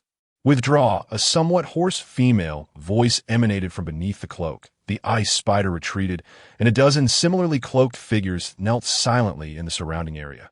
Once the ice spider had departed, they rose collectively and hastened towards the direction of Aereo City. The western city wall was ravaged by the giant conjured by Haitai, as hundreds of dark elves fell beneath the onslaught of his flames. Aside from the western wall, The remaining three sides witnessed the dark elf abandon their siege equipment and commence a methodical retreat. Haitai relentlessly slaughtered the dark elves who dared to stand before him, each step forward leaving behind a massive, burning footprint. The blue imprints stretched from the vicinity of the southern wall to the northern edge. Just as Haitai was about to continue his pursuit, a sudden, intense pain surged through his mind. The unbearable agony elicited a tremendous roar from him. Ah! The flame sword slipped from his grasp, plunging to the ground and embedding itself deeply. Continuing to burn, Haitai pounded his fists against the wall, which had lost its protective magic, creating numerous craters. A dazzling blue light erupted from his eyes, and a pitch-black void materialized beside him, radiating an overwhelming pull. Despite Haitai's desperate resistance, he could not prevent himself from being drawn into it. As the void closed, Haitai unleashed a deafening roar. Elf, bearing witness to Haitai's final cry, stood silently on the rooftop, watching as the sky gradually returned to tranquility. "I am but an ordinary person. I cannot be a hero." The ice spider, now bearing a mysterious figure, returned to its previous position. Bang! Bang! The sound of tremendous impacts resonated once more at the four city gates.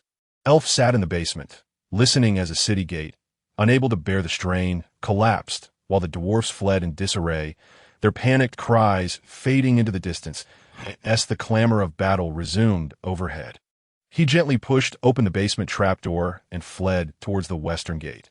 This was indeed the most chaotic moment within the city. The dwarfs' organized forces had been completely scattered. Furthermore, the Dark Elves had never been one to accept the surrender of dwarven regular troops. Thus, the remaining dwarfs were driven into a corner, fighting fiercely to take down a few Dark Elves with them. Elf concealed his presence, evading the tumultuous melee, even if spotted by other Dark Elves. He faced no pursuit. The few stragglers were not the Dark Elves' targets. They were solely focused on swiftly capturing Ario's city as a base to launch an assault southward toward Nidwire. Elf swiftly reached the edge of the city wall, where the western gate stood wide, open yet intact, with numerous guards stationed near the drawbridge, evidently to prevent a mass exodus of dwarfs. Elf had never considered escaping through the city gate. Once any gate fell, the protective magic on the wall would inevitably be dispelled. He quickly scaled the wall, quietly eliminating a few nearby Dark Elves before vaulting over. The multitude of Dark Elves had already infiltrated Ario's city, pursuing the remnants of the dwarven forces. Moreover, the western side had just been subjected to Haitai's merciless onslaught. Caught off guard, the Dark Elves were unable to summon a substantial force in such haste, allowing Elf to escape the city with relative ease. Sizzle! As Elf's feet touched the ground, a torrent of blood gushed from the edges of his footprints. He cautiously surveyed his surroundings in the distance.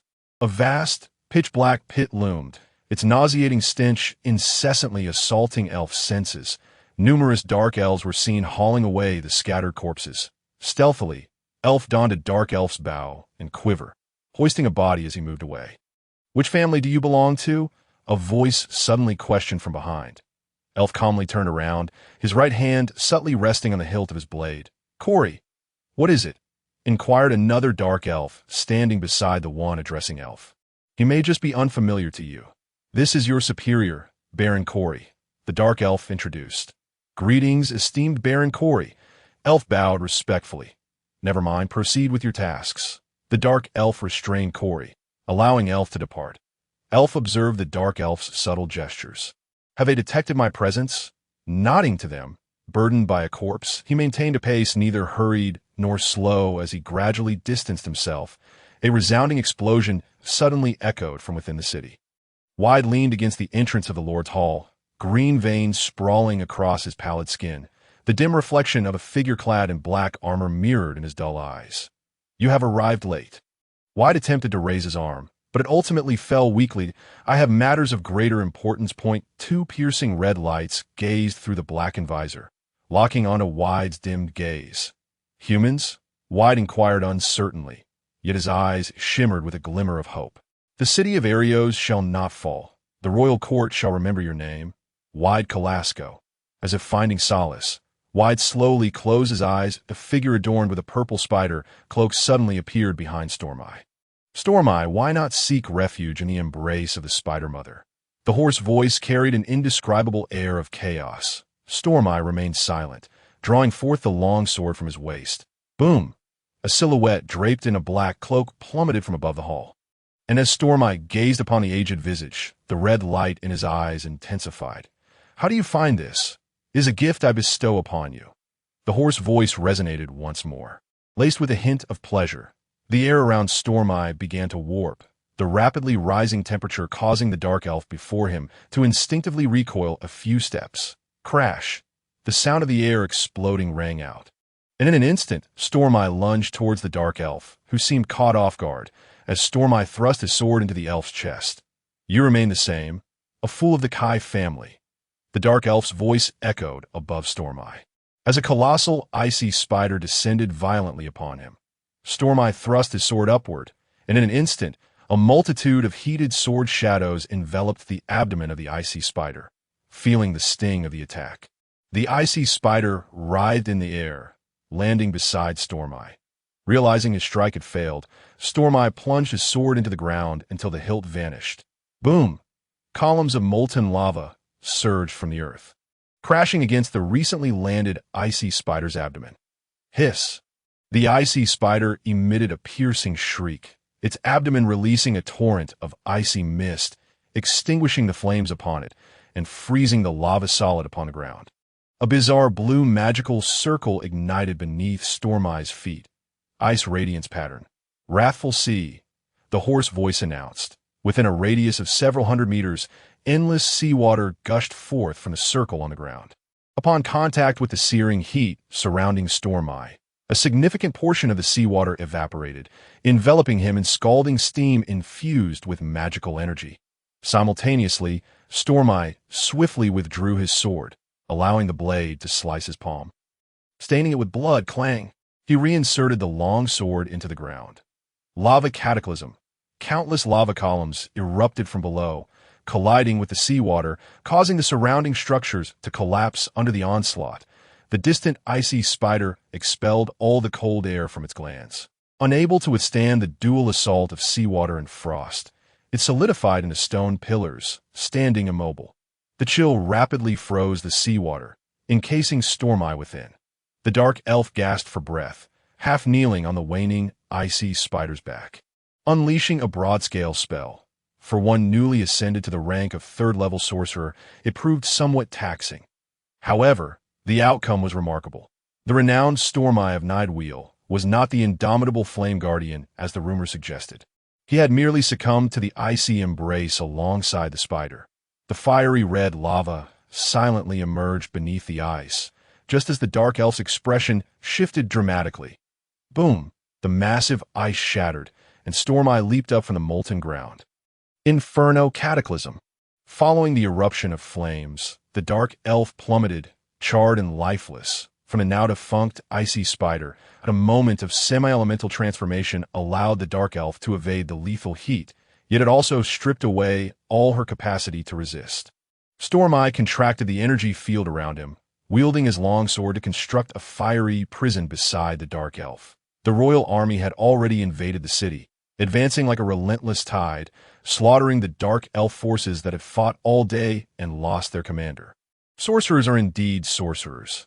You vainly sought strength through deities. Yet this is the extent of your achievements. Stormeye entered the Lord's Hall, seating himself upon the gem-encrusted throne, the soft fur providing him no comfort whatsoever.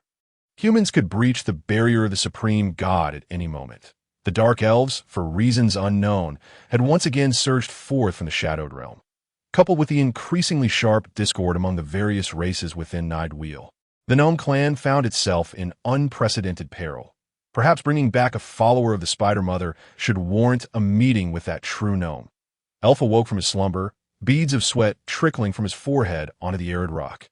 Instantly absorbed, he sat up from the ground, his skin wrinkled, as the first trial before formally becoming a sorcerer quietly approached.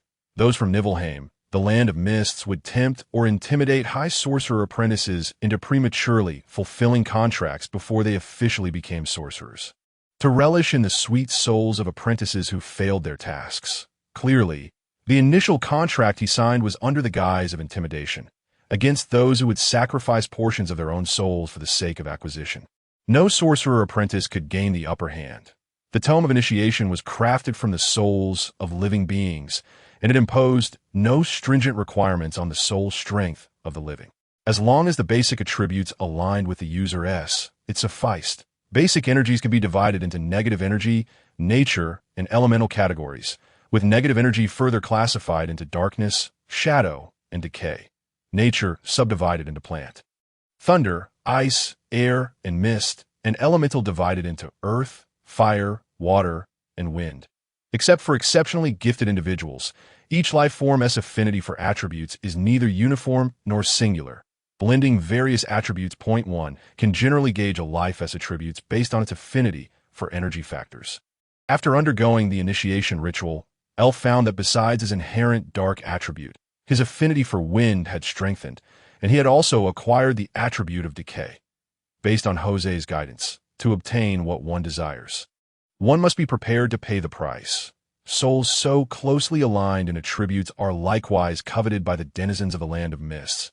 During each ritual, sorcerer apprentices consume portions of living beings' souls as a prerequisite to communicate with the entities of the Land of Mists. Once the life forms of the Land of Mists select a compatible essence, they activate the sorcerer's abilities by sacrificing the corresponding portion of the living being's soul. When sorcerer apprentices ascend to the rank of formal sorcerer, they must fulfill the contractual obligations, as the contract is unilaterally dictated by the entities of the Land of Mists. Despite being constrained by the principle of equivalent exchange, many sorcerers have met their demise under contracts made upon their ascension to full sorcerer status. Initially, such cruel contracts were not a prerequisite for becoming a formal sorcerer.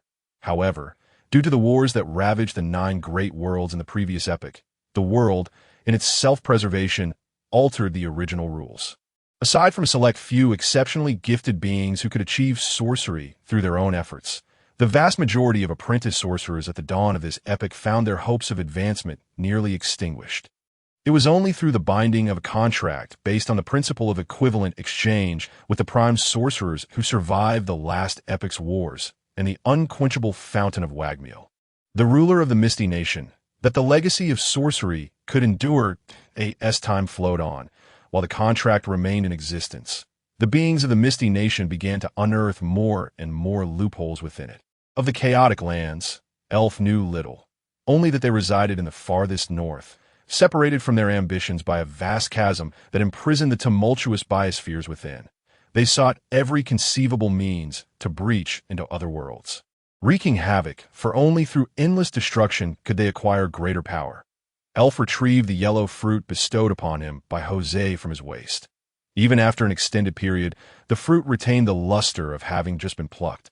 Due to the absence of a sorcerer's guidance during the contract, Elf had absorbed an excess of power, which had impacted him even as an advanced apprentice sorcerer. He could feel its insatiable desire for his soul and body even in his dreams.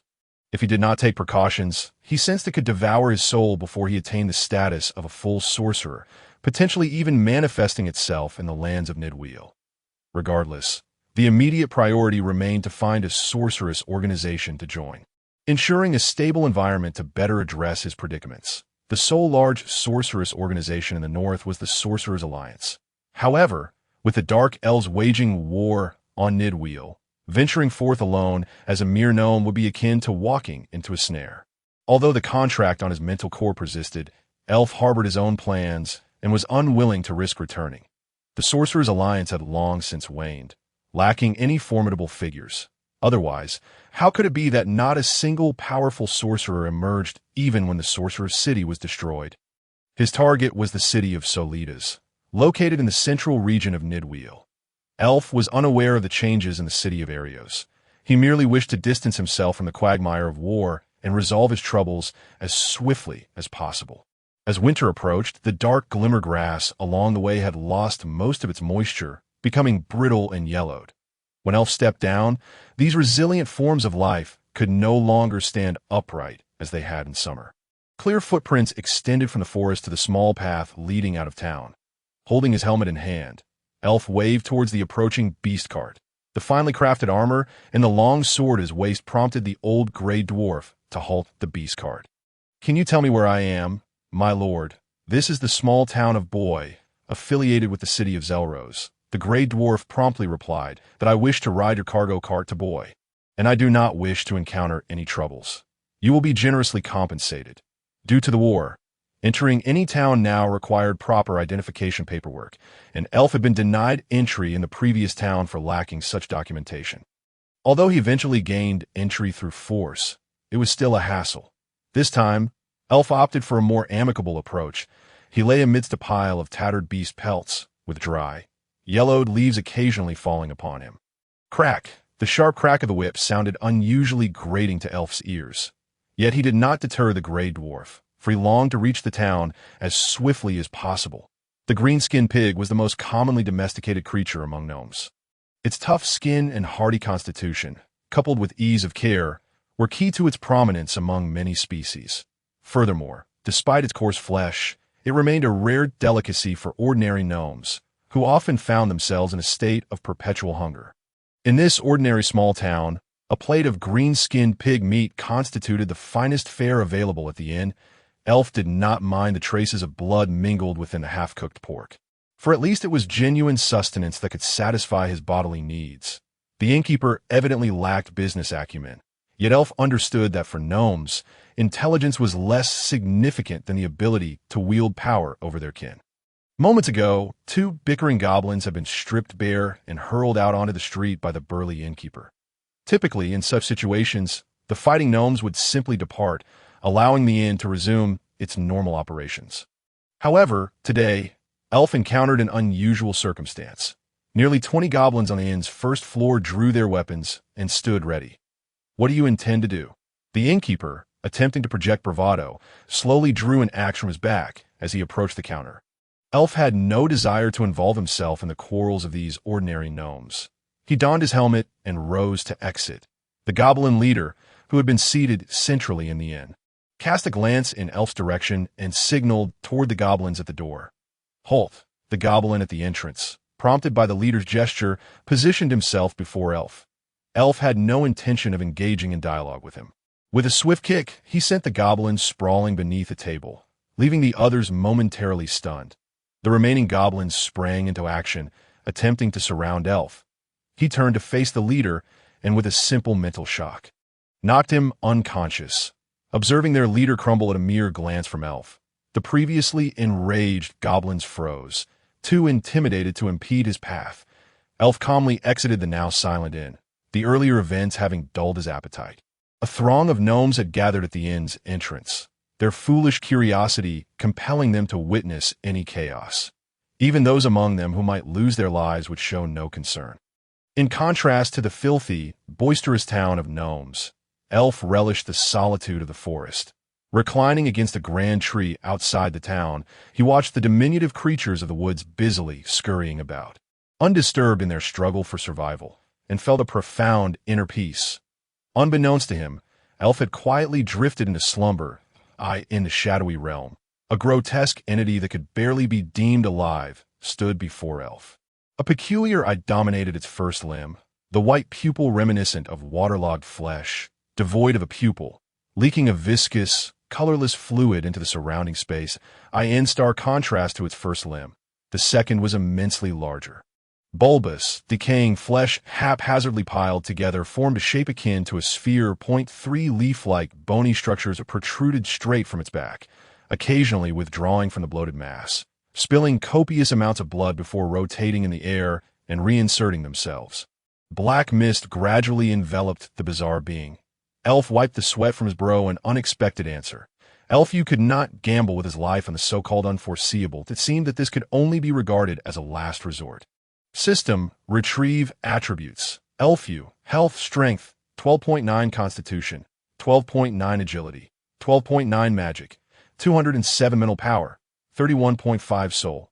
Light blade goblin, can be sublimated skills, goblin swordsmanship, engraving technique, goblin heavy archery, fireball, life detection. To ascend to a formal wizard. 50 points of mental power are required. Given the current circumstances, he must swiftly elevate his mental power by nearly 20 points. Attempting to promote through meditation in a short period would likely only plunge him deeper into the abyss of death. Therefore, he would have to rely on potions for enhancement. The Dark Blessing, a potion used by formal wizards to boost mental power, possesses an expensive formula and is extremely difficult to concoct. Elfew only had 2 opportunities. Although the chances of survival were lamentably slim, he still had 2 options to consider, albeit both were unsatisfactory. The unilateral use of special energy to eliminate the contract was Elfew's final trump card. He did not intend to employ it until the very last moment. Now, Elfew's primary objective was to locate the formula for the Dark Blessing potion and attempt to successfully concoct a vial using the only 2 mist crystals in his possession. As for seeking assistance, Elfew had never contemplated it. The Land of Mist was a taboo for the gnomes of Nidweir. Any trace of Hua Gmeil would lead to complete eradication. This fact was even reflected in heroic legends, where the valiant gnome heroes would thwart all of Hua Gmeil's schemes, securing victory in battle. Thus, heading to the central region, specifically Solita's city, became an urgent matter. After consuming a vial of sustenance potion, Elfew hastened his journey that he needed to find a wizarding organization possessing the formula for Dark Blessing and obtain it at any cost. Solita's city, a locale governed by wizards with support from the Gnome Royal Court, was home to a multitude of wizards. Unlike other wizard cities, every gnome here could potentially be a wizard apprentice. Wizards had flourished in this region, and to Elfew's knowledge, countless wizard families, academies, and various organizations and guilds surrounded Solita City. In a city named after the ancient wizard Solitas, all the knowledge and power one possessed could serve as a stepping stone into these wizarding groups. After over a month of arduous travel, Elfew finally arrived at his destination. From a distance, the city walls of Solita's city appeared unremarkable, constructed from a type of energy mineral that shimmered with a kaleidoscope of colors under the starlight. Clearly, its decorative purpose outweighed its primary defensive function. To Elfew, this incomprehensible approach seemed utterly pointless, due to the immense influence of wizards in Solita's city, and the city's open embrace of all wizards. It naturally attracted a plethora of practitioners of forbidden sorcery. Among these wizards were those fervently researching the knowledge of the Land of Mist, who, to varying degrees, bore the essence of Hua Gmeil. This was one of the reasons Elfew ventured into this city. These wizards would serve as the perfect disguise for his ascent. Pretending to be deeply interested in the knowledge of the Land of Mist and seizing the opportunity to join a wizarding group was part of Elfew's plan. If, in the end, he could not avoid spiraling out of control, he could only hope that Solita's city harbored a hero or a wizard of equal prowess. The enhancement of mental power had nearly liberated the gnome wizards from the curse of their race.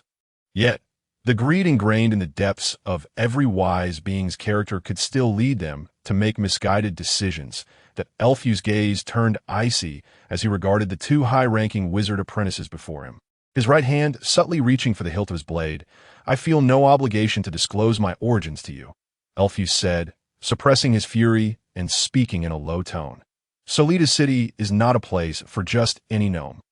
The gray-robed goblin sneered disdainfully at Elfew, speaking with an air of superiority. However, the goblin beside him noticed Elfew's movement. An arm concealed beneath the cloak began to stir, channeling magical energy. This was not the first trouble Elfew had encountered outside the city. Since the previous afternoon when he first caught sight of Solita City, he had faced 3 groups of roadblockers, the reasons of the first 2 being equally incredulous to him. He understood the psyches of these gnomes. Having just emerged from their sheltered existence, they were intoxicated by legendary tales, desperately yearning for a feat to prove their strength. Like those heroes, they sought adventure, hoping to amass unfathomable wealth, which astonishingly mirrored Elfew's past life, albeit with their methods being somewhat more refined.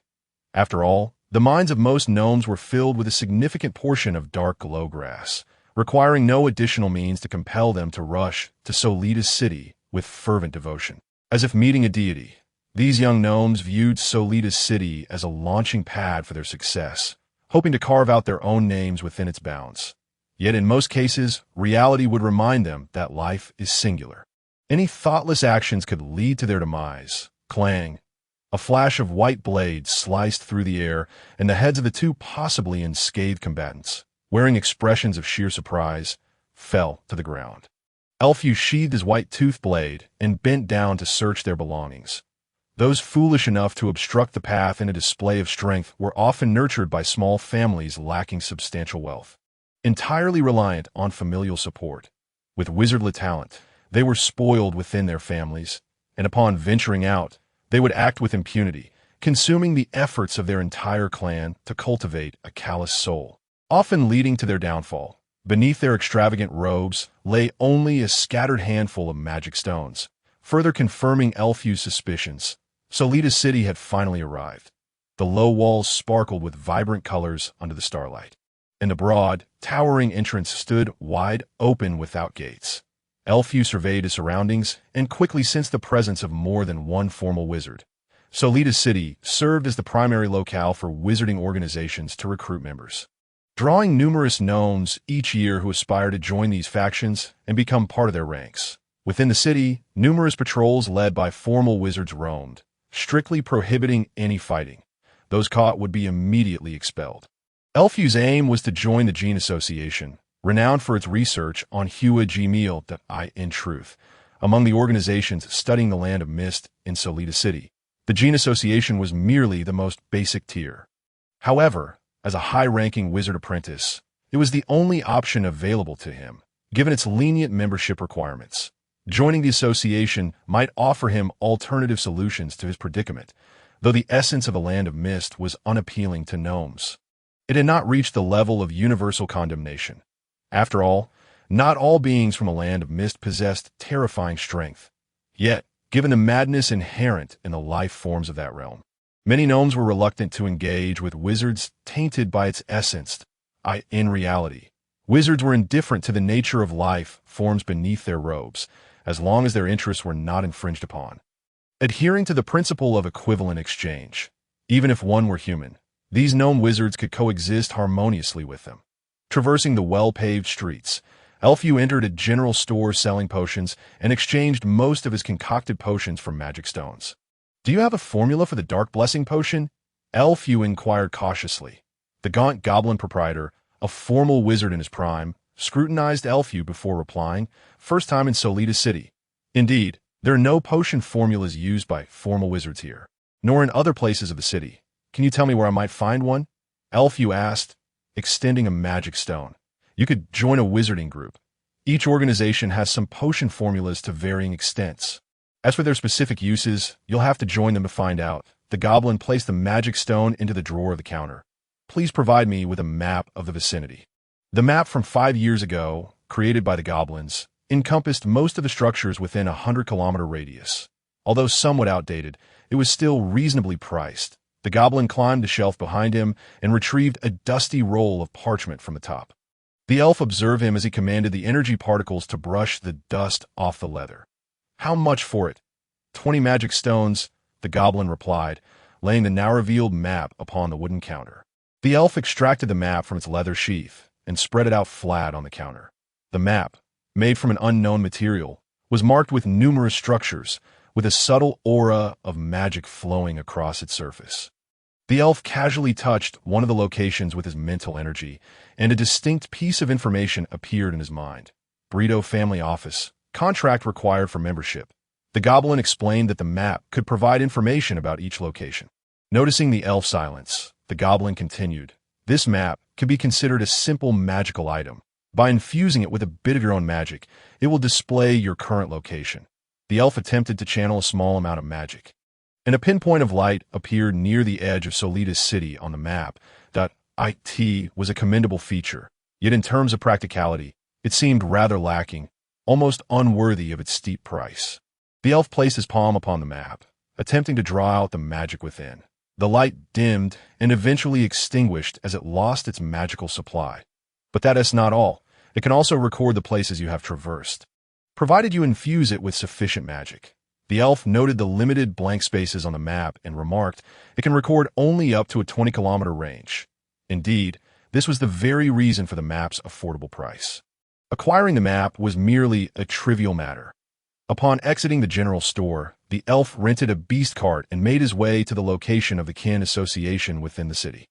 The study of forbidden powers, while not outright prohibited in Solita City, was nonetheless regarded with disfavor. With the aid of the map, The elf located the kin association in a corner of Solita City. A metal sign hung askew on the somewhat dilapidated two-story stone building. The elf lifted the heavy linen curtain and stepped into the dimly lit interior. A long, red wooden table dominated most of the room, accompanied by merely a few chairs, devoid of any further adornments. "Greetings." A sudden, ethereal voice, startling the elf, prompted him to instinctively grasp the hilt of his dagger. "Hey, do not be alarmed." The voice emanated directly from behind him. The elf turned to see a diminutive, winged humanoid creature hovering less than a meter away at a brown sprite. The elf inquired uncertainly. "It appear to be an erudite goblin." The creature flitted around the elf, exclaiming in admiration, "Such splendid armor." They were dubbed brown sprites due to their penchant for wearing tattered brown garments. Their faces were small and flat, with minuscule nostrils, yet their long, unkempt brown hair cascaded down to their waists. Brown sprites exhibited no significant gender distinction, though they generally leaned towards a feminine demeanor, displaying a lively and playful nature akin to that of young girls, and were typically friends of humanity. Logically, they would not engage with the subterranean gnomes. "Hello, young light blade goblin." An ancient voice interrupted the elf's thoughts. The elf beheld a formally clad wizard who seemed to have appeared out of thin air. Dressed similarly to the brown sprite in tattered brown robes, he radiated a gentle aura. "Greetings, I am the elf." The elf lifted his visor and responded politely. "You may call me Rubwa." Rubwa gestured for the elf to follow him into the room. "Please, have a seat," he instructed the brown sprite. "Nora, you may go play outside." "Yay!" the little sprite exclaimed with glee, circling the elf twice before darting out the window. The elf took a seat as Rubwa settled down as well. "Is this the place to become a member of the kin association?" "Indeed it is. Are you also interested in Mist Nation?" "Yes," the elf replied, feigning great interest. "Could you share how you came to be acquainted with the essence of life from the Mist Nation?"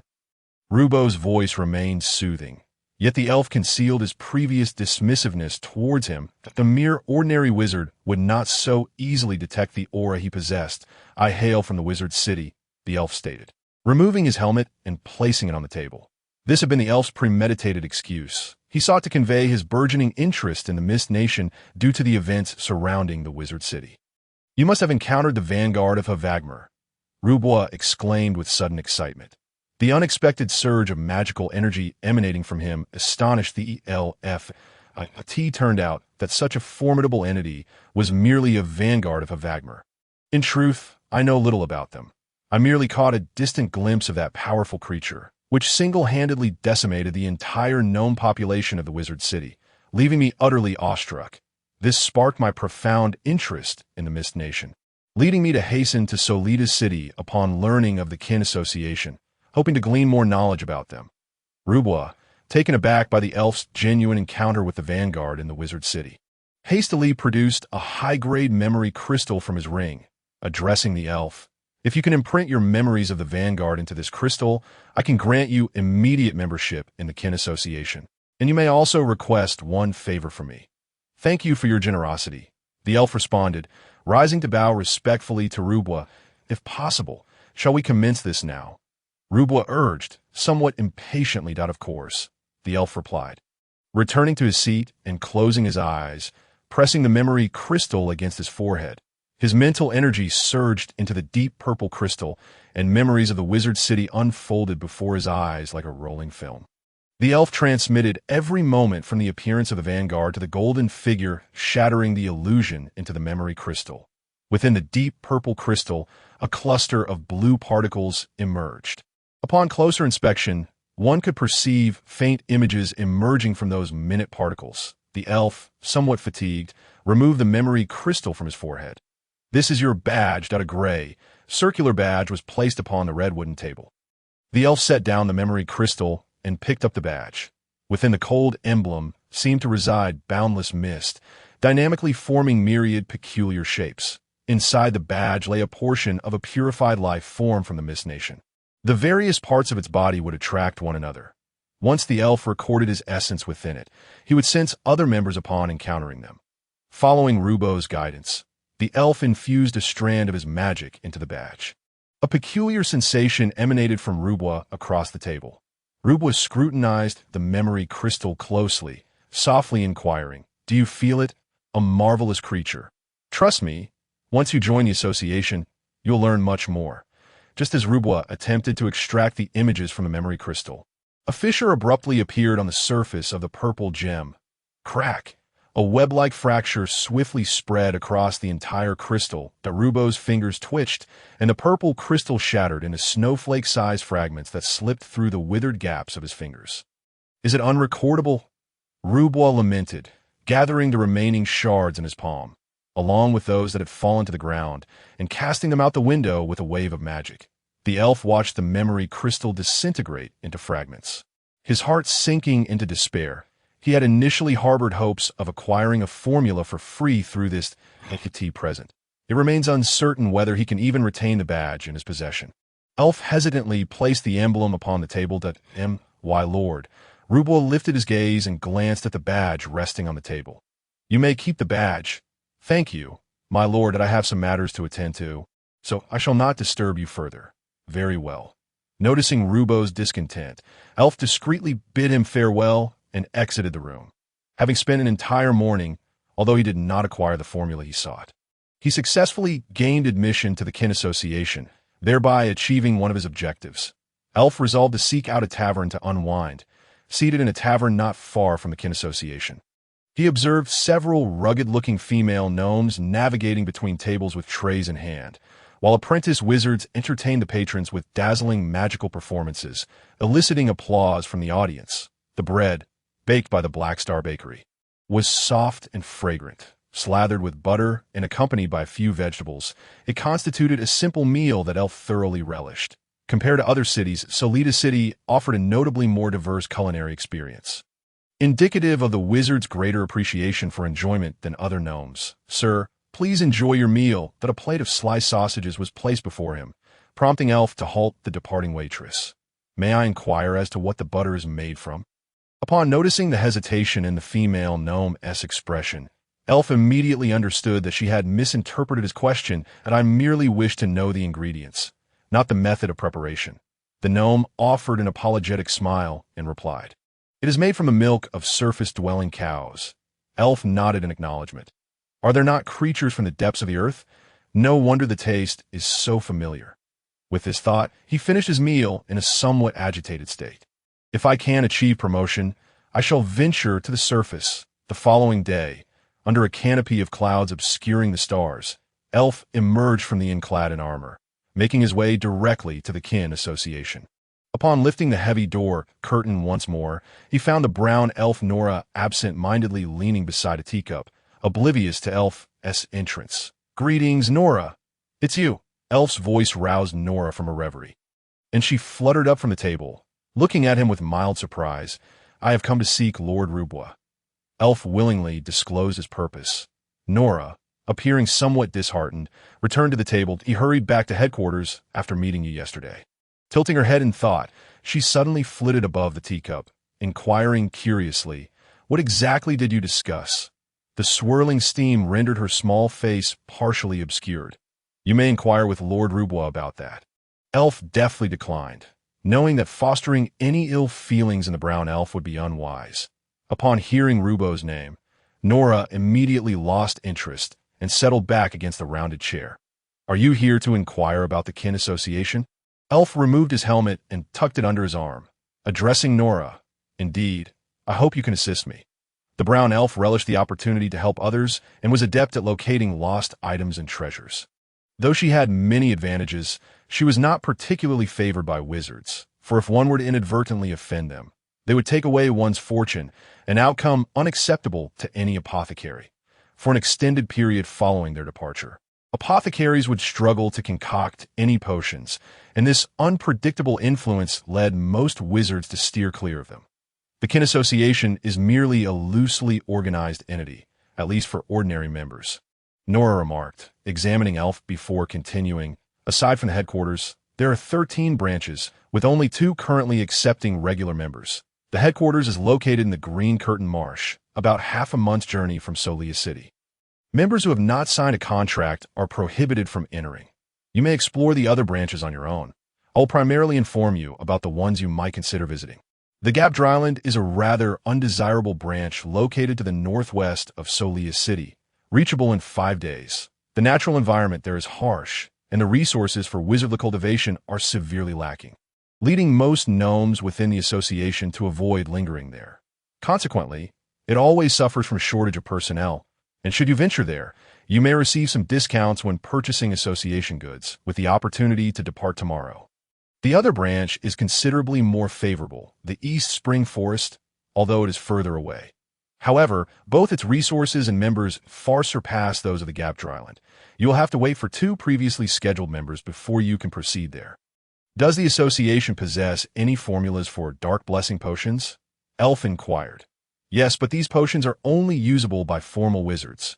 What use do you have for them? An advanced wizard apprentice cannot possibly concoct them. Why not? Concerned for his own life, Elf quickly pressed for more information. Are you not aware? This is a rule established after the last Divine War, a limitation that no wizard can transcend. All potions capable of enhancing a high-level wizard's mental acuity cannot be brewed by those of lower rank. How unfortunate to be without guidance. Elf could only sigh in resignation, feeling utterly helpless. Are there any methods to rapidly enhance mental acuity? Nora, puzzled by Elf's urgency, questioned, You cannot be older than 10. There is no need to rush your promotion, that I have compelling reasons for needing to advance swiftly. You could commission an apothecary within the association, as long as you provide the materials and a certain fee. It can be arranged. Thank you, no problem, Nora smiled, fluttering her wings. Have you decided which branch you wish to visit? Time was not on Elf's side. He sensed that the moment when life would entirely consume his time was drawing near. In less than 3 months, he would lose his consciousness and forever slumber in nightmares. The Gap Island, please hand me your badge. Solia City is not a primary recruitment location for the Kin Association. Thus, only Nora and Rubois are stationed here, as the influx of new members is minimal. Typically, new members linger in the city for a period until sufficient numbers are gathered before being collectively dispatched. Before Elf, for newly joined members were prepared to head to the Gap Island, and after a brief preparation the following day, 5 gnomes would convene at the Beast rental place in the city under Nora's guidance. The 5-day journey Nora mentioned was no small feat, as they would be traveling by the blind-eyed Red Hawk. The brutal conflict in Ariano City had left no mark on this bustling locale. The prolonged war had already faded into the past before it could withstand the test of time. Aside from the surviving gnomes, no others recalled it, as if it had never occurred. Elf was indifferent to this. His interest in the war stemmed solely from a desire to ascertain whether the Dark Elves had been repelled and whether his stay in Solia City was secure. Pushing open the somewhat dilapidated wooden door, a pungent odor assaulted Elf's senses. He surveyed his surroundings, finding the cramped space filled with gnomes seeking information. Such establishments for obtaining mundane intelligence were ubiquitous, and a casual inquiry to a passing gnome led him to this location. Taking a seat at an unoccupied table, a goblin missing an ear approached him. Greetings, how may I assist you? I wish to inquire about the situation in Ariano City. The latest intelligence regarding Ariano City was delivered 3 days ago. So it may be somewhat outdated. The goblin apologized. No matter. Please recount the circumstances from the past month. Elf casually tossed a pouch filled with white stones onto the table. The goblin caught the pouch, weighed it in his hand, and a satisfying clatter of the stones elicited a grin. He nestled the pouch against his chest and began. A month ago, the Dark Elves breached Ariano City, only to be reclaimed by the royal envoy shortly thereafter. In the subsequent time, the envoy led the army in a campaign to reclaim all northern territories, and just a week ago, they established camp at a mine belonging to the Hawk family. Do you possess any information regarding the Hawk family at the mine? Elf casually inquired. I regret to inform you that we only possess general knowledge and are not privy to further details. Understood. Thank you, Do you require any additional intelligence? The gnome inquired respectfully. No. That will be all, the elf replied as he rose to depart. The information that these lower-tier intelligence organizations could procure was akin to mere news. They offered little of true value. Their primary means of sustenance stemmed from a vast influx of clientele, accumulating wealth gradually, and their longevity was attributed to their refusal to peddle sensitive information. Exiting the street of information brokering, the elf made his way directly to the rendezvous point agreed upon yesterday. Unlike the ordinary beast carts drawn by green-skinned pigs, the strategically significant blind-eyed hawk had long been monopolized by the Hawk family. This family possessed an extraordinary acumen for wealth. In times of war, the blind-eyed hawk was wielded as a potent weapon to deliver a lethal blow to enemies, while in peacetime, it served as a significant source of income for the Hawk family. A single blind-eyed hawk could carry 5 gnomes in addition to its master. Though remarkably swift, the rental fees were exorbitant, yet reimbursement for this journey was included in the association's perks. Nora spotted the elf from a distance and excitedly waved at him. "Hello, elf." The elf lifted his mask, replying, "Greetings, Nora." The other 4 gnomes also greeted the elf in turn, and he responded to each one. The quartet consisted of 2 male goblins and a male and female gray dwarf, all of whom were ordinary high-level wizard apprentices, devoid of any distinctive aura. After exchanging a few casual words to become better acquainted, the elf, unwilling to waste any more time, proposed that they board the blind-eyed hawk and converse en route. To which the gnomes readily agreed.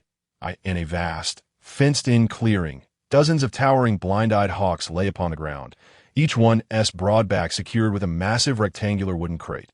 Nora led the 5 gnomes to the prearranged blind-eyed hawk, identified themselves, and ascended the wooden ladder into the crate.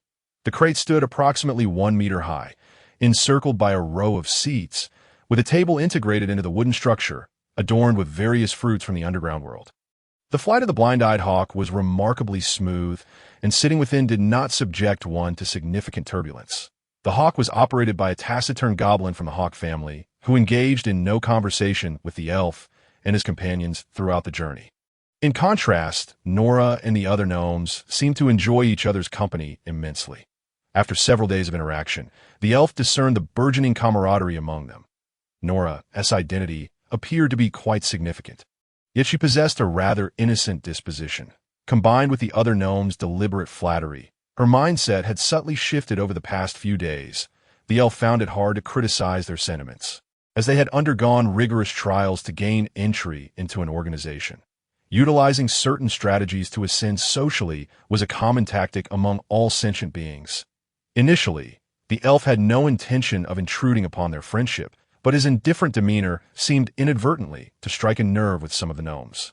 An exceedingly dull joke spewed forth from the foul mouth of one gnome, eliciting uproarious laughter from all, with the female gray dwarf even shedding tears of mirth.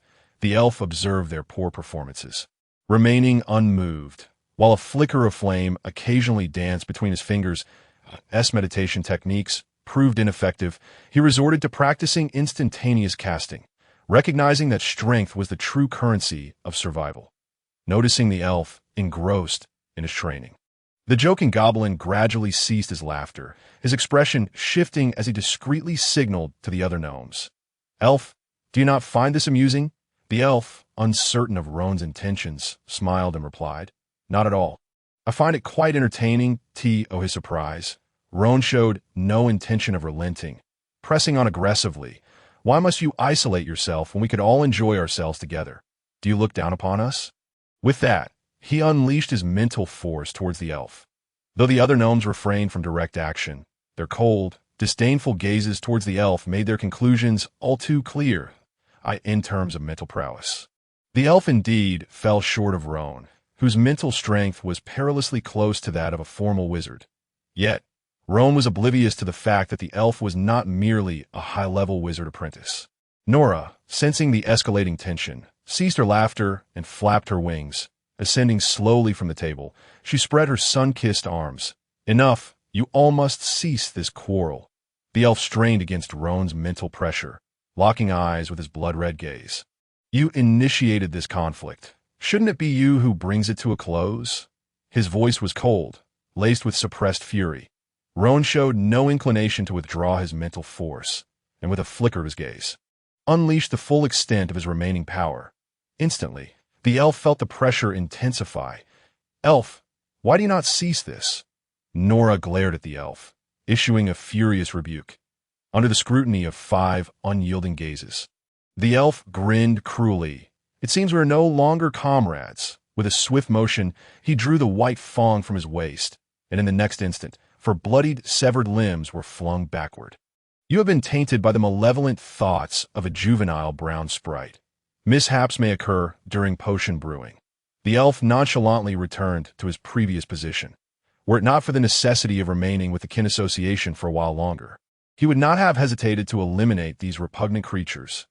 Ah, the gnomes, each missing their left arm, writhed in a pool of blood, experiencing excruciating pain for the first time in their lives, their rage directed at the elf. "I will kill you! I will kill you!" The elf, recalling the familiar threats, grasped the white thong resting at his side, hesitated for a moment, then sheathed it once more that he approached Roan, looking down at him, and then stomped on his wound. Ah, the horrific scream drew the attention of the operator, who had been seated by the hawk's head. Leaning close to Roan's ear, the elf whispered, "I believe you should attempt to preserve your right arm." With a thunderous shout, he commanded, "Now!" Silence. The elf pressed his foot hard against the wound, shattering the remnants of Roan's humerus, which embedded into his flesh till Roan's face turned a sickly green as he stifled any sounds of protest. Once more, the elf leaned in close to Roan's ear, noting the labored breaths escaping him, as if the very air could burst forth from his fragile lungs. The elf patted Roan's cheek gently, saying, "Very good, quite reminiscent of my own past." Roan, in a fit of rage, flailed his remaining right arm, attempting to shake off the goblin clinging to him, yet he resembled a fish out of water. Struggling futilely, "Enough, elf!" Nora cried out in anger, her voice sharp and piercing. "Indeed, that is quite enough." The elf turned and offered Nora a smile. For formal wizards, regrowing a severed limb was not a daunting task. Yet Roan and the others were not formal wizards. Roan appeared to be on the cusp of becoming one, yet that final step could take an entire lifetime to traverse. Becoming a formal wizard signified a transformative leap in existence. Akin to the elf's metamorphosis into a unique goblin, a wizard's mental force would undergo a profound transformation during this evolution. To facilitate this metamorphosis, one must first ignite their mental force. Igniting one's mental force is relatively simple. One merely needs to consume a potion of soul fire, transforming their spirit into a blazing torch. The subsequent success hinges entirely on chance. If one can complete their transformation before their mental force is wholly consumed, they will successfully ascend to become a formal wizard. Conversely, if the transformation is not completed, they will watch helplessly as their mental force burns away, ultimately incinerating their very soul, as far as the elf knew. This metamorphosis was unpredictable, and no gnome could ascertain whether they would succeed in their ascension. However, there were methods to mitigate the risks. Possessing sufficient mana stones could enable one to purchase a vial of life exchange potion. During the ascension process, should the mental force linger without transformation, consuming the life exchange potion would forcibly generate excess mental force at the cost of one's vitality. Naturally, this method of ascension was only applicable to young wizard apprentices. Given that each vial of potion lacks precise measurements, the vitality it can transmute varies, existing only within a general range. Thus, despite the thorough preparations of many gnomes, failure remains an unavoidable outcome. The elf pays little mind to the resentment of a few gnomes. After all, their limited strength poses no significant threat to him. His concern lies with the brown sprite, Nora. This diminutive creature, no larger than his fist, may present obstacles to his future ascension. Life is the only possession that truly belongs to him, and the elf is willing to relinquish some ethereal pursuits for the sake of life itself. He understands that at this moment, Nora is simply too proud to relent, so he will provide her with an opportunity to save face. "I apologize, Nora, that I encountered some difficulties during my recent meditation, that I regret the earlier incident, and will make amends. That you think a simple apology can mend our broken limbs?" Another goblin in the group retorted indignantly from behind the elf. The elf turned to cast a disdainful glance at him, his cold gaze silencing the goblin. At this point, Nora had regained her composure, and, looking at the elf, asked uncertainly, "How do you intend to compensate them?"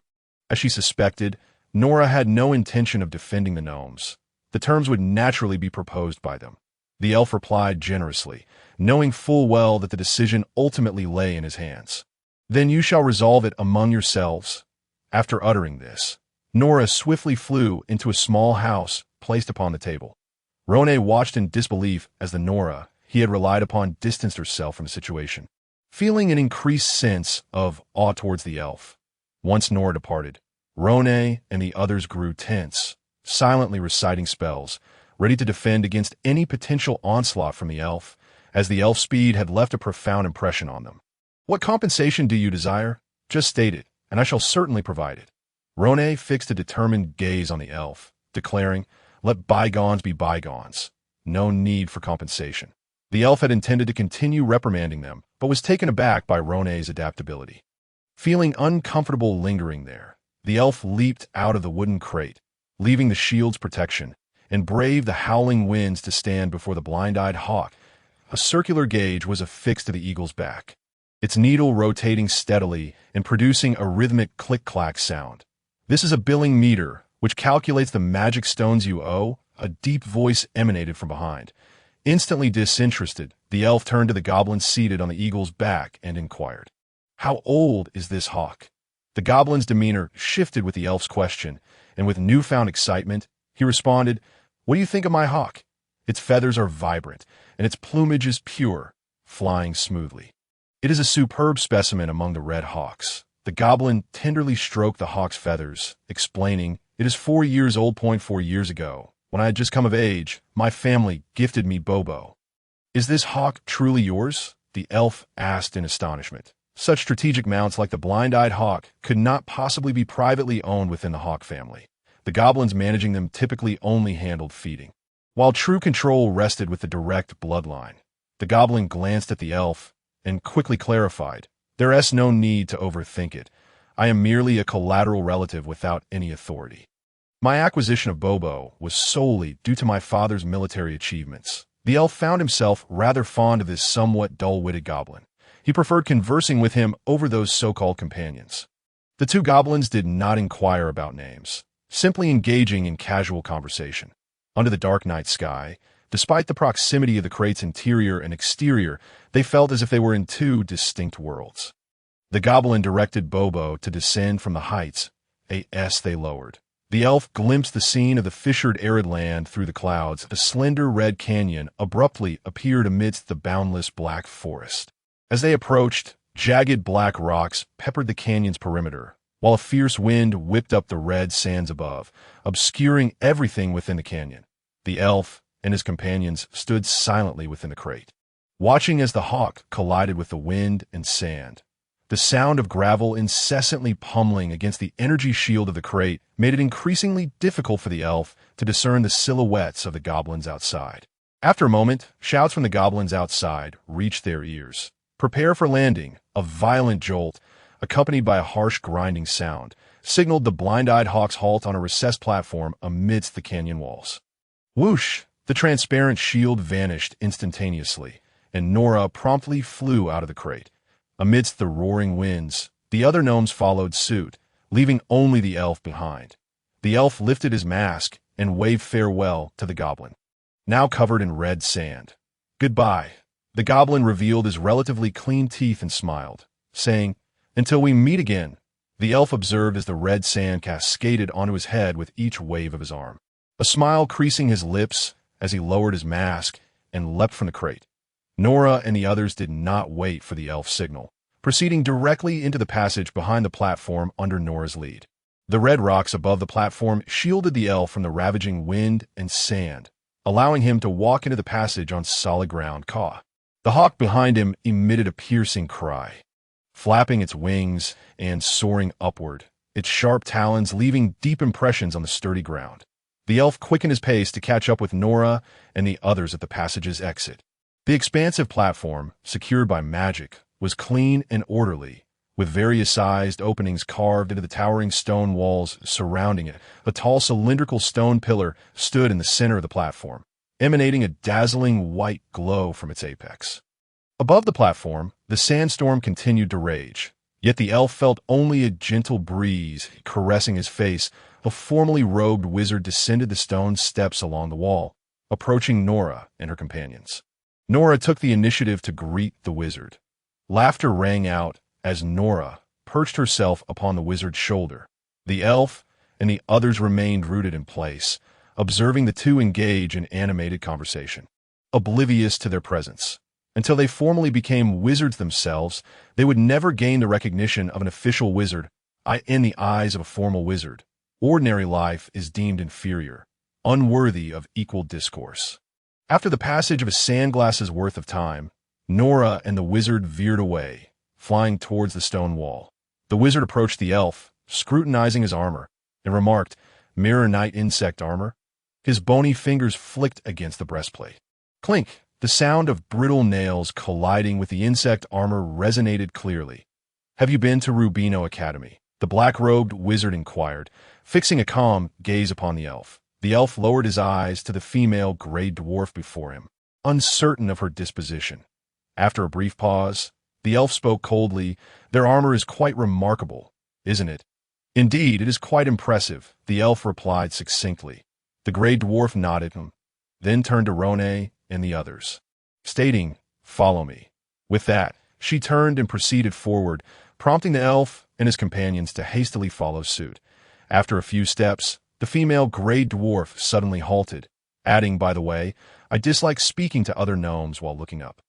The elf, standing behind her, bowed slightly and replied solemnly, "Yes, my lady." The brown sprite certainly needed to devise a plan. The elf was somewhat disgusted by this gray dwarf. Under the guidance of the wizard, the elf entered a cavern in the right stone wall. "Present your badges." The 5 elves laid their badges upon the stone table before the gray dwarf. The gray dwarf produced an even more exquisite badge. Touching each of the elves' badges in turn, memorizing their essences. "I am Canner, a first-level crystallized wizard and the overseer of the fissured arid land. Welcome to join you S.T. O the right of the entrance." The stone wall is designated for the esteemed wizards, while the ordinary members, like Elv, are assigned to reside upon the stone wall ahead.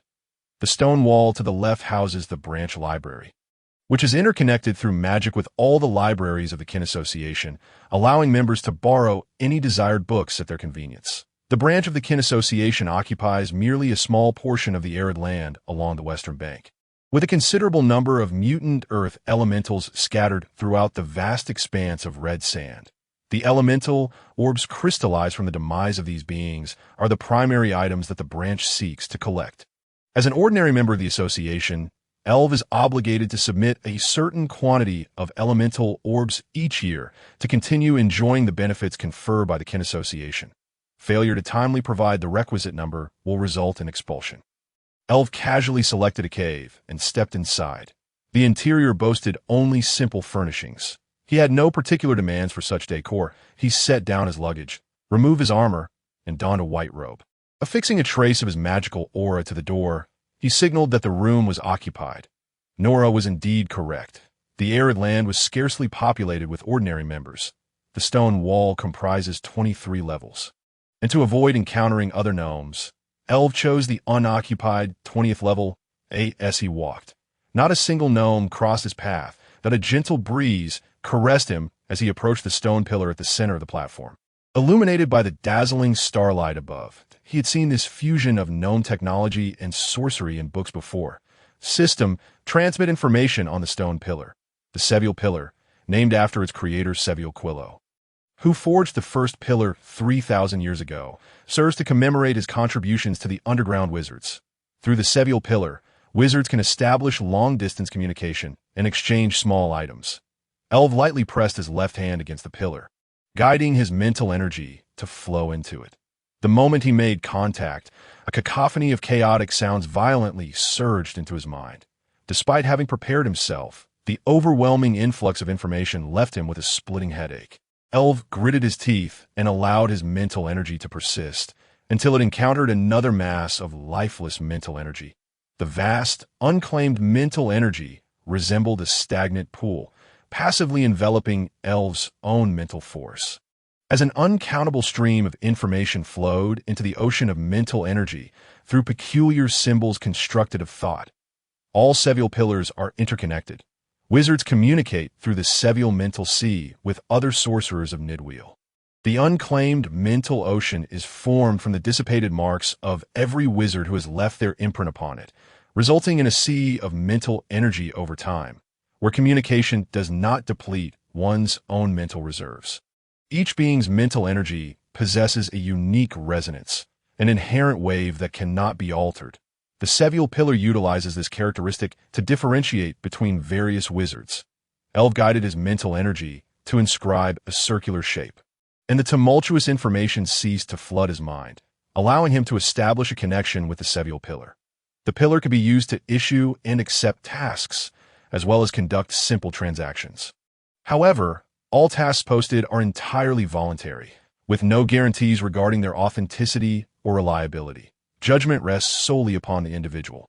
Nevertheless, there is not a complete lack of credibility, as prolonged usage has allowed some larger organizations to attain a degree of reliable reputation.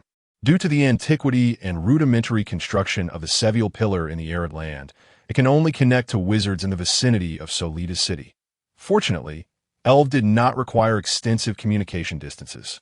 The Alchemist Guild boasts a unique emblem, a test tube pouring forth potions. Elv approached the colossal mental construct of the test tube and deftly maneuvered his ring into it. Upon opening his eyes, he found a transparent interface emerging approximately 2 meters high at the base of the stone tower, displaying a myriad of information. The Grand Gnome script divided this information into 3 sections. Elv bypassed the exchange and procurement areas, directing his gaze to the customization section. Dark Blessing. Materials provided, 200 mana stones upon completion. Whispers of the Mountains. No materials required, 220 intermediate mana stones. A multitude of requests for potion crafting gathered beneath the customization section, with requests occasionally disappearing as they were accepted. The Dark Blessing Potion, a commonly utilized elixir among formal wizards, undoubtedly had a considerable demand. Elv focused his mental energy, projecting the desired resonance toward the interface. Dark Blessing. The interface became translucent, and soon new information regarding requests for the Dark Blessing Potion reappeared. Dark Blessing. Reward. 10 high-grade mana stones. Dark Blessing Potion. Reward. 3 Mist Crystals. Dark Blessing. Materials provided. An additional 300 mana stones. There were over 100 requests pertaining to the Dark Blessing Potion, organized chronologically, with a request disappearing every few seconds. The varying prices left Elv uncertain about how to price his own request, ultimately leading him to select a moderate price. Even so, it depleted all of Elv's mana stones. Yes, he watched his request displayed on the interface. Elv did not leave, but lingered beside the pillar, waiting for an alchemist to accept his task. A high-ranking wizard apprentice, also clad in a white robe, approached the Sevial Pillar. Elv observed as he placed his hand upon the pillar, manipulating it. However, he left without seeing any interface appear, realizing that the pillar's interface was visible only to him at that moment. Elv sensed an unfamiliar mental energy probing the task he had previously posted. He placed his hand on the pillar, opened his mind, and received the mental energy. Hello, I can brew the Dark Blessing Potion. If I succeed on the first attempt, I will need an additional Mist Crystal along with your prior reward. The powerful mental waves indicated that the individual on the other side was a wizard of considerable strength. The extra Mist Crystal could at most enhance his mental energy by 2 points, ultimately serving little purpose. If he could brew the potion, what harm was there in providing it to him? Agreed. Then please modify the request accordingly. I will return to accept it once you have made the adjustments. What is the fastest time you can produce the final product? Not exceeding half a month, the wizard assured. Elv promptly modified the request, and just as he completed the changes, the task was accepted. Very well. I am Marland. I will notify you once it is ready. I hope you will keep an eye on the messages transmitted by the pillar. Understood, Elv replied before severing the connection. The apprentice's mental energy was still too weak for long-distance communication with other wizards. Once he ascended to become a formal wizard and could materialize his mental imprint, he would be able to communicate through it. With the potion matter resolved, a weight lifted from Elv's heart. Though the remaining concern lay in the potion's efficacy. Having settled the potion affairs, Elv ascended to the stone wall on the left. The kin association, established long ago, possessed considerable knowledge concerning the Land of Mist. Acquiring more knowledge about this realm would facilitate future dealings with the beings bound by contract from the Land of Mist. The space within the stone wall took on a cylindrical form, with 2 towering, arched bookshelves extending toward the ceiling dozens of meters above that a diverse array of books was neatly arranged upon the shelves, alongside numerous devices akin to elevators, enabling effortless movement throughout the library. Elf approached a stone table beside the entrance, producing his membership badge and addressing the high-ranking wizard apprentice engrossed in reading. "Hello, I wish to enter and peruse some materials." The gray dwarf accepted Elf's badge, clashed it against his own, and returned it to Elf. "Elf the wizard, you have 1 month of complimentary reading privileges. However, you are not permitted to remove any books from the library. Please wear your badge at all times while inside to avoid triggering the internal alarm spells." The elf nodded in acknowledgement. The gray dwarf gently closed the book with his right hand, and the elf distinctly noticed the dwarf's truncated middle finger. "Are you going to use it now?" Seemingly aware of the elf's gaze, the gray dwarf withdrew his right hand into the voluminous folds of his gray robe. The elf offered an apologetic smile. "Can it be terminated at any time during use?" The gray dwarf replied with a smile. "Indeed. May I inquire your name?" "I am called Dean," the gray dwarf said with a slight bow. The elf lowered his head slightly. "Dean the wizard, I extend my apologies for my previous abrupt behavior. This is a customary way for wizards to express their regret. Thank you for your explanation. I shall use it now, that it's no trouble," Dean said, picking up an ancient black notebook from the table. "Please input a portion of your mental energy." Upon receiving the elf's mental energy, the black book automatically opened, revealing a line of constantly changing numbers on the yellowed pages. The elf observed closely, noting that it was a countdown of precisely 1 month's duration. "Please inform me when you emerge." What a complicated procedure, the elf marveled, walking towards the library's center through the sole gap in the circular bookshelf. He gazed upward, where brilliant lights shone down from the apex of the red rock, illuminating the entire space. The elf entered a small elevator and, following the signs on the shelves, located the materials pertaining to the Fog Kingdom. Seated at a wooden black desk, the elf opened the book in his hands. The script of the Fog Kingdom, unlike that of the gnomes, possessed a light and ethereal quality in the elven language. The elf intended to input all this knowledge into the system for convenient future reference. The Fog Kingdom lies to the north of the Jinlunja Abyss, which, like a celestial barrier, prevents the frenzied creatures from invading the lands of Nidweel. It is a chaotic world, where mutual slaughter is the key to survival. New chaotic beings are born from the dense mists every moment, while countless lives of the Fog Kingdom perish in the violence. Before he knew it, a fortnight had passed. The elf spent his days solely in the library, save for his daily meals at the restaurant within the left stone wall. Although the library housed a wealth of texts, they primarily consisted of mundane knowledge, replete with countless trivial biographies and cultural anecdotes from across Nidweel. There were also a handful of simplistic introductions to the human world, with many books being repetitive records lacking any profound explanations. A peculiar surge of mental energy approached, prompting the elf, clad in white robes, to set down the hefty tome he was reading. He greeted the wizard apprentice seated beside him and gathered a few books from the table to return them to the shelves. The library's collection is organized weekly by designated wizard apprentices, including the elf's acquaintance, Dean. "Hello, Dean. How has your day been?" The elf greeted as he approached Dean's stone table. Dean rose from his seat, presenting the notebook that recorded information. "Not bad, elf." The elf accepted the notebook, infused it with a trace of his mental energy, and upon seeing the countdown cease, returned it to the table. Dean inquired, "Shall we go for a meal?" "No, I have other matters to attend to." The elf replied, shaking his head. "Then, see you later," Dean said, smiling while touching his incomplete middle finger. "Farewell." Perhaps due to the recent start of the month, many wizard apprentices had returned to their respective divisions after collecting elemental orbs, and the elf encountered numerous high-ranking apprentices, each bearing traces of life from the Fog Kingdom. The reason the Kin Association established a division here was not solely due to the mutated earth elements, but primarily because of the existence of a one-sided passage to the Fog Kingdom. In fact, nearly every division possesses such a passage. As for why the Gnome Monarchy permits the Kin Association to retain these passages, the elf could not ascertain. To be a regular member of the association, one must at least be a high-ranking wizard apprentice. Generally, these regular members have only two means of acquiring resources: cooperating with formal wizards to study the life forms obtained through various methods from the Fog Kingdom, or hunting mutated earth elements to acquire elemental orbs for resources. Bright starlight streamed into the corridor through the window in the stone wall, prompting the elf to uncomfortably don his hood.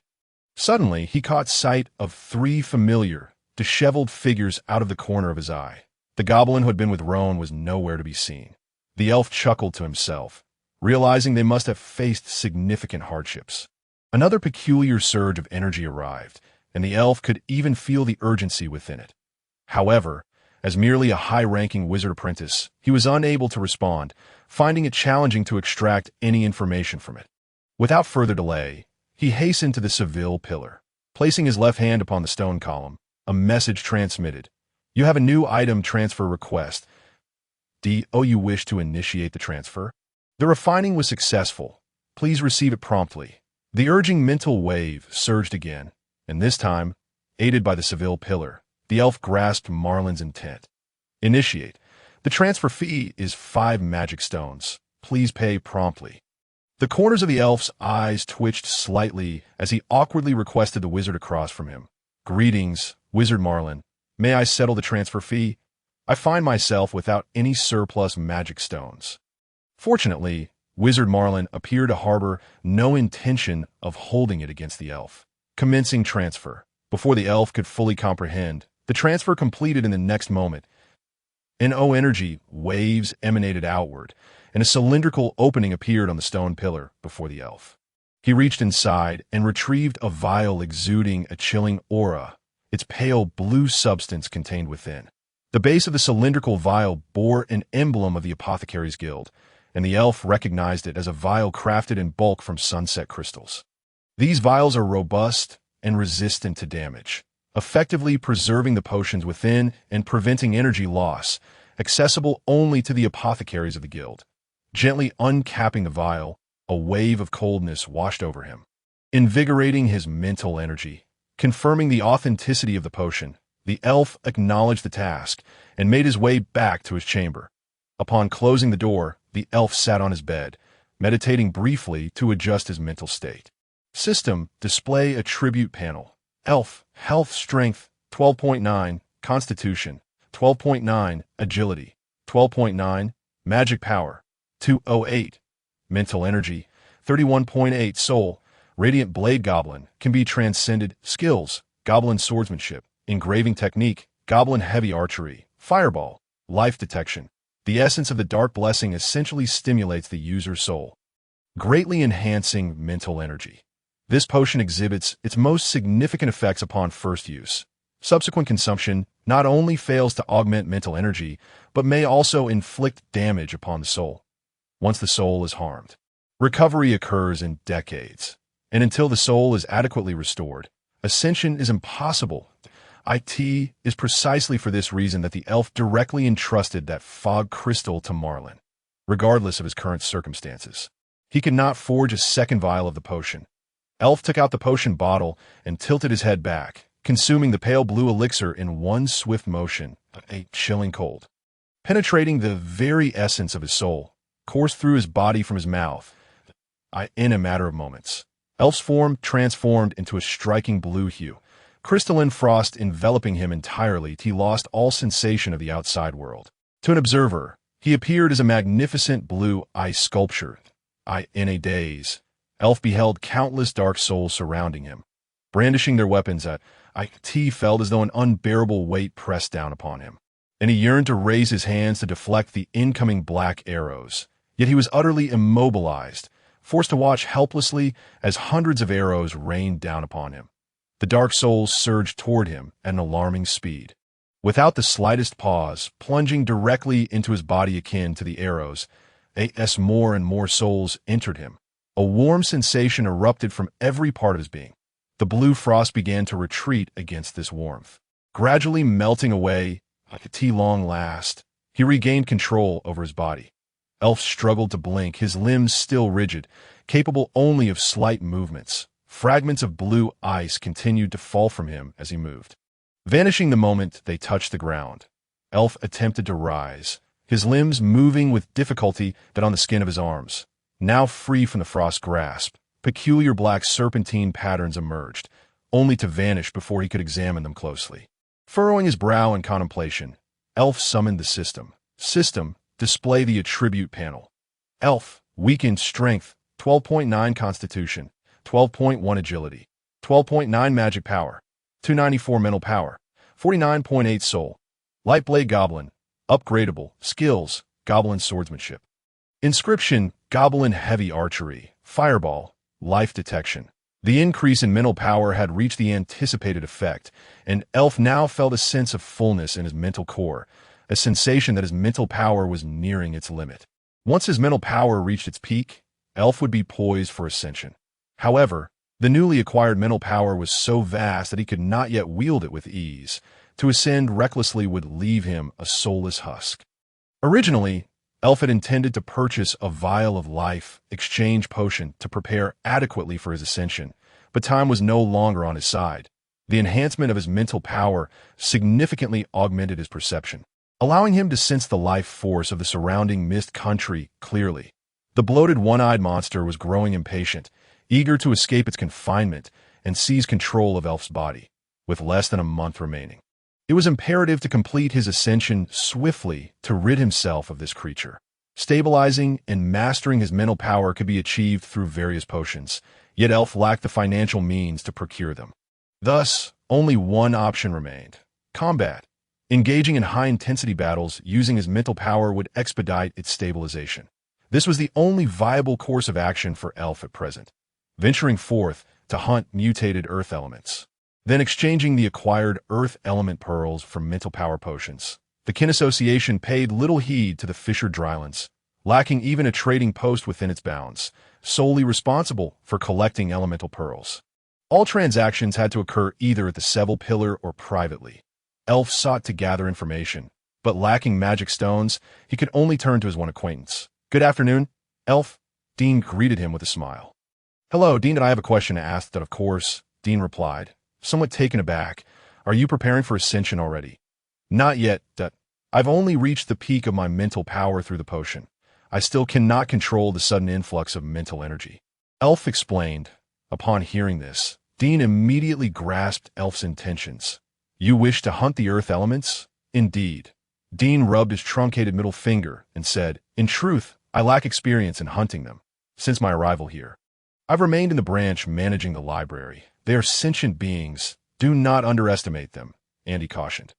Elf exited the passage, traversing the steep path into the billowing red sands. After several battles, the black carapace was marked with numerous scars of varying sizes. The Fisher Drylands were vast and inhospitable, and donning armor could mitigate many troubles. The branch where Elf resided was located in the canyon's center, and reaching the surface required a considerable trek. The narrow path formed by red rocks was exceedingly steep.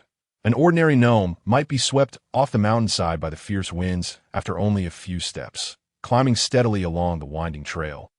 Elf encountered a dilapidated watchtower that obstructed his path upon reaching the surface.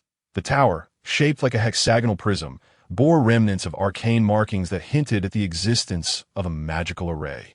Though it was now in ruins, devoid of any magical resonance. "Halt!" A booming voice echoed from the shadow of the watchtower, followed by a field of magic suppression enveloping the area around it. Elf removed the kin association's emblem and tossed it toward the source of the voice. "I am a new ordinary member who arrived last month." Yes, as soon as Elf spoke, a tall gray dwarf emerged from the swirling red sands. "Understood, proceed." The emblem was tossed back to him, and Elf caught it, fastening it to his chest. "Farewell." All that lay ahead was a sea of red sand.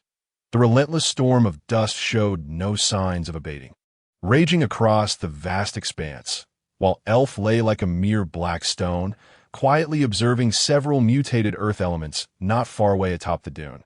This was his second day out, and it marked his first encounter with the earth elements.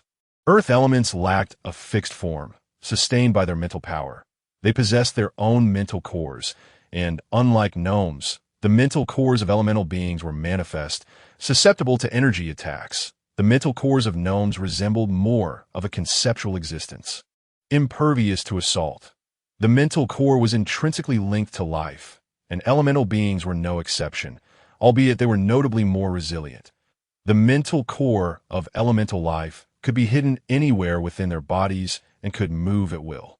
If one could not destroy their mental core, the only alternative was to incessantly batter their physical forms until their mental power was entirely depleted, rendering them utterly vanquished.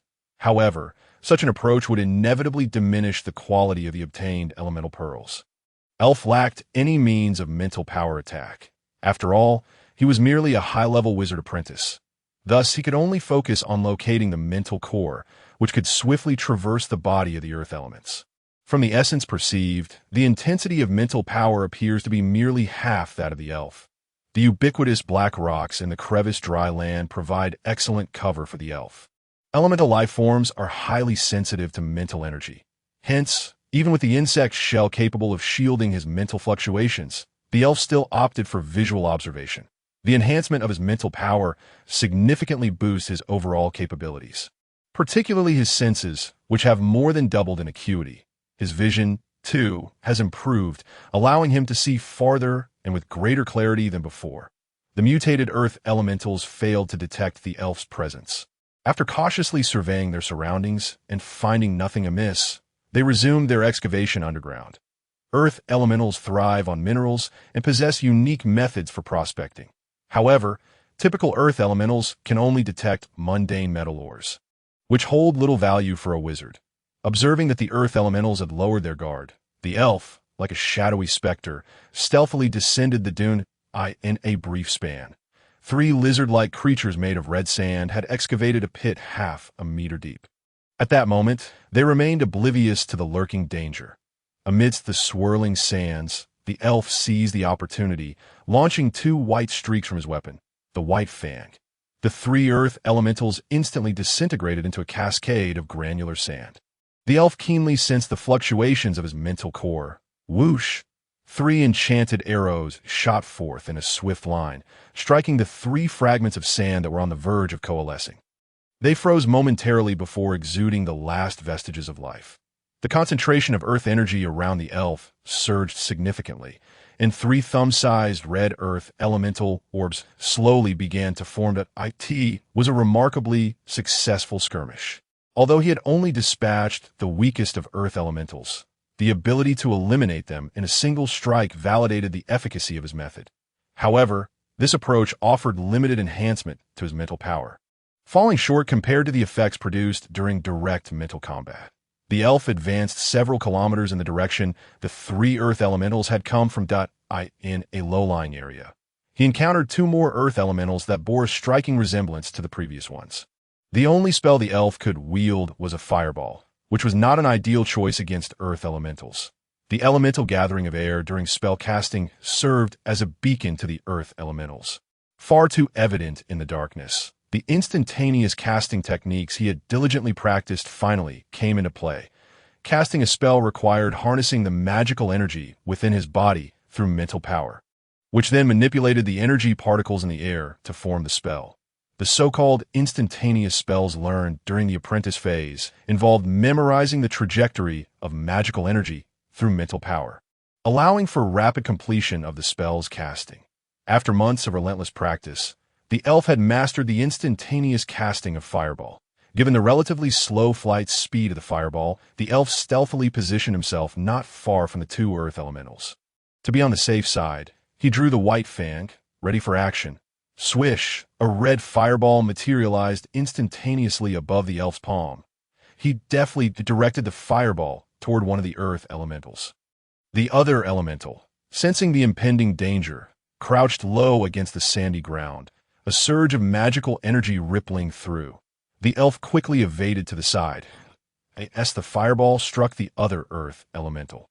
A sharp earthen spike erupted from the ground beneath the elf. The elemental struck by the fireball succumbed to the attack, transforming into a puddle of fine red sand.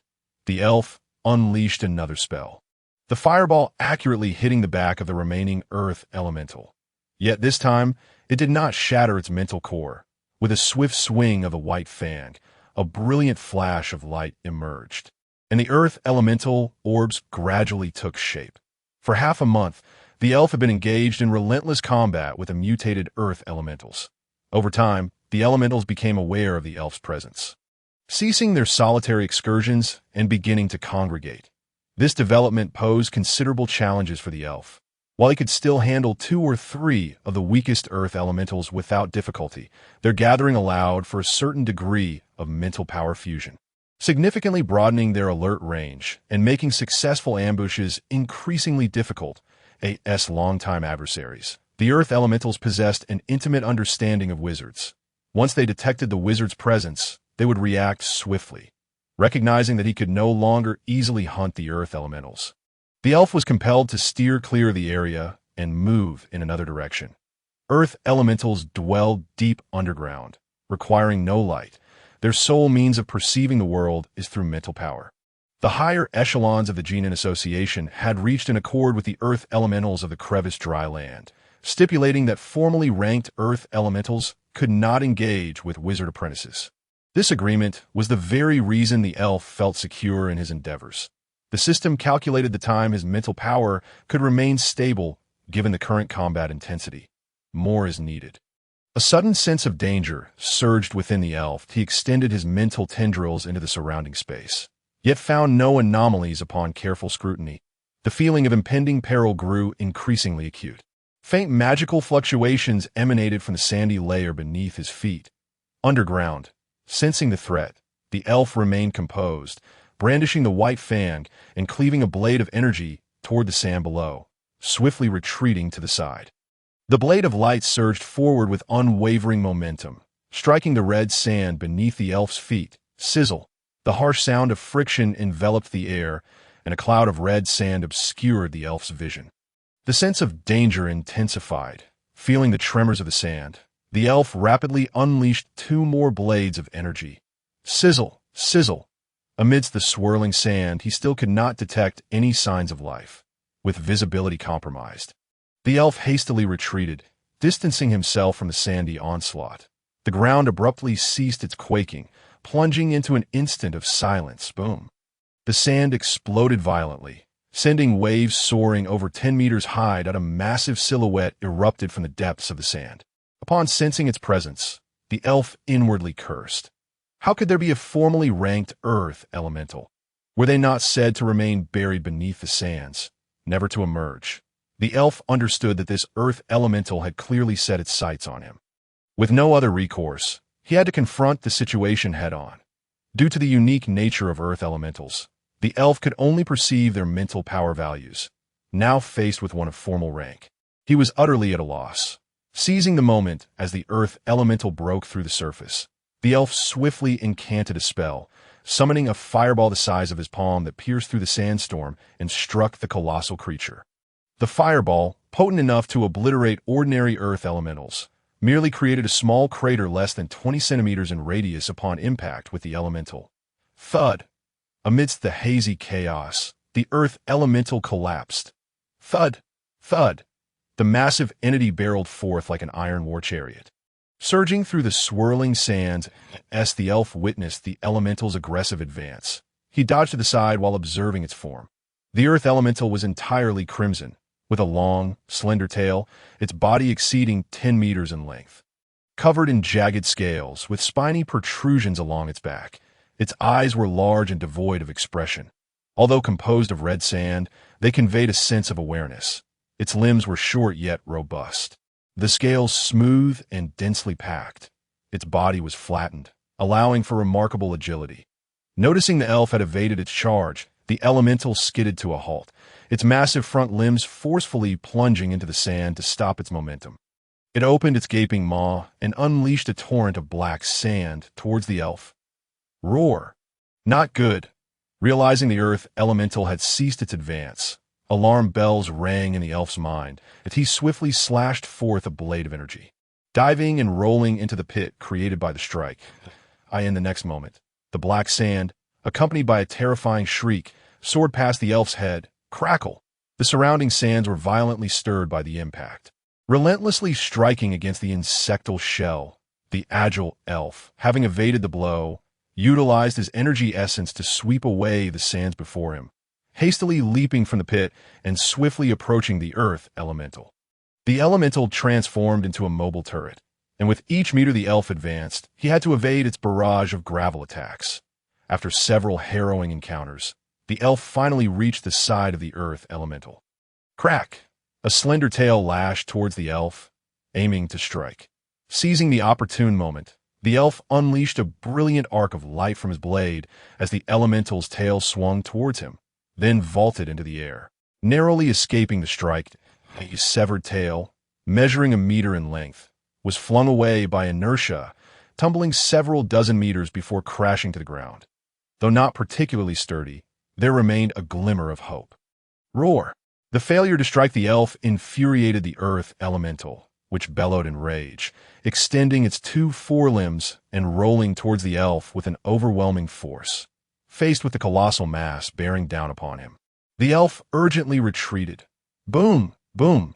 The ground trembled with each roll of the elemental, and the elf sprinted forward with all his might, barely escaping beneath its massive form time and again. Continuing in this manner was unsustainable. The mental energy of a formal wizard could not be exhausted without consequence. Long before that, he would likely be reduced to a mere pancake.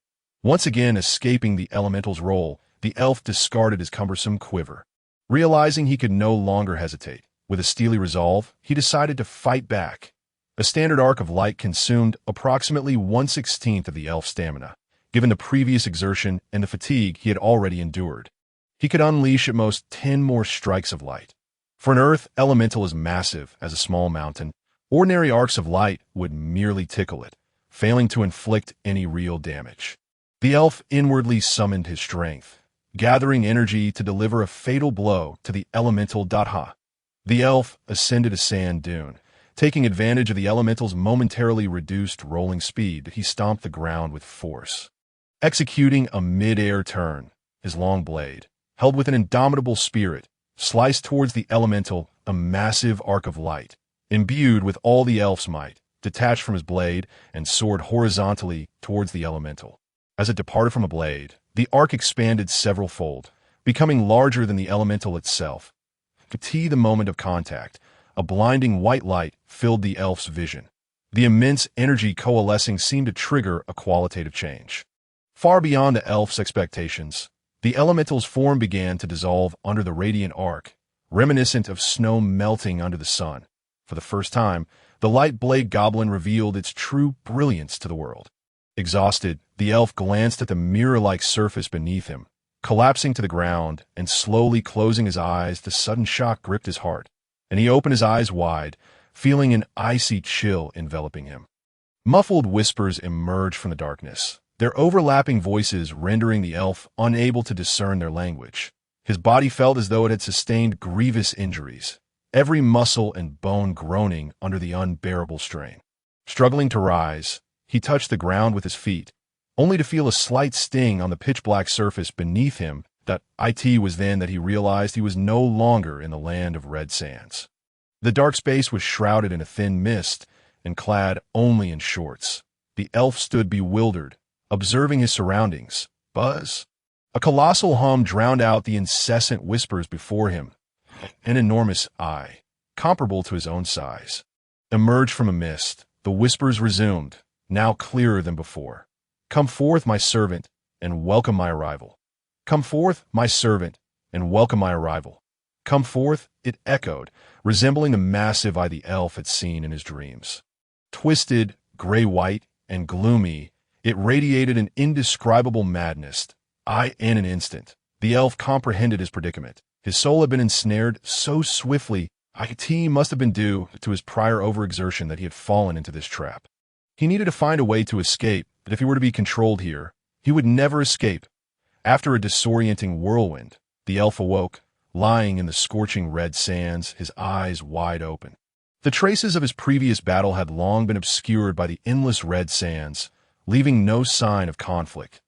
And no matter what, he had to advance. The desert was fraught with peril. For now, he needed to return to his division. The elf located the elemental's crystallized essence, a brilliant red crystal that seemed to contain flames within. Bang! The wooden door slammed shut behind the elf. The voices of life from the land of mist whispered incessantly in his ears. The elf sat cross-legged on the ground and retrieved the yellow fruit that Jose had given him. The oval-shaped fruit appeared as though it had just been plucked from its source, its surface gleaming brightly. The elf placed the fruit in his mouth, but there was no discernible flavor. As it entered, it transformed into a stream of energy that surged into his abdomen. The whispers around him gradually faded until they were no longer audible, and even the pervasive essence of the land of mist that had lingered around the elf diminished significantly. However, he sensed that this was merely a temporary suppression. It would not be long before that monster returned. With the beguiling whispers silenced, the elf retrieved a vial of azure potion, within which a distinctly layered blue flame flickered gently. After consuming the soulfire potion, he would have no retreat left. The life exchange potion was beyond the current reach of the elf. In fact, its exorbitant price led most wizard apprentices to forsake its purchase. The elf gazed at the flame within the vial for some time, then uncorked it and drank deeply, watching the mental energy values on his attribute panel gradually decline. The elf silently closed his eyes, entering a meditative state. In a remarkably short time, his mental energy plummeted to a dangerously low level, and the elf anxiously sensed the state of his mental core. The surrounding mental energy burned fiercely, yet the core remained unresponsive, showing no signs of change, no transformation, no indication of metamorphosis. Beads of sweat formed on the elf's rugged forehead, coalescing into streams that trickled down his face. "Come forth," the monster's voice suddenly echoed in his ears, abruptly interrupting the elf's meditative state. Cough, cough. The abrupt disruption was jarring, causing the elf's mental energy to fluctuate violently. He hastily attempted to re-enter his meditative state. At that moment, the previously stagnant mental core experienced a shift. Threads of vibrant mental energy radiated from the core, causing the mental energy flames to momentarily stabilize, significantly slowing their descent. Before the elf could revel in this change, a vast black void emerged within the blazing azure flames. A massive eye, enveloped in gray mist, extended from the void. The dwindling mental energy was insufficient to mount any effective resistance. The elf commanded all of his remaining mental energy, charging towards the eye like a moth to a flame. Yet he could not even disperse the surrounding gray mist. He watched helplessly as the flames enveloped his mental core, the grotesque creature fully infiltrating the depths of his soul. The power of the initial ritual contract began to manifest. The intense agony of his soul being scorched stimulated the elf's nerves, yet he was rendered unable to move. The shadow of death had already descended upon him. The pallid eye emitted a powerful suction, drawing in the elf's consciousness along with his mental core. Utilizing a special energy, it began to dissolve the contract. However, the special energy proved insufficient, resulting in a failed dissolution of the contract. And a modification of the contract commenced. Karna's expression grew grave as he sensed the sudden emergence of a formidable presence in the sky. "Nora, we must leave at once. The passage to the land of mist is compromised." Karna shouted loudly into the room, then retrieved a shimmering vial of golden elixir from the ring on his hand. The Radiant Wings, a precious potion that grants wizards a fleeting ability to soar through the skies, was an artifact he had unearthed from an ancient ruin, the precise formula of which had long been lost to the annals of time. Whoosh, golden, translucent wings sprouted from Kana's back, rapidly expanding to several meters in size. Golden streaks cascaded from the wings. I could see that moment. Nora flapped her wings and flew out of the room, landing gracefully upon Kana's shoulder. "Do not struggle," Kana admonished, as a circular light shield enveloped both him and Nora. In an instant, the two transformed into a swirling mass of golden radiance, soaring towards the city of Solitas.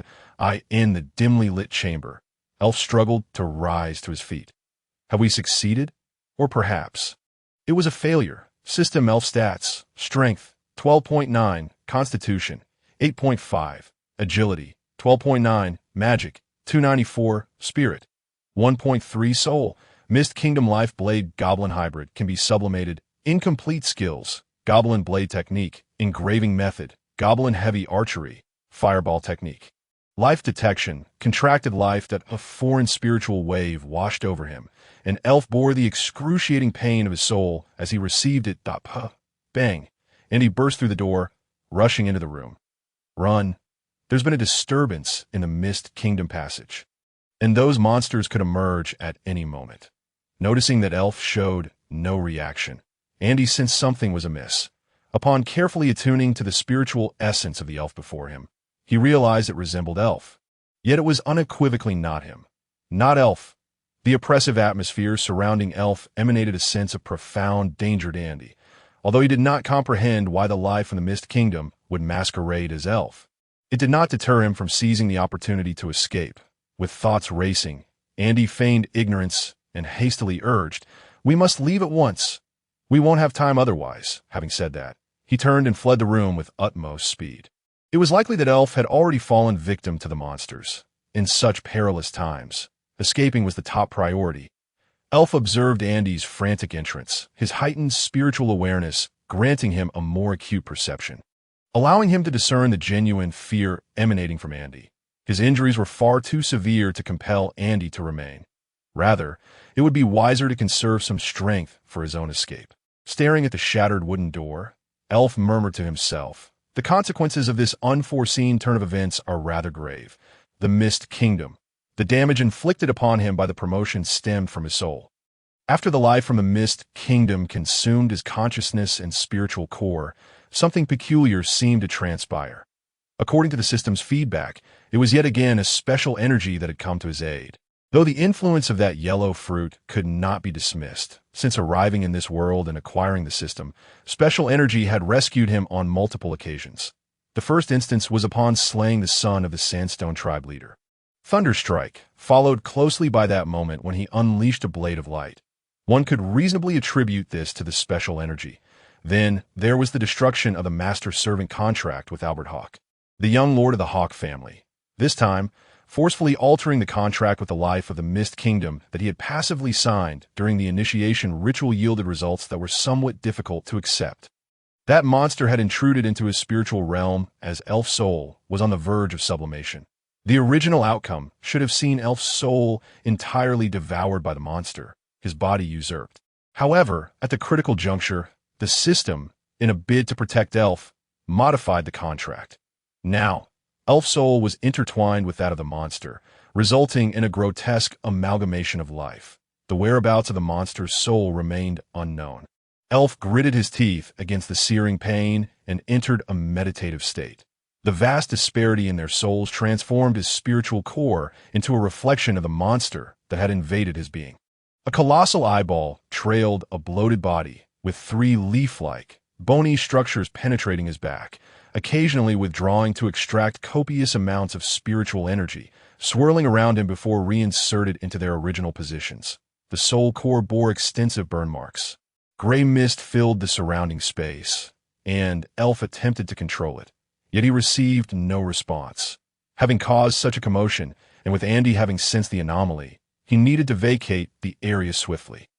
Regaining some strength, Elf struggled to his feet. "System, where did Pa come from?"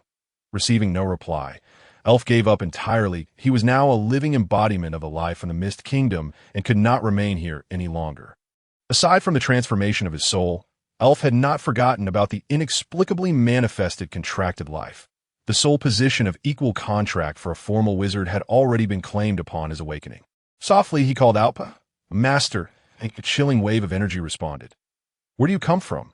"I do not know." "Why did you sign a contract with me?" "I do not know." "What are you?" "I do not know." "Where are you?" "In the Mist Kingdom." "Help me escape from here." "I cannot." Elf, laboriously leaning against the table, managed to utter, "I still wish to remind you, we have entered into an equal contract, in accordance with the ancient oath. You are my master." Despite this, Poe's spiritual essence directly flooded into Elf's mind. "Can you eliminate the presence of the Mist Kingdom from me? Unless you kill me or sever my soul directly. It is utterly impossible in the short term." From their previous exchanges, Elf had surmised the outcome. With no hope, there could be no disappointment. This matter would be set aside as he faced other troubles he did not know how to navigate, leaving him no time to engage in fruitless discourse with a life that offered him no assistance. Standing at the precipice of a towering stone wall, Dean, clad in a white robe, hurriedly fled into the passage ahead of the division. Not far from him, a violent aura of the Mist Kingdom surged from the northern cliff, and the alteration in his soul made Elf feel an unsettling sense of familiarity with that presence. That must be the passage to the Mist Kingdom. He could not help but wonder if his promotion had triggered IT. IT was clear that he could no longer remain in the kin association. Given the gnome's attitude towards the life from the Mist Kingdom, the most favorable outcome would be death. Elf glanced at the badge on his chest. Should the kin association capture him, it would not merely be a matter of death. Originally intending to resolve the contract issue before living above ground for a time, he had not anticipated that even his soul had been altered to hasten his escape. Elf forcefully summoned his spiritual energy. Infusing his feet with energy particles, just as his spiritual core had stabilized, faint cracks began to appear. Cough, cough, tooey! Elf spat out a mouthful of blood, stumbling down the cliff. All the wizards, fearful of the aura from the Mist Kingdom, had fled the division, leaving behind only the gravely injured elf. Boom! The passage not far from the elf emitted a tremendous roar, followed by 2 consecutive thunderous crashes. Boulders weighing tens of thousands of pounds relentlessly plummeted, causing the corridor to collapse in an instant. The immobile elf could only watch helplessly as scattered debris tumbled beneath his feet. The escape route to the narrow dry ground was completely blocked, and he knew well that if he wished to avoid capture, only one choice remained. The half-collapsed cavern was stained with blood, and a gray mist swirled playfully like a mischievous child, dancing around the ruined. Shattered witches arrayed, a dark whirlpool, embedded in the smooth stone wall, spun incessantly. Utilizing the starlight that filtered into the cave, the elf glanced at the crimson sand and turned to step into the vortex. As he made contact with the whirlpool, an irresistible suction emanated from within. Upon reopening his eyes, the elf found himself in an unfamiliar realm. In this unknown space, a towering humanoid monster relentlessly pounded its fists against a gray-black barrier ahead. "Harry, stop attacking that damned barrier. Be careful, they might notice us," Ramon shouted urgently, blinking vigorously with the hundreds of eyes adoring his belly. "Are you afraid?" "Ha!" Harry laughed heartily. "That you're scared of those little ones." "Ew." Ramon leaped in front of Harry, his eyes glowing with a blood-red light. Harry remained unfazed. "I'm hungry," he bellowed, opening his gap beneath the shroud of dense fog. Peculiar sounds echoed around Elf. Following closely, a series of grinding gears permeated the mist. The voice of Poe whispered in Elf's ear, "Release your mental core. I shall assist in its control." "Impossible." Elf resolutely declined. Yet in the next moment, he could only watch in helplessness as his own body, seated cross-legged upon the ground, succumbed to a state of meditation. "Did you not intend to slay her?" Elf conveyed through his mental prowess to the presence beside him, though his body was under control. His soul remained unbound. Poe replied, "She is quite special." Elf fell silent, merely observing as Poe manipulated his form, inscribing enigmatic symbols upon the ground with arcane energy. The dim glow of magic illuminated the myriad wounds upon Elf's battered body. "You are unlike the gnome." After completing one symbol, Poe spoke with profound significance. Elf strained to keep his mental core unresponsive, yet Poe had ceased to utter further words. He had every reason to believe that Poe stood beside him. For the magic that departed his body entirely lost its resonance. A strange sound pierced through the fog, transmitted directly to Elf as a ripple of mental energy. The dormant magical symbols began to emit a smoky, dark luminescence, accompanied by the cacophony of grinding gears. A colossal, brownish-gray beetle surged forth from the mist. Its imposing form, several meters long, exuded an overwhelming aura. Controlled by Poe, Elf raised his head, and an ethereal silhouette of a bug ascended from the beetle's carapace. Traversing the flickering dark symbols and plunging into his brow, "It is time to depart. This place is beyond your reach." As Poe's words faded, the dark symbols began to rise from the ground, rapidly encircling Elf in a swirling motion. Poe. Elf could distinctly feel an unknown energy suddenly enveloping his body. The swiftly rotating symbols formed a cylindrical passage of dark energy. A searing sensation of his soul being torn asunder engulfed him. And in a fleeting moment, Elf, along with the massive beetle, found themselves amidst a sea of crimson sand. The brilliance of starlight above remained unwavering, while the entire expanse exuded a stifling heat, with the menacing beetle trudging through the red sands. Upon closer inspection, one could discern a tattered gray cloth dangling from the beetle's abdomen. After a moment of disorientation, Elf leapt down from his makeshift hammock. The severe decline in his physical condition had left him considerably injured in the preceding insect onslaught. The beetle's sharp mandibles had rent Elf's flesh asunder, and with the passage of time, his wounds had begun to fester. Despite having consumed all the healing waters, he could not prevent the deterioration of his injuries.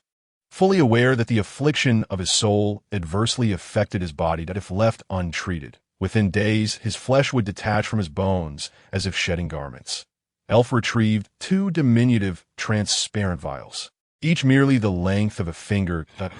An ethereal blue luminescence danced within the potion bottles. The Ascension Potion, or rather the Mental Restoration Elixir, could instantaneously restore half of a high-level sorcerer's apprentice's mental capacity and could also mend certain spiritual injuries. A precious concoction earned through 50 years of contract. The process of ascension had slipped from his grasp, leaving no opportunity to consume other potions. Now, with his soul grievously wounded, perhaps ingesting it would yield some recovery. Ascension had seared Elf's soul with the flames of mental energy, transforming him into a peculiar being fused with the essence of the Mist Country and the Gnome's spirit. Likewise, every occurrence is relative. The alteration of his soul rendered the previous contract ineffectual. "Protect me," Elf commanded the beetle. Yes, a chaotic wave of mental energy emanated from the beetle. Unexpectedly, without any prior notice, it had been set up. And upon seeing it that afternoon, he hastily set aside his current task to update. Though it felt like closing the barn door after the horse had bolted, he chuckled, as recent time constraints had hindered his updates. Nevertheless, some readers remained steadfast, and he wished to express his gratitude to those who continued to read, thanking them for their encouragement and support during this period. For those who have perused this book, he hoped for a modest first subscription, content with a double-digit figure, and promised another update by nightfall. A warm liquid coursed down the throat of Elf, who cleared his mind and commenced meditation. Azure ripples manifested upon his grotesque mental core. The ripples grazed the burn marks, providing a soothing sensation that alleviated the incessant pain. Yet the comfort was fleeting, dissipating all too quickly in but a moment. The injuries upon his mental core had only been marginally mended, and the azure ripples vanished. Elf withdrew from his meditative state and once more swallowed the final vial of the Ascension Potion. The comforting sensation enveloped his mental core anew, a deep-seated pleasure coursing through his soul, leaving him yearning for more. This time, compared to before, the potion proved significantly beneficial to his spiritual wounds, stabilizing his condition. Elf estimated that at the very least, utilizing mental energy would no longer exacerbate his soul's injuries. The excruciating pain that had incessantly plagued him had finally subsided, although the complete restoration of his soul remained a distant prospect. He was relieved that it no longer impeded his normal activities. After digesting the potion, Elf meticulously examined his body once more. The stabilization of his soul injury reflected positively upon his physical form. The myriad wounds that dotted his body had ceased to worsen. Instead, the healing waters he had consumed finally began to take effect, and the wounds exhibited signs of recovery. Particularly, several minor injuries were vanishing at a visibly rapid pace, a gentle itch enveloping each wound. With his injuries stabilized, Elf began to contemplate his forthcoming plans. The Ascension Potion had not restored a significant amount of his mental energy, as it was merely a concoction for high-level sorcerer apprentices. Thus, it had only barely managed to control the injuries to his soul. The 2 vials of Ascension Potion had collectively restored over 20 points of mental energy, and since Ascension, Elf had yet to engage in meditation, remaining unaware of his progress. Though he did not know where Pa had transported him, presumably to a relatively safe haven, he felt assured that he would not be sent to his demise without purpose. With the presence of the Beetle Guardian, Elf felt reassured regarding his safety. He commanded the beetle to excavate a sheltering cavity for him, for a creature of several meters in length from the Mist Country. This task suited her chaotic spirit perfectly, and within a minute, the task was completed. Utilizing the energy of the earth element to fortify the cave, Elf entered and began his first meditation following ascension. When Elf finally reopened his eyes, the beetle hastily emerged from the sandy ground beside him and approached the cave's entrance. Elf directly received her thoughts. At that moment, her simple mind was consumed solely by hunger and obedience. Elf inquired, "Are you hungry?" Yet the beetle merely conveyed a vague sense of hunger. Reluctantly, Elf acquiesced to her request to forage nearby using his mental energy. The contract that had forged between herself and the beetle was exceedingly intricate, transcending a mere slave contract, as it had directly fused a fragment of the beetle's soul into his mental core, likely resulting in a decline in her intelligence. The permitted beetle swiftly traversed the sandy expanse, vanishing from Elf's sight in an instant. However, Elf remained unperturbed by the beetle's departure, as he could sense through the soul core that it had not ventured FART that moment. The sky began to reveal faint twinklings of starlight. Elf sat in quiet contemplation and opened his attribute panel. Elf, weakened, strength, 12.9 constitution, 9.6 agility, 12.9 magic power, for 85 mental power, 82.6 soul, Fog Nation life, blade, goblin chimera, transcendable, incomplete skills, goblin swordsmanship, engraving technique, goblin heavy archery, fireball, life detection, contract life. The increase in mental power was minimal, likely due to the Fog Nation life entering the mental core at a critical moment, resulting in an incomplete transformation of mental elevation. His constitution, however, had shown some recovery, which could be attributed to the temporary decline caused by physical injuries. A few special foods would suffice for restoration. Elf gazed thoughtfully at his soul, now transformed back into a chimera. Previously, it was the goblin hero who aided him in becoming a special goblin, allowing his soul to break free from the chimera state. Now, the essence of the Fog Nation life posed a significant problem. While he could once claim to be a member of the Genin Association, his soul's very essence had now shifted. Should he appear before other wizards, he would undoubtedly be pursued. The only course of action left was to allow his soul to transcend once more. Perhaps restoring it to its former state, a small lizard flicked its tongue as it crawled over the scorching red sand. Elf, bare-chested, sat atop the ascending the dune was the name Elf had bestowed upon this Fog Nation life, aptly reflecting its form as a colossal beetle. The map previously given to Elf by Dean did not encompass the area he currently occupied, leaving him to wander like a headless fly. Fortunately, after his elevation to a formal wizard, Elf had perfected his control over energy factors, enabling him to easily condense moisture from the air. Otherwise, survival would have been a daunting challenge. Hiss, upon reaching the dune's summit, suddenly emitted a warning hiss, then quietly retreated from the crest. Life, an enemy, although in terms of soul essence, both Elf and belonged to the formal wizard level of the Fog Nation life, Elf faced with an overwhelming advantage. Weakened strength, 20.6 constitution, 25.2 agility, 15.6 magic power, 817 mental power, 200 soul, mutated Fog Nation life skills. Egg-laying. Its perception range far exceeded that of Elf's, and it could produce a multitude of small beetles to assist itself. For Elf at this stage, it was an invaluable ally. What is it? After several days, had begun to discern most of the information conveyed by Elf, earth elementals. Ordinary earth elementals were best avoided by Elf. Elemental orbs held no utility for him at present. Engaging earth elementals would only squander effort, yet displayed a keen interest in these beings, annihilating them whenever encountered. Kill. Kill. Go. Return swiftly. Elf leapt down from the gray-brown shell and instructed. The red sand swirled as eagerly charged forth from behind the dune. Elf sat upon the searing sand, observing as, with a fierce demeanor, lowered its head and charged at three bewildered lizard-like earth elementals.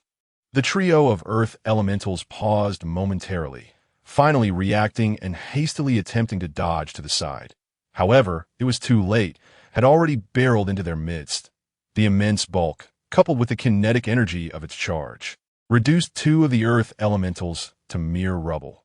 Only one elemental managed to evade this fatal collision, but its fortune lasted but a second. In the next moment, the sharp serrated mandibles cleaved it in two, nearly half of its form disintegrating into fragments. Without a sound, unleashed its mental power, shattering the mental cores of the three earth elementals. Excitedly, cried out, consuming the three freshly formed elemental orbs. Elf approached from a distance. Leaping onto's back. Let us proceed. Upon receiving Elf's command, resumed its forward movement. Hiss. Suddenly emitted a piercing cry, raising its two forelimbs and plunging its meter-long mandibles into the ground. Observing this, Elf immediately comprehended the situation at hand. It was precisely this disturbance from the earth elementals that had